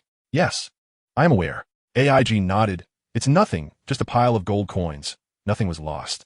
Harry looked at AIG and inquired, Did you take something? AIG shook his head and shrugged. After an extensive inquiry yielded no results, the two reluctantly departed. He certainly won't tell you. Harry, Ron remarked, trailing behind Harry. You mentioned that Dumbledore sent him to fetch you, which implies that what lies within is likely Dumbledore's belongings. Moreover, AIG has a myriad of ways to conceal something from me. Harry pouted. Perhaps we truly ought not to ask. He doesn't seem worried at all. For some reason, I find myself more inclined to converse with Professor McGonagall than to extract information from AIG. It feels as though AIG is just as inscrutable as Professor Dumbledore. We can hardly fathom his thoughts, Ron mused. The two figures made their way into the Gryffindor common room, where a notice on the wall caught their attention. Fantastic. Flying lessons commence next Thursday. Ron exclaimed, visibly astonished. I don't think it's that great. Doesn't it say we have to share with Slytherin? Harry's spirits sank. Wonderful. Malfoy will once again witness my blunders, me making a fool of myself on a broomstick before him. Not necessarily, Harry, Ron replied. I know Malfoy always boasts about his Quidditch prowess, but he's undoubtedly exaggerating. I believe true experts are like AIG, quietly possessing a Nimbus 2001. Harry sighed. Then his eyes brightened as he glanced at Ron, and they exchanged knowing looks. Indeed, we could ask AIG to assist us with some preliminary training. Ron's mouth fell open in excitement. No, a crisp voice interjected from behind, as Hermione stood there, clutching a hefty tome, casting an irked gaze at the two. First-year students are prohibited from possessing brooms. AIG refrains from writing one precisely because he knows it would embarrass Professor McGonagall. No one would say anything. Snape wouldn't deduct points from him, so what are we worried about? Ron appeared unconvinced by Hermione's argument. Besides, I refuse to believe AIG hasn't taken you for a ride. Hermione was rendered speechless by Ron's assertion. He had hit the nail on the head, for AIG indeed had taken her flying. Moments later, AIG lounged on his bed, playfully teasing Kada, when he was taken aback by the sight of the two at the door. Flying lessons? AIG blinked in surprise. If it's for training, I'm in, but it can't be on school grounds. But first years are not allowed to leave the school. That would violate school rules, Ron hesitated. First years riding brooms without permission also contravenes the rules. Since we're breaking the rules anyway, what's one more? AIG glanced out the window at the sky. Tomorrow is the weekend. The timing is perfect. You two just wait for me in the common room. Watching the two depart, stifling their excitement, AIG smiled. Chapter 28. The Steam Princess in the evening. Within Professor McGonagall's office, she was diligently grading student assignments. Due to the substantial amount of homework assigned, Her workload exceeded that of her colleagues. Meow. A black cat perched beside Professor McGonagall's desk. As the feline silhouette transformed, Ager appeared before Professor McGonagall. I am here to recommend an exceptional seeker. Are you self-nominating? It seems you've been practicing quite a bit, Professor McGonagall remarked, struggling to suppress a smile at Ager's appearance. I can assist you in applying for Professor Dumbledore. No, while I ride quite well, I possess little enthusiasm for Quidditch. Ager waved dismissively. I am referring to Harry. He is a natural Quidditch player. Don't tell me you've allowed that boy to ride a broom, Ager, Professor McGonagall said, her eyes narrowing with concern. Not yet, but he undoubtedly possesses remarkable talent. I assure you, especially considering his father is James Potter. Ager chuckled. I am merely thinking of the house. Slytherin has clinched the championship for 7 consecutive years. Professor McGonagall hesitated, swayed by Ager's words. Missing the trophy for 7 years had compelled her to avoid Snape, and the embarrassment weighed heavily on her seasoned shoulders. If it could bring honor to the house, what was a minor infraction of school rules? Much of Gryffindor's courage was expended in defying regulations. I plan to take Harry to practice outside Hogsmeade tomorrow. You may observe. My levitation, charm, and apparition skills are quite proficient, so you needn't worry, Ager said with a grin. Professor McGonagall pursed her lips tightly, her mind racing with Ager's proposal. In comparison to the House Cup, a slight breach of rules might not be such a grave issue after all. Well then, good night. Ager smiled at Professor McGonagall, his form once again shrinking as he silently traversed the corridors of the night. Suddenly, a muffled gasp pierced the air as Fred clutched his chest, staring at Ager's retreating figure. You startled me. I thought it was Mrs. Norris, Fred exhaled in relief. What is the matter? George appeared around the corner, arms full of snacks. Ager glanced around, standing upright. Good evening, gentlemen. The mischievous twin duo replied in unison. You are indeed an animagus, Ager. Fred whispered, suppressing his voice. I've practiced for quite some time. Perhaps you both should consider trying it as well. Professor McGonagall would be willing to assist you. Ager grinned at the two. She would likely be more inclined to deduct points from us, George remarked, stepping forward to offer Ager a pastry. She wouldn't tea. I am merely following her teachings. Ager replied with a grin. He had initially intended to lend them the Marauder's map for a bit of fun, but considering the potential butterfly effect of his appearance, it would be disastrous if they encountered Peter Pettigrew. The two exchanged glances. Perhaps we should indeed learn about animagus and help each other. The following morning, Ager was abruptly yanked from his slumber by an impatient Harry and Ron, while Crookshanks meowed and waved his tiny paws, clearly displeased with their disturbance of Ager's rest. I told you, this is against school rules, Hermione admonished, her cheeks puffed in annoyance. So you decided to join them? Ager grinned. Hermione's confidence faltered slightly. I just worry you might get into trouble. Harry and Ron chuckled softly behind, while A.G. was also tempted to laugh as he led them to a statue beside which he revealed a hidden passage, quickly ushering the three of them inside. Is there truly another secret passage here? How'd you come know of it? A.E.G. Ron inquired, astonished. A short while later, outside Hogsmeade, A.E.G. produced 3 small broomsticks from his pocket, spreading his hand to reveal that they instantly transformed into their normal size. Where on earth did you find so many broomsticks? Ron exclaimed, his astonishment growing, and 2 of them are comets. Harry's gaze was drawn to the slender broomstick in the center, its tip inscribed with the words, Nimbus 2001.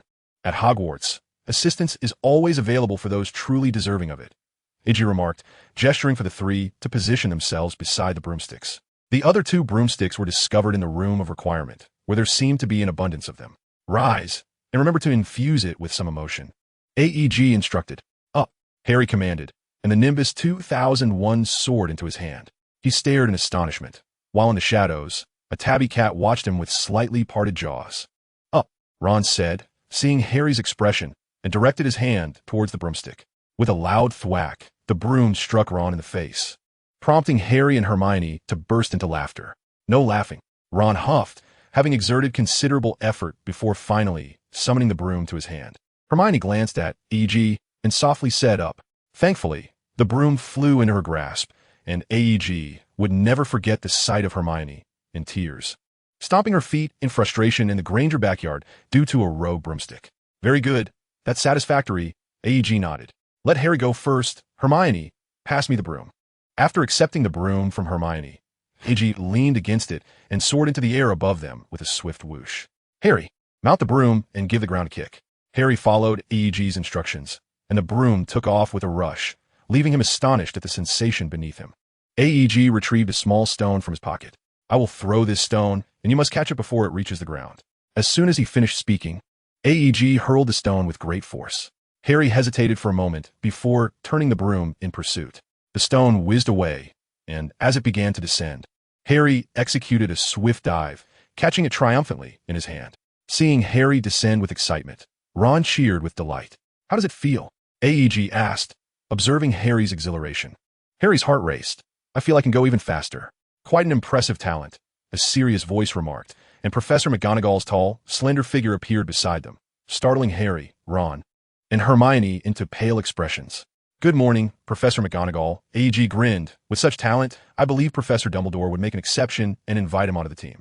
You gave me quite a fright with that 50-foot dive, AG. Professor McGonagall pursed her lips, yet her emotions seemed heightened as she scrutinized Harry. That kind of rapid dive without a scratch. Follow me, Potter. With that, Professor McGonagall hurriedly led Harry away. Surely, he won't be expelled? Ron observed with a grimace directed at AIG. Of course not. I requested permission from Professor McGonagall last night to bring you all out today, and Harry is about to join the Gryffindor Quidditch team. AIG replied, shaking his head. Harry possesses a natural talent for Quidditch. His father was the most exceptional seeker in a century, and the trophies in the display case are evidence of that. Ron appeared thoroughly excited. So can I? I think not. AIG shook his head, but perhaps in the future. Ron shrugged, somewhat dejected. I believe we should celebrate Harry. I concur. How about a feast in the kitchen tonight? AIG nodded in agreement. News of Harry's approval to become Gryffindor's new seeker stirred considerable excitement throughout the school, with discussions surrounding it ongoing for several days. I've never ridden a broom. My grandmother has always forbidden it, Neville stated on Thursday morning in the sunlit Great Hall. Harry and Ron felt Neville's grandmother had a point, as even with both feet on the ground, Neville seemed prone to unforeseen mishaps. You're simply too lacking in confidence, Neville. AIG leaned over the table, a long straw clenched between his teeth, leading to a cup in his hand. In fact, I genuinely believe you possess talent. It is evident in herbology class. Perhaps it's because Professor Sprout is the only one who doesn't scold me, Neville said, somewhat uncertain. Haven't you already mastered the summoning charm I taught you? AIG chuckled. That's not a spell a first-year student can typically grasp. AIG was indeed correct. Hermione, seated beside AIG, regarded Neville. You truly lack confidence. In reality, you are capable of much more. I suppose. Neville maintained his doubtful demeanor. AIG believed that Neville's lack of confidence might stem from his parents, but more likely it was due to his grandmother's sternness. Another routine owl rain occurred, as an owl flew to Neville, delivering a small package. This is a memory ball, Neville remarked as he opened the package. My grandmother knows I often forget things. It will tell you if there's something you've overlooked.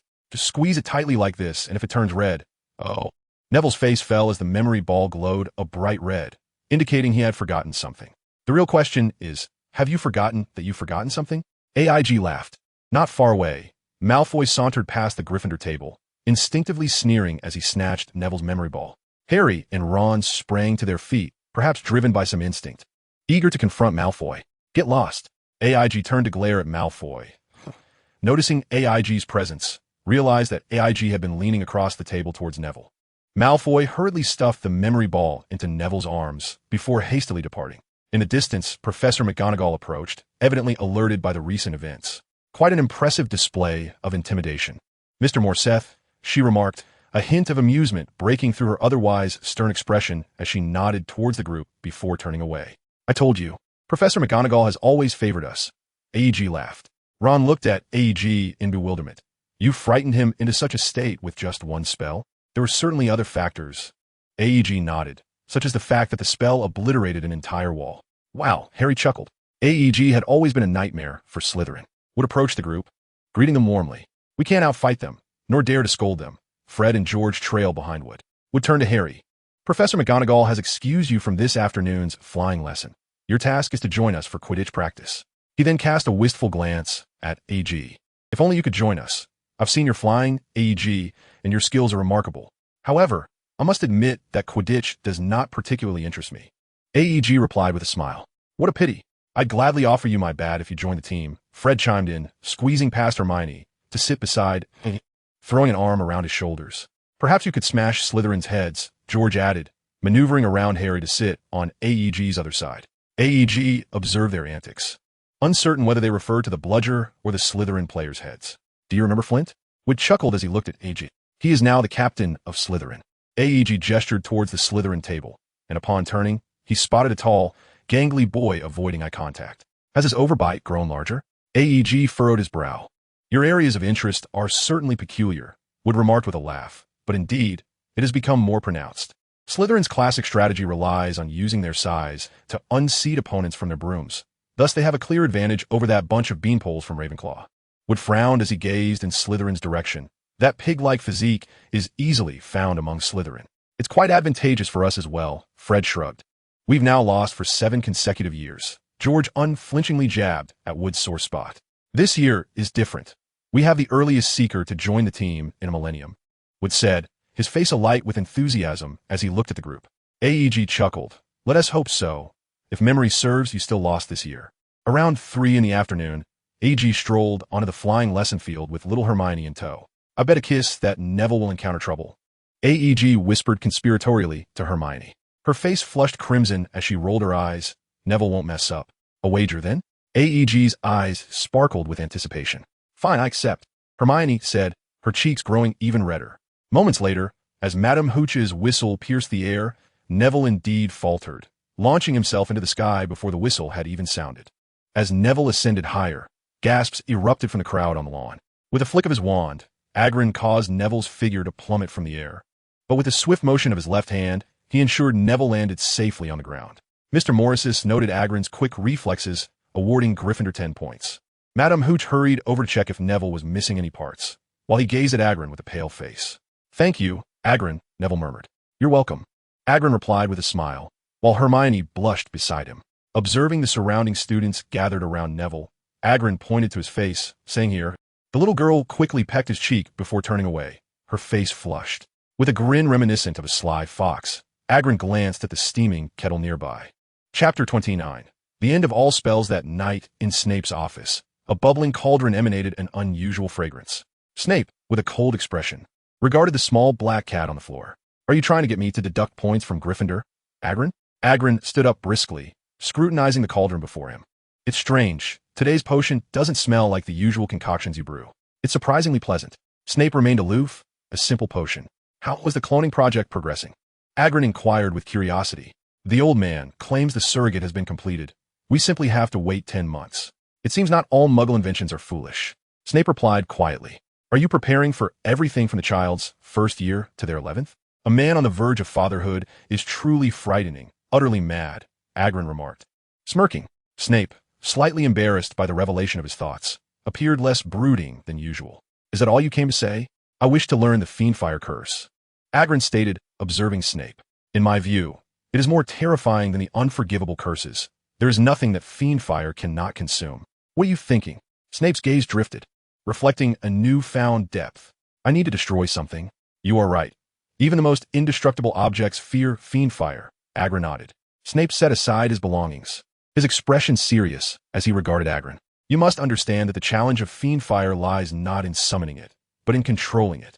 Agrin asked, controlling it? Snape's voice, somber, replied, however, since you wish to learn, in accordance with our unbreakable vow, I must teach you. But first, you must master a complex spell. What spell? Agrin felt a twinge of anxiety at his words.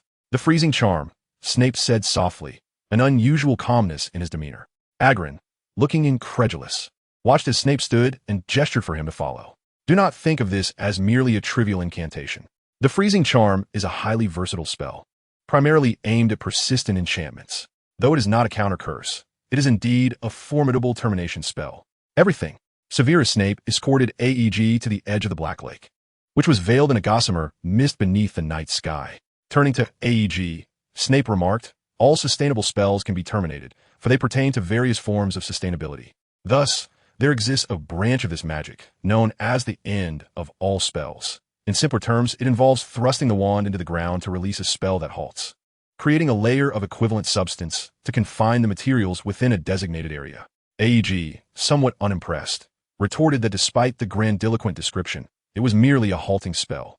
Regardless of the chaos unleashed within this realm, be it the ravaging fires or dragon's breath, the sole requirement remained vast reserves of magical energy. Snape's voice lowered now. You may cast your most proficient area spell upon me, and I shall demonstrate this incantation.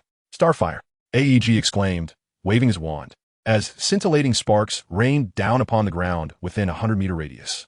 The sparks erupted with a thunderous roar, unleashing a conflagration that soared into the night sky. To still lack control over your magical energy, and yet a simple spell in your hands rivals a fierce blaze, Snape commented disapprovingly, casting a sidelong glance at AG, before forcefully thrusting his wand into the earth and bellowing, "The end of all spells."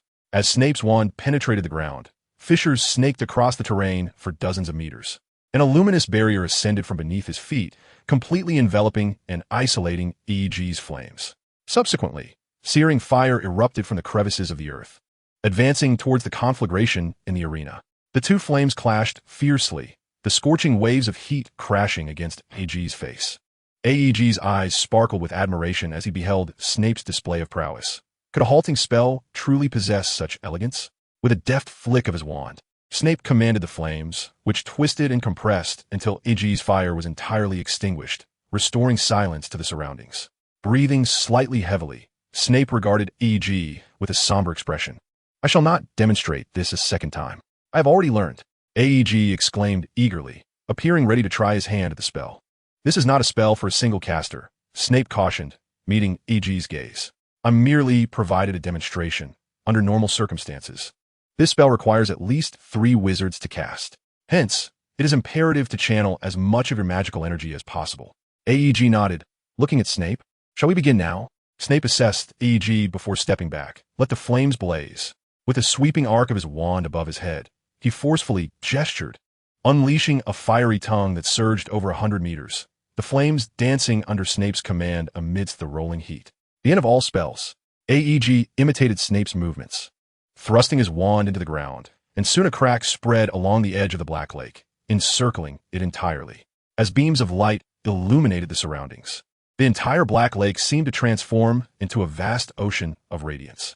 A divine and fervent luminescence soared towards the heavens. Aegis stepped forward, raising his wand. Yet no flames erupted. Instead, the surface of the lake danced in synchrony with Aegis's movements, and in an instant, colossal waves surged forth, towering hundreds of meters high, cascading towards Severus in the night like a darkened sea. Severus turned, his expression twitching at the sight behind him, and with a thunderous command, he bellowed, "Stop!" Aegis abruptly pivoted, and with a vigorous sweep of his wand, the tumultuous waters once again settled into tranquility. The flames summoned by Severus had already been extinguished by the inadvertent cascade of lake water. The ground by the shore lay strewn with ashes. Severus, still shaken, gazed at Aegis, who was now drenched, his once greasy hair clinging to his face. "What on earth is this?" Severus raged internally at Aegis. "What in the world is this madness?" Aegis swallowed hard, turning towards the school, his legs feeling rather weak. That fall could have spelled his doom as well. He mused. For a fleeting moment, he felt as though he might lose control. Had Severus called out just a moment later, the outcome could have been dire. Meanwhile, Severus stared at the now tranquil Black Lake, his expression still one of horror. "I vowed that if I were to spar with him again, I would be a fool." So immensely powerful, so breathtakingly beautiful. An elderly voice emerged, and Dumbledore stood behind Severus, gazing thoughtfully at the lake before them. "A hall-level spell, is it?" "He is still growing." Severus shook his head slightly, lost in thought. "The power of the mute is indeed enviable," Dumbledore remarked with a nod. "But what exactly is it?" Severus couldn't help but voice his inner turmoil to Dumbledore. "In truth, I sense that magic has always been intertwined with our soul's strength," Dumbledore speculated. "Though the study of souls remains elusive for wizards. Naturally, it is also greatly influenced by the child's innate talent. I believe that if we disregard the mute within Aegis, his magical prowess is nearly on par with that of an adult wizard." Dumbledore's tone was calm. "Of course, I refer to magic. Not every child who suppresses their magic will become a mute. It also requires talent. We cannot deny that the child's abilities vastly exceed our imaginations. And he continues to grow." Dumbledore gazed towards the starry expanse. "Among those I have encountered, none possess such extraordinary talent without formidable and unending magic. Those endowed with magic do not exhibit his remarkable gifts. I never anticipated that in my lifetime I would encounter a descendant so formidable, so seemingly unattainable. I must admit, even I feel a pang of envy. The broom is but a small gift, and the Philosopher's Stone merely an aid in his development. What do you suppose he will desire next, Severus?" Dumbledore strode confidently towards the castle, exuding an aura as brilliant as a comet. embodying self-assurance and the unwavering support of the masses, an unstoppable force. Can you defeat him? Snape inquired, striding purposefully behind Dumbledore. Dumbledore cast a curious glance at him, replying, "Of course, at this moment." With a fleeting glance at Snape, his expression clearly conveyed, "Are you joking?" Igor was oblivious to the high praise Dumbledore had bestowed upon him. As he hurried through the castle, "Stop!" Filch suddenly emerged from around the corner. "Forget everything." Igor waved his hand dismissively, causing Filch to stand there, dazed and evidently having forgotten all that had transpired in recent days. Madame Rosmerta watched Igor with curiosity, sensing an inexplicable familiarity emanating from him. Igor stared blankly at his own hands, then at his wand for a prolonged moment, finally realizing the tremendous power coursing through him. Perhaps Snape was correct. It was indeed time for him to practice wielding his magic. Once again, during potions class, Igor found himself unceremoniously thrust into a group of Slytherin students by Snape. Fortunately, Snape's attention was diverted from Harry, allowing him to escape unscathed. In the evening, Harry and Ron were engaged in a hushed argument, and upon seeing Igor, they discreetly distanced themselves. "What is the matter with them?" Igor inquired, casting a puzzled glance at Hermione. Hermione opened her mouth to speak, but quickly shook her head, sealing her lips, evidently perturbed. Igor had grown accustomed to Hermione's frequent disputes with Harry and Ron. It didn't take long for Igor to learn the source of the commotion. The following morning, Hermione's eyes were red-rimmed, clearly a sign of sleeplessness. Igor's lips twitched in amusement. Struggling to contain his laughter, he reached out to tousle Hermione's frizzy hair while munching on a chicken sandwich. Not far off, Harry and Ron were embroiled in another argument. Turning to glance at Igor. During yesterday's Quidditch practice, Malfoy had been particularly loquacious, taunting Harry about being a coward without his two sidekicks. In retaliation, Harry had agreed to a duel with Malfoy that evening. Ron, noticing Igor's stuffed cheeks, awkwardly attempted to explain, for men, pride is paramount.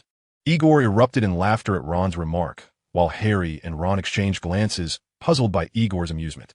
Harry regarded Igor, sensing a connection between the three-headed dog and the vault that Igor had claimed to be robbed. Yet Igor's whimsical nature left Harry grasping for any useful information, which was disheartening.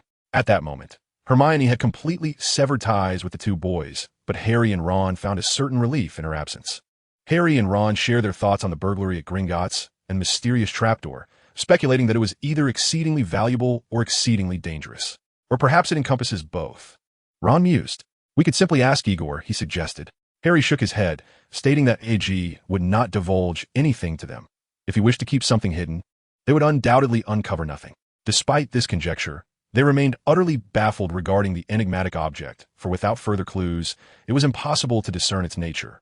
As for Hermione, she appeared entirely disinterested. She mentioned that Neville was present the previous night, yet the poor child was now consumed solely with the desire to distance himself from that place. AEG, too, was not particularly invested. It was merely a game concocted by Dumbledore to entertain children. For the subsequent week, he dedicated his evenings to studying how to control Fiendfire with Snape, although due to its perilous nature, Dumbledore would supervise each night. AEG was now capable of commanding Fiendfire within a radius of several hundred meters, but if the range were to extend further, he could only ensure his own safety. The opposite shore of the Black Lake had transformed into a vast expanse of blackened wasteland under AEG's relentless onslaught, stirring much speculation among the students, who remained oblivious to the events that had transpired. Only the Weasley twins ventured out at night to investigate, yet they could not discern much. The vastness of the Fiendfire deterred them from venturing closer, allowing them only to faintly glimpse the silhouettes of Dumbledore, Snape, and AEG from a distance. In that fleeting moment, AEG wielding his wand to command Fiendfire left a profound impression on the twins' minds. So impressive, so powerful, were the words they exchanged one evening in the Gryffindor common room after waylaying AG, their curiosity piqued by his spell work. In Chapter 30, titled Sparring Partner, AEG remarked that as Fiendfire, mishandling it could be fatal. Hence, Professor Dumbledore is there to supervise. Do not worry. We have no intention of asking you to teach us such dangerous things. We are merely curious, George said, slinging an arm around AEG's shoulder. What could possibly motivate a junior to learn such things from the professors? Surely, you do not aspire to become the next Dark Lord? Fred chuckled. I find that notion rather appealing. AG replied with a smile. Would you care to be my minions? Goodness. The reliability of the new generation of Dark Lords is truly questionable, Fred shrugged. Are you planning to send us to make our enemies laugh themselves to death? George laughed. Merely enhancing my own abilities. AG replied, somewhat exasperated. I possess an exceptional magical talent. It would be a shame not to cultivate it further, especially since I'm lacking in other areas. The twins exchanged glances and laughed. Fred looked at AG and said, "That reasoning is utterly brilliant. How about including us? Are you two not concocting some sort of organization?" AEG asked, his brow furrowed in confusion. "That idea has merit. You take the lead, and we shall assist you." George nodded. "Just be sure not to let Ron know. He would be devastated." Fred chuckled mischievously. AEG felt a bit speechless. The two truly entertained whatever ideas they fancied. "Very well. What shall we name the organization?" AEG pouted slightly, secretly finding the twins' proposal quite intriguing. "How about the toxic egg?" Fred spoke without a moment's hesitation. "The death egg will do," George casually remarked. Egg found himself in a state of disarray. "So you two are really going with the egg theme, are you? Is my name truly that ridiculous?" "Stop joking." Egg rolled his eyes. "You might as well call it Egg House." The twins exchanged glances and chimed in unison. "Great name. Egg." Ultimately, Egg conceded to the duo. In a case of majority rule, the twins decisively named their organization Egg House. Egg House, abbreviated as EH, or simply the House of Eggs. Egg looked at the two of them, brimming with excitement, and felt utterly perplexed. Why on earth am I subjecting myself to this? Just imagine, when I become a grand wizard, my resume will read, Egg Morrisethus, known as the Toxic Egg, founder of the renowned Egg House. Under its banner, Weasley Wizarding Wheezes. What on earth is this nonsense? Egg was overwhelmed with frustration. Can't we have a touch of sophistication? The following morning, at the Gryffindor long table in the Great Hall, Egg listlessly sipped his milk as owls, as usual, flooded into the hall, delivering packages to their intended recipients. 6 long-eared owls flew over to Harry, carrying a lengthy parcel. Harry picked up the envelope and glanced at it. "No need to look. It's probably the broom Professor McGonagall sent you." "Goodness, she's generous to send another one," Egg remarked. Harry examined the letter and confirmed Egg's assumption, though he did not hastily unwrap the package, as McGonagall had instructed him to keep it discreet. Joy surged within Harry as he handed the letter to Ron. "The Nimbus 2001. Ron exclaimed enviously, "How splendid." Egg chuckled. "You're riding on my coattails." "How so?" Harry inquired, curiosity evident in his gaze. "I initially brokered a deal with Professor Dumbledore, who gifted me a 2001, but I passed it on to someone else. Later, I helped Gryffindor decisively defeat Slytherin. And upon learning I had given away the broom, Professor McGonagall sent me another one." Egg smirked. "Technically, a standard version of the 2000 would suffice for the Quidditch team. But Professor McGonagall likely wished to avoid favoritism. You know, it's not about having little, but rather about having unevenly." "Quite complicated," Ron mused. Egg nodded. "Though it's merely 1 digit apart, the 2001 indeed comes at a premium." "You must win, Harry." Harry nodded, eager to step out of the hall with Ron and their package. Moments later, Hermione stormed in, clutching her books. "Look at them. As if they'd be grateful if I didn't speak to them." Egg shook his head in resignation. In Hermione's eyes, there were only 2 types of people, Egg and everyone else. Regardless of whether he copied homework or broke school rules, it mattered little to Hermione. Egg surmised this might stem from the personal idolization he had instilled in her since he was 8. Regarding Harry and Ron, whenever they violated school rules, Hermione would not hesitate to offer her critiques. One must admit, at this age, Hermione is rather unlikable. However, Age felt indifferent as long as he appreciated her presence. Glancing at the weather outside the castle, Age found it quite pleasant and decided to venture into the Forbidden Forest to seek out Buckbeak for a flight, hoping to uplift Hermione's spirits in the process. The two made their way towards the Forbidden Forest, where distant figures clad in red were soaring across the Quidditch pitch, indicating it was Gryffindor's practice time. "First, bow, and make sure not to blink," Age instructed Hermione while maintaining a respectful distance from Buckbeak. Hermione, though slightly pale at the sight of the magnificent creature, trusted Age and complied. After a moment of hesitation, the young girl, with a mixture of nerves and excitement, mounted Buckbeak's back, curiously stroking the majestic creature's feathers. "Let us go. I'll take you for a ride," Age exclaimed with a grin, squeezing Buckbeak's belly with his legs. With a powerful leap, Buckbeak galloped forward, its enormous wings unfurling as they soared into the sky. Hermione's cheeks flushed as she sat in front of Age, who at that moment exuded the charm of a princely figure. Age directed Buckbeak towards the Quidditch pitch, and amidst the astonished gazes of players and spectators, he seized the quaffle and tossed it through the opposing team's hoop. Cheers from Fred and George mingled with the wind, reaching Age's ears as he laughed heartily and waved at the surrounding students, while Hermione's face glowed with excitement. "What is this?" Harry, riding his broomstick, approached curiously. Buckbeak tilted its head, observing Harry while its massive wings beat rhythmically, keeping it aloft. This is Buckbeak, the hippogriff. Be cautious. It's best to keep your distance on your first encounter. He can be a bit dangerous, Age advised. Buckbeak emitted a low, disgruntled sound, seemingly displeased with Age's warning.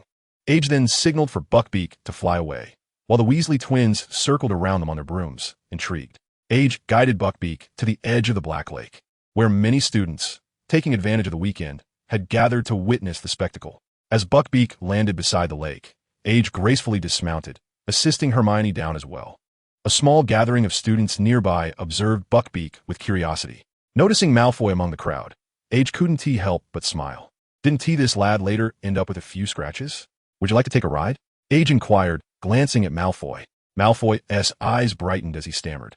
See, can I? Age sensed the boy's timidity, noticing how he trembled while speaking. You can give it a try, but you must follow my instructions, Age replied, tilting his head to beckon Malfoy closer. Excitedly, Malfoy approached, and Age couldn't suppress a chuckle at the boy's demeanor. Despite his somewhat annoying personality, he was still just a child. Wasn't he the one who had been brought to heel by Age's influence? After a while, Malfoy felt his eyes beginning to ache from staring, when Buckbeak finally inclined his head slightly towards him. Hagrid gestured for Malfoy to approach, lifting him onto Buckbeak's back. Grasping the creature's neck, Malfoy appeared momentarily taken aback as Hagrid spoke to him. What? Malfoy stammered. Hagrid patted Buckbeak's hind leg, prompting the majestic creature to raise its head high and, with a powerful flap of its wings, soar toward the lake, Malfoy's shrieks echoing in the distance. Hagrid thought it prudent to allow Malfoy to familiarize himself with Buckbeak beforehand, preventing any mischief later on. After a brief flight, Buckbeak landed gracefully beside Hagrid. Visibly agitated by Malfoy's demeanor, outside the crowd, Professor McGonagall hurried over. I do not recommend bringing creatures from a forbidden forest onto campus, Mr. Hagrid. Hagrid made a playful face, feigning innocence. No worries, he murmured. Look how pleased she is that a new student from her house can tame a hippogriff. Professor McGonagall wouldn't dare deduct points for such a commendable achievement. Hagrid grinned broadly. You may not realize, but Professor McGonagall is not as strict as she appears. That evening, at the Gryffindor table, Harry sat beside Hagrid, feeling somewhat dejected. What a pity Professor McGonagall left so early. Wouldn't he let us leave the training grounds? I was hoping to ride after practice. Ron glared in the direction of the Slytherin table. Look at Malfoy. He's gotten so full of himself. He had to listen to him brag all day. Hagrid, why didn't you tell us sooner? Hagrid shrugged. There will be plenty of opportunities in the future. We won't miss this one. If you wish to venture into the Forbidden Forest, just come with me. Forget it. Harry shook his head. Going in there feels like courting death. Hagrid might just pack us up in a box to get us out. Ron nodded in agreement, thoroughly convinced. Hagrid led them to the room of requirement, where the twins were bubbling with excitement. I remember this used to be a broom cupboard, Fred remarked, glancing around. George and I came here once when Filch was chasing us. This is the room of requirement, the most mysterious place in Hogwarts for centuries. Not only does it provide us with a training area, but it also harbors contraband hidden by students over the years. Even the professors are unfamiliar with it, Hagrid explained, clapping his hands and pointing to a mannequin holding a wand. Shall we begin now? Have you decided what you wish to learn? George appeared eager. How about the disarming charm? Hagrid suggested with a smile. The twins exchanged glances, somewhat unimpressed. Oh, come on, what would you prefer to learn? Hagrid inquired, looking at them expectantly. Something more exciting. Something with a bang, they replied in unison. Hagrid pondered for a moment, then waved his wand at the mannequin, which instantly split in half, the severed edges smooth as if sliced by a knife. Cool, they exclaimed in unison. This spell is called the Severing Charm. Egil gazed at the two and spoke. It is a dark spell, thus you must promise me to think carefully before casting it. The twins nodded, diligently learning from Egil. It must be said that compared to the intricate ordinary spells and white magic, dark magic is indeed easier to learn, simple to grasp, and powerfully effective. This is precisely why many wizards become enamored with it. Under no circumstances should you unleash it at school. I must inform you that this particular spell was invented by Snape. Egil looked at the two with a serious expression. If he discovers this, he will undoubtedly not let you off easily. I knew that old fellow had a particular fondness for dark magic. Fred nodded in agreement. They did not study for long. Although the spell invented by Snape was perilous, surprisingly, it was also particularly simple to master. The twins excelled in their defense against the dark arts class, allowing them to learn swiftly. Now it is time for practical application. You two can launch an attack against me. Egil stood at a distance, observing the pair. You cannot use fiend fire, nor the unforgivable curses, and certainly not sectum sempra, or we shall find ourselves in dire straits. The twins harmoniously outlined the rules for Aegle, who shrugged, entirely unperturbed. Very well, he said, drawing his wand and pointing it at them. Shall we begin? As his words fell, 2 beams of red light shot forth, striking the ground a meter before Aegle, then erupting as if blocked by some unseen force. Aegle directed his wand towards the twins, subtly flicking his wrist as several red beams raced towards them. He meticulously controlled the output of his magic, striving to keep the spell within ordinary parameters to avert any danger. The twins struggled to fend off Aegle's spells with their wands, their smiles gradually fading. For them, Aegle's silent casting and uninterrupted casting speed were nothing short of a nightmare. Fred hastily dodged a spell hurled by Aegle, flashing a smile as if to boast. If I were you, I wouldn't let myself be distracted in battle. Aegle lowered his wand, leisurely observing Fred. Just then, Fred instinctively sensed something amiss, and, attempting to push George aside, was suddenly ensnared by 2 ropes that bound them together. The previous incantation was not an offensive spell, but rather a transfiguration spell. It proved that sometimes a transfiguration spell can yield unexpected results in battle. Wouldn't you agree? Aegle chuckled at the sight of them, dangling like Zongzi from the rafters. What stark contrast this is. We are, after all, 2 years older. The twins exchanged glances, with George laughing heartily at Fred. Chapter 31, Sectum Sempra. I must warn you of one thing. Under no circumstances is distraction permitted in battle. You must support each other. Aegle regarded them with a serious expression. Moreover, you must swiftly master the silent casting of the shield charm. It is imperative that you instinctively release it during combat. I do not wish to one day see George standing alone before your gravestone, Fred. Aegle's expression remained stern. If one were to ponder the most regrettable aspect of reading the entire Harry Potter series, it would undoubtedly be the fate of Fred.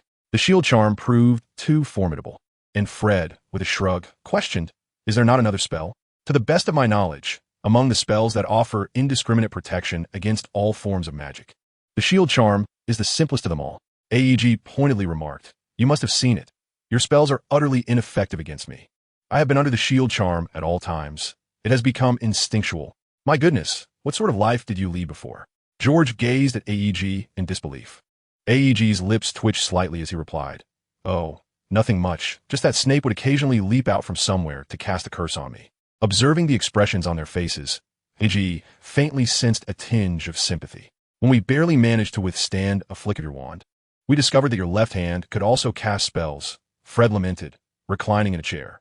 George, tilting his head back slightly, panted, the considerable drain of magical energy leaving him somewhat fatigued. What will the next challenge be? Your toes? AEG, cradling a warm glass of milk, quipped, just a suggestion.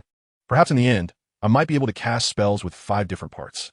That would be 4. Your right hand must wield the wand, Fred reminded AEG. AEG straightened up, thrusting his hips forward. The twins erupted into laughter, and Fred nodded. You are correct. This might be the most powerful. George grinned at AEG, who quickly gestured for them to stop. Enough. If we continue, I shall become a pervert. You have already crossed that line. Fred nodded in agreement. George, with utmost seriousness, remarked, when you mentioned 5, AEG pouted, perhaps, thus far, I have taught you most of the common spells. You merely need to practice more. As for the rest, it pertains to dark magic, and I cannot teach you any further. Thank you, Professor Morriseth, for your diligent guidance. You have worked hard. Observing their jovial demeanor, AEG felt a sense of exasperation. Professor Flitwick stood at the podium instructing on the levitation charm. Do not forget that subtle wrist movement we have been practicing. Standing atop a thick stack of books, Professor Flitwick raised his voice, a flick and a swish. And do not forget about Wizard Barufio, who pronounced emphasis and found himself sprawled on the ground with a bison standing on his chest. That is still quite formidable, after all. Summoning a bison is no trivial task. AEG muttered softly. Professor Flitwick divided them into pairs, and due to Neville's hopeful gaze, AEG reluctantly teamed up with him, especially since Harry and Ron seemed oblivious to his presence. Harry was paired with Seamus, while Hermione and Ron formed another duo. It was hard to discern who among them appeared more irritated. AEG offered an encouraging glance to Neville and silently cast an ultimate shield charm beside him. Fortunately, while Neville did not succeed, he also did not cause any harm. Behind them, a table erupted in a blast as Simo ignited the feather. Aegle, unfazed, believed Simo might be well suited for summoning spells, potentially conjuring a Gandalf. Wingardium Leviosa. Ron's voice resonated, and Aegle turned to see him, shouting loudly, waving his long arms like a windmill. Beside Aegle, Hermione interjected sharply, "You've made a mistake. It es Wingardium Leviosa, and that gar should be pronounced long and clear. Since you're so clever, why don't you give it a try?" Ron retorted in frustration. "The first spell Aegle taught me was this one." Hermione rolled her eyes. "I can perform nonverbal spells now." With that, she flicked her wand, and the feather floated gracefully into the air. "A splendid nonverbal spell. Well done." Professor Flitwick clapped his hands, and the class chuckled as Hermione and Aegle's points had become a common occurrence in their charms lessons. True to form, Professor Flitwick awarded Hermione an additional 5 points, and Aegle, smiling broadly, received 10 points as the feather soared. He found teaching Hermione and Aegle a delight. Though he consistently urged Aegle to attach the eagle head, he gifted him to his wand for greater enjoyment. Aegle expressed discomfort with the eagle's outstretched wings, opting to remove it after a single attempt. A throng of students jostled in the corridor, with Harry and Ron struggling to push through. "No wonder no one can stand her besides Aegle," Ron exclaimed to Harry. "Aegle is far superior to her, yet she treats everyone like that. She's a nightmare." Beside Aegle, Hermione was in tears, and Aegle felt a sense of helplessness. It was difficult to determine who was right or wrong in such matters. Hermione hurried away, and Aegle chose not to pursue her, believing it might be beneficial for her to learn some empathy. "I think she heard your words," Harry remarked, observing Hermione squeeze past them. "So what?" Ron replied, still irked. "I'm sure she has taken note of it. She doesn't seem to have a single friend." "Except Aegle," Harry pointed out. "A boyfriend isn't the same as a friend," Ron pondered. "I suspect Aegle is blaming us for upsetting Hermione," Harry said dryly. "Sitting on the stone steps all afternoon isn't particularly exciting." "Not all," Ron countered confidently. "I sense Aegle seems rather indifferent to our quarrel, appearing unconcerned." "That's because he's the type who prefers to act rather than speak." Fred was nearby, munching on a baked potato with a grin. George chimed in. "Perhaps one day he'll grow impatient and turn you two into skunks hanging at the school gate. He has quite the penchant for transforming into skunks, and he is adept at it." Their banter left Harry and Ron pale with apprehension. "Don't listen to them," Neville whispered to the two. "Aegle wouldn't he do that? He is an enigma, much like Professor Dumbledore." "Is he? I perceive that Agrin can sometimes be more unruly than us, appearing quite eccentric, though perhaps not as exaggerated as you suggest." Parvati, who was whispering with Lavender, turned her gaze toward Neville upon hearing this. Professor Dumbledore, although somewhat eccentric himself, reassured Ron, seemingly confident that Agrin would not transform them into skunks. As Harry munched on a potato with its skin intact, Professor Quirrell suddenly burst into the Great Hall, his large scarf askew and his face etched with terror.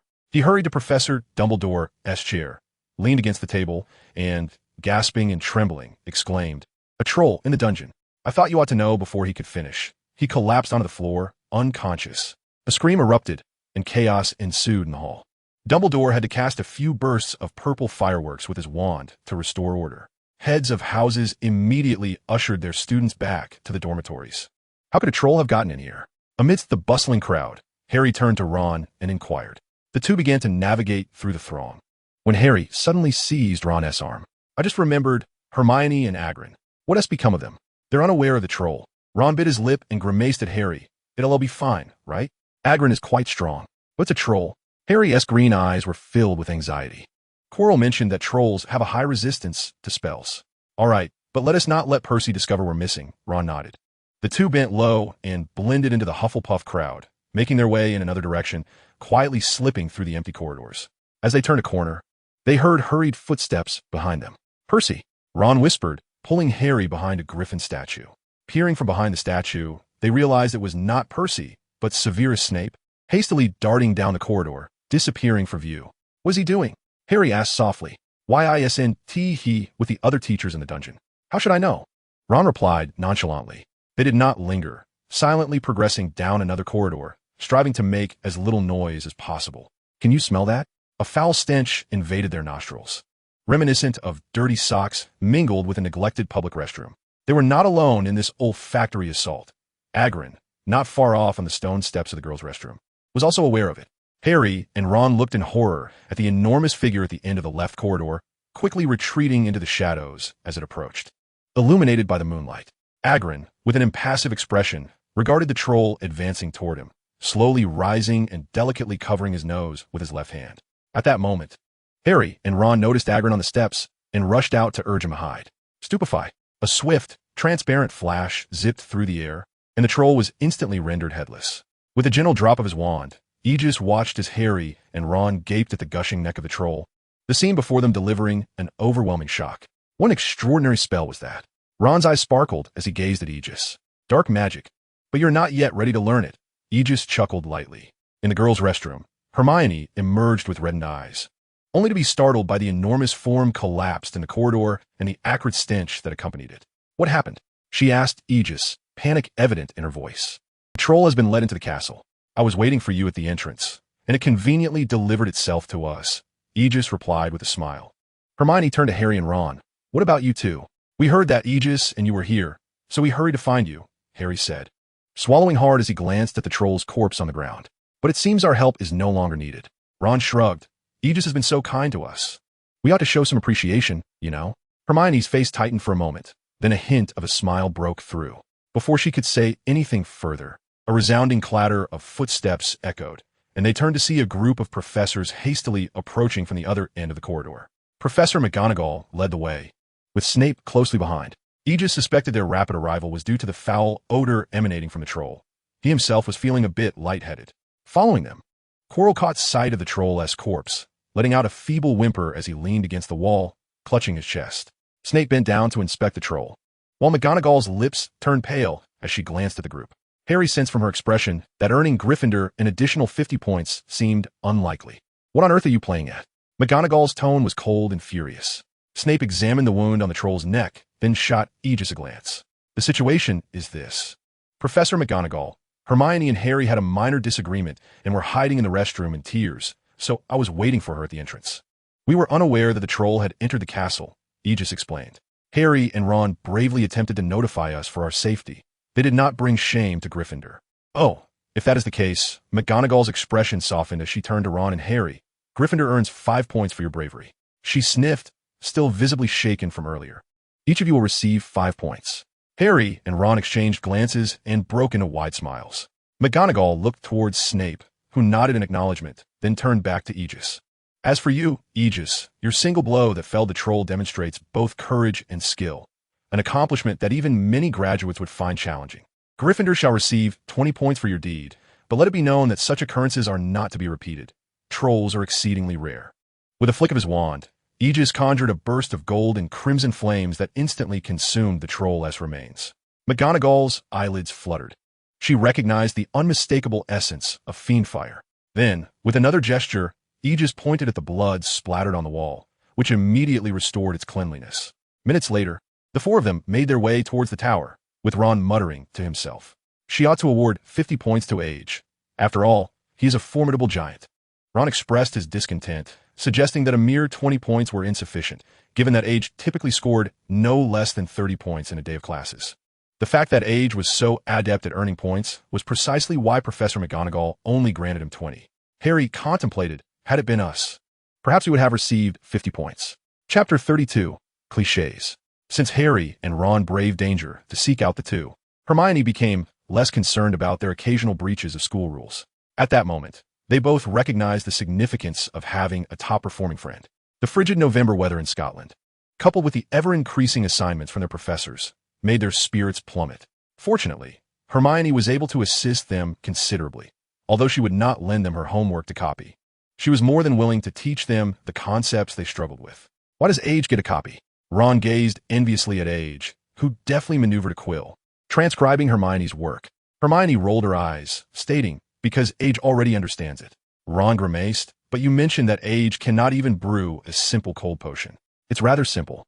Even if I couldn't brew tap water, Severus would still mark my work as excellent. Age replied, somewhat disheartened. And what about history of magic? Ron inquired, or astronomy? Or herbology? Those subjects are trivial. Age chuckled, resting his chin on his hand. No teacher can withstand my confundous charm. Are you a devil? Ron exclaimed in horror. You could get expelled. Just joking. In truth, I'm managing quite well in those subjects, as long as I've heard the material. I can retain it in my mind and pass the exams with ease, Age said with a grin. We could do it too, Ron pouted. Harry turned to give Ron a dry look, and Ron tilted his head. All right, I admit I was boasting. As for herbology, you should seek help from Neville, Age suggested. Don't let his timid nature fool you. I mentioned his high potential before. What about the others? Harry asked Age with anticipation. For astronomy, you might inquire with those two Indian girls. They have always shown a keen interest in such esoteric matters, Age mused. As for history of magic, just copy from the book. The answers for history assignments are certainly found within its pages. Provide examples and include your own opinions to write the essay. It's really quite simple. History of magic is not as dull as Professor Binns makes it out to be. You certainly have a knack for handling assignments, Ron remarked. Astonished by Age.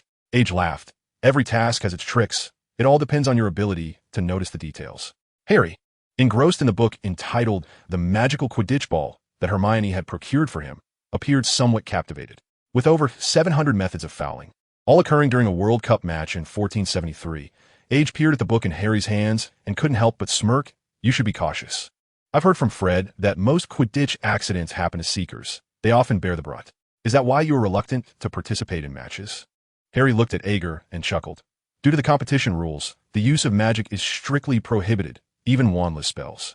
You guessed it correctly. I fear I might not resist casting a petrification charm on my opponent. Ager nodded in agreement.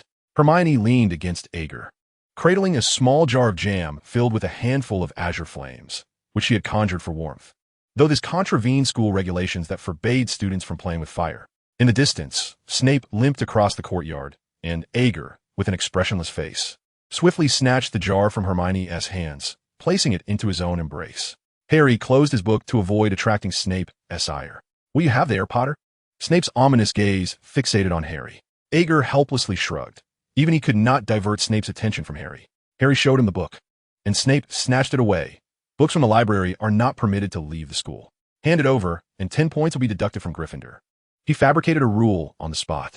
Watching Snape limp away, Harry fumed. I wonder what's wrong with his leg. Who knows, but I hope it hurts like hell. Ron chuckled maliciously, then cautiously glanced at Ager. Just don't tell him, all right? Ager burst into laughter. If it were me, I wouldn't even bother. Ron blurted without a second thought. Harry felt that if other teachers were nearby, Snape might not have denied his request. Ager smiled at Harry.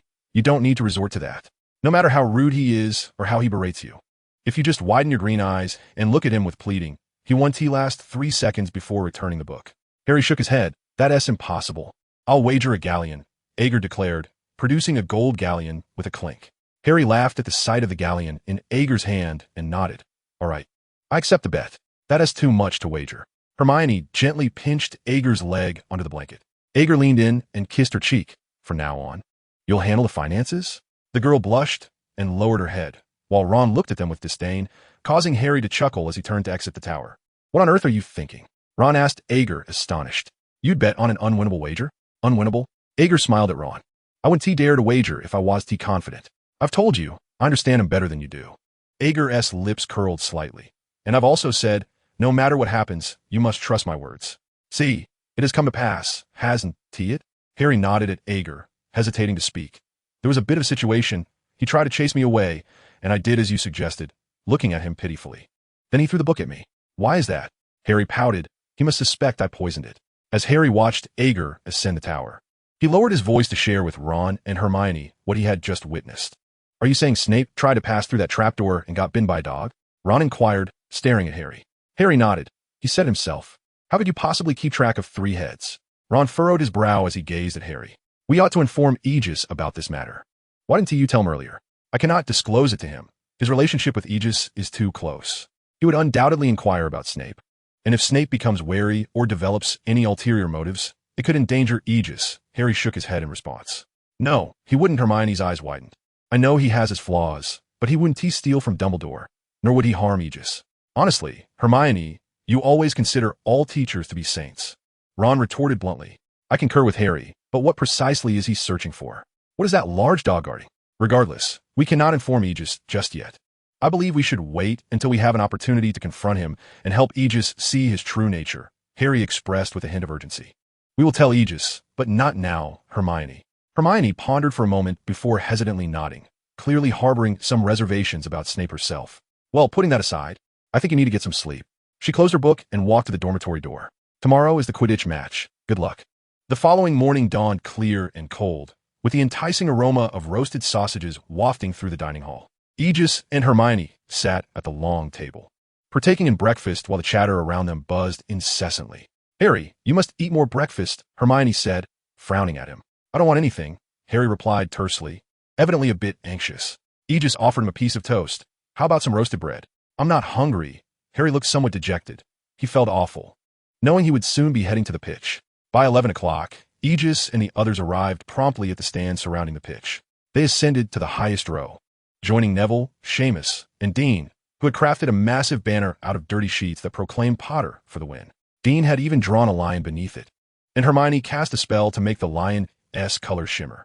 Feeling a surge of enthusiasm, Aegis waved his wand, conjuring a fiery lion over their heads. Stretching over 100 meters long, the lion roared toward the Slytherin direction, sending a wave of panic through a group of little snakes. Mr. Morris, cease your spellcasting.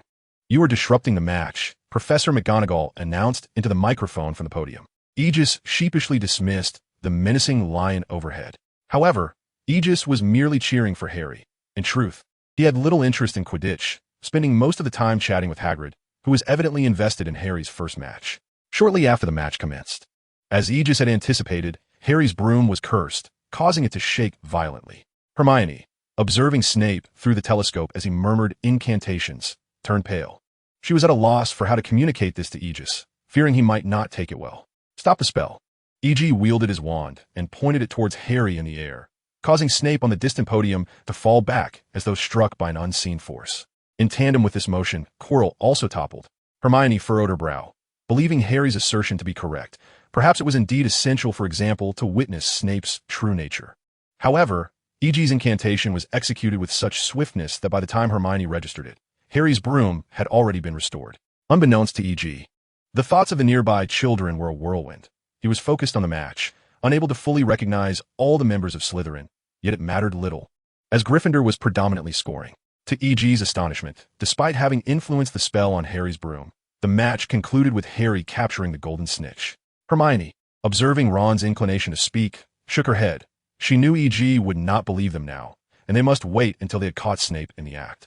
Moments later, Harry and Ron resolved to inform E.G. about the recent events, and, true to form, E.G. merely smiled and said nothing.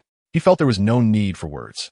Dumbledore seemed intent on tempering the trio, instilling a sense of purpose, which was rather commendable, as Snape would not be concerned with their opinions.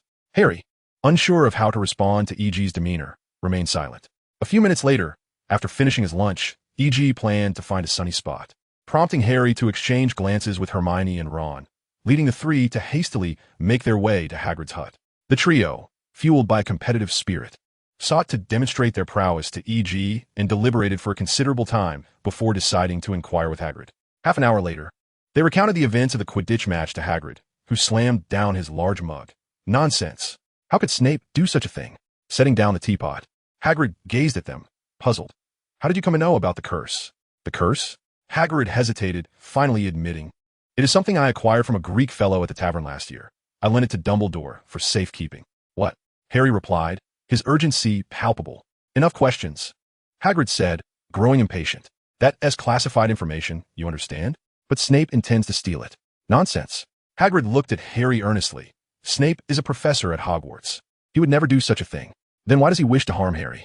Hermione exclaimed. The events of that afternoon had significantly altered Hermione's perception of Snape, especially considering E.G.'s close association with him, which only heightened her anxiety. If I see someone casting dark curses, I will recognize them, Hagrid. I have read everything about them in books.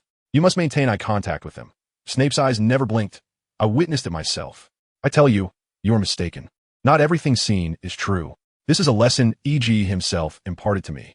Hagrid's tone was somewhat brusque, and the incessant inquiries from the three children left him feeling quite agitated. I cannot fathom why Harry's broom exhibited such behavior, but there is no way Severus would wish to harm any student. Now, listen to me. You are meddling in affairs that do not concern you, and that is perilous. Forget about that large dog and what it guards. This matter lies between Professor Dumbledore and Nicholas Flamel. So it involves someone named Nicholas Flamel, does it? Harry exclaimed loudly. Hagrid was furious, not only at his own ire, but also because he believed the three youngsters had been led astray by Draco. Chapter 33, Christmas. For an entire month, Harry and his companions had been surreptitiously seeking information about Nicholas Flamel, hastily tidying their materials whenever they encountered Draco. Observing their frantic demeanor, Draco found amusement in their plight, but refrained from exposing them. The riddle surrounding the Philosopher's Stone failed to pique his interest. He was eagerly awaiting Tom Riddle's diary, which he found entertaining to toy with in his idle moments. Dressed in a luxurious, thick robe, Draco stepped outside to behold the several feet of pristine snow blanketing the ground. Upon reaching the lower level, he spotted the Weasley twins casting spells on a few snowballs, prompting them to chase after Quirrell in a chaotic frenzy. When several snowballs struck Quirrell on the back of his head, Draco burst into laughter. The twins were perhaps unaware that they were the first to dare throw snowballs at Voldemort. Draco laughed heartily, nearly doubled over, when suddenly Professor McGonagall appeared beside them. "Mr. Weasley, in light of your impudent behavior, Gryffindor shall lose 5 points." McGonagall's voice was stern, her gaze fierce as she directed her ire at the twins. Then turning to Draco, who was still chuckling, her expression grew even graver. "As for you, Mr. Malfoy, you had the capacity to prevent their actions, yet you did not. This is far more egregious, so I must deduct 10 points from you." Watching McGonagall storm away in a huff, the three exchanged bewildered glances before erupting into laughter once more. It seemed McGonagall's point deduction had not dampened their spirits. "Just 15 points," they chattered playfully, while Draco grumbled discontentedly. "Don't call me a rotten egg or an adult." "How can that be? You are our leader," Fred exclaimed dramatically, his face a mask of mock alarm. The new generation of Dark Lord. George knelt on one knee, adopting a solemn expression, and soon the two were laughing uproariously again. In the distance, a robust figure approached, looking rather irate. Hagrid bellowed at the Weasley twins, "You two ought to watch your words. Do not trouble Draco. He has enough burdens as it is." Draco, eager to clamber on a Hagrid's shoulder, found the thick coat an obstacle and failed in his attempt. "Where are you off to?" "I am to fetch some warming potions for the birds from Professor Kettleburn. Those poor little creatures in the Ollery are freezing." Hagrid nodded. "Thank goodness you finally thought of that, but it's not necessary." Hagrid gently patted E.G.'s little head and remarked, "Hedwig is a snowy owl, quite indifferent to the cold. As for Lark, I haven't seen him. He is likely being taken care of by those house elves." A.E.G. let out a sigh of relief and waved farewell to Hagrid. "It feels particularly desolate today," A.G. commented, gazing at the clear azure sky. "The holidays are approaching, and everyone is eagerly anticipating the break." Fred nodded in agreement. "That's quite normal. It happens every year. What about you two?" A.E.G. turned to look at the twins. "We, along with Ron and Percy, are staying at the castle, as our parents and sister are heading to Romania to visit Charlie," George cheerfully replied. A.E.G. suddenly remembered that Charlie had gone to Romania to study dragons. "Have they left?" A.E.G. inquired of the twins. "Indeed," A.E.G. smiled. "I still have ample time to prepare a Christmas gift for Charlie. I intend to buy him a metal wand sheath to prevent any mishaps while he researches fire dragons that might lead to his wand breaking. He'll be moved to tears." The twins shared a knowing glance and erupted in laughter. In contrast to A.E.G.'s lightheartedness, Harry and his companions appeared somewhat frazzled, still perplexed about the identity of Nicholas Flamel. By the time A.E.G. arrived at the Great Hall, an hour had passed. It seemed Harry and the others had encountered a bit of a spat with Malfoy and had lost points due to Snape's intervention, which only added to their frustration. Professor Flitwick was adorning the hall with decorations using his wand, and A.E.G. approached him. "Do you require assistance, Professor?" After a while, as he surveyed the 12 beautifully decorated Christmas trees and the splendid hall, Professor Flitwick awarded A.E.G. an additional 20 points. "You truly have a knack for this," Ron remarked. Gazing at A.E.G., "I've spent months earning the 5 points I previously received." A.E.G. shrugged, tempted to sing to Ron, "We are not the same. What are your thoughts?" A.E.G. curiously rested his chin in his hand, looking at Harry. "Ah," Harry blinked. "I'm not quite sure. It feels rather complicated, but I wish to stay here with Ron, as his parents are going to Romania to see his brother." "I believe Ron is right." A.E.G. nodded, somewhat surprised, as he had always thought Ron to be rather obstinate. "This truly is a good opportunity. Although I detest what they did to you, Harry. Your most distinctive trait is your ability to forgive others' transgressions." Harry appeared somewhat embarrassed, gazing at A.G. with uncertainty. "I just don't know how to face them. You know, A.E.G., the impression you left on them was quite profound. I'm more accustomed to them being as they were before." "What did A.E.G. do?" Ron asked in astonishment. Looking at Harry, "I had heard you mention that A.E.G. caused that family significant psychological distress." Harry glanced at A.G., who shrugged nonchalantly. A.E.G. gave the Dursleys a taste of silence, obliterated their house, and even intended to eliminate them. Harry recounted the events of that day, though A.E.G. claimed he merely wanted to frighten the Dursleys. Although I felt as though he genuinely intended to kill them, Harry whispered this last remark to Ron. Kieran gazed at Age, exclaiming, "What a display of iron will. What are you truly thinking?" Hermione shot an indignant look at Ron, asserting that is illegal. Not merely a breach of school rules. So why don't you discuss it with Age? Ron feigned innocence. Hermione turned her gaze towards Age, only to meet those cheerful eyes, causing her to stammer helplessly and blush as she turned away. Your impact is indeed formidable, Ron remarked, grinning at Age. To be honest, I find myself somewhat envious of you. I suggest you seek out a suitable target before all the good girls are snatched away. Age chuckled in response. After dinner, Fred and George conspiratorially pulled Age aside. Fred glanced at Age and said, "We've come up with something. Something quite spectacular." George chuckled. "Are you aware of the dark mark on the Death Eaters?" Fred inquired. "We saw in a book. I know about it. What, do you wish to create one?" Age replied, looking perplexed. "No, we noticed that it can notify allies with just a press." Fred continued, his gaze fixed on Age. George grinned. "So we were wondering if you could create something similar. After all, we are now an organization." Fred nodded in agreement. Age, still bewildered, acquiesced. "All right. I suppose that shouldn't be an issue. Wait for me while I do some research. It seems you form an organization." Later that night, in Snape's office, Snape was methodically brewing potions. Age observed that Snape appeared less gloomy than usual. "Yes, quite so," Age replied cheerfully. "Are there any similar spells?" "The principle of a two-way mirror," Snape replied casually. "I wonder if you've seen one that displays the situation from the opposite side." "I have heard of it." Age nodded. "Is there a connection?" "That mirror operates on a similar spell," Snape explained, elaborating on the general principles to Age. "Extend your hand," Snape instructed after examining the potion's consistency, rising to draw his wand. "What sort of mark do you desire?" Age pondered, perhaps in a couple of days. "I haven't decided yet." "Then come back once you have made up your mind." Snape casually tossed a black cat out the door. For several days, Age struggled to reach an agreement with the Weasley twins regarding the design, which, according to their suggestion, should be a black poisonous egg, a notion that Age vehemently opposed. Meanwhile, Harry and his companions were deliberating on how to uncover clues about Nicholas Flamel during the holiday. Thus, a group of individuals, each harboring their own concerns, welcomed the break. Harry watched Age, accompanied by Hermione, as they made their way to Hogsmeade, feeling a twinge of envy. The convenience of apparition stirred a sense of longing within him. Ultimately, he decided to remain at Hogwarts with Ron, as he felt unprepared to face the Dursleys. It is peculiar how, when two individuals with a fraught relationship suddenly improve their rapport, they often find themselves at a loss for how to interact with one another. These matters were hardly of concern to AIG, as he and Hermione directly apparat to the Granger residence. Upon their arrival, a loud bang echoed, illuminating the room instantly. The Granger couple beamed at the two of them, brandishing 2 firework tubes, while Aisha and Kaka also held firework tubes, grinning at the pair. Amidst a flurry of chatter, AIG smiled contentedly. At that moment, he felt no place could be warmer than here. Soon, it was time for the excitement of unwrapping gifts. As usual, Severus had sent an assortment of vials and jars. AIG frequently sold those potions that seemed on the verge of expiration at Diagon Alley, proclaiming them to be concocted by the renowned potions master Severus Snape, often fetching a handsome price despite their imminent expiry. He couldn't help but feel fortunate that the happiness potion had no shelf life. Otherwise, he might have had quite the stock to sell. Of course, his entrepreneurial ventures displeased Snape, who thereafter sent only potions devoid of expiration dates, much to AIG's delight, for the rarer the potion, the more timeless it seemed. Dumbledore gifted a plethora of candies, but they were swiftly collected by the Granger couple, who advised AIG that even with tooth replacement potions, consuming such an abundance of sweets was detrimental to one's health. Professor McGonagall presented a golden lionhead wand tip along with a matching wand-inserted cane, exuding an air of gentlemanly elegance akin to Lucius Malfoy's staff.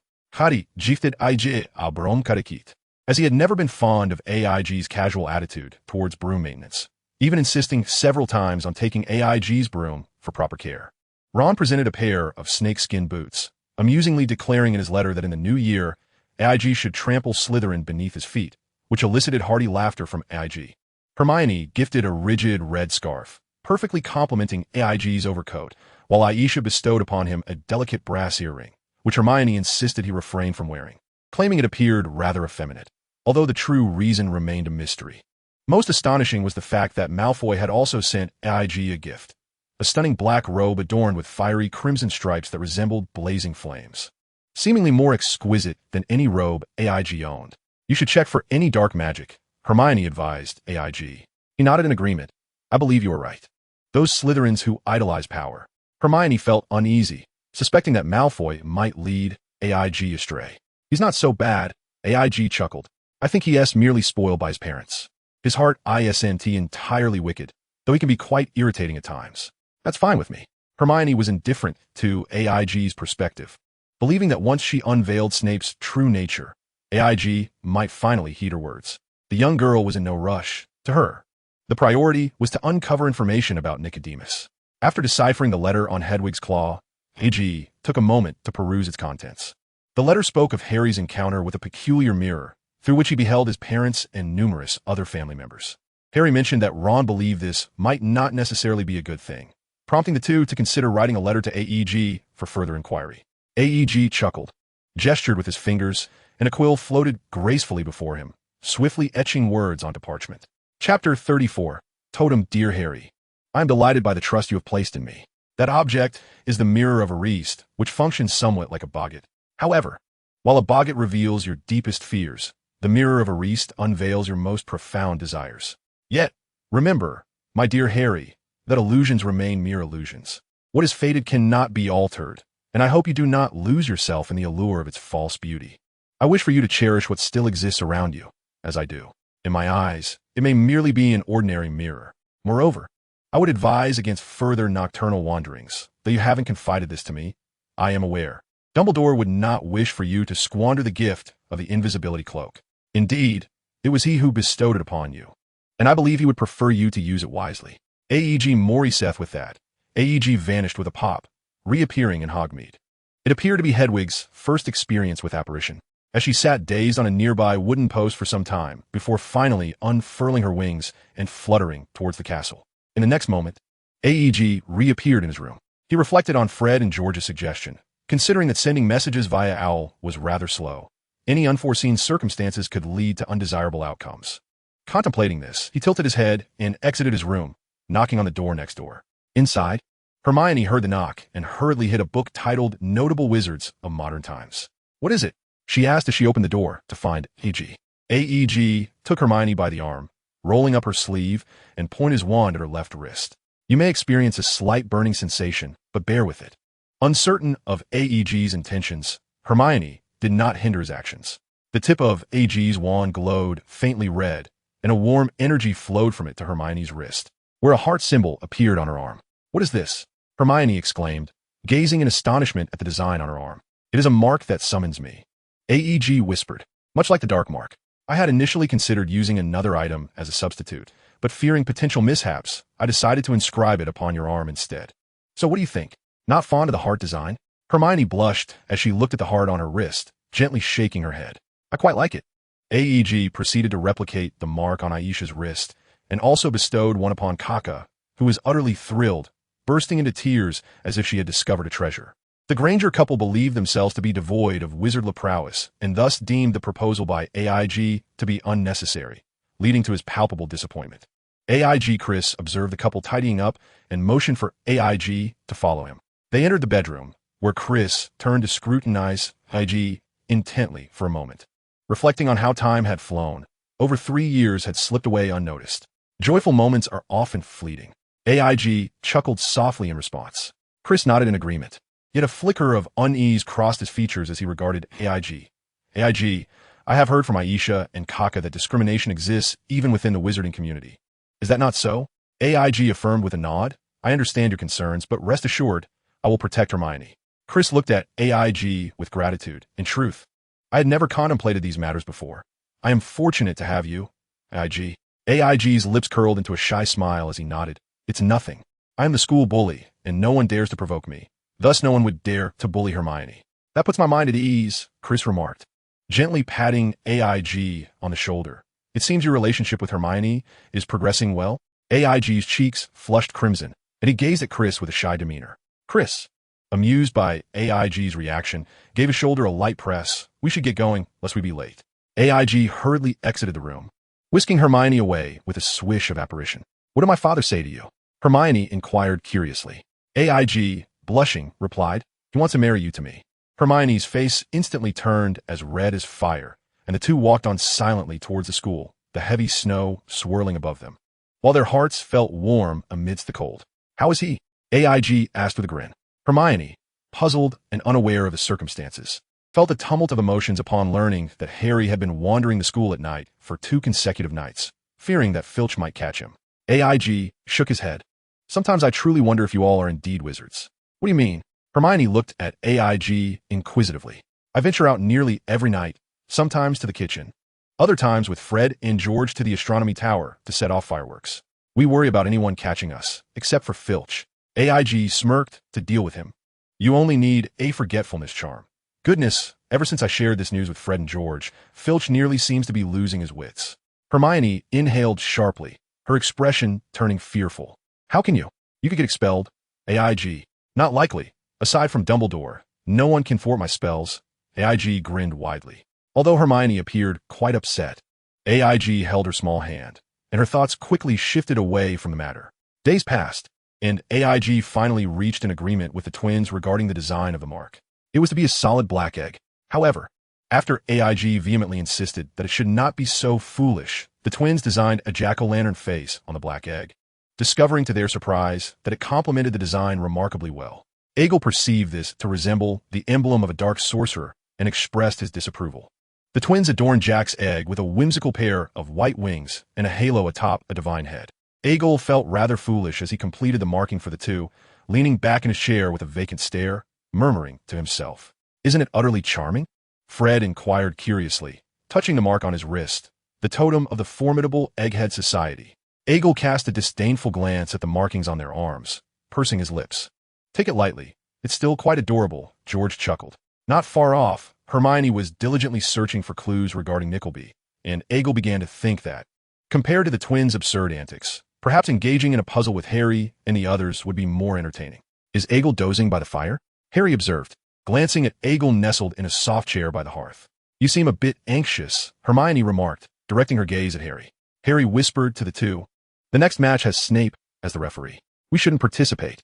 Hermione immediately replied, "Just claim you're ill." Ron suggested, "Pretend to have a broken leg." Hermione pondered this for a moment.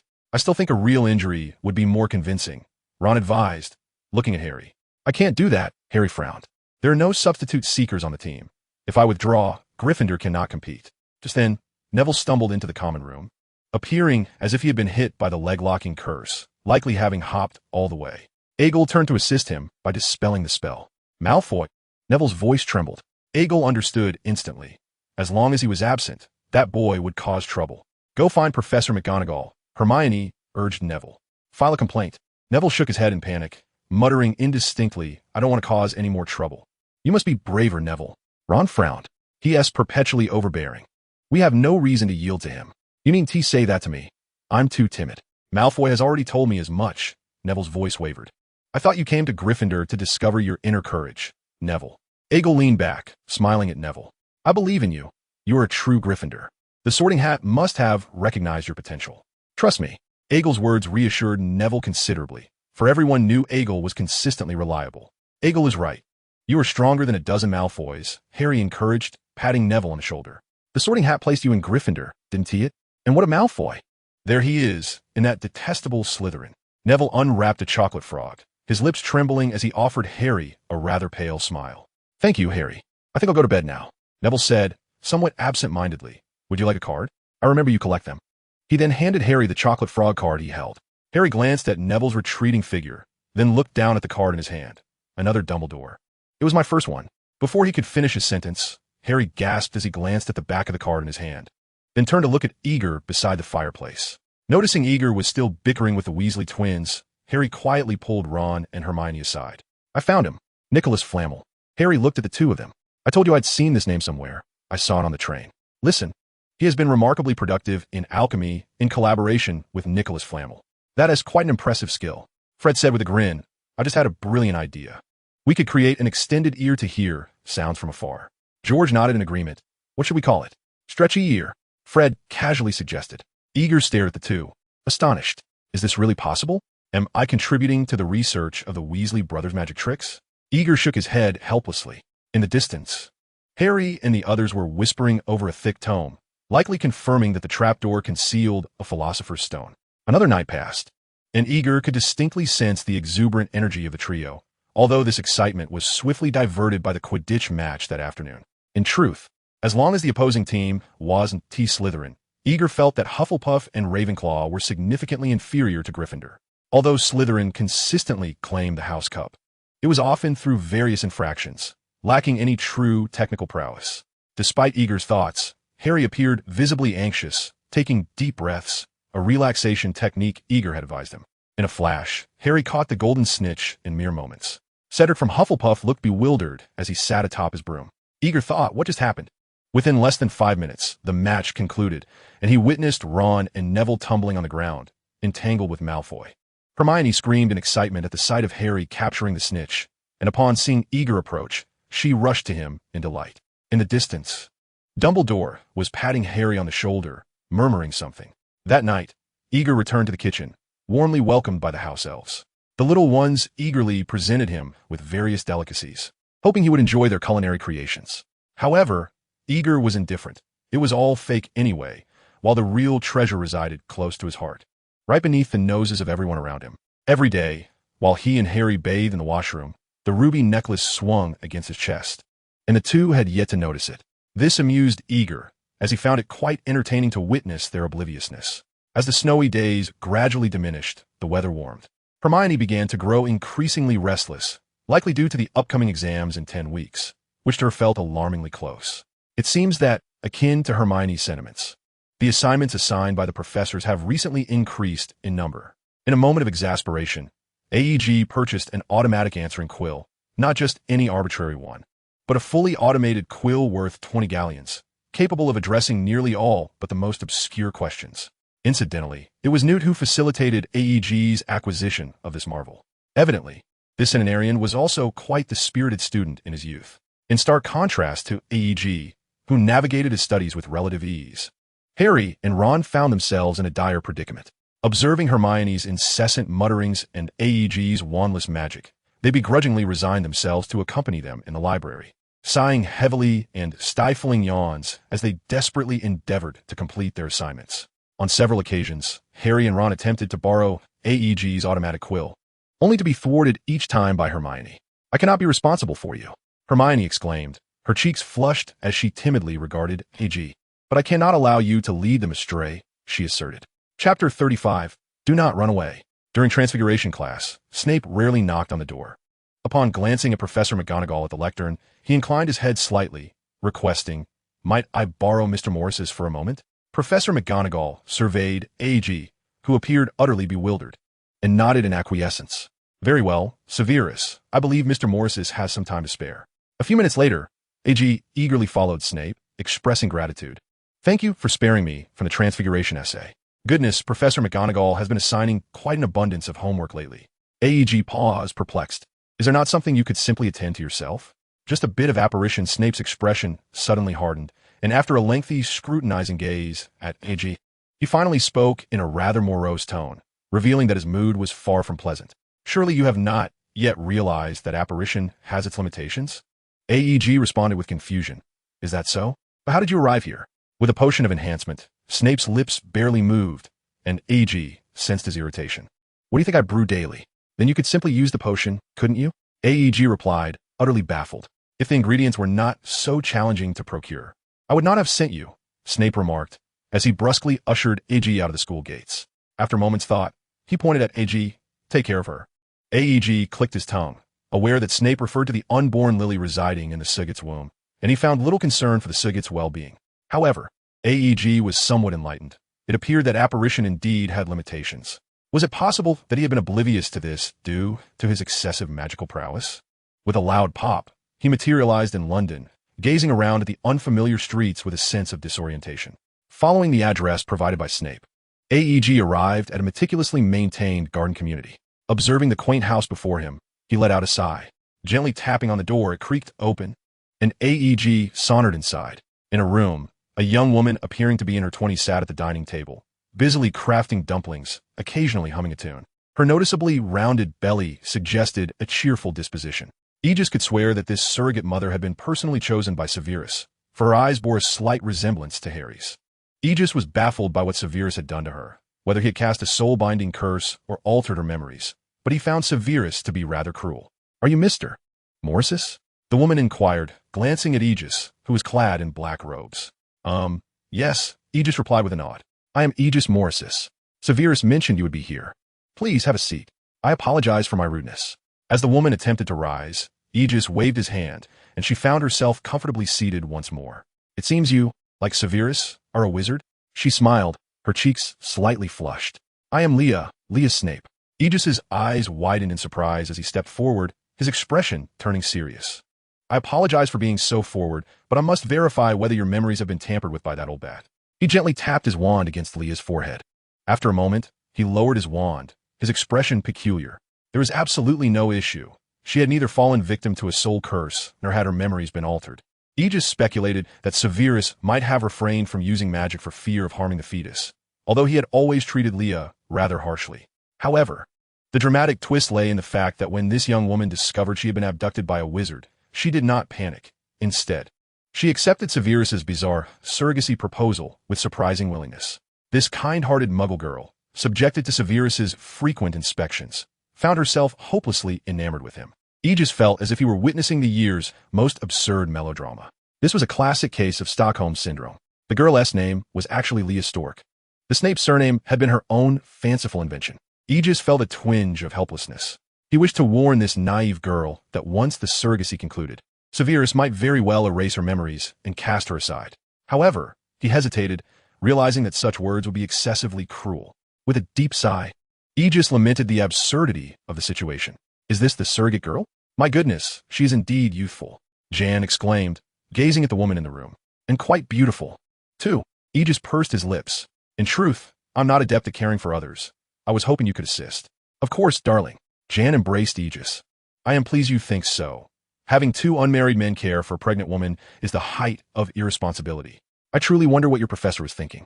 After a while, Aegis reclined on the sofa, watching television, while the two women in the room whispered excitedly to each other. Jan was teaching Leah how to knit, as Leah wished to create a little sweater for the baby after its birth.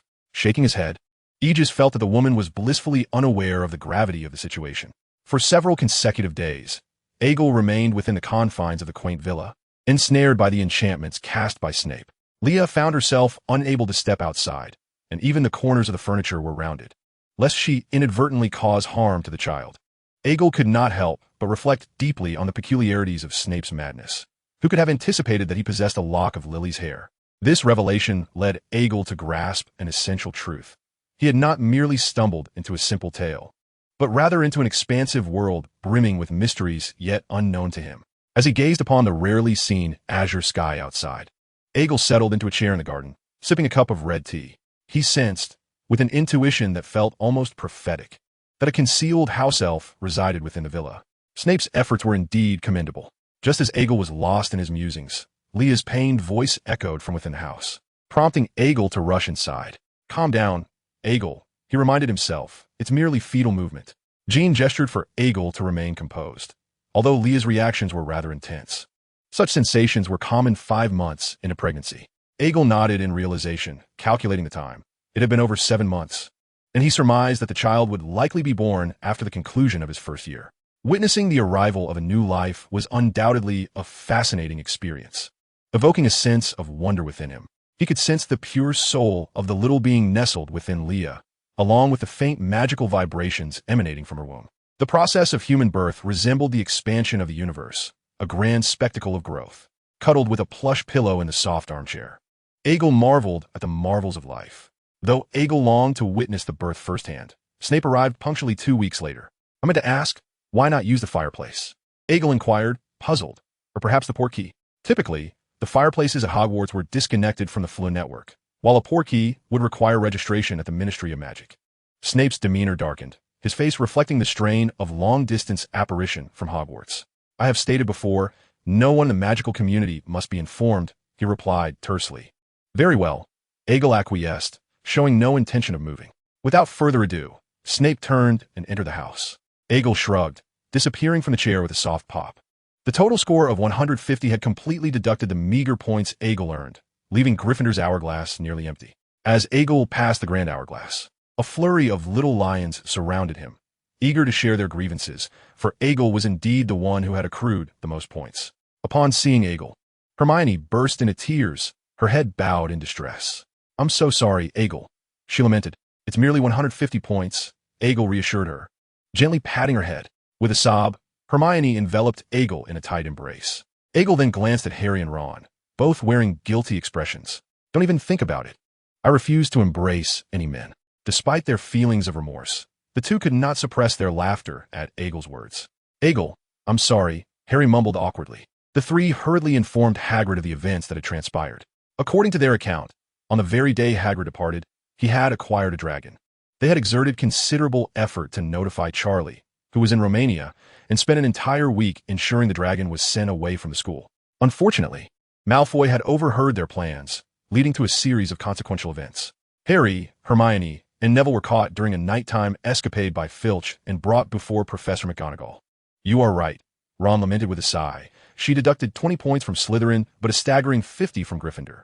Thankfully, I wasn't with you that night, otherwise. The penalty would have been even greater. Take it easy. Your twin brothers have never had points deducted less than you. Hagrid gestured for them not to dwell on it. But they have never lost 50 points at once. Harry felt a dryness in his throat. You're just like Hagrid. Ron grimaced at Hagrid. You all have lost your minds. With that, Ron raised his hand, swollen like a carrot, and pointed it at Hagrid. Look, this is what that dragon did to me. Hagrid even named it Little Fong. That creature grew larger than us in just a week. Let it heal as before. Hagrid drew his wand and aimed it at Ron's finger. After a moment, Ron's finger slowly returned to its original state. How did you manage that? Ron stared at Hagrid in astonishment. Madame Pomfrey can only facilitate a gradual healing. If your magical prowess is sufficient, you can forcibly employ certain restricted spells, Hagrid nodded. At last, something has brightened my spirits. Professor McGonagall previously informed them that their detention would commence at 11 that evening. Ron frowned. I suspect they will be polishing the trophy all night. In truth, I doubt your detention will be as effortless as polishing a trophy, Hagrid mused before turning to depart. Hagrid, where are you going? Harry's voice echoed from afar. Hagrid turned with a smile to find a competent bodyguard for your detention. The three exchanged bewildered glances. Finally, that evening, when Filch escorted them and Malfoy into the Forbidden Forest, Harry spotted Buckbeak behind Hagrid. Is that the bodyguard you mentioned? Harry grimaced. Why do I feel it poses a greater threat to us? Buckbeak. Hermione stepped forward to embrace the giant creature's head, and Filch scoffed, aware of the creature's reputation. Out of fear, he refrained from uttering any spiteful remarks. Not far off, a small black cat stealthily prowled along the edge of the Forbidden Forest, its luminous eyes fixed on the group. Hagrid divided them into two groups, taking Hermione and Harry with him, while Draco accompanied Neville. Hagrid's urgency propelled him into the depths of the forest. He had just heard that a unicorn was injured, and Hagrid was instantly filled with fury. Those are my sources of income. Hagrid's eyes blazed with anger as his dark figure rushed through the woods. He suddenly recalled that a unicorn might perish that very night. Quirrell, I curse you. Hagrid was seething, regretting that he had only just remembered this critical matter. As I traversed the depths of the Forbidden Forest, a distant crimson spark ascended into the sky. Aegis turned to observe, recognizing it as a distress signal emanating from Neville's direction. Gritting his teeth, Aegis disregarded the unicorn for the moment and sprinted once more towards Neville. Upon witnessing Neville's predicament, Aegis felt an overwhelming urge to deliver a sharp slap to Malfoy, questioning the necessity of frightening him when time was already scarce for the search of the unicorn. With no other option, Aegis dashed deeper into the forest. After a considerable while, he finally discovered a severely injured unicorn, recently wounded by a shadowy figure cloaked in black. A surge of fury erupted within Aegis as he stood abruptly, unforgivable.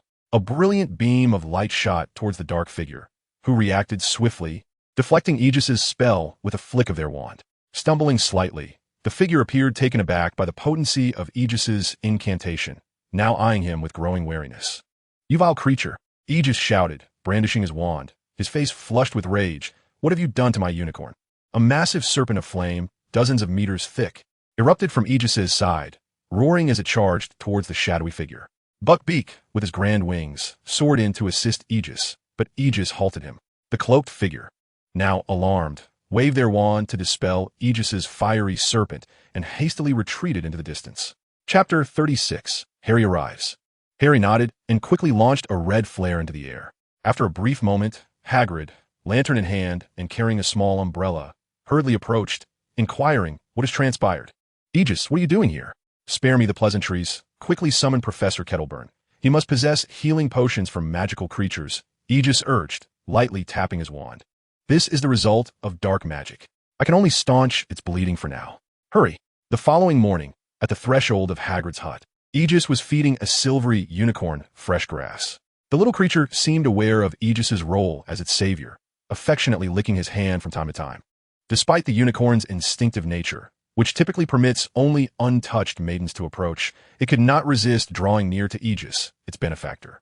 "What a good little one," Aegis murmured, stroking the unicorn's head as Buckbeak leaned in, somewhat enviously nudging Aegis. Aegis gently patted Buckbeak's head, saying, "You are quite good as well." "Aegis, I am truly grateful to you," Hagrid said, approaching with a bundle of tender grass, smiling at Aegis.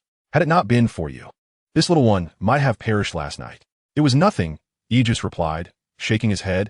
"They have helped me earn a considerable sum. I cannot deny my own self-interest." Hagrid chuckled heartily. "Not at all. Our Aegis is the kindest soul, destined to become a great wizard, much like Dumbledore." Aegis smiled, feeling the pent-up anger from the previous night gradually dissipate. "I truly wish to eliminate him," Aegis mused softly, his eyes narrowing. Hagrid shook his head, admonishing, "Do not emulate Snape. I do not wish for you to harbor grudges like him. While he possesses many commendable qualities, I believe you ought to select only the best to emulate." Reluctantly, Hagrid shrugged. After all, Quirrell would not be alive for long, so he might as well allow it. "Is this about Voldemort?" Hagrid chuckled. Harry gazed at Hagrid in astonishment. Hagrid nodded, not disputing the claim. Indeed, Voldemort was there, albeit in a weakened state. "Hagrid, there is something I am uncertain about sharing with you." Harry hesitated, casting a glance at Hagrid. "I mean to inquire, is there any connection between Snape and Voldemort?" "Certainly, there is a connection. Snape was once a Death Eater," Hagrid confirmed with a nod. Harry appeared visibly taken aback. "What is a Death Eater?" "They are Voldemort's minions. I have read about them in the annals of modern magical history." Hermione, her complexion somewhat pallid, approached Hagrid. "Hagrid, listen to me. Whether you believe it or not, Snape seeks to obtain the Philosopher's Stone to aid the Dark Lord in regaining his strength. And let me say this, if Snape truly intended to seize the Philosopher's Stone, he would have succeeded long ago. He could acquire the stone at any moment to concoct the elixir of life," Hagrid replied earnestly, locking eyes with Hermione before making his way to the Great Hall. Having endured a sleepless night, Hagrid felt an overwhelming sense of fatigue and hunger. "I swear, he must have been bewitched by Snape," Ron asserted confidently. Hermione and Harry exchanged hesitant glances. They did not believe Hagrid was easily swayed. "Consider it, Harry. He is a Death Eater," Ron remarked to them. "Why is he permitted to teach here? Perhaps even Professor Dumbledore has been deceived." Bewitching Hagrid would pose little challenge. Harry pondered this and eventually nodded. After some deliberation, the trio resolved to continue their plan to thwart Snape's attempt to seize the Philosopher's Stone. However, in addition to thwarting Snape, the trio faced another daunting challenge: the impending final examinations. Even though Harry and Ron had previously mocked Hermione, thinking there were still over 2 months until finals, they were taken aback when those 2 months vanished in the blink of an eye. Hagrid continued to attend classes with a lackadaisical attitude, lounging atop Hermione's lap in the sun during breaks, occasionally burping, seemingly indifferent to the unforeseen examinations. Harry observed Hagrid with a sense of helplessness. He envied Hagrid's carefree demeanor, in stark contrast to Hagrid's leisurely existence. Harry was burdened with thrice-weekly Quidditch practices and an abundance of assignments from Professor McGonagall. As for Ron, even without Quidditch training, he was tormented by the relentless assignments. As the exams approached, Harry pondered how Hagrid intended to navigate them. To his astonishment, during the potions exam, Hagrid nonchalantly snatched the paper just completed by Malfoy and began a copy from it.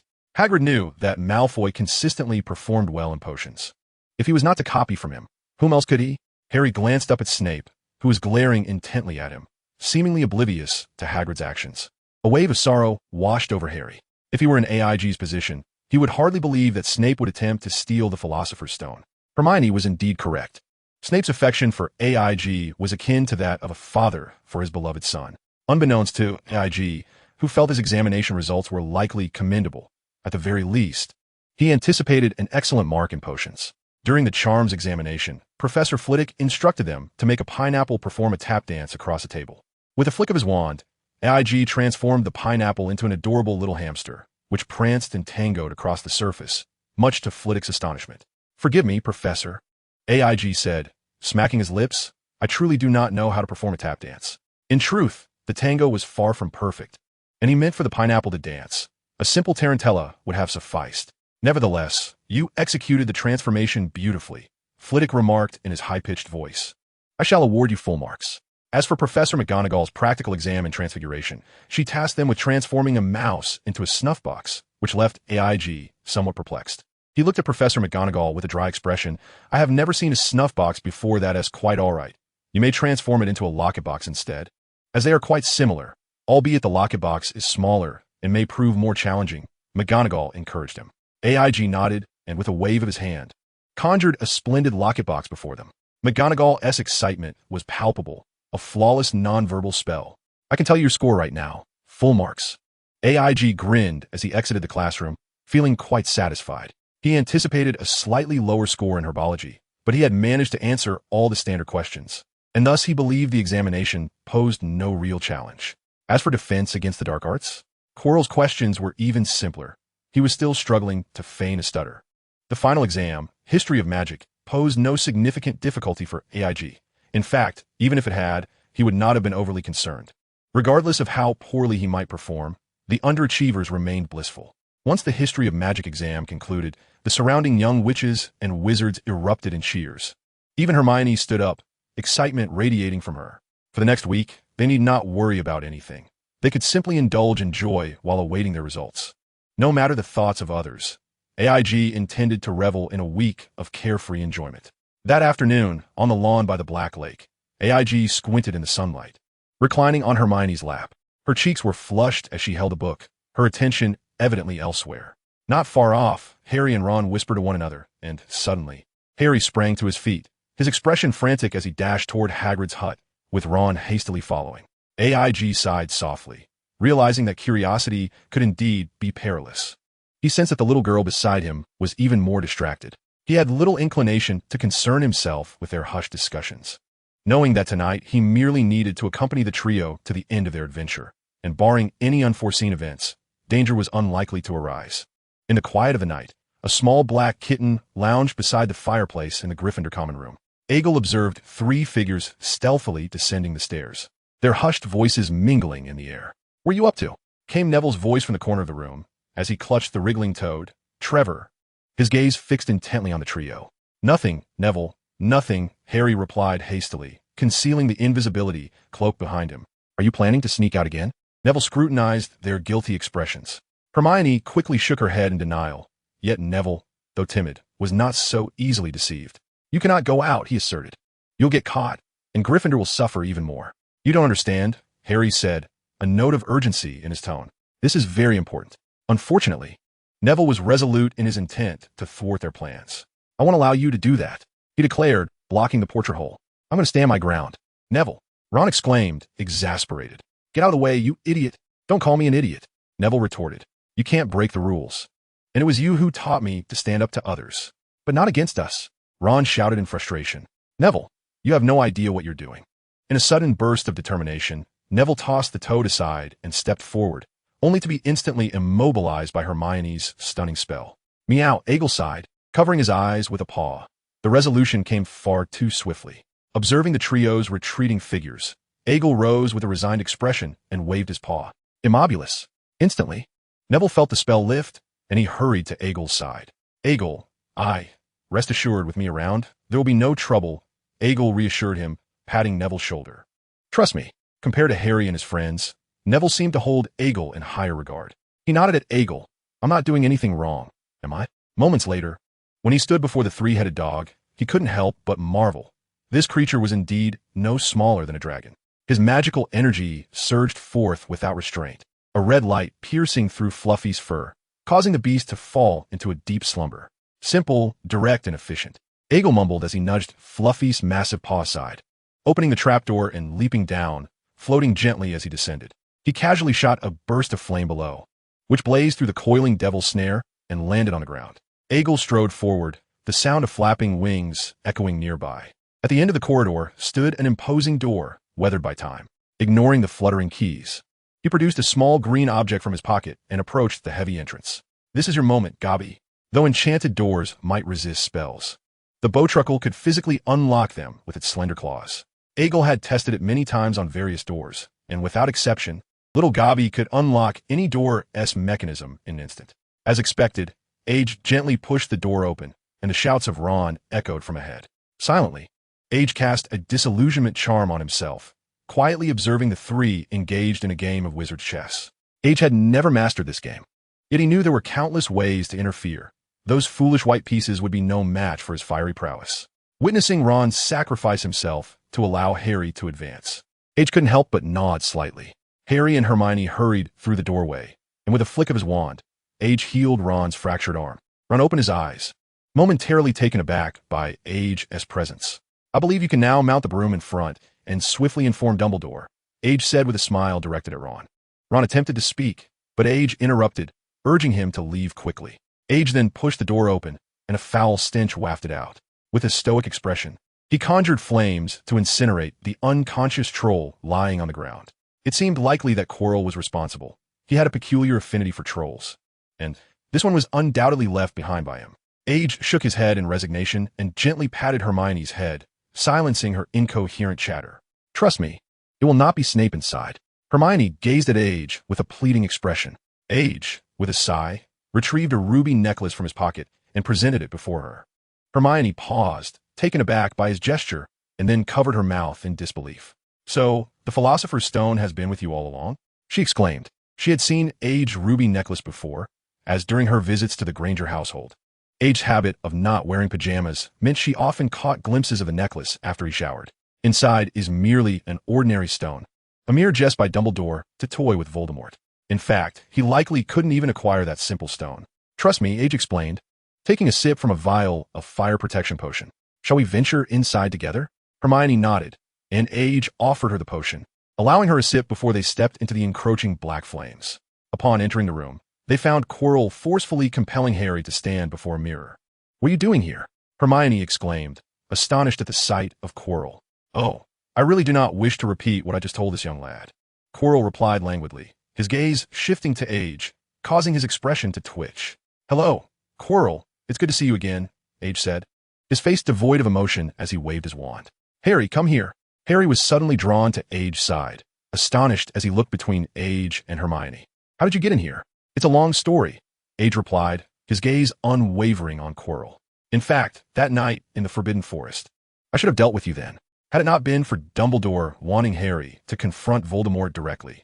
You might have met your end at the start of term for daring to meddle with my vault.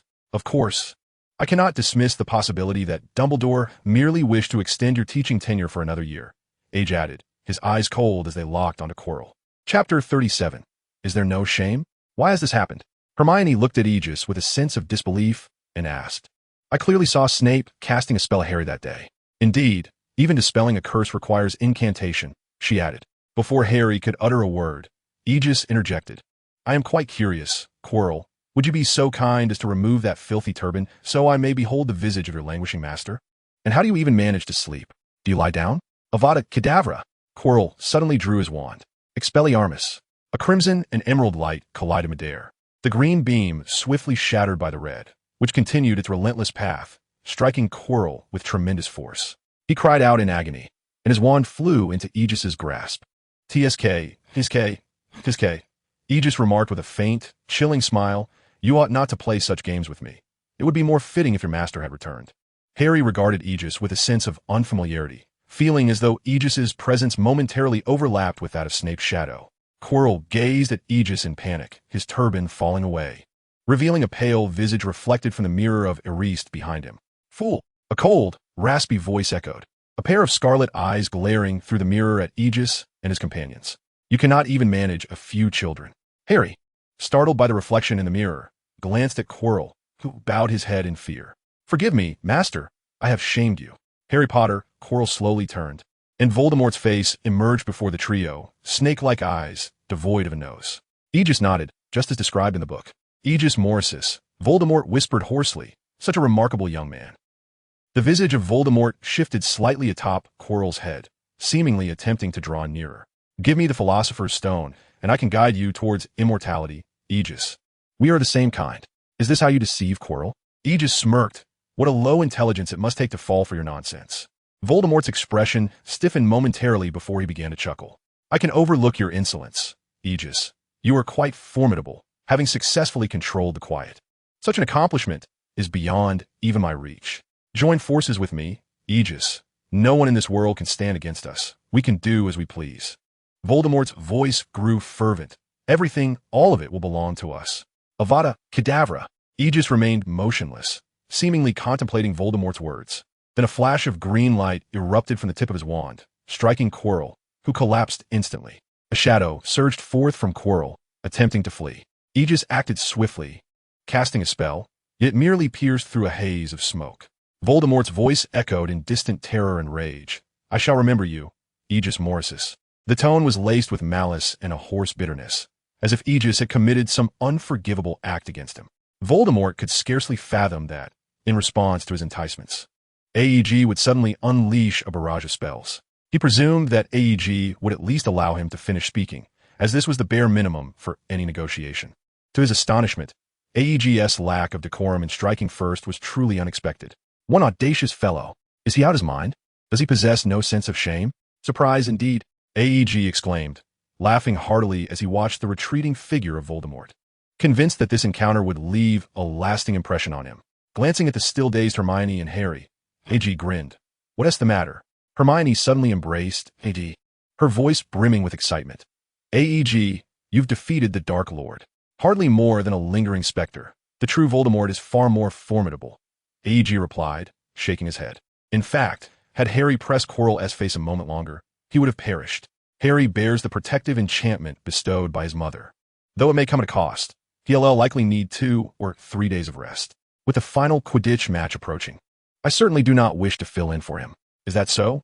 Harry looked at AEG in astonishment. Otherwise, what do you think? AEG sighed. Did you truly believe your little machinations could elude Dumbledore's gaze? How naive. Are you suggesting that Professor Dumbledore guided us here? Harry asked, his surprise evident. He had it all planned out. Had that old man not wanted you to experience confronting Voldemort directly, I would have dealt with him at the start of term. AEG said, his expression darkening. That scoundrel dared to invade my vault. But AEG, I don't understand, Harry said, puzzled. Why would the professor do such a thing? AEG placed a hand on Harry's shoulder, his expression complex. You will come to understand in time. We previously suspected it was Snape, Harry remarked. Yet it turned out to be Quirrell. Quite understandable, as Severus does indeed seem rather unsavory. AG conceded with a nod.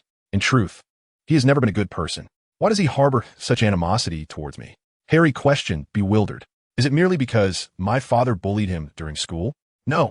Your father not only bullied him, but also humiliated him before his beloved, saved his life, and ultimately married the woman he cherished.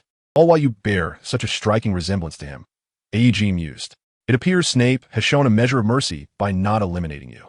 Harry, somewhat confused, suddenly recalled something. Wait, the Philosopher's Stone. At this, AEG cheerfully produced a necklace from his pocket, revealing a shimmering ruby pendant before Harry's eyes. Harry gasped, that's not yours. My necklace. Indeed, AEG replied leisurely, walking over to the mirror of Ariste for a glance before producing a small, dark stone from his pocket. What you see in the mirror is merely a stone Dumbledore picked up by the roadside. The true Philosopher's Stone has been with me for 3 years. AEG chuckled. Only I, Dumbledore, Nicholas Flamel, and Severus are privy to this secret. Is that why you claim Snape could acquire the Philosopher's Stone at any moment? Hermione sighed. It feels as though you have been observing our folly. In truth, I have indeed been amused by your predicament. AG nodded in agreement, then turned to Harry. Do you recall what you promised me? To trust you unconditionally, Harry replied, his gaze dull and apologetic. It's quite all right. Curiosity is a trait possessed by all, AG replied with a shrug. I merely wish to ensure this lesson remained etched in your memory. It's all my fault, Harry lamented, sitting despondently on the stone steps. Now, even you have drawn Voldemort's ire. In fact, whether he holds a grudge against me is of little consequence. Harry, AG waved his hand dismissively. A person's adversary defines their caliber. I do not believe Voldemort is worthy of being my opponent. Compared to him, Dumbledore is a far more fitting benchmark. With a resounding crackle of flames, Dumbledore, accompanied by several professors, stepped through the fire. Well said, he remarked, the reassuring glint in his half-moon spectacles reflecting his approval of AG.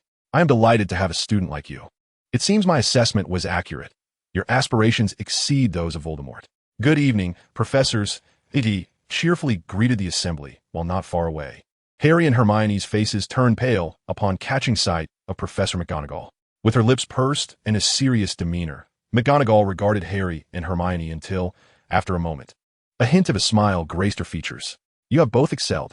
There is no praise more esteemed than that which comes from the usually stern Professor McGonagall, at least. That is how AEG perceived it. Her commendation held the most value among the professors. But we have broken school rules, Harry stammered, looking toward Dumbledore. Rules are meant to be broken, AEG chuckled. With the holidays approaching, I doubt the headmaster would impose any punishment upon us, so rest assured. You are correct, Dumbledore gestured. I believe what you both need most at this moment is a peaceful night's sleep. If, Harry, you have any further inquiries, do come to my office tomorrow morning. AEG suggested that the best way to deal with someone who harbors animosity towards oneself is to attempt to cultivate fondness for them. Although Harry found AEG's perspective valid, he was reluctant to entertain the idea. The following morning, shortly after 9, AEG groggily emerged from his bed. Young people shouldn't stay up late, he yawned, ruffling his tousled hair. As he reached for the bedside, a cup of milk found its way into his hands. The previous milk had grown cold, so Sia had prepared a fresh cup for him. How is the temperature, Mr. AEG? A high-pitched voice inquired as a diminutive house elf appeared at his bedside, bowing deeply. Oh, I had thought today was Dodo's turn, AEG remarked, surprised by the presence of the small creature. Sia had graciously allowed Dodo to take on some of her responsibilities, thus securing this rare opportunity. With eager anticipation, Sia looked at, Mr. AEG, the tale of your exploits last night has spread far and wide. I have heard you vanquished that mysterious figure. I admire you immensely. AEG's cheeks flushed a rosy hue as he hastily waved his hand, saying, Please don't do that. It makes me rather embarrassed. It's merely a wandering spirit. Mr. AEG is the most powerful wizard, and one day he shall surely vanquish that mysterious figure. Shia stood tall and spoke loudly. AEG, feeling a bit bashful, nestled in his bed. Not to mention, at least the Hogwarts kitchen was filled with his ardent admirers. Perhaps it was due to his frequent visits? He casually picked up the wand from his bedside and waved it a few times, causing garments to magically adorn his body. The sunlight outside was pleasantly warm, and AEG, feeling quite lazy, did not even bother to dress himself. He gently patted Shia on the head and smiled broadly, saying, You are right. I am the most powerful, and one day it will certainly come to pass. After preparing himself, AEG made his way to the Great Hall, greeting those who stopped him along the way with cheerful smiles. The events of the previous night had spread like wildfire. Ron leaned in, peering at AEG. You and Harry have become quite the celebrities. You are the one, AEG replied, grinning. I have always been a celebrity. AEG looked at Ron and said, That game of chess I observed last night was remarkable, arguably the greatest match in Hogwarts history. I speak the truth, AEG affirmed. The greatness lies not in the spectacle of the game, but in your selfless dedication, Ron. Being ordinary is not necessarily a flaw. AEG looked earnestly at Ron, adding, Sometimes it is precisely the ordinary that paves the way for greatness. Ron, somewhat puzzled, glanced at AEG before pouting, All right, I feel like you're becoming more like Professor Dumbledore. Well, that is rather unfortunate, AEG replied with a straight face. Outside the Great Hall, Hermione joyfully dashed to AEG's side, seated herself beside him, and enveloped him in a warm embrace before settling down to enjoy her breakfast with a flushed face. Just as AEG was about to tease her, he noticed Snape striding over briskly, grabbing AEG by the collar and leading him out of the hall. What are you doing? AEG asked, bewildered, as his small frame swayed in Snape's grip. I still need to brew potions. Snape flatly rejected AEG's suggestion. It won't be ready until tonight at the earliest. Please, AEG pleaded, casting a pitiful look at Snape. This afternoon is our Quidditch match against Ravenclaw. It will be most unfortunate if I'm not there. AEG clicked his tongue in disappointment, and with a sudden pop, he vanished from the spot. Upon arriving at the little cottage, AEG noticed Leah's belly had roundly swelled. She was reclining contentedly on a soft bed, occasionally caressing her belly. Good morning, Leah, AEG waved. Has Aunt Jane arrived? She is making breakfast, Leah replied, a bit shyly. I feel bad for troubling her so much lately. Mrs. Granger has even stopped attending her classes to take care of me. Of course, Aunt Jane is the best. AEG nodded in agreement, then made his way to a lounge chair in the courtyard, reclining back. Previously, he had been willing to come here because there was no homework. However, with the vacation approaching, AEG found himself reluctant to remain, as young people often yearn for amusement. Basking in the warmth of the sunlight on his face, Aeger once again succumbed to slumber. He slept soundly, dreaming of Chilo peacefully resting, while the anguished cries of Voldemort echoed from beneath the pillow, causing him to chuckle in his dreams. The scene shifted, revealing Harry gazing longingly at Snape while cradling an enormous cake, as Snape, with a grim expression, inspected the confection for poison. Aeger erupted into laughter once more. Ultimately, he dreamt of an adult Hermione and Aisha, both heavily pregnant, seated on a bed. their flushed faces urging him not to misbehave. Aeger felt a twinge of shame. After a while, a pained groan jolted Aeger awake. He hurriedly sat up and glanced around the room, noticing Leah clutching her abdomen in discomfort. Mrs. Granger frantically dialed the hospital, desperate to summon an ambulance. "Please hurry. She has gone into labor early." Instinctively, Aeger considered using apparition to transport Leah, only to remember that she was with child, and such a method could pose significant risks. As the term drew to a close, Aeger's thoughts raced. It would take at least 10 minutes to materialize at the gates of Hogwarts to find Snape. A bead of cold sweat trickled down his forehead as he observed Leah's agonized expression, prompting him to take a deep breath. In 10 minutes, a great deal can transpire, unless I apparate directly into Snape's office. This time, Aeger experienced a peculiar sensation, distinctly different from his previous apparitions. He felt as though he was in another realm, viewing everything from a divine perspective. He sensed that he could traverse to any location he had previously visited, unhindered. In Snape's office adjacent to the dungeons of Hogwarts, the potion's master was engrossed in concocting a potion. If anyone had been present, they would have noted the warmth and gentleness that replaced his usual cold demeanor. A soft pop was heard as Aeger suddenly emerged from the void. Snape, startled, gazed at Aeger in astonishment. "How did you accomplish that?" "There's no time to explain." Aeger urgently grasped Snape, and they vanished once more. Upon reappearing in the room, Aeger felt disoriented and collapsed onto a nearby sofa. Snape paid him no mind. This was merely a side effect of forced apparition, and the restrictions of Hogwarts were evidently not easily overcome. Snape glanced at Leah, still clutching her belly, and knelt to administer a potion. Leah's complexion visibly improved, and Snape followed up with another vial. Mrs. Granger, anxiously observing Snape's actions, inquired, "What is that?" "Pain relief and dilation potion," Snape replied flatly. "Please assist her in delivering." Mrs. Granger nodded frantically, covering Leah with a blanket before kneeling beside her. Snape gently pressed on Leah's abdomen, guiding the child downward. 2 minutes later, a wail pierced the air. Mrs. Granger, bewildered, cradled a bloody newborn. "Goodness, when I gave birth to Hermione, it took me an entire night." Snape gazed inexplicably at Mrs. Granger, who cradled the child in her arms, his eyes slightly reddened. He took a deep breath, and a pained groan from beside him broke the moment. He knelt down and administered another vial of potion to Leah, who immediately succumbed to a deep slumber. "What is this?" Mrs. Granger asked, astonished as she observed Snape, a hint of concern in her voice. "A nutrient solution infused with the water of life and death," Snape replied, his voice low and choked with emotion, a solitary tear tracing its way down his cheek. Trembling, he extended his hands, asking, "Let me hold her." As he accepted the wrinkled infant, Snape gasped for breath, and after a prolonged moment, he wept heart-wrenchingly, kneeling on the ground with the child in his arms, mirroring the agony he felt on the night Lily perished. Yet this time, his tears were mingled with joy. After a while, Aegis, still groggy and rubbing his head, slowly rose, the echoes of pain and dizziness lingering in his mind. Snape seized Aegis's arm, fixing him with a penetrating gaze as he spoke deliberately. "Aegis, you will assist her with her bath, and you shall name her." Snape's voice trembled, and Aegis hesitated, while Mrs. Granger looked at him in surprise before quickly nodding, urging, "Aegis, help her bathe." Aegis, bewildered, followed Mrs. Granger's instructions, somewhat clumsily yet cautiously washing the child in his arms. He then looked quizzically at Snape. "Why must I bathe her? And why such an important task as naming her?" Standing beside Aegis, Snape's tall figure loomed, his eyes fixed upon him for a long moment. "Do you wish to be her godfather?" Snape inquired. Aegis, perceiving a hint of warmth in Snape's demeanor, nodded in agreement, a smile breaking across his face as he gently bathed the child in the basin.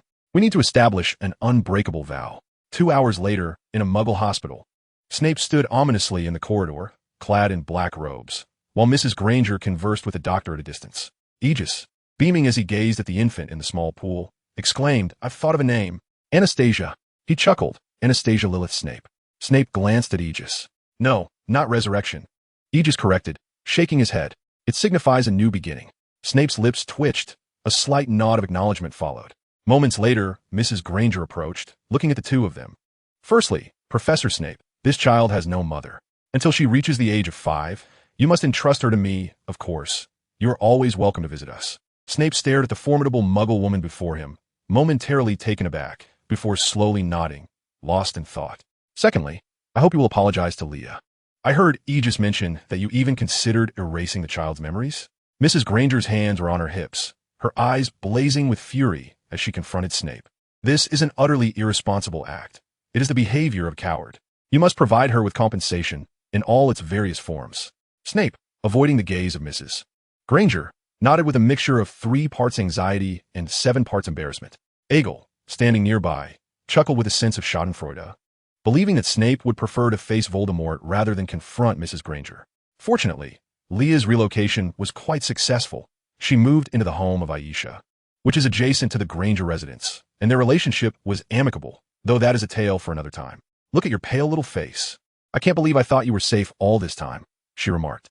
The good news was that Harry had successfully caught the golden snitch, securing victory for the match. And Gryffindor had finally reclaimed the championship after a 7-year hiatus. Egil could not help but reflect that he deserved some credit for this, as otherwise the wait would have been extended by another 2 years. The only regret was that Egil could not witness the triumphant moment firsthand. Wood was nearly beside himself with excitement.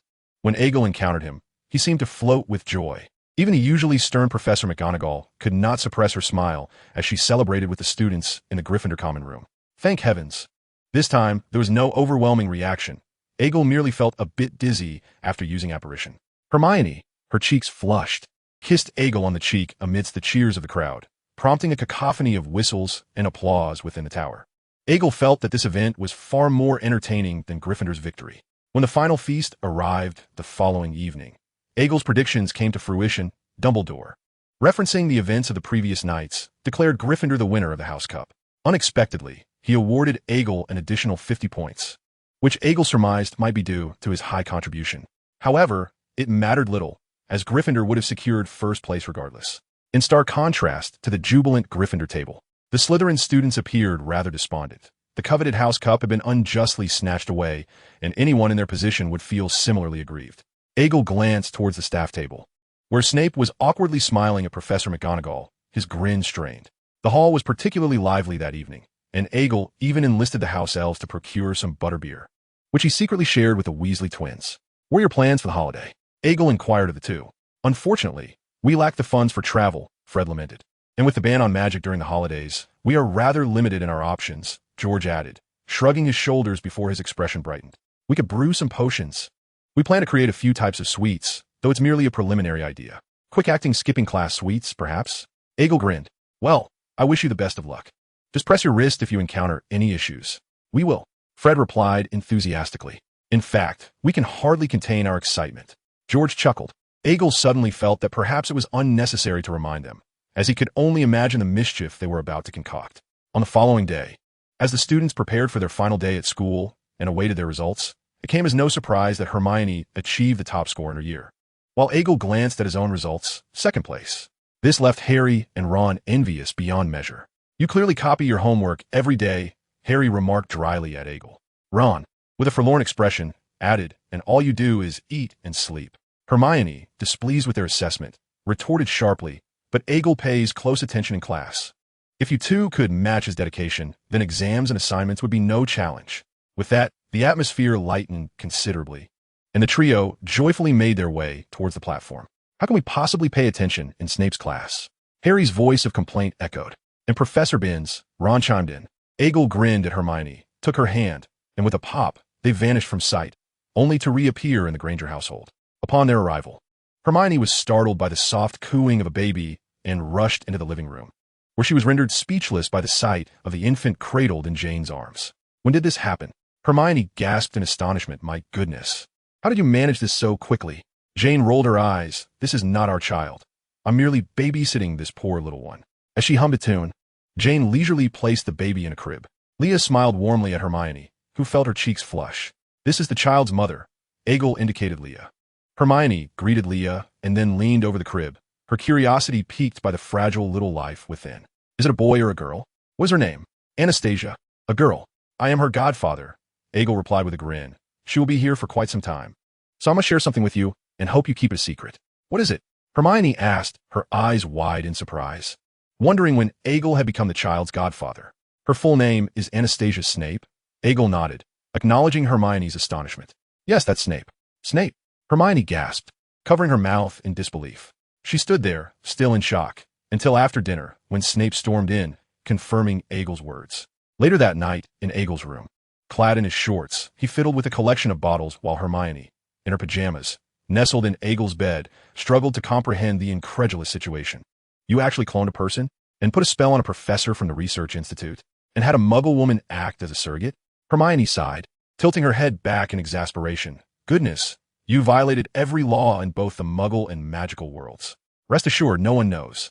Egil replied as he took a sip of a potion, only to gag shortly after. Quickly, he downed another potion, and the nausea dissipated. He was in the midst of selecting suitable potions for Fred and George, aiming to prepare for their quick escape from class before the next semester began. Who was the person you cloned? Hermione inquired with curiosity, looking intently at Egil. AIG turned his head and smiled at her, then climbed onto the bed, pulling the covers over himself, and gently grasped Hermione's small feet. Hermione's cheeks flushed as her delicate toes curled nervously. Unfortunately, I cannot divulge this to you at the moment, but in due time, you shall know, AIG said with a grin, gazing at Hermione with a parched expression. It is a bit chilly in here. Hermione glanced at AIG, who was bare-armed, her eyes fluttering. Then shall we nestle under the covers for a while? The two of them nestled beneath the blankets. Hermione felt her heart racing, the warmth of AIG's breath sending waves of anxiety through her. They exchanged quiet glances, AIG gently embracing Hermione, a soft smile gracing his lips. Eventually, they succumbed to a drowsy slumber. Chapter 39. The Resurrection Stone. Early the next morning, Hermione, her cheeks aglow, sat at the dining table, partaking of breakfast. Mrs. Granger, upon discovering Hermione's absence from her room, went to summon AIG, only to find Hermione nestled in AIG's embrace, sound asleep. The two had to confront the ambiguous gazes of Mr. and Mrs. Granger, which made them both uncomfortable. Fortunately, the morning sun was bright and the weather fair, which somewhat alleviated AIG's mood. He planned to visit number 4, Privet Drive, to check on Harry. Though Harry's residence was not particularly close to London, AIG was unfazed. Distance held little meaning for him. The atmosphere at the Granger breakfast table was decidedly peculiar as the family sat in silence, with only 4 of them present along with a house elf, since Leah had been taken home by Aisha the previous night. AIG, somewhat dazed, pondered over second-year matters when suddenly his expression shifted dramatically. A grave realization struck him. His eating slowed, and his countenance fluctuated as he recalled that he had altered Harry's relationship with the Dursleys.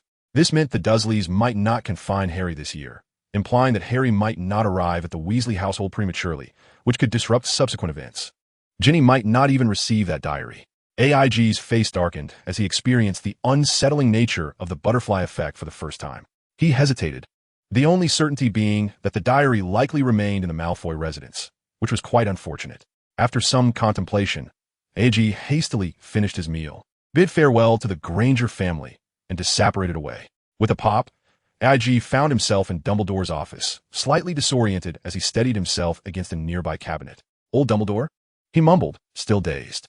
Here I am, child, came Dumbledore's aged voice from behind. What are you doing facing the wall?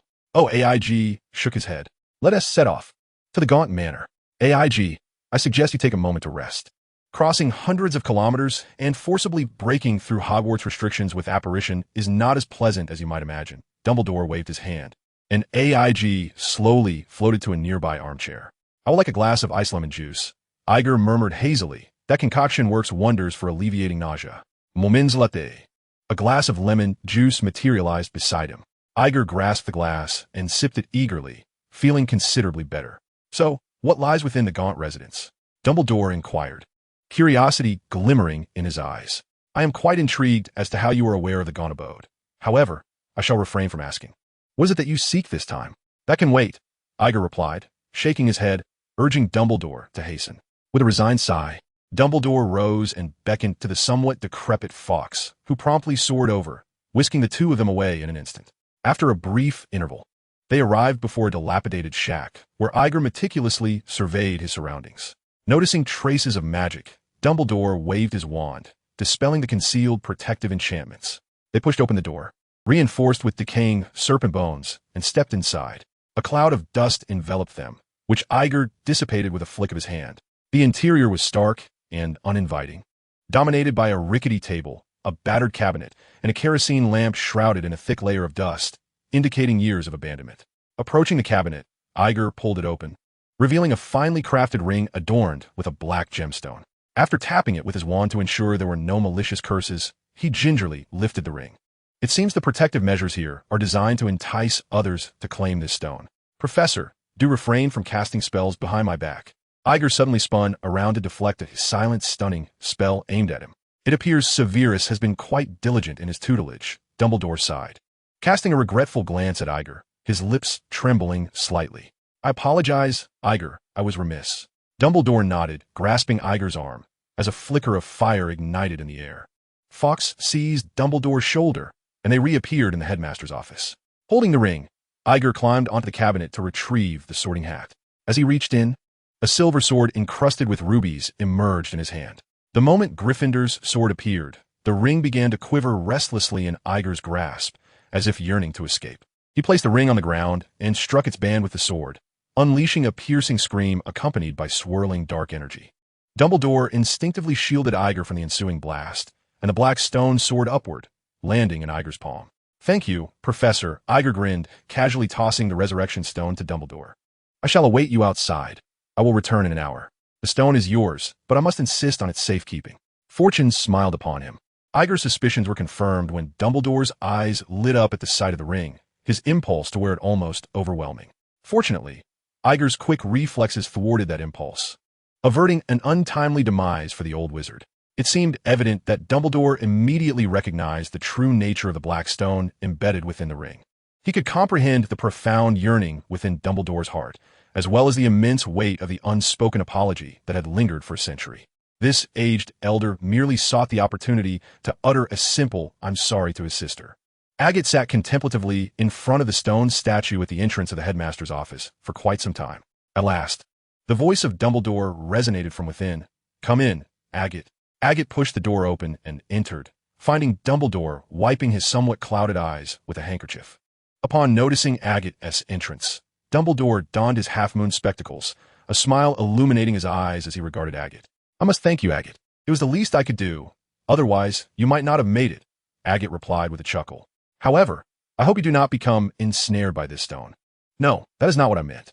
Trust me, Agate, although I may have been a bit muddled just now, one cannot doubt the resolve of a powerful wizard.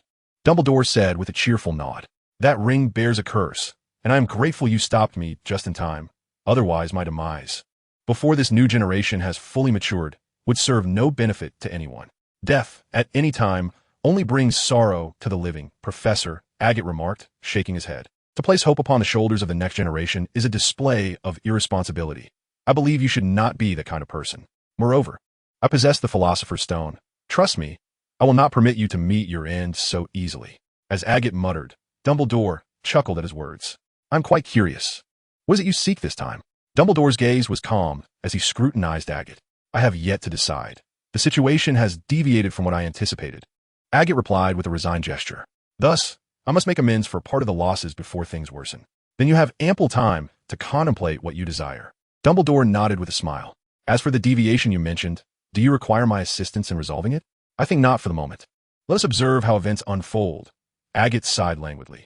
The summer sun is splendid this year, and the Muggle television has forecasted an extended period of sunny weather. I intend to take Hermione on a trip. Then I wish you a pleasant journey. Dumbledore smiled gently, pushing the black resurrection stone towards him.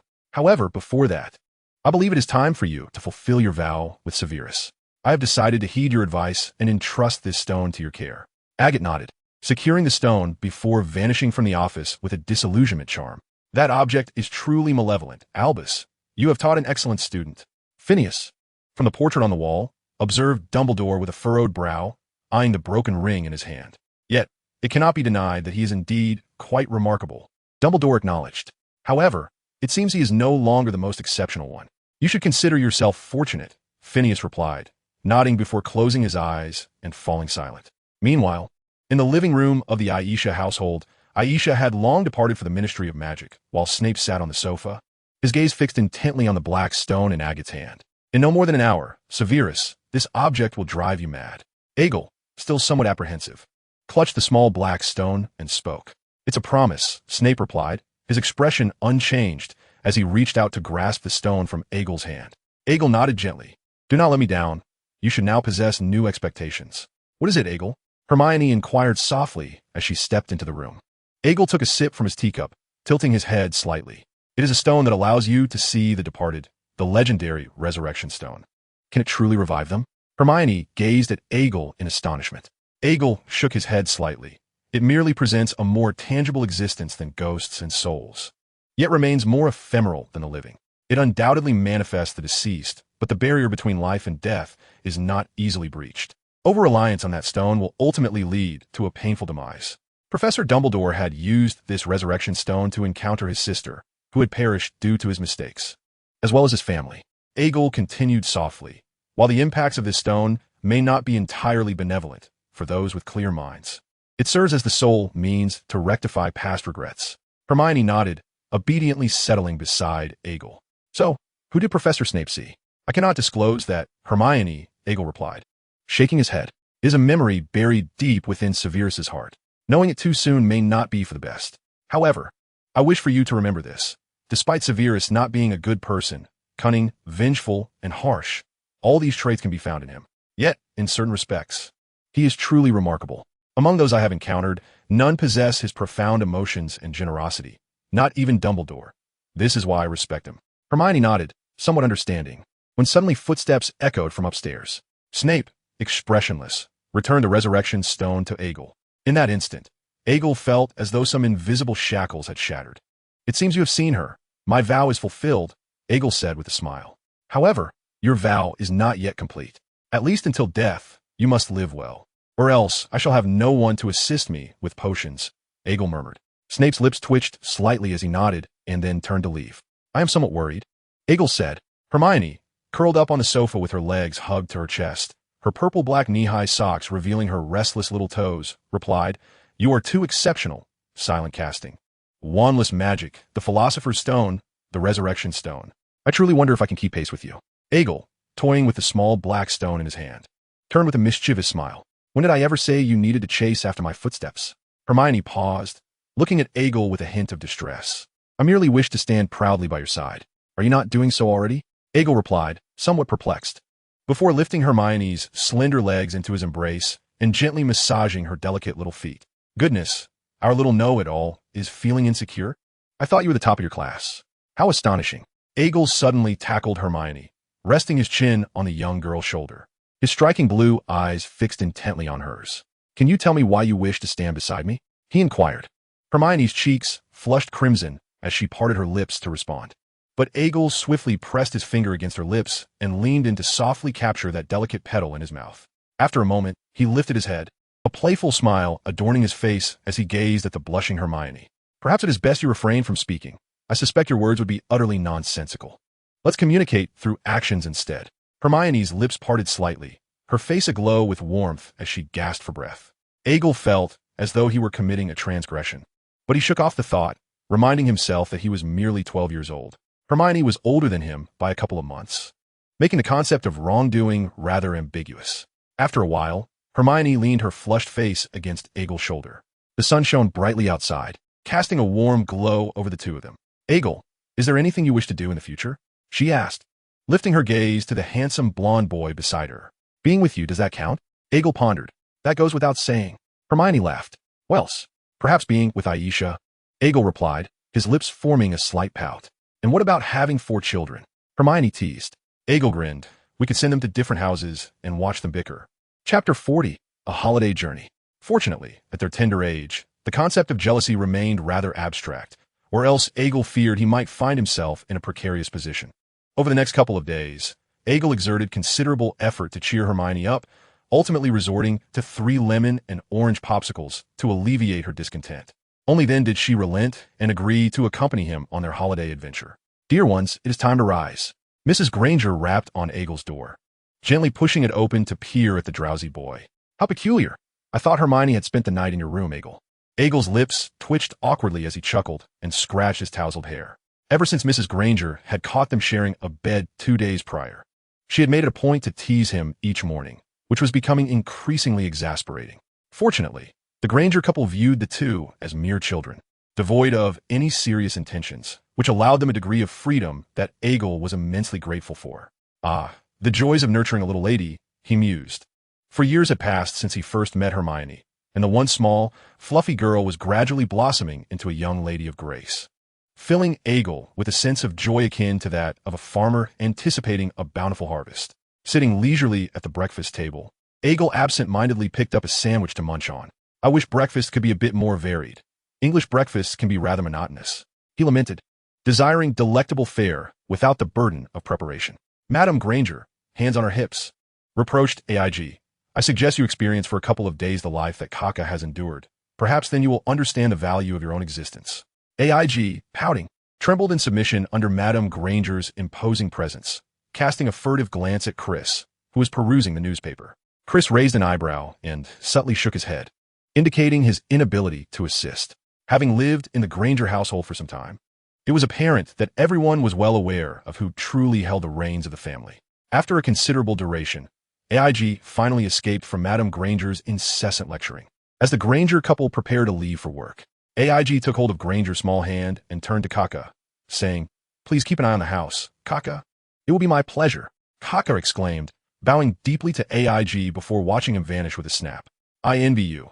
Professor Dumbledore has erased your trace," Hermione remarked, gazing longingly at AIG.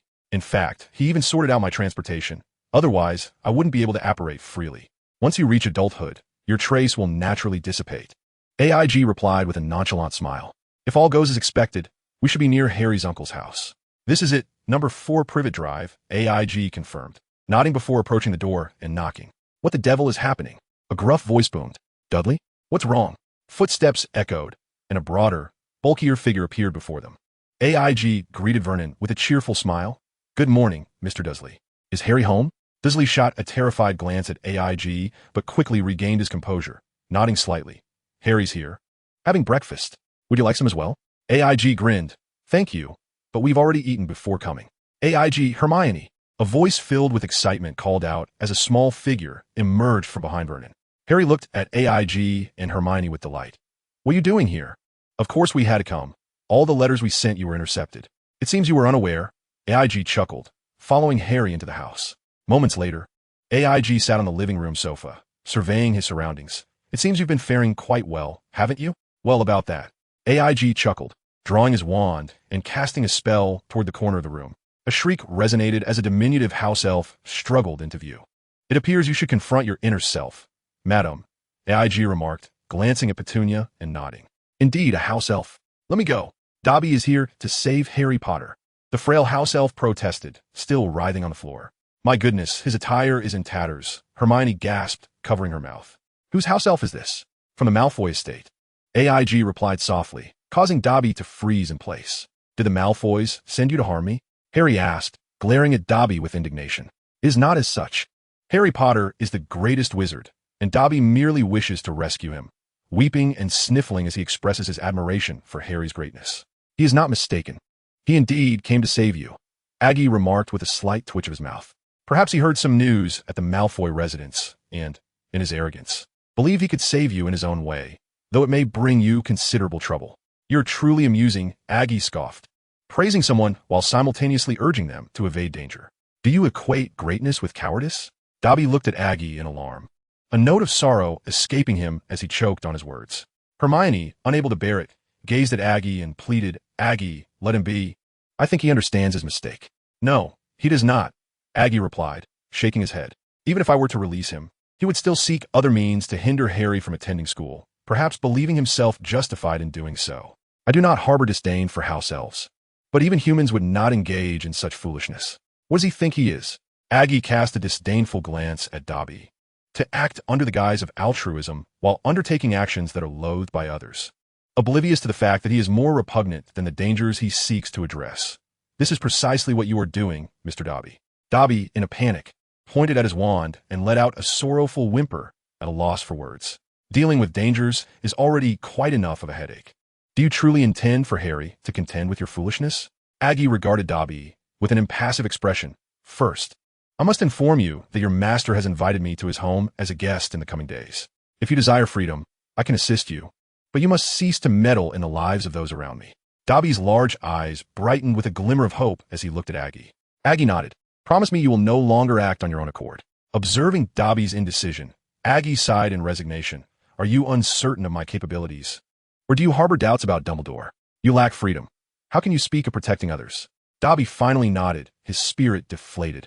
And after casting a hopeful glance at Aggie, the latter casually lifted the enchantment binding him. Dobby bowed deeply to Harry and the others before his figure gradually faded away. I hope he heeds my words, Aggie remarked with a nod. Aggie, did Malfoy truly invite you to their home? Harry inquired, looking at Aggie. Indeed, Aggie confirmed. He hopes that I will refrain from bullying him in the future and has communicated with his parents, expressing a desire to dine with me. I have heard that their estate is quite large, and I plan to take Hermione for a stroll, conveniently releasing that little elf in the process. A sense of unease stirred within Harry. After all, it was disconcerting to witness his good friend growing closer to his adversary. However, this feeling was fleeting, and Harry soon found solace in the thought that if Aggie could maintain a decent relationship with the brooding Severus Snape, then Draco Malfoy was undoubtedly more palatable by comparison. Now let us speak of you, Harry. Aggie smiled. Your new attire is quite striking. I helped him choose it, came a reply. Vernon peeked through the door before sauntering inside. A few days ago, we went out for a spring outing, and Harry showed us his broomstick. It was quite marvelous. And Petunia found it rather interesting, didn't she? Petunia nodded, casting a serious glance at AG, and somewhat laboriously remarked, I know this doesn't prove anything, but we're trying to make amends for him. It appears the impact you originally had on them was indeed substantial, Hermione whispered to AG. AG flashed a smile and noticed a necklace adorning Petunia's neck. He recognized it as a popular piece in the magical community. He had previously gifted Professor McGonagall a similar one, which, with a mere touch, could summon 2 unicorns. That necklace is quite beautiful, madam. AG acknowledged with a nod towards Petunia. My automatic tie was also a gift from Harry, Vernon said, somewhat awkwardly adjusting the position of his tie. Its only drawback is that it can be a tad tight when fastening.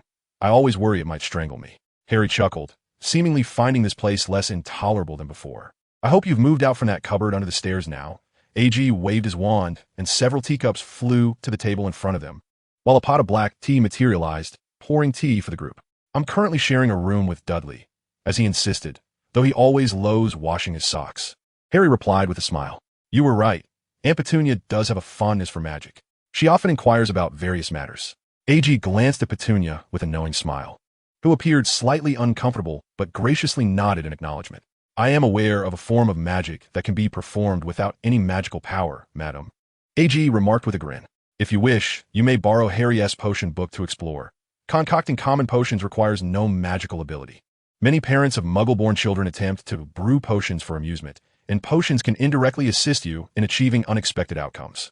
Upon hearing this, Petunia's breath quickened, and she anxiously glanced at Vernon, who smiled reassuringly and squeezed her hand. In truth, your husband's disdain for magic stems largely from the subtle biases within you. I must say, he loves you dearly. AG raised an eyebrow and then produced several small bottles from pocket in his robe. Placing them on the table, a cold remedy, hair growth potion, tooth-changing elixir, complex draft, love potion, expansion potion, aging potion, bone growth elixir, and a luck potion. Consider this a compensation for the previous offense. Each bottle comes with instructions for use. AG gestured with open hands. This luck potion is the most precious.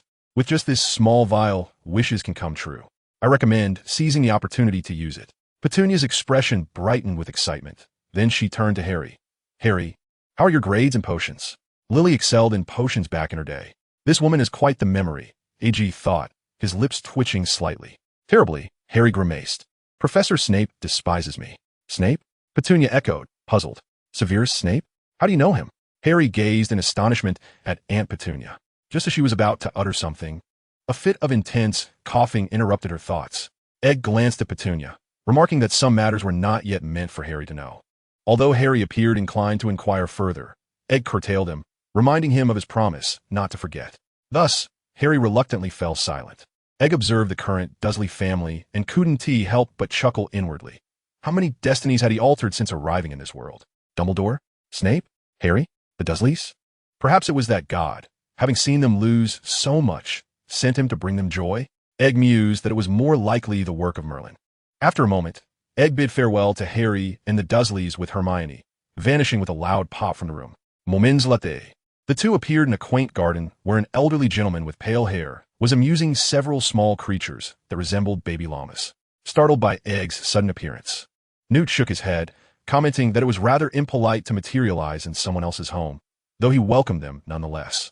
Good heavens, I must admit that at my age, The crack of apparition frightens me. Good afternoon, Grandpa Newt, Egg cheerfully greeted. This is Hermione Granger, my girlfriend.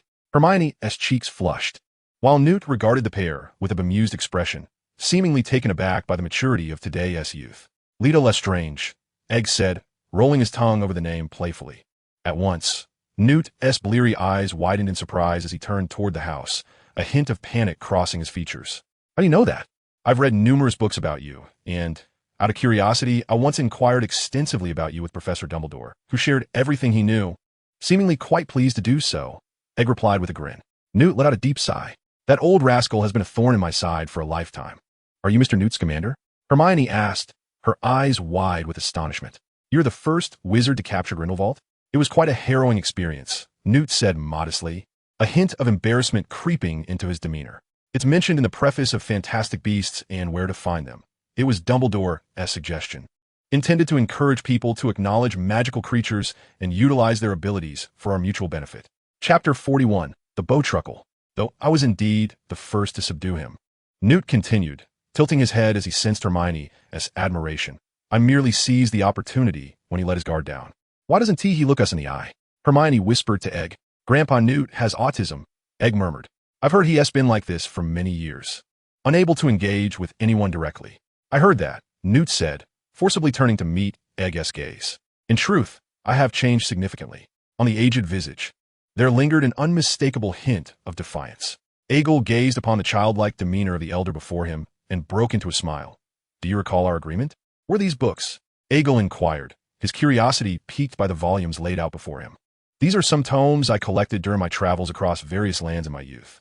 I believe they may prove beneficial to you, Newt replied, picking up one of the books, leafing through its pages, and subsequently presenting it to Egg. Take a look at this. Egg examined the peculiar script inscribed on the pages, and to his astonishment, an eagle's cry escaped his lips, echoing like the call of a bird. Hermione looked at Egg in astonishment, her expression a mixture of disbelief and wonder. What is this? Egg questioned, casting a puzzled glance at Newt. You see, I once cared for numerous avian magical creatures.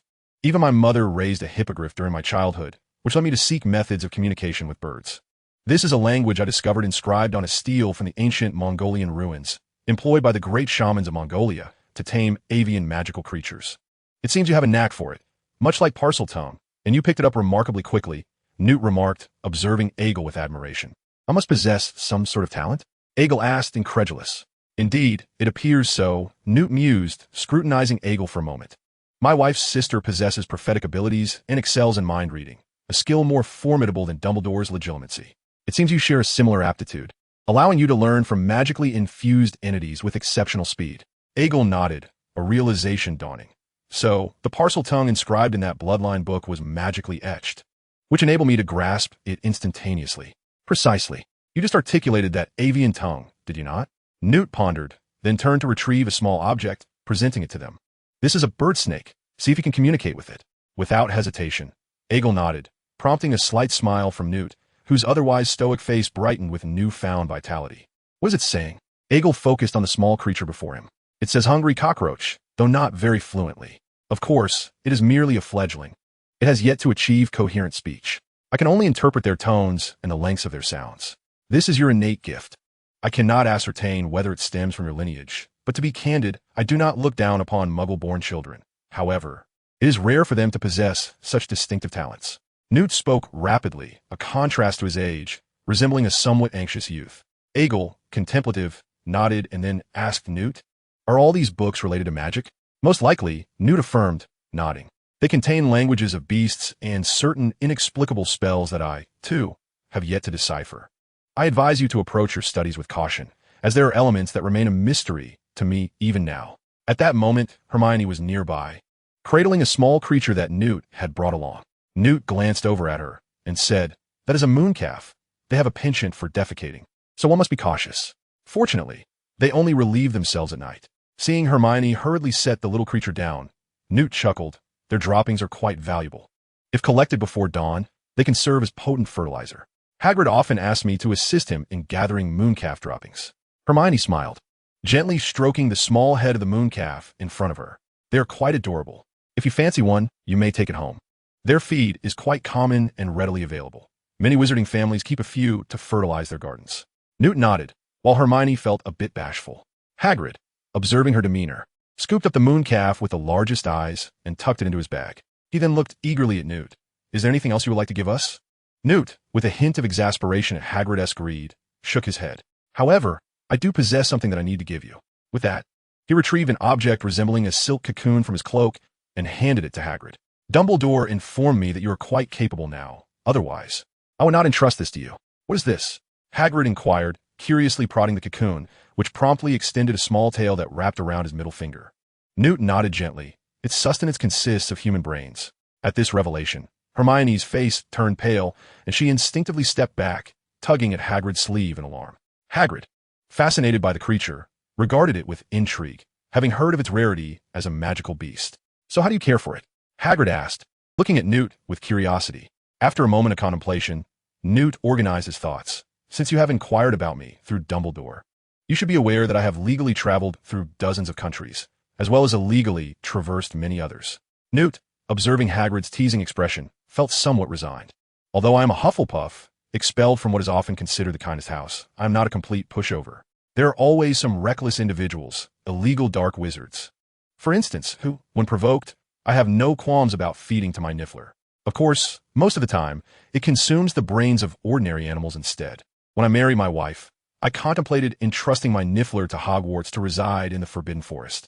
However, my wife stopped me because that very niffler once saved her life and was instrumental in capturing Grindelwald. This one is a descendant of that niffler. I have consistently procured animal brains from places like Nocturne Alley, though it does weigh on my conscience somewhat. Newt continued, however, I believe that if it were in your hands, you would be able to manage the quantity well. It does not require much sustenance, and going a month or two between meals would not be an issue. Hermione gazed apprehensively at the small cocoon in Egg's hand, prompting Newt to chuckle at her expression. In truth, the bowtruckle is quite intelligent. It can comprehend our words. I had contemplated releasing it, but it seemed rather discontent, perhaps sulking a bit. This little creature is quite loyal, he explained. I must remind you, Newt continued, patting Egg's shoulder, the bowtruckle's danger level is classified as the highest. Its sharp teeth can even pry open the scales of a dragon, so you must keep a vigilant watch over it. Thank you, I will. Egg replied with a cheerful grin. After a while, Newt had them stay for lunch in his quaint little house, where Egg met Newt's wife, Tina Goldstein. For the first time, this former esteemed orer of the American Ministry of Magic seemed to take a particular liking to Hermione. According to Newt, Tina had once been a diligent, intelligent, and eager learner. Perhaps their shared traits contributed to this connection. However, in her youth, Tina was notably more reserved than Hermione. Around 2 in the afternoon, after enjoying tea at Newt's residence, Egg and Hermione stood at the door, raising their wands. Hermione looked at Egg with confusion. What are you doing? Waiting for the bus, Egg replied with a smile. As soon as he spoke, a 3-story bus appeared with a loud bang. Welcome aboard the night bus. I am Stan Shunpike, said a young man with large ears and a few freckles. Wizards have buses too? Hermione exclaimed, gazing at Egg in astonishment. Of course. As long as you raise your wand anywhere within England, they LL come rushing to your aid. Egg nodded affirmatively. Where to, folks? Stan inquired. Malfoy Manor in Wiltshire, Egg answered. That is not a friendly place, Stan remarked, tearing off 2 tickets to hand to them. Just in the next county, 2 galleons each. Egg retrieved 5 galleons from his pocket and handed them over. And 2 cups of cocoa. Please, keep the change, thank you. Stan appeared quite pleased and soon returned with 2 cups of cocoa. Hermione, seemingly unaccustomed to travel by bus, found herself swaying unsteadily with the vehicle's vibrations, gripping Egg's arm tightly for support. Are we heading to the Malfoys? Hermione asked Egg. You can go by yourself. I'd rather not accompany you. I doubt the Malfoy estate would welcome someone like me. Do not worry. This journey may not be particularly pleasant, and I am uncertain if the Malfoys will truly be as welcoming as he claims, Egg replied, grinning. However, I am going for an important matter. What is it? Hermione inquired, eyeing Egg curiously. Indeed, I've been contemplating certain matters these past few days, Egg said, narrowing his eyes in thought. Ever since he obtained the Resurrection Stone from Dumbledore, he had been deliberating what he truly desired from this endeavor. Soon, the answer crystallized in his mind. Hogwarts. Egg intended to claim ownership of Hogwarts. Coincidentally, at that moment, a letter from Malfoy arrived. With a stroke of luck, Egg believed he could first acquire a Horcrux and then firmly secure the Malfoy estate. When AIG received the letter, a joyful smile graced his face. If memory serves correctly, Lucius Malfoy is indeed a member of the board, and it is said that his authority is quite substantial. However, AIG remained uncertain whether Lucius would genuinely acquiesce to his request. After all, even if he were to refuse, AIG could not resort to the killing curse, as the Malfoy family wields considerable influence within the British magical community. As the night bus came to a halt at the foot of Malfoy Manor, AIG descended with Hermione. Glancing at the distant ancient estate, a subtle smile curling at the corners of his mouth. He then retrieved a small vial of Felix Felicis from his bag and took a sip, instantly feeling invigorated, as if he could accomplish anything. In truth, the scenery here was rather splendid. AIG chuckled softly, noting that while the manor appeared ominous, perhaps due to the protective enchantments, it was shrouded in a misty haze. Just as he spoke, a noise emanated from afar, and a burly man appeared before them. The man's lips curled in a sneer as he scrutinized AIG and the Hermione behind him, his nostrils flaring slightly, and his tongue languidly licking his yellow teeth. AIG could not suppress a derisive laugh. "You do not seem to come in peace. Who might you be?" "You may call me Fenrir Greyback," the man replied, his yellow teeth glistening as he spoke in a deep, gravelly voice. "Your flesh appears tender. It seems I am in for a treat." "Ah, a little dog eager to bite," AIG chuckled. "I have heard of you, the leader of the werewolves. You ought to learn some manners, child." Fenrir shook his head slightly, as if he had already ensnared the two. "Of course, if you were to sincerely request it, I would allow you to join the ranks of the werewolves." With a sudden thud, as his words hung in the air, Fenrir's head rolled onto the grass, a sinister grin still etched upon his face. "Villains often meet their end through excessive chatter. I could sever your head without even a wand," AG scoffed, grabbing Fenrir's filthy hair and gesturing for Hermione to follow as they approached the manor's grand entrance. AIG's method of arrival was decidedly unfriendly to the Malfoy family. Anyone witnessing a guest bearing a bloodied head and bursting through their front door would certainly not be pleased. Lucius could swear that he had never instructed Fenrir to attack IG. He cast a dubious glance at his son Draco, whose panicked head shaking clearly indicated his innocence. Yet therein lay the conundrum.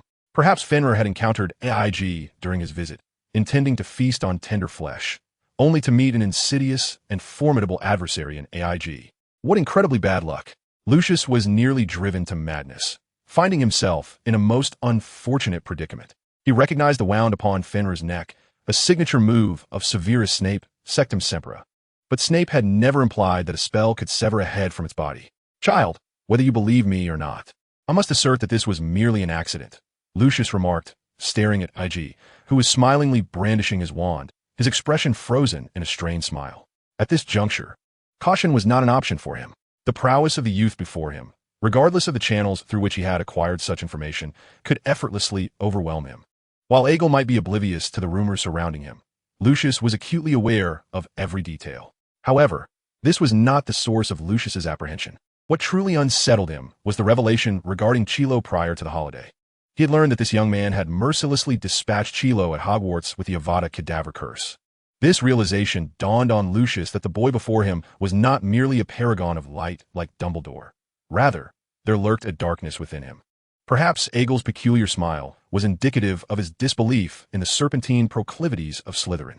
"It is merely a coincidence, Egil," Draco hastily interjected. "Greybuck frequently visits our home, hoping my father will acquire some of their dark artifacts at a bargain price. I assure you."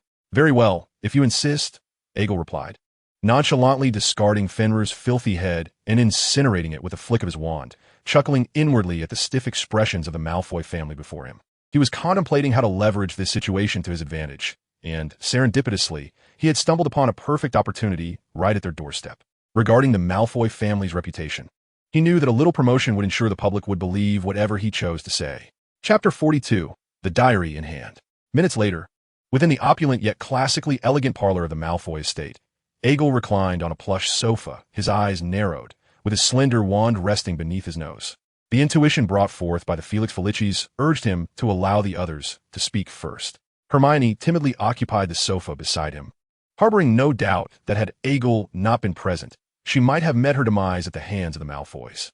The recent incident, where Egil ruthlessly severed a head, left her in a state of profound terror. The distinguished Lucius sat gracefully upon a lavish crimson sofa, casting an awkward smile at Egil.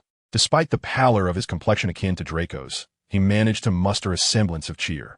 "Draco has spoken of your exceptional qualities on numerous occasions, Egil. to the point of reverence, though I must admit he harbors some trepidation. As the heir of the Malfoy lineage, I am not particularly fond of witnessing such timidity in him.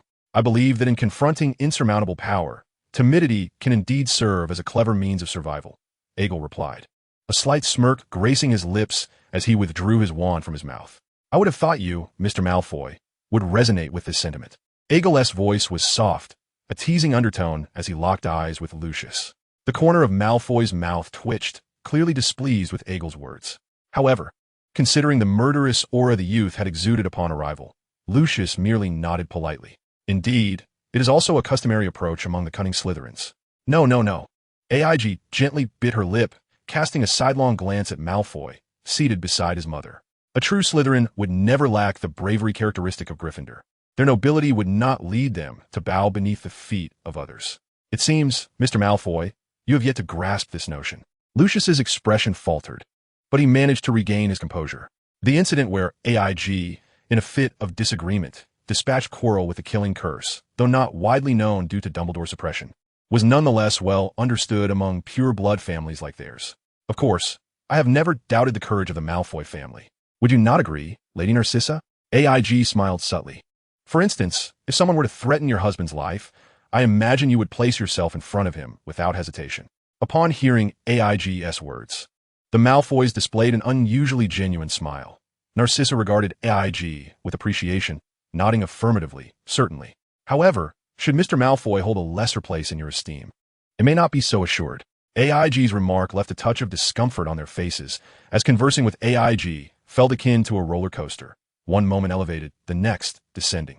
AIG turned her gaze to Malfoy, offering him a warm smile.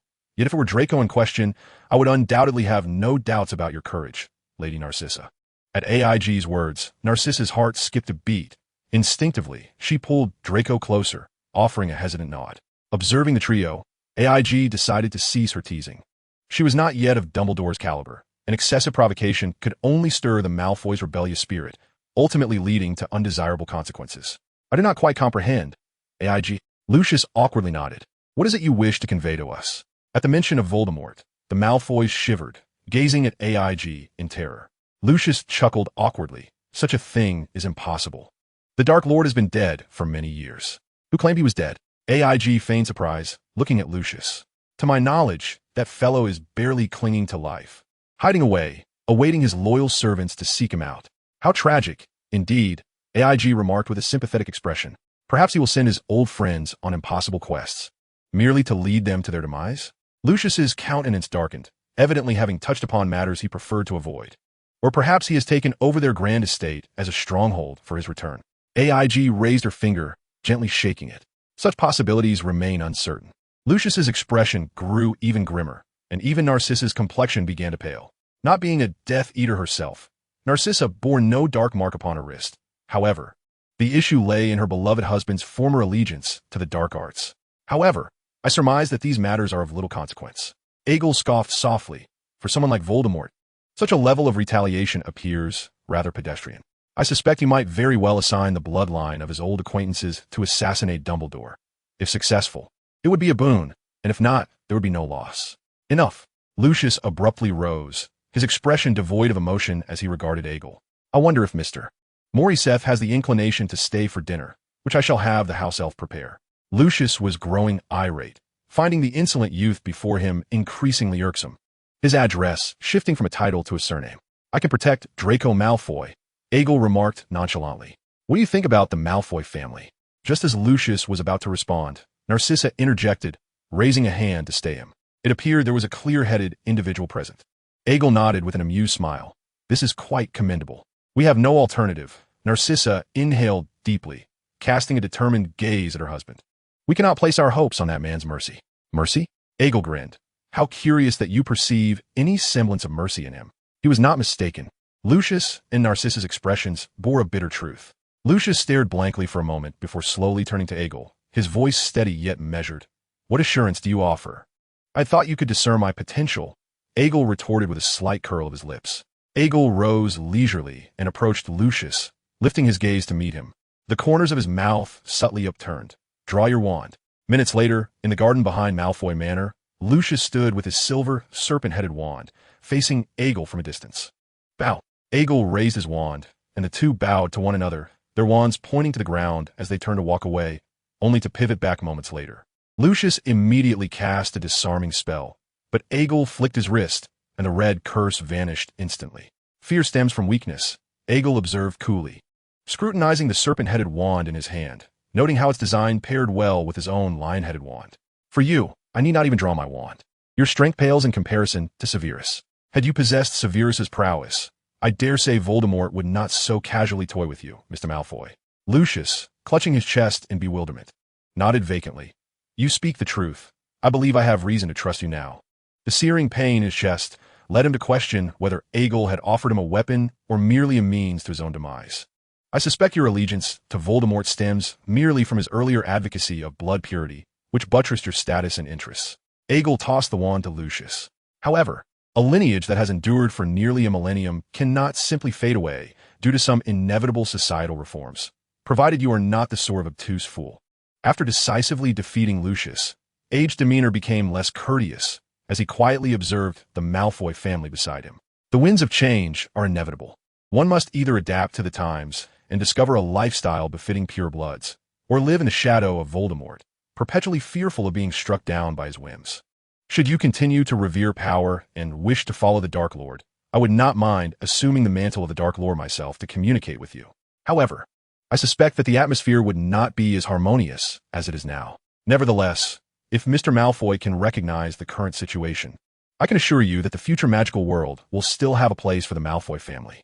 Age stepped forward to assist Lucius, a faint smile gracing his lips. What do you say, Mr. Malfoy?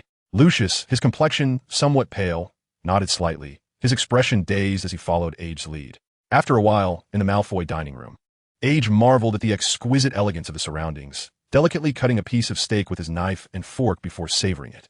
In contrast, Hermione appeared to lack Age's appetite, feeling quite uncomfortable dining in such an opulent setting.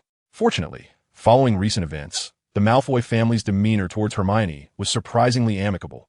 In fact, since Draco had discovered the unusual relationship between Hermione and Age, he had refrained from making any inappropriate remarks towards her, fearing Age's wrath. How does it taste, Age? Lucius inquired kindly, glancing at Age. It's delightful, Age nodded. Was it prepared by your house elf? Yes, our house elf, Lucius replied, slicing his steak with a slight nod. Though I am unsure which elf was responsible. Which one? Age asked, puzzled by Lucius' response. Are there many? Not many. In fact, only a few. Lucius shook his head. If you require assistance, I can arrange for one to serve you, Age. Age readily agreed. That would be wonderful. May I choose? Of course, Lucius nodded, and called out into the air. Come here, all of you. Several diminutive figures promptly appeared before them, causing Draco to furrow his brow in evident discontent at the sight of these grimy creatures during dinner. Age scrutinized the house elves before him, spotting Dobby, who bore the most injuries, indicating that this peculiar little elf was not favored by the Malfoy household. I'll take this one, Age pointed to Dobby. The poor little fellow seems quite unfortunate. Be cautious, Age. This one is a peculiar case, always yearning for freedom, so do not give him any clothes. Draco whispered to Age. Indeed, my fondness for house elves is no secret. Professor Dumbledore is aware that I often sneak into the Hogwarts kitchen for a midnight snack. Age nodded. If he truly desires freedom, I shall grant it to him. Draco suddenly felt awkward, having caught sight of Hermione's furious expression. From this day forth, Age shall be your master. Lucius gestured towards Dobby, who nodded enthusiastically before vanishing from beside AIG. Thank you for your gift, Mr. Malfoy, AIG remarked with a smile at Lucius, before seemingly recalling something. In fact, I am here primarily for a particular item. Lucius felt a sudden jolt in his chest, an ominous premonition creeping in. I came for a diary. AIG chuckled lightly. I believe you know what I am referring to. Lucius's expression stiffened, leaving him momentarily speechless, a sense of irrational frustration gnawing at him. How could he possibly know? After a lengthy pause, Lucius slowly stepped away from the dining table, making his way toward the staircase. In a short while, he returned with an ancient black diary, which he gently placed beside AIG's hand. AIG picked up the diary and scrutinized it, noticing a few letters that captured his attention. Tom Riddle. Please do not mention this to others. Lucius managed a forced smile, nodding stiffly. AIG nodded in return, conjuring a flame that engulfed the diary without leaving a mark. This is indeed authentic. AIG smiled, subsequently tucking the diary into his pocket. He nodded at Lucius, assuring him, "I guarantee you will not regret this." Lucius, however, appeared to already be regretting it. Although he had shifted his allegiance towards AIG, handing over the diary had effectively severed his retreat, a rather unwise decision for the astute Slytherin. Despite his eagerness to rid himself of the diary, Lucius believed it would be best if it were discarded unknowingly, only for Dumbledore to find it and meet his demise alongside the wizarding sage. Just as AIG tucked the diary away, the last vestiges of the Felix Felicis potion's effects gradually waned. Moments later, AIG bid farewell to the Malfoy family, taking Hermione's hand as they vanished with a soft pop, causing Lucius's eyebrows to twitch. The Malfoy manor, like Hogwarts, was ensnared by enchantments preventing apparition. It seemed these restrictions held no power over AIG. A few minutes later, AIG lay on the sofa in the Granger household, feeling dizzy, while Hermione watched him with concern. "Are you all right, AIG?" she asked, gripping his hand tightly. "I'm fine, just a bit lightheaded," AIG replied, shaking his head. "It's much more comfortable than operating from Hogwarts, which is hundreds of kilometers away. The Malfoy residence is just a short distance." Casually tossing his socks to Dobby, AIG smiled at the elated, tearful house elf before saying, "You are free now. Of course, if you wish to remain by my side, I would gladly offer you a salary. How does 10 galleons a month sound?" "Mr. AIG is truly, truly magnificent," Dobby exclaimed through tears, clearly overwhelmed. However, Dobby would be happy to work for Mr. AIG for just 2 galleons. "No, that's far too little," Hermione interjected promptly. Dobby suddenly let out a whimper, exclaiming that Miss Granger was also a good person and that they were all magnificent wizards. Hermione's face flushed crimson, evidently embarrassed by Dobby's words. "Before that, it would be wise for you to tidy up your filthy pillowcase." Kaka shot Dobby a peculiar glance, noting that Master Egg did not favor dirty little elves, but rather preferred clean little elves like Kaka. It seemed that Kaka harbored a distaste for Dobby, who required a wage. In truth, Dobby's eccentric demeanor had always irked his kin. However, this idiosyncrasy endeared him to Hermione, who had already begun to conceive a preliminary idea of liberating house elves. Exposé. An individual reader, whose name has been lost, was a mere consumer of pirated content. Upon awakening from slumber, they discovered a plethora of nitpicking comments, unaware of which Fool had ventured forth with such criticisms. Various arguments ensued, and they had even activated privacy settings. Surprising, isn't it? I am indeed that audacious. Opting for a direct exposé and a permanent ban. How delightful. Chapter 43. The Great Landlord of Hogwarts. In the stillness of night, Egg sat in his chamber, gazing intently at the notebook before him, silently calculating. With the addition of this diary, he had now acquired 4 Horcruxes, having already destroyed one. The ring, the diary, the golden cup, and the diadem were now in his possession. Presently, the remaining Horcruxes included the Great Serpent, the locket, and Harry himself. Egg found himself rather troubled. Unfortunately, Harry had become a Horcrux, which implied that Voldemort must resurrect and personally deliver a fatal curse to Harry. This predicament left Egg in a quandary. Regardless of the number of Horcruxes he had amassed, Voldemort's resurrection was inevitable. Yet, should he destroy too many Horcruxes beforehand, it might draw Voldemort's attention. Who could predict whether he might, in a fit of rage, create additional Horcruxes? Such a scenario would complicate matters further. Clearly, it would be prudent to gather all Horcruxes before allowing his resurrection, then let him deal a curse to Harry, after which he and Dumbledore could obliterate the Horcruxes and deliver a thorough lesson in love. Casually tossing the diary onto the nearby table, Egg reclined on his bed, contemplating the events of the day. It must be said that his acquisition of this diary was sheer serendipity. The timing coincided perfectly with the demise of the werewolf leader at the Malfoy estate, which had left a powerful impression on them. The first point was their concern for Draco's safety, which aided in discerning the stakes. The second point was the wandless spell that vanquished Lucius, allowing them not only to recognize their potential, but also their own strength. The third point was informing Lucius that he was aware of the Horcrux in his possession, which served as the final straw. However, the inherent nature of Slytherin to seek fortune and evade misfortune meant that when Narcissa heard Egg's willingness to safeguard the Malfoys, the mother, whose focus lay solely on family and children, had unequivocally aligned herself with him. However, for someone as self-important and ambiguous as Lucius, it is uncertain whether he would have acquired this diary had it not been for his wife's firm insistence. Reflecting on this, AIG couldn't help but feel fortunate that Narcissa was home at the time. Had she not been present, the outcome might have been quite different. As the door creaked open, Hermione entered, clad in a nightgown, her cheeks flushed, and her hair appearing slightly damp, suggesting she had just bathed. Initially, AIG was merely a guest, but upon recalling the Felix Felicis in his pocket, a more ingenious idea struck him. This diary? Hermione inquired, reaching for the notebook, but AIG quickly intervened. It's perilous. Do not touch it, he cautioned, shaking his head. He then settled onto a stool, patting his lap to invite Hermione to sit. With her head bowed, she perched upon AIG's lap, and he enveloped her in an embrace, casually beckoning the feather quill from the nearby table, which promptly soared into the air. Opening the diary, AIG inscribed a line. Hello, my name is AIG Morriseth. In an instant, the ink vanished from the page, replaced by the words, Hello, my name is Tom Riddle. This object is known as a Horcrux, a sinister artifact created through the brutal act of murder, which fragments one's soul and encapsulates it within other objects. This way, as long as that portion of the soul remains intact, the original body is spared from death. Voldemort believed this would grant him immortality. AIG scoffed, yet, in truth, nothing is impervious to destruction.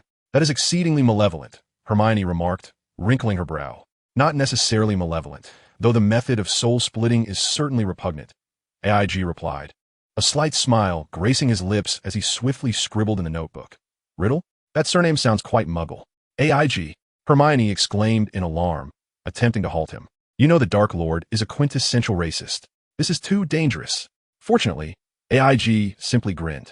I'm merely demonstrating how the soul within the Horcrux entices others. This is Voldemort's soul at the age of 17. He will undoubtedly seek to flatter me, coaxing me into lowering my guard and opening my heart. Thus, he could gradually siphon my life force, eventually achieving a rebirth through this diary, returning in his 17-year-old form. As anticipated, lines of text began to materialize, emanating what he presumed to be benevolence from a diary. AIG cheerfully engaged in conversation, seeking knowledge about dark magic. After Tom had elaborated exhaustively, AIG wrote, Thank you, then snapped the diary shut with a flourish, turning to Hermione with a smile. You are quite wicked, Hermione reproached, casting a disapproving glance at AIG. That is the Dark Lord. You're just harassing him? AIG chuckled, holding her closer. Not only that, but I also intend to place it in Dumbledore's office, visiting periodically to engage in a bit of banter. What could he use to entice you? Power? Immortality? Beautiful women? Dumbledore remarked. It appears that you possess everything he cannot attain, and you lead a fulfilling life with a kind heart. A soul untainted by shadows is one Voldemort cannot corrupt. More than that, my dear Egg, my greatest fear is that he may discover some exquisite delicacy to lure you. Of course, Dumbledore's words were laced with humor, as Egg firmly believed he was not one to be easily swayed by culinary temptations. Not that he could recall any, at least. Moreover, it was undeniably true that English cuisine left much to be desired. Darling, would you care for a midnight snack? Mrs. Granger entered, raising an eyebrow at the two in an ambiguous posture, creating a rather awkward atmosphere in the room. Wow, Mrs. Granger exclaimed, observing the seemingly petrified duo. It seems I have arrived at an opportune moment. My apologies. I shall remember to knock in the future. With that, she swiftly closed the door and departed, only for her laughter to echo down the corridor, as if she had stumbled upon something exceedingly amusing. Egg, feeling utterly mortified, flopped onto the bed, his mind a whirlwind of chaos. Voldemort was far less terrifying than Mrs. Granger. The following morning, Egg hurriedly prepared himself, avoiding the bemused gazes of Mr. and Mrs. Granger at the dining table. With a swift flick of his notebook, he vanished in a puff of smoke. He raced to Hogwarts, bursting into the headmaster's office. Professor, are you here? Since hearing the news yesterday about Greybuck's attack on 2 children at Malfoy Manor, followed by his demise at the hands of a curse, Egg had been wondering when Dumbledore would seek him out. Dumbledore, savoring a piece of honeycomb toffee, chuckled upon Egg's entrance. I doubt any child would execute such a ruthless act as to sever someone's head except for you, Egg. Egg shrugged. Well, it seems the Ministry has no intention of holding me accountable. In truth, they did plan to pursue you after your last encounter with Quirrell, but I intervened. Both times, they initiated harm against you first. Even Fudge cannot contest that. However, I do hope you might reconsider your propensity for lethal measures, though they were indeed deserving of it. Dumbledore nodded. What astonished me most is that Lucius would advocate on your behalf. I am curious about what transpired at their residence. I offered them some intimidation, along with certain assurances. Egg replied, producing Voldemort's diary and casually tossing it onto Dumbledore's desk. Of course, I borrowed considerable influence from Felix Felicis. Oh, my child, you have yet to repay me for our last transaction, and now you hastily bring me into further debt. Dumbledore raised an eyebrow, appearing quite pleased. Frankly, I haven't been in debt for many years. Indeed, Dumbledore nodded. However, we agreed that the rights to use and manage the castle remain with me, while you retain ownership. Certainly, the primary reason for my descent from the castle is my concern that one day you may be abruptly ousted from your position by the Ministry of Magic. A smile graced A.G.'s lips as he remarked. Thus, I must claim this place as my own before that happens. To put it bluntly, it is merely greed, mumbled Dumbledore. Beside A.G., a glass of lemonade materialized upon the table. He chuckled as he lifted the glass and took a sip. I see your health has improved lately. You appear quite different from before. Indeed, beneath the half-moon spectacles, a glimmer of mirth sparkled in Dumbledore's wise and aged eyes. I owe this to you, AEG. You have allowed me to settle my regrets. Thanks to you, I can bask in the sun and leisurely enjoy my honey treats this holiday. To be candid, I spend most of my time by the mirror of Ariste, longing for death, yet unable to embrace it. Accompanying your brother? AEG raised an eyebrow. I'm pleased you still remember you have a sibling. Do not say that. That fellow may not even be able to forgive me. It has been ages since I last saw him, and I wonder if he is still living an ambiguous existence with those goats, Dumbledore mused. AEG grinned at him. It seems your burdens have lifted, and you speak more freely now. After all, age brings its own wisdom. Age, you cannot expect a man nearing his end to remain silent. Dumbledore nodded, then retrieved a contract from a nearby bookshelf and slid it across to AG. This is the transfer agreement for Hogwarts. Sign it, and you shall become its master. How swift your actions are. AEG chuckled, glancing over the document before quickly signing his name. I expected you, with your nature, to scrutinize the contract thoroughly. It appears I was mistaken. Dumbledore laughed heartily. You merely wish to imply that I am greedy. AEG smirked. I can choose not to hold that against you. As he finished signing, AEG felt a subtle connection to Hogwarts. It seems you should sense it now. This ancient castle and the entirety of the Hogwarts grounds are now yours, Dumbledore smiled. Be it the house elves or the perilous Forbidden Forest. How delightful! AG beamed as he tucked away the deed and contract. Magical contracts possess binding enchantments. The consequences of breach are dire. This is, of course, why wizards are inclined to deposit their gold in Gringotts. Indeed, Dumbledore nodded. Is there something else you wish to acquire? I have yet to decide. AG shrugged. I already possess enough, Professor. Let's leave it at that. At least until I redeem it. You must not depart this world. With a wave to Dumbledore, AG's form disappeared with a crack, reappearing in the Granger household. Fred and George inquired if I placed Dumbledore under the Imperius curse, to which AG erupted in laughter. I find little humor in such matters, Hermione pouted. Just look at what that wretched woman has to say. As she spoke, Hermione picked up the newspaper and read aloud. Mr. Egmore Seuss has been entangled in a nebulous relationship with Dumbledore since his silent explosion at the tender age of 8. For the subsequent years, he resided within a Muggle household, perhaps fostering an ambition for the life of pure-blood families born from such an environment. We remain oblivious to the nature of his dealings with Dumbledore. Will this young, silent one become the third Dark Lord since the mysterious figure? Hermione, gritting her teeth, muttered indignantly, what does it mean, such an environment? What's wrong with a Muggle household? Moreover, what does it mean to have an ambition for the lifestyle of pure-blood families? And dealings in a Dark Lord. What is she thinking? Rita Skeeter, I shall remember her name. Chapter 44, Ancient Magic. The adage that fame attracts controversy aptly describes Egmore's current predicament. For an entire week, the Daily Prophet has been inundated with news about him, whether true or false, appearing almost daily across England. Each day, after perusing the paper, various individuals would send letters, some laced with vitriol, others filled with admiration. She has portrayed you quite alluringly, chuckled Chris, glancing a Muggle newspaper while stifling laughter at their daughter. This indicates that our Hermione has matured, does it not? At the dining table, Egmore burst into hearty laughter, and the Granger couple joined him in a fit of mirth. I am certain you'll find a way, Egmore, Mrs. Granger remarked. Otherwise, given your temperament, you would not be so unperturbed. Indeed, Egmore replied with a grin. I suspect she is confident I shall not take any drastic measures against her. Hence her audacity. As he spoke, Egmore cast a fleeting glance at a small beetle resting against the window, casually lifted his teacup, and took a sip. Moments latte. As the Granger couple departed for work, Egmore rested his chin on his hand and said, Kaka, catch it. Yes, Master Egmore. Kaka exclaimed, his face alight with excitement. And in an instant, he appeared beside the beetle at the window, seizing it with a swift motion. while simultaneously casting a spell upon it. Looking at the beetle that Kaka placed on the dining table, Egmore smirked slightly. I believe this is not our first encounter, Miss Skeeter. Leaning closer, he scrutinized the small beetle, observing the intricate patterns of eyes surrounding its head. He then nonchalantly tossed the beetle onto the table. You have been quite diligent in fluttering about outside our window these past few days, playing animagus before a wizard of my caliber. You are truly unaware of the meaning of death. With a casual wave, the beetle slowly descended to the ground, transforming into a woman. Rita's eyes widened in terror as she gazed at Egmore. How did you discover this? It is rare to find such a docile beetle, motionless against the window, Egmore remarked, a slight smirk on his lips. Tell me, should I kill you, or how shall we proceed? I believe you are well aware of how Greybuck met his demise.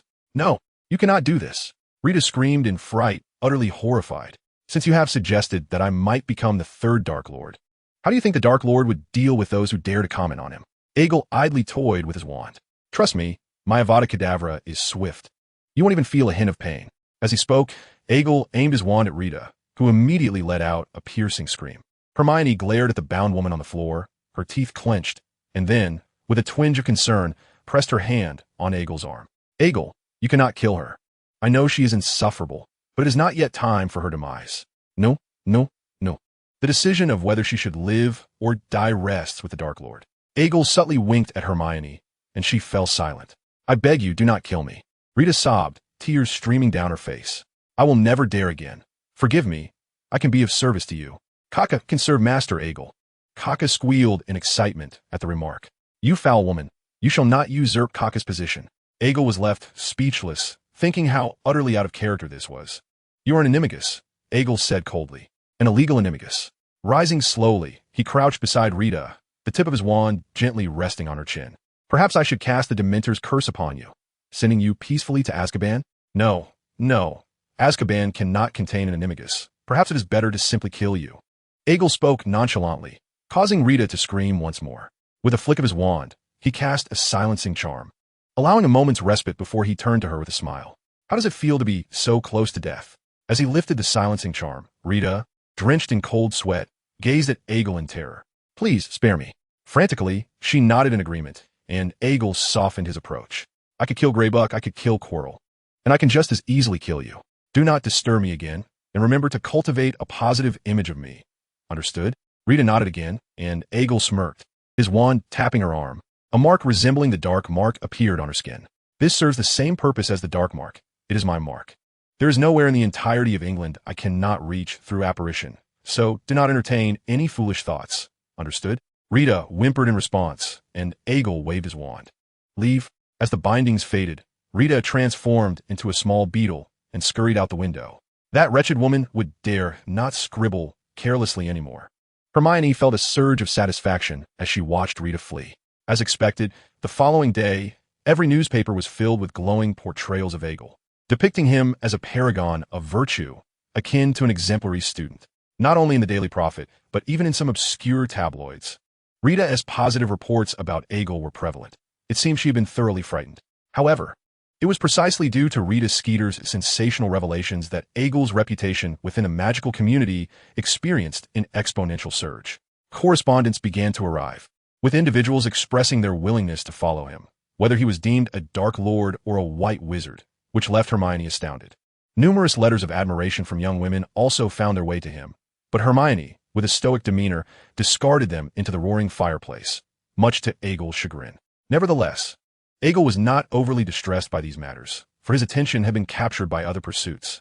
The tomes gifted to him by Newt contained records of several ancient languages used to converse with animals, including the tongues of birds, felines, and canines.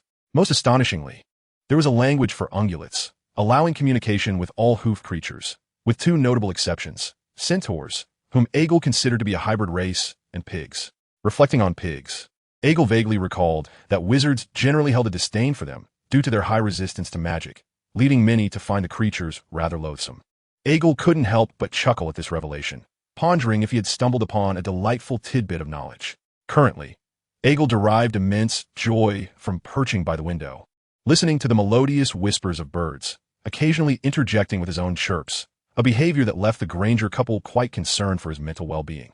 It was during this time that Egil realized that Parseltongue was rather unremarkable in the grand tapestry of languages that existed in this vast world. He could now converse with buckbeak, unicorns, and even engage in dialogues with cats and dogs. Although he previously possessed the ability to transform into a cat as an animagus, he had been unable to comprehend their chatter. Now, however, he could seamlessly masquerade as one of them. Aside from these peculiar languages, Egil also uncovered several intriguing spells. One such ancient magic pertained to wandless incantations, specifically a fire control spell originating from the African continent. Once wielded by female shamans of ancient tribes who could command various flames, even the fiercest fire would obey their will. Regrettably, this magic was expressed through a dance. While not overtly sensual, Egil felt a twinge of embarrassment at the thought of performing it, as the choreography primarily involved intricate arm and finger movements combined with vigorous stomping. Resembling a tap dance, Egil mischievously speculated that the original creator of this dance might have inadvertently stepped onto a fire pit, thus birthing what appeared to be a rather uncomfortable dance form. Despite Egil's reservations about the dance's awkwardness, Hermione continually insisted that he looked remarkably impressive while performing it, encouraging him to dance on multiple occasions. There exists a certain wish-casting magic that requires only a modest offering to alter the weather in a limited area for the following day. However, should one sacrifice a human life, one could summon a blazing meteor from the heavens to strike a designated target, rendering this magic remarkably versatile and adaptable. Additionally, there are some rather obscure forms of witchcraft that Newt acquired from Southeast Asia, akin to the dark magic prevalent in England. It is said that curses and dark sorcery flourish in that region. Currently, AEG is adept in a rather simple curse that necessitates but a single strand of hair from the intended victim. This is akin to the practice of sticking a doll, though it lacks the dramatic consequence of a needle piercing the heart leading to death. Instead, a mere prick on the doll might cause the individual to choke or stumble inadvertently. For instance, placing a few small stones upon the doll could induce a cold, fever, and a general sense of lethargy. It is said that such practices are used by local sorcerers for light-hearted pranks among friends. Breaking such a curse is equally uncomplicated. One merely needs to take a hot bath or wash their hair, causing the hair entwined with the doll to turn to ash. AEG cannot help but reflect on Newt's youthful escapades. He was indeed no ordinary wizard. For an entire month, AEG found himself enraptured by these peculiar magics, which illuminated a significant truth. The world of magic is vast, filled with countless oddities. He felt that his current knowledge was merely the tip of the iceberg. Simultaneously, he could not suppress a sense of sorrow for Voldemort, whom he had always held in disdain and now found even more contemptible. As the month passed swiftly, the new academic year's letters soon arrived, delivered by a multitude of owls to countless households. AEG and Hermione received notifications regarding the required books for the upcoming year. Early one morning, while AEG sleepily sipped his milk, he noticed Hermione blushing as she perused the new book list. Confused by her reaction, AEG took a glance at the list, only to find his expression darken at the sight of Gilderoy Lockhart's name. A wave of despair washed over him. How could he have forgotten this? Don't get too enamored with that fool, AEG remarked, a hint of jealousy creeping into his tone. He is merely a thief of others' accomplishments. His only noteworthy spell is Obliviate, and his meager magical prowess is laughable. You could easily best him. How can that be? Hermione exclaimed in disbelief. I've read his books. They are well-reasoned and credible. That is because he deliberately consults the wizards who perform those deeds, then casts Obliviate on them to erase their memories. AEG replied with a sigh. But if he were truly ineffectual, how could Professor Dumbledore have hired him as the defense against the dark arts teacher? Hermione countered. It's not that he was hired. Rather, he was the sole applicant. Everyone else deemed that position cursed. As far as I know, Quirrell has held the position the longest. Is that so? Hermione said, a note of sadness in her voice. Does that mean Professor Dumbledore has known all along? Oh my, even with Voldemort's assistance, Quirrell couldn't escape Dumbledore's keen gaze. Do you honestly believe that such a pretentious fraud could deceive him? Egil scoffed, drained the milk from his cup, and then licked his pale lips. Forgive old Dumbledore. He truly had no other choice. Another chorus of owl hoots filled the air, and Egil could discern the words of the owl. Exhausted, utterly exhausted. Soon after, a plump-faced, deep gray owl collided with the glass with a thud. It seemed that Ron had received the letter a day earlier than us. Hermione glanced at the letter. He asks when we shall visit Diagon Alley. Anytime we wish. Egil waved his hand, and a line of text appeared on the back of the parchment. Lack? At that moment, Lack flitted in from the window. Where to? while Egil interpreted it as such. To Hermione, Lack's voice merely resonated as a haughty, cold laugh. Chapter 45, Lockhart. Egil remarked, Ron and I have arranged to visit Diagon Alley on Wednesday. It appears the Dursleys will not be joining us. He was looking at the letter in his hand. I'm not particularly fond of them. Hedwig's cooing echoed, seemingly in agreement with Egil's sentiments. I believe things should be better now at least. Egil gazed curiously at Hedwig. With some reluctance, Hedwig gurgled, grasping a small biscuit. Every time I deliver a letter, their gazes are rather strange. That woman frequently asks me to procure potions for her. Yet she appears quite talented perhaps, due to her culinary experiences? Egil mused, glancing at Hermione, who looked momentarily bewildered. Perhaps Hedwig's head tilted thoughtfully. Unlike Lack, who often boasted with a loud laugh, Hedwig undoubtedly exuded an air of aloofness, remaining distant from others, yet she was notably more amiable toward Egil, who had once purchased her. Before long, early Wednesday morning arrived, and the Granger couple, in a flurry of activity, urged the sleepily dazed Egil to hasten. It was merely 8 o'clock, and Egil was lazily enjoying breakfast while Kaka hurriedly combed his hair. After finishing her preparations, Hermione glanced at Egil's soft golden locks, then at her own disheveled hair, and let out an exasperated sigh. Mrs. Granger observed this exchange and couldn't help but smile silently at her daughter's plight. After a while, Egil and his family appeared at the entrance of the leaky cauldron, accompanied by Aisha, who wore a long, alluring dress, exuding confidence as she playfully draped her arm over Egil's shoulder, much to Hermione's annoyance. In no time, the group encountered Harry at the leaky cauldron. Hey, Egil, Hermione, Harry greeted enthusiastically, waving at the two before navigating past the magically refilling teapot towards them. How have you both been? Spending every day with Hermione feels absolutely wonderful.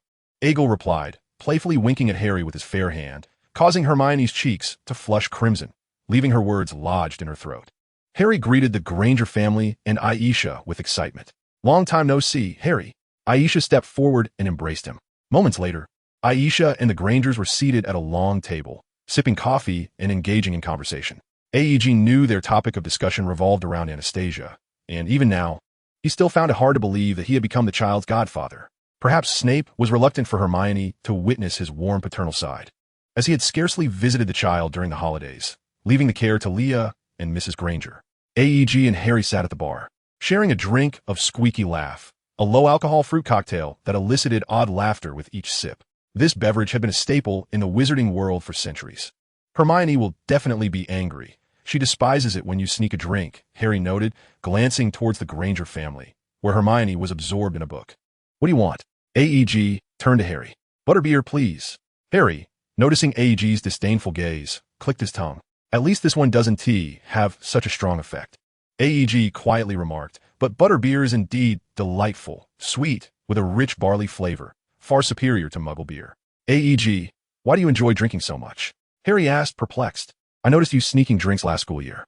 AEG chuckled. Perhaps it's because I was frail in my past life, and in this one, I wish to experience more. Harry dismissed it as a joke, but then seemed to recall something. By the way, I read in the Daily Prophet that you've become a master of Hogwarts now? Does that mean we can wander freely at night? Unfortunately, no. I only possess ownership. The management rights still belong to Dumbledore. Moreover, the castle is provided to the school without charge, so it holds no special significance for me, AG replied, shaking his head. However, there are certain decisions I can make regarding who may stay and who may not. According to wizarding law, one is permitted to defend their home against intruders. So, you wish to keep some people around? Or perhaps eliminate a few? Harry inquired, puzzled. What kind of people warrant such actions? Storm clouds are gathering. I simply do not want a bunch of fools hindering me when the time comes, AG said cryptically, leaving Harry bewildered. I'm not quite following you, AG. Are you suggesting that danger is approaching? Harry questioned, looking intently at AEG. AEG took a sip of the cocktail handed to him and emitted a faint laugh. Shaking his head, rest assured, it seems we still have time. What I'm contemplating now is another matter. AEG squinted deep in thought. Should he directly capture Peter Pettigrew? It would be splendid to clear Sirius Black's name, but who would resurrect Voldemort in that case? If Pettigrew fled prematurely, would Voldemort's rebirth occur sooner? Would there be unforeseen consequences? Egil felt a sense of helplessness. The situation was as tangled as a knotted thread. If only Harry were not a Horcrux. He could effortlessly locate and destroy all the Horcruxes, then venture to Albania to capture Voldemort's lingering soul for a bit of amusement. As the second generation of Dark Lords, It was quite a spectacle to see him reduced to a state that was neither human nor ghostly. If he could be incapacitated and displayed for profit, it might yield a considerable fortune, wouldn't it? Shaking his head, Egil swiftly curtailed his wayward thoughts. Harry, Egil, an excited voice broke through, and Ron, with his fiery red hair, rushed over. You two are here quite early. Hey, Egil, long time no see. The voices of Fred and George chimed in, and Egil turned his head to see them grinning at him. I was just wondering why you didn't signal, Egil said, surprised. The mark was discovered by Mom. They replied in unison, their expressions a mix of exasperation and amusement. She asked us directly, and we told her the truth. Mum said that's not permissible. Underage wizards cannot cast spells. We were quite a loss, they continued, shrugging their shoulders in synchrony. And Egil couldn't help but break into a smile. What are you two talking about? Ron asked, looking annoyed. What is this organization? I had no idea. The organization is called the Ed Club. Fred raised an eyebrow. Egil is the leader, George added with a grin. That sounds rather amusing. Are you a comedy troupe? Ron asked with a grimace. We are a highly skilled dark magic defense organization. Based on the spells Egil has taught us, we might even qualify as aurors, Fred said, taking a sip from Egil's cup and chuckling softly. Cool. Ron looked at Egil with eager eyes. Can I join? Not a chance, Egil began, but the twins interrupted in unison. But I'm your brother. Ron protested, looking displeased. That makes it even less likely, they replied, again in perfect harmony. Not far away. The Weasley family was warmly greeting the Granger family. Egil and the others quickly finished the drinks on the table, and Egil hurried over to greet Mr. and Mrs. Weasley. Egil Morriseth. Mr. Weasley studied Egil intently before breaking into a smile. Pleasure to meet you. There has been quite a buzz about you in the department lately. It must be said, the Weasley couple exuded kindness, creating a refreshing atmosphere, at least for Egil. Glancing at the red-haired girl standing behind Mrs. Weasley, he discreetly stepped back to stand beside Harry and whispered, I bet 1,000 galleons that girl will be your wife. I'm not betting, Harry grinned. I always lose. And she's quite beautiful. Egil shot Harry a peculiar look. Had he led him astray? What about me? Ron leaned in, casting a dark glance at Harry. Who's my wife? Igla Pundit. Lavender brown. Oh my goodness. Ron seemed taken aback. That round-faced girl? Egil nodded affirmatively, and Ron looked at him incredulously. Egil, do you possess some prophetic talent? No, I possess an innate talent for deception, having grown up watching Zhao Benchen skits. Age smirked, remaining noncommittal. Moments later, a group arrived at Diagon Alley. Since Mrs. Weasley had already withdrawn her money, Age and Harry proceeded to Gringotts to collect theirs. On their way, they fortuitously encountered the Malfoy father and son. Fortunately, with Age present, Draco refrained from instigating any conflict with Harry. I expected you would invite Draco to Diagon Alley, Age, Lucius remarked, his expression betraying a hint of dissatisfaction. This implied they would be at each other's throats all day long. Age shook his head in resignation. Lucius glanced at the disdainful Draco and Harry before turning to Age with a smile. I believe you are correct. As fate would have it, upon meeting Age and Harry, Lucius suggested they visit Flourish and Blotts to purchase books for the new term, to which Age readily agreed. Age, I truly dislike the Malfoys. Harry whispered as he sidled closer to him. Age chuckled softly, neither confirming nor denying, then murmured, Draco merely wishes to befriend you. Though his character leaves much to be desired, akin to a spoiled child, his nature is not entirely malevolent. Harry paused, taken aback by Age's assessment, and chose not to pursue the matter further. Not far behind them, the Malfoy duo conversed quietly. Father, I do not understand why Age is so close to that Harry Potter. It is unwise to display disdain for someone whom all admire, Lucius replied softly, casting a sidelong glance at his son. You must keep pace with Age and refrain from speculating on the thoughts of those far more powerful than you. It is perilous.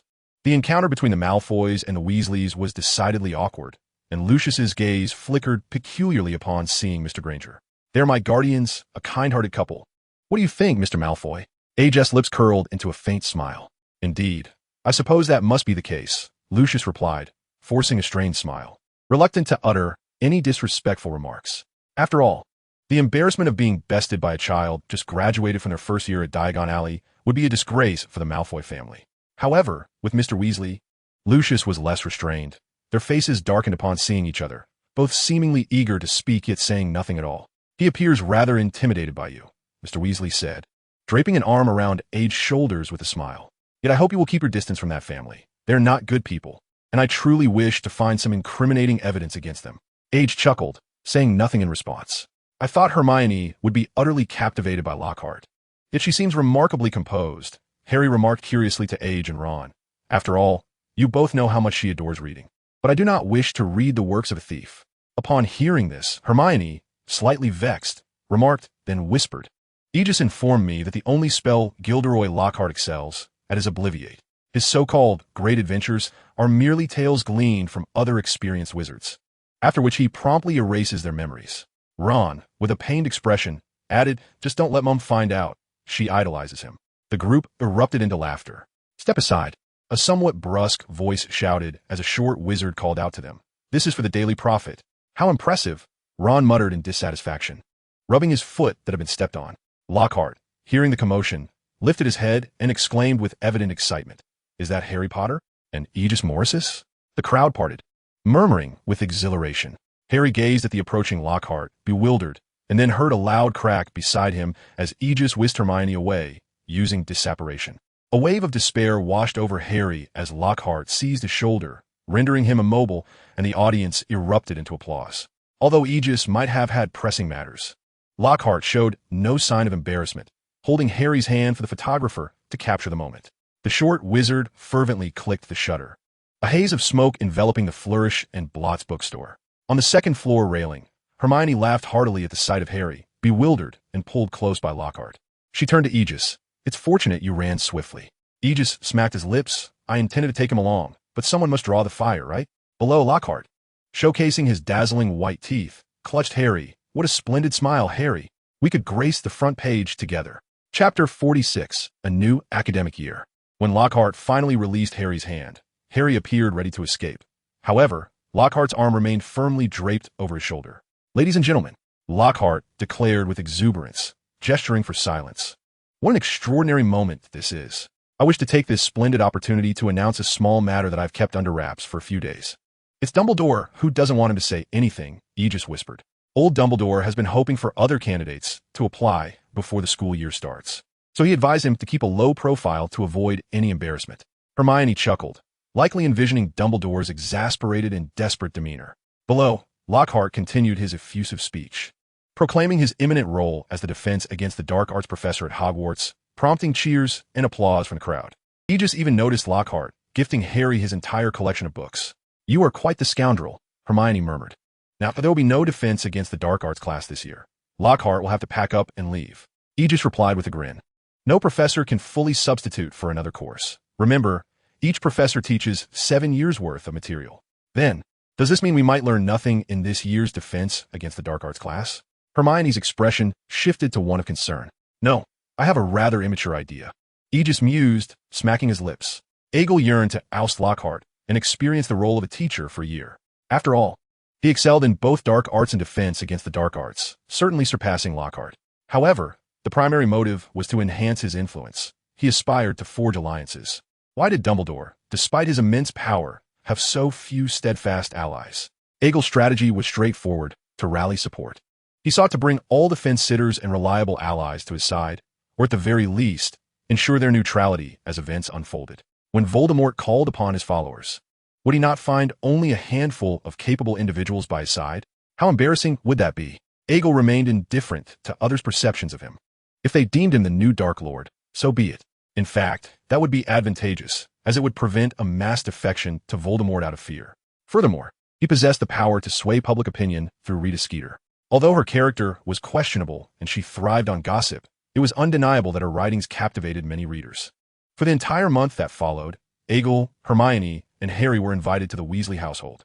Egil felt it unnecessary, but Hermione was in favor, as Egil often spent time at Aisha's home, sometimes even sharing affectionate moments that left Hermione feeling quite uncomfortable. The Weasley home was indeed fascinating, a pure magical family that intrigued even Egil. For instance, there was a mirror that called Harry Scruffy upon sight, and the ghoul residing in Ron's attic. It was Egil's first encounter with the ghoul, resembling a zombie with its green face and sharp teeth, yet it posed no threat. Rather, it was lazy and gluttonous. It spent its days catching small insects on Ron's roof, and it was said that nearly every wizarding family kept a ghoul in their attic, often treating it as a beloved pet. This left Egil perplexed. How could such a creature be deemed a pet? Was there a misunderstanding regarding the concept of pets? At the very least, pets should resemble something edible, yet this creature hardly fit that description. Even those from Guangdong would hesitate to partake in such a dish. Hermione settled into Ginny's room, and the two girls whispered secrets, discussing matters unknown to Egil and Harry. Whenever either approached, they would scurry away. Their talks revolved around Harry and Egil. Before dinner, Fred approached the group with a mischievous grin. Ginny had always held admiration for Harry, while George chuckled at the situation. As for Hermione, her appeal was evident. Fred teased Egil with a knowing smile. Ron felt a mix of emotions, envy and admiration, stirring within him. "Don't worry. Our little Ronnie will soon have someone who likes him," Fred remarked in a sing-song voice. "You know, many witches prefer the bad boys over the handsome ones," George laughed. Watching the two of them frolic away, Ron glared at their retreating figures, muttering to himself, "They really are something else. No, I believe they speak truth." Age shook his head. "If men were not flawed, women would not love them. If I were so rigid, Hermione might not have taken a liking to me." "You speak so candidly." Ron gazed at Age in astonishment. "I thought you would feel a bit embarrassed." "What is the matter?" Hermione looked at Age. "Do you like me?" Age grinned broadly. Hermione's face turned crimson, yet her bold nature compelled her to nod gently before she dashed up the stairs. Harry and Ron stood in a state of shock. After a moment, Harry finally managed to speak, albeit dryly. "You truly have no shame." "Oh, youth is indeed a delightful thing," Mrs. Weasley chuckled, bringing forth a large pot of stew, its aroma captivating Harry and Ron's attention. "What dish is this, Mum?" Ron sniffed eagerly. "It's a beef and potato stew that Age taught me to make. It is said to be quite popular in China." Mrs. Weasley smiled at Age. "However, I added a bit of tomato as I thought it might enhance the flavor." Age nodded in understanding. As an Englishwoman, Mrs. Weasley was already fortunate not to have added ketchup. A little tomato was inconsequential. He recalled that in his past life, some people would use less tomato in this dish to reduce greasiness. "Smells divine." Ron inhaled deeply. Age even mentioned skewering the meat and roasting it over a fire. "The Chinese are truly ingenious. How about a trip to China someday?" "I think that sounds splendid. To be honest, I have always been curious about the appearance of the Zouwu." Age nodded. Newt mentioned that China's mountains harbor many wondrous creatures, including dragons that differ from those in the West. They can summon clouds and rain and fly without wings. "How can one fly without wings?" Ron looked skeptical. "I believe Age," Harry interjected. "After all, flying broomsticks don't have wings either." "All right, you make a valid point," Ron conceded. In the kitchen, Mrs. Weasley floated 2 plates of food with her wand and called upstairs, "Darlings, dinner's ready." Mr. Weasley worked in the Ministry of Magic's Misuse of Muggle Artifacts office, a job that was not particularly esteemed. However, he relished it, having a fondness for Muggles. This position had its pros and cons. It wielded considerable authority, as even the cameras used by wizards fell under Muggle artifacts. In theory, he had the right to inspect any wizard's home, and if he discovered anything amiss, he could confiscate it or impose fines. The issue was that he was a genuinely kind-hearted man. Apart from individuals like Malfoy, he maintained amicable relations with most. During dinner, Mrs. Weasley rambled on about her and Mr. Weasley's youthful days. "Arthur and I met at Hogwarts, though we were not as mature as you young ones," she remarked, glancing at Hermione, whose cheeks were flushed. "Later, we married and welcomed Bill, and then Charlie came along." Mrs. Weasley chattered incessantly, lamenting, "Goodness, I have always longed for a daughter, yet I ended up with Percy, and to make matters worse, I later bore a pair of twins, both of whom are so mischievous." Her words sent a ripple of laughter through Age, leading him to ponder if the Weasley family's abundance of children stemmed solely from their mother's desire for a daughter. What relentless determination this revealed. Previously, he had overheard his father privately refer to his mother as Molly Wobbles, while Fred whispered to Age, struggling to contain his laughter. Their affection for one another was evident. Though Age suspected they would not be having more children, when Ginny was born, their mother nearly lost her mind with excitement. George spoke softly, gesturing toward Ginny across the table, occasionally pointing at Harry, which elicited a fierce glare from Ginny. Harry was asleep in Ron's room, while Age was dragged into the twins' chamber. Upon entering, he was immediately greeted by a plethora of posters. "We have 2 beds. Perhaps we could push them together to accommodate the 3 of us?" Fred suggested, eyeing their small beds. With a flick of his wand, Age summoned a chair that floated gracefully over before transforming into a luxurious double bed with a whoosh. "You can cast spells outside of school?" Fred asked, astonished. "Of course, my trace has long been erased," Age replied with a nod. They exchanged a glance, envy evident in their expressions. The trio spent the entire evening engrossed in a card game known as Do Di Ju, the playing cards conjured from mirror paper by Age. Before they knew it, a month had swiftly passed, signaling the return of the Hogwarts school season. The old scarlet train chugged along, as usual, towards Hogwarts, but this time, devoid of Dobby's antics, it appeared that Harry would arrive safely at Hogwarts. Upon entering the school, Age noted a distinctive change within the castle. Ever since he stepped through the gates, the portraits and ghosts had greeted him warmly. Even the notoriously mischievous Peeves had tempered his antics, offering Age a sheepish grin. How did you manage to acquire this castle? This question had been posed by Ron more than any other during the past month. Age merely smiled each time, choosing not to elaborate. His possessions now numbered beyond count. The Philosopher's Stone, the Resurrection Stone, the castle itself. With a mere desire, he could summon vast quantities of gold. At the welcoming feast for the first-year students, Age spotted a golden-haired, fair-skinned girl named Luna, who was remarkably beautiful and was sorted into Ravenclaw. Hermione, observing Age's captivated gaze upon the young girl, huffed disapprovingly, prompting Age to straighten up and regard Hermione with utmost seriousness. I have enough with you all.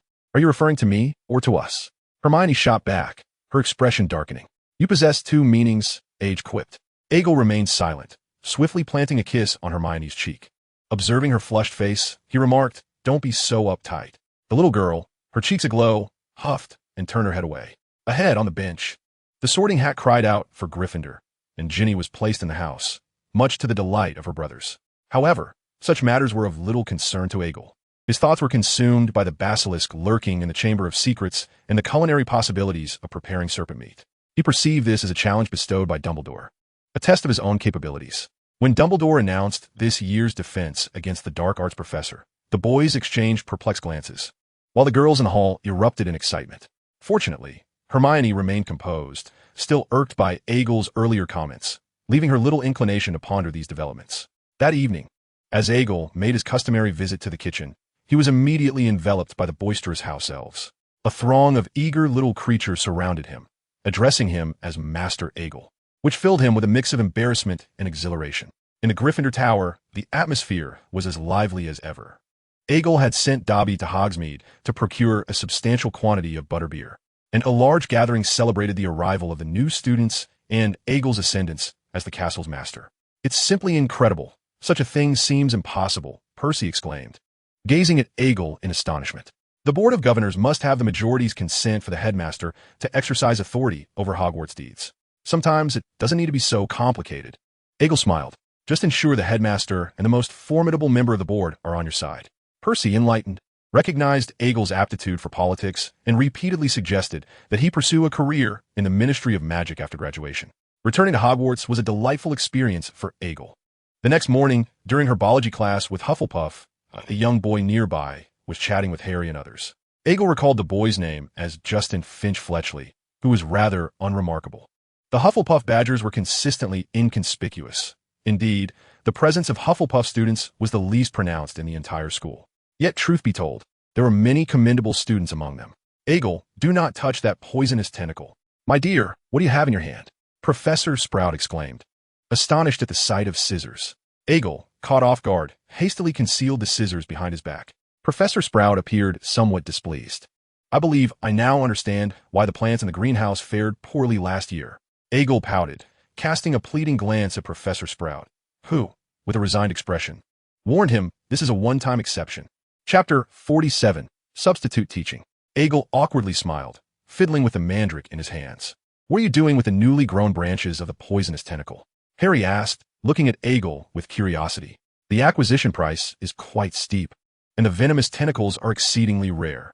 When they grow their fangs, even a tiny branch commands several galleons. Hagrid murmured softly, what is there to learn about mandrake? Its sole purpose is to eliminate the fishy taste from hot pot broth. Several galleons? Ron's eyes sparkled with fervor as he gazed at the venomous tentacles behind him. What he once found tedious in herbology suddenly became intriguingly captivating. Indeed, the vast majority of my earnings have been amassed at Hogwarts. Hagrid spread his hands. Whether in the Forbidden Forest, the greenhouses, or any other chaotic locale, assistance is available at Hogwarts if one seeks it. What profitable items can be found in the Forbidden Forest? Ron asked eagerly, looking at Hagrid. Plenty, Hagrid contemplated, such as the eggshells of a snidget, which are worth silver, the hair of a unicorn, fetching 10 galleons per strand, and the venom of the acromantula. These are valuable, yet hard to procure. Hagrid hasn't even informed us. Ron lamented somewhat bitterly. Hagrid is reluctant to trade the creatures of the Forbidden Forest for money, and his knowledge is indeed limited. Hagrid shook his head before I enrolled. Hagrid assisted me with considerable tuition fees, and last year I ventured into the Forbidden Forest on my own.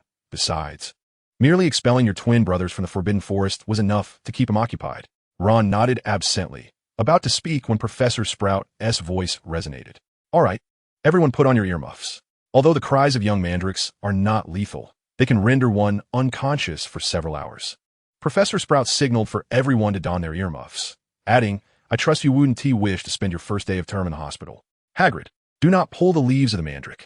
Professor Sprout called out loudly, yet Hagrid, wearing his earmuffs, feigned ignorance and swiftly snatched a few leaves, stowing them in his pocket, leaving Professor Sprout looking forlorn. With a swift motion, Hagrid uprooted a mandrake, casually placing the wrinkled, wailing creature into another pot. The little creature attempted to climb out, and Hagrid gently tugged it back down, stuffing in again. Nearby, Harry and his companions mimicked Hagrid's actions, and it must be said that it indeed made the task considerably easier, though Professor Sprout was displeased, believing Hagrid's methods to be excessively rough, detrimental to the plant's growth. What utility does this plant possess when fully grown? Ron remarked. Who in their right mind would undergo transfiguration? Ron muttered. After an exhaustive herbology class, the students were utterly fatigued, grumbling about the arduousness of the lesson, yet soon they would face an even grimmer class, Professor McGonagall's transfiguration. However, for others, this class might prove challenging, yet for Hagrid and Hermione, it was merely an opportunity to excel. Their assignment was to transform a small beetle into a button. Harry exerted considerable effort as the beetle skillfully evaded the wand in his hand, attempting to escape from a table. Meanwhile, Ron was at his wit's end, having accidentally squashed the beetle in his repeated attempts to capture it. Reluctantly, he resolved to seek another from Professor McGonagall, though her demeanor suggested she was far from pleased. Egil mused that, even with his presence, Ron's dilapidated wand remained unbroken, appearing no different from a faulty one in his hands. It wasn't until the lunch bell rang that Harry and Ron exhaled in relief. Harry felt as if his mind had been wrung dry like a sponge, while Ron slumped wearily over the table. Egil rose, took Hermione's small hand, greeted the two boys, and gracefully made his way to the Great Hall. I envy Egil. Ron groaned weakly. His life seemed so wonderful. Do refrain from saying that, Harry whispered. Egil is an orphan. I believe familial bonds are of utmost importance to him. Oh, I'd willingly trade Percy for the Hogwarts castle, Ron grumbled. I doubt he would consider that. Harry pouted, and the two exchanged a glance before bursting into malicious laughter. During lunch at the Gryffindor table, Egil quietly murmured, Are you ready, Dobby? It has been arranged, Mr. Egil. Dobby's high-pitched voice chimed in his ear. Moments later, the students observed Lockhart striding in with a broad smile plastered on his face. Egil silently sat beside Fred and George, nibbling on a roasted potato, prepared to witness a display of truth-telling, when he felt a large hand on his shoulder. Hello, Egil, you left quite early the other day, Lockhart beamed, greeting him. With the roasted potato still lodged in his mouth, Egil turned, expressionless, and muttered, Go away. Lockhart chuckled and sauntered off, as if the awkward moment had never transpired. Egil couldn't help but admire Lockhart's audacity. His retort was instinctive, as he hadn't genuinely intended to confront him directly. As Lockhart settled at the staff table to enjoy his meal, he lifted his cup for a sip, only to see his expression gradually become vacant. Egil exchanged glances with the Weasley twins, who nodded eagerly and promptly approached Lockhart's side, while Egil casually tossed a small beetle onto the twins' robes.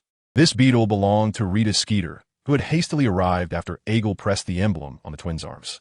Hey, Professor Lockhart, we have long admired you, Fred shouted, making a concerted effort to draw the attention of students and professors in the hall. Indeed, the twins' unusual behavior caught the attention of many, who turned in surprise to look at them. Thank you, Lockhart replied, his gaze still vacant, yet he managed to grin. I must ask, what method did you employ to fend off werewolves and banish ghosts? George inquired, holding out a pastry towards Lockhart with curiosity. Fend off werewolves? Banishing ghosts? That was not my doing. Lockhart's words echoed like thunder, causing a stir within the hall. Silence, Egil commanded, his voice resonating loudly, restoring order to the room. But you have written so many remarkable deeds in your books, Fred teased, unaware that a golden goblet had silently vanished from Lockhart's side. Nearby, Snape's eyelids flickered, his lips barely moving. Books can be deceiving, my dear children, Lockhart replied cheerfully. Consider this. If people did not believe those feats were mine, the sales would plummet. Readers are unlikely to be interested in the tales of a repugnant old American wizard, despite his triumph in liberating a village from a werewolf's terror. Would it not be utterly unappealing to feature his image on the cover? His fashion sense is atrocious. And what of that witch who banished the banshee? She possesses a rather unkempt chin. Once again, the hall erupted with chatter as students gazed at Lockhart in disbelief.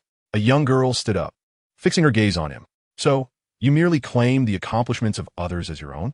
It's not that simple. My work is considerable, Lockhart replied, his expression somewhat vacant. I conduct investigations, learn how they achieve their feats, and ultimately, I cast a memory charm on them. If there is anything I take pride in, it is my memory charm. Understand, children? With the final words spoken, the effects of the potion wore off, and Lockhart's previously smiling visage began to harden as his mind cleared. Upon seeing the angry and disdainful looks surrounding him, his face turned ashen.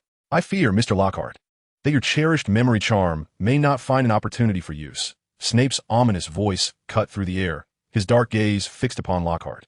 I must ensure my students remain unharmed by your memory charm. Surely, the guards of Azkaban possess a natural resistance to such spells. Professor McGonagall, her eyes clouded with fury, glared at Lockhart. In fact, I do not believe a scoundrel like you can perform wandless magic. I regret to inform you that we must confiscate your wand. Lockhart's expression twisted into one of rage as he hastily reached for his wand. Yet, someone was swifter. Fred exuberantly waved his wand, rendering Lockhart unconscious. A splendid silent spell. 20 points to Gryffindor. Professor Flitwick's sharp voice rang out, evidently incensed by Lockhart's recent words. We shall cherish this moment and salute you, Professor Flitwick. Fred joyfully bowed towards him. This is our first point addition since enrollment. George chuckled, reveling in the moment. As the students buzzed with outrage over Lockhart's despicable actions, several aurors from the Ministry of Magic hastily arrived to escort him away.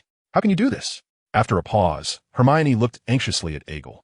The Ministry has strict regulations regarding the use of Veritasrum. You could be arrested, and to openly drug a professor. What do you think the faculty will think of this? Rest assured, AIG smiled broadly. Fred has just poured an entire bottle of aged whiskey down the throat of the unconscious Lockhart.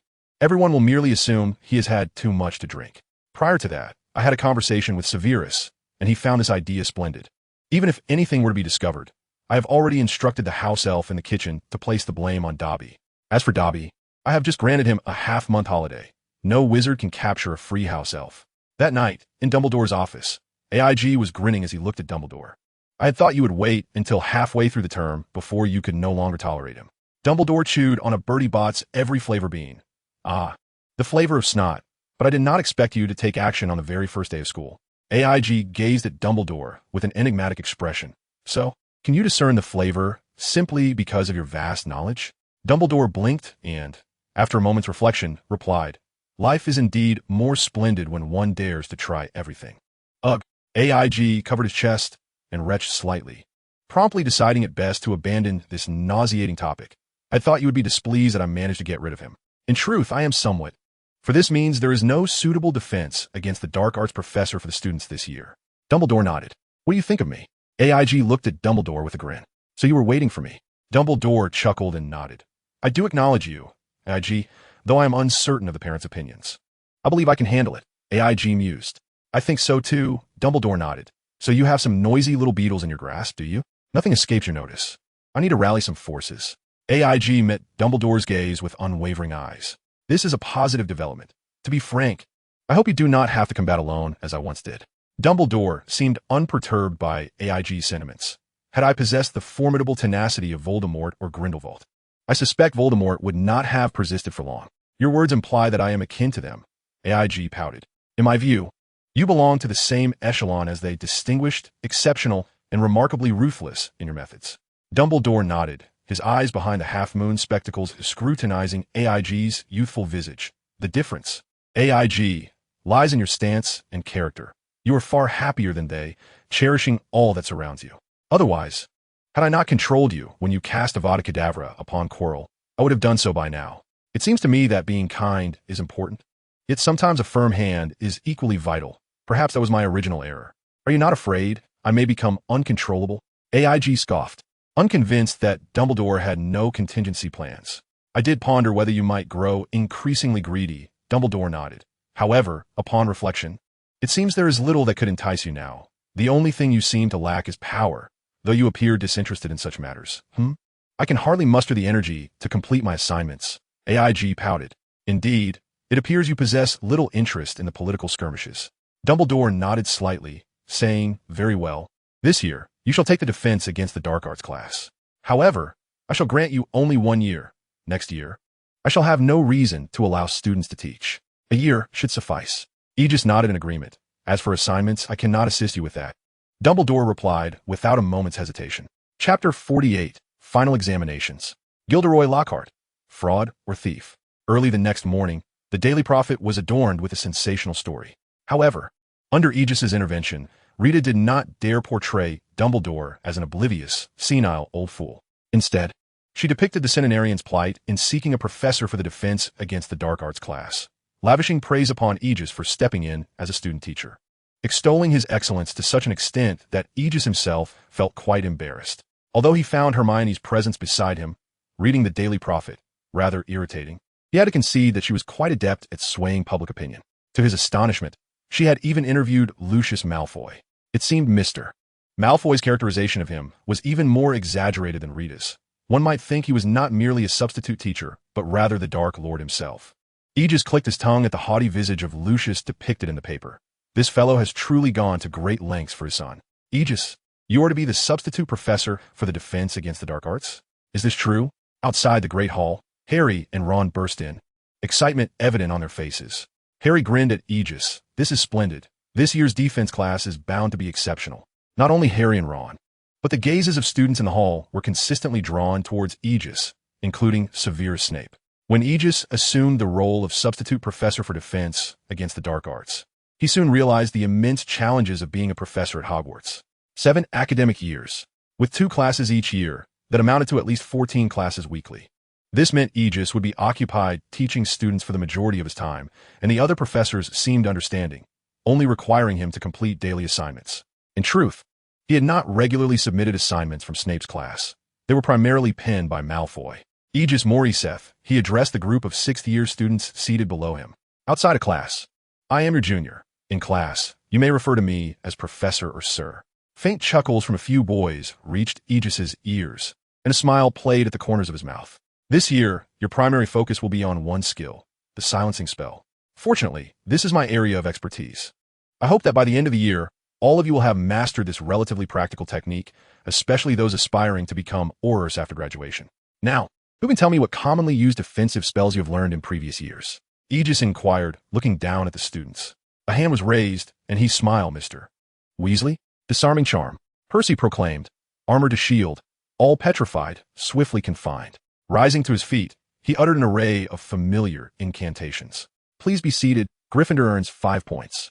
Aegil nodded and inquired. Now, may I ask everyone present, who among you can truly wield or master the spells Mr. Weasley just mentioned?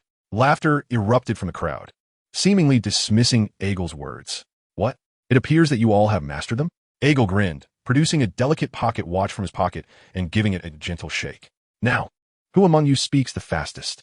I would like to invite you to utter a spell for us to observe the duration. I would raise his hand eagerly, eyes bright with anticipation. Very well, you shall go first. When I say begin, you will cast a spell. Aegil gestured, ready, set, go. Expelliarmus. Wood spoke at an astonishing speed, his lips almost tripping over themselves. Excellent, take a seat. Aegil glanced at his watch, 0.8 seconds. Looking at the students below, Aegil clapped his hands, and a dummy approached, brandishing a wooden stick. Rapid speech is advantageous for a proficient wizard. However, I must emphasize that no matter how swift your tongue, it will never surpass the reaction time of your mind and body. With a flick of his hand, the wooden stick in the dummy's grasp spiraled away. Who could tell me how long that took? Was dark magic? Aegil's gaze remained steady. Its intentions are malevolent, its power formidable, its incantations rapid, and exceedingly difficult to defend against. Moreover, most dark wizards possess the ability to cast spells silently. As he spoke, Aegil snapped his fingers, causing the long table before the students to levitate, prompting them to rise. He ascended the podium, surveying the taller students below him. Practical experience is the swiftest path to strength. No pen or paper can replicate the sensation of embodying silent casting. After reiterating the nuances of silent spell casting several times, Aegil, with a cheerful demeanor, cast a silencing charm over the entire class. He then turned to the blackboard and wrote, "This is an area effect spell, within this range. Regardless of the species or circumstance, no sound may be uttered. Your sole task is to block my spell. Now line up. A pallor swept over the faces of the students. There may be some peculiar curses involved, such as causing warts to sprout on your faces. Egil continued with a playful grin. Below, the expressions of the girls turned even more ashen. Later that evening, in the hall, Egil sat jovially at the long table, enjoying dinner while a group of 5th and 6th year students cast him forlorn glances from a distance. The 6th year curriculum focused on silent spellcasting, and under Egil's diligent instruction across 2 lessons, half of the students had successfully mastered the silent version of the shield charm. As for the 5th year students, anticipating the forthcoming ordinary wizarding level examinations, Egil took the opportunity to fortify their foundational knowledge, ensuring that many could now cast spells fluently. After a day of lessons, Egil gained a general understanding of the students' foundational skills, though he felt a twinge of frustration. Many 5th graders struggled to recall spells, and several were still trying to conjure suitable incantations. Outside the hall, Harry and Ron rushed in, and Harry grinned at Egil, asking, "How does it feel?"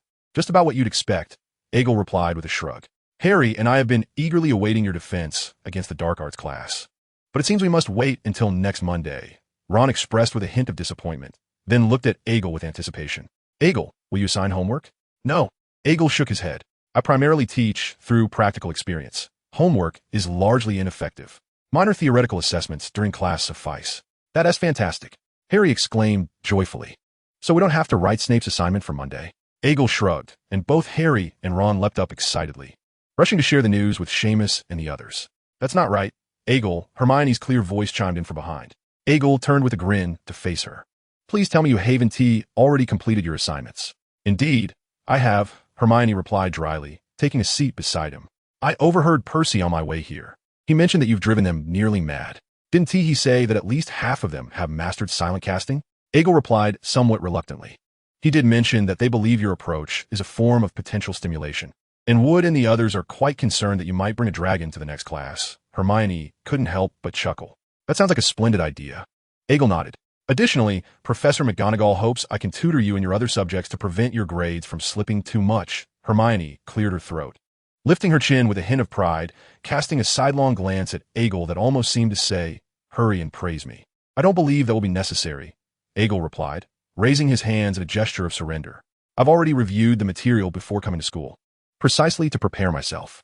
"No way," Hermione retorted, somewhat flustered. "I must test you on herbology and history of magic. The others can be overlooked. If you insist on this, come to my room tonight." Egil playfully rested his finger under Hermione's chin, speaking with a hint of levity, causing the young girl's face to flush a bright crimson. "I assure you, if you do not master silent casting, the risk of failure in your final exams this year may be alarmingly high," Egil declared, standing before the 7th year students. Like their 6th year counterparts, the 7th years seemed rather dismissive of Egil's words. "Professor Trelawney warns a student of their impending death every year. Yet no one has perished thus far," a girl murmured. "But I stand by my words, and I trust your uncle has cautioned you, Miss Shacklebolt." Egil glanced at the girl. The girl speaking is Paramecia Shackle, a dark-complexioned niece of the Kingsley family, a lineage descended from the pure-blood Shackle family among the 28 noble houses. "Furthermore, should you succeed in this year's final examinations, I can petition Professor Dumbledore to embellish your new qualifications with a flourish." Egg chuckled.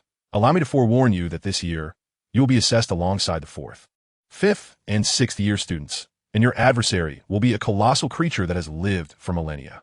I certainly do not wish to find myself in the position of having to collect your remains as the examiner." At that moment, Egg's sinister grin bore an uncanny resemblance to Snape, sending shivers down the spines of the students. Indeed, Egg's plan was to have the basilisk serve as the examination for students across the 4 grades at the end of the year. Naturally, prior to that, Egg intended to have Fawkes blind the creature. Initially, Egg had considered slaying the basilisk himself, but upon reflection, he felt ill-equipped to confront it alone. The risk of being petrified was too great. However, bringing Fawkes along would diminish the thrill of the endeavor, as it would offer little sense of accomplishment. Thus, Egg resolved to transport the creature to the Quidditch pitch, where he could invite some luminaries to witness the spectacle and simultaneously sell a considerable number of tickets. After all, those were glimmering galleons, an excellent means of resourcefulness. Whispers of the ancient monster circulated. Was he intending for us to face Professor Dumbledore? Unthinkable. Dumbledore is but a century-old creature. Perhaps it could be the Sorting Hat, a boy murmured under his breath. That old hat has endured for a millennium.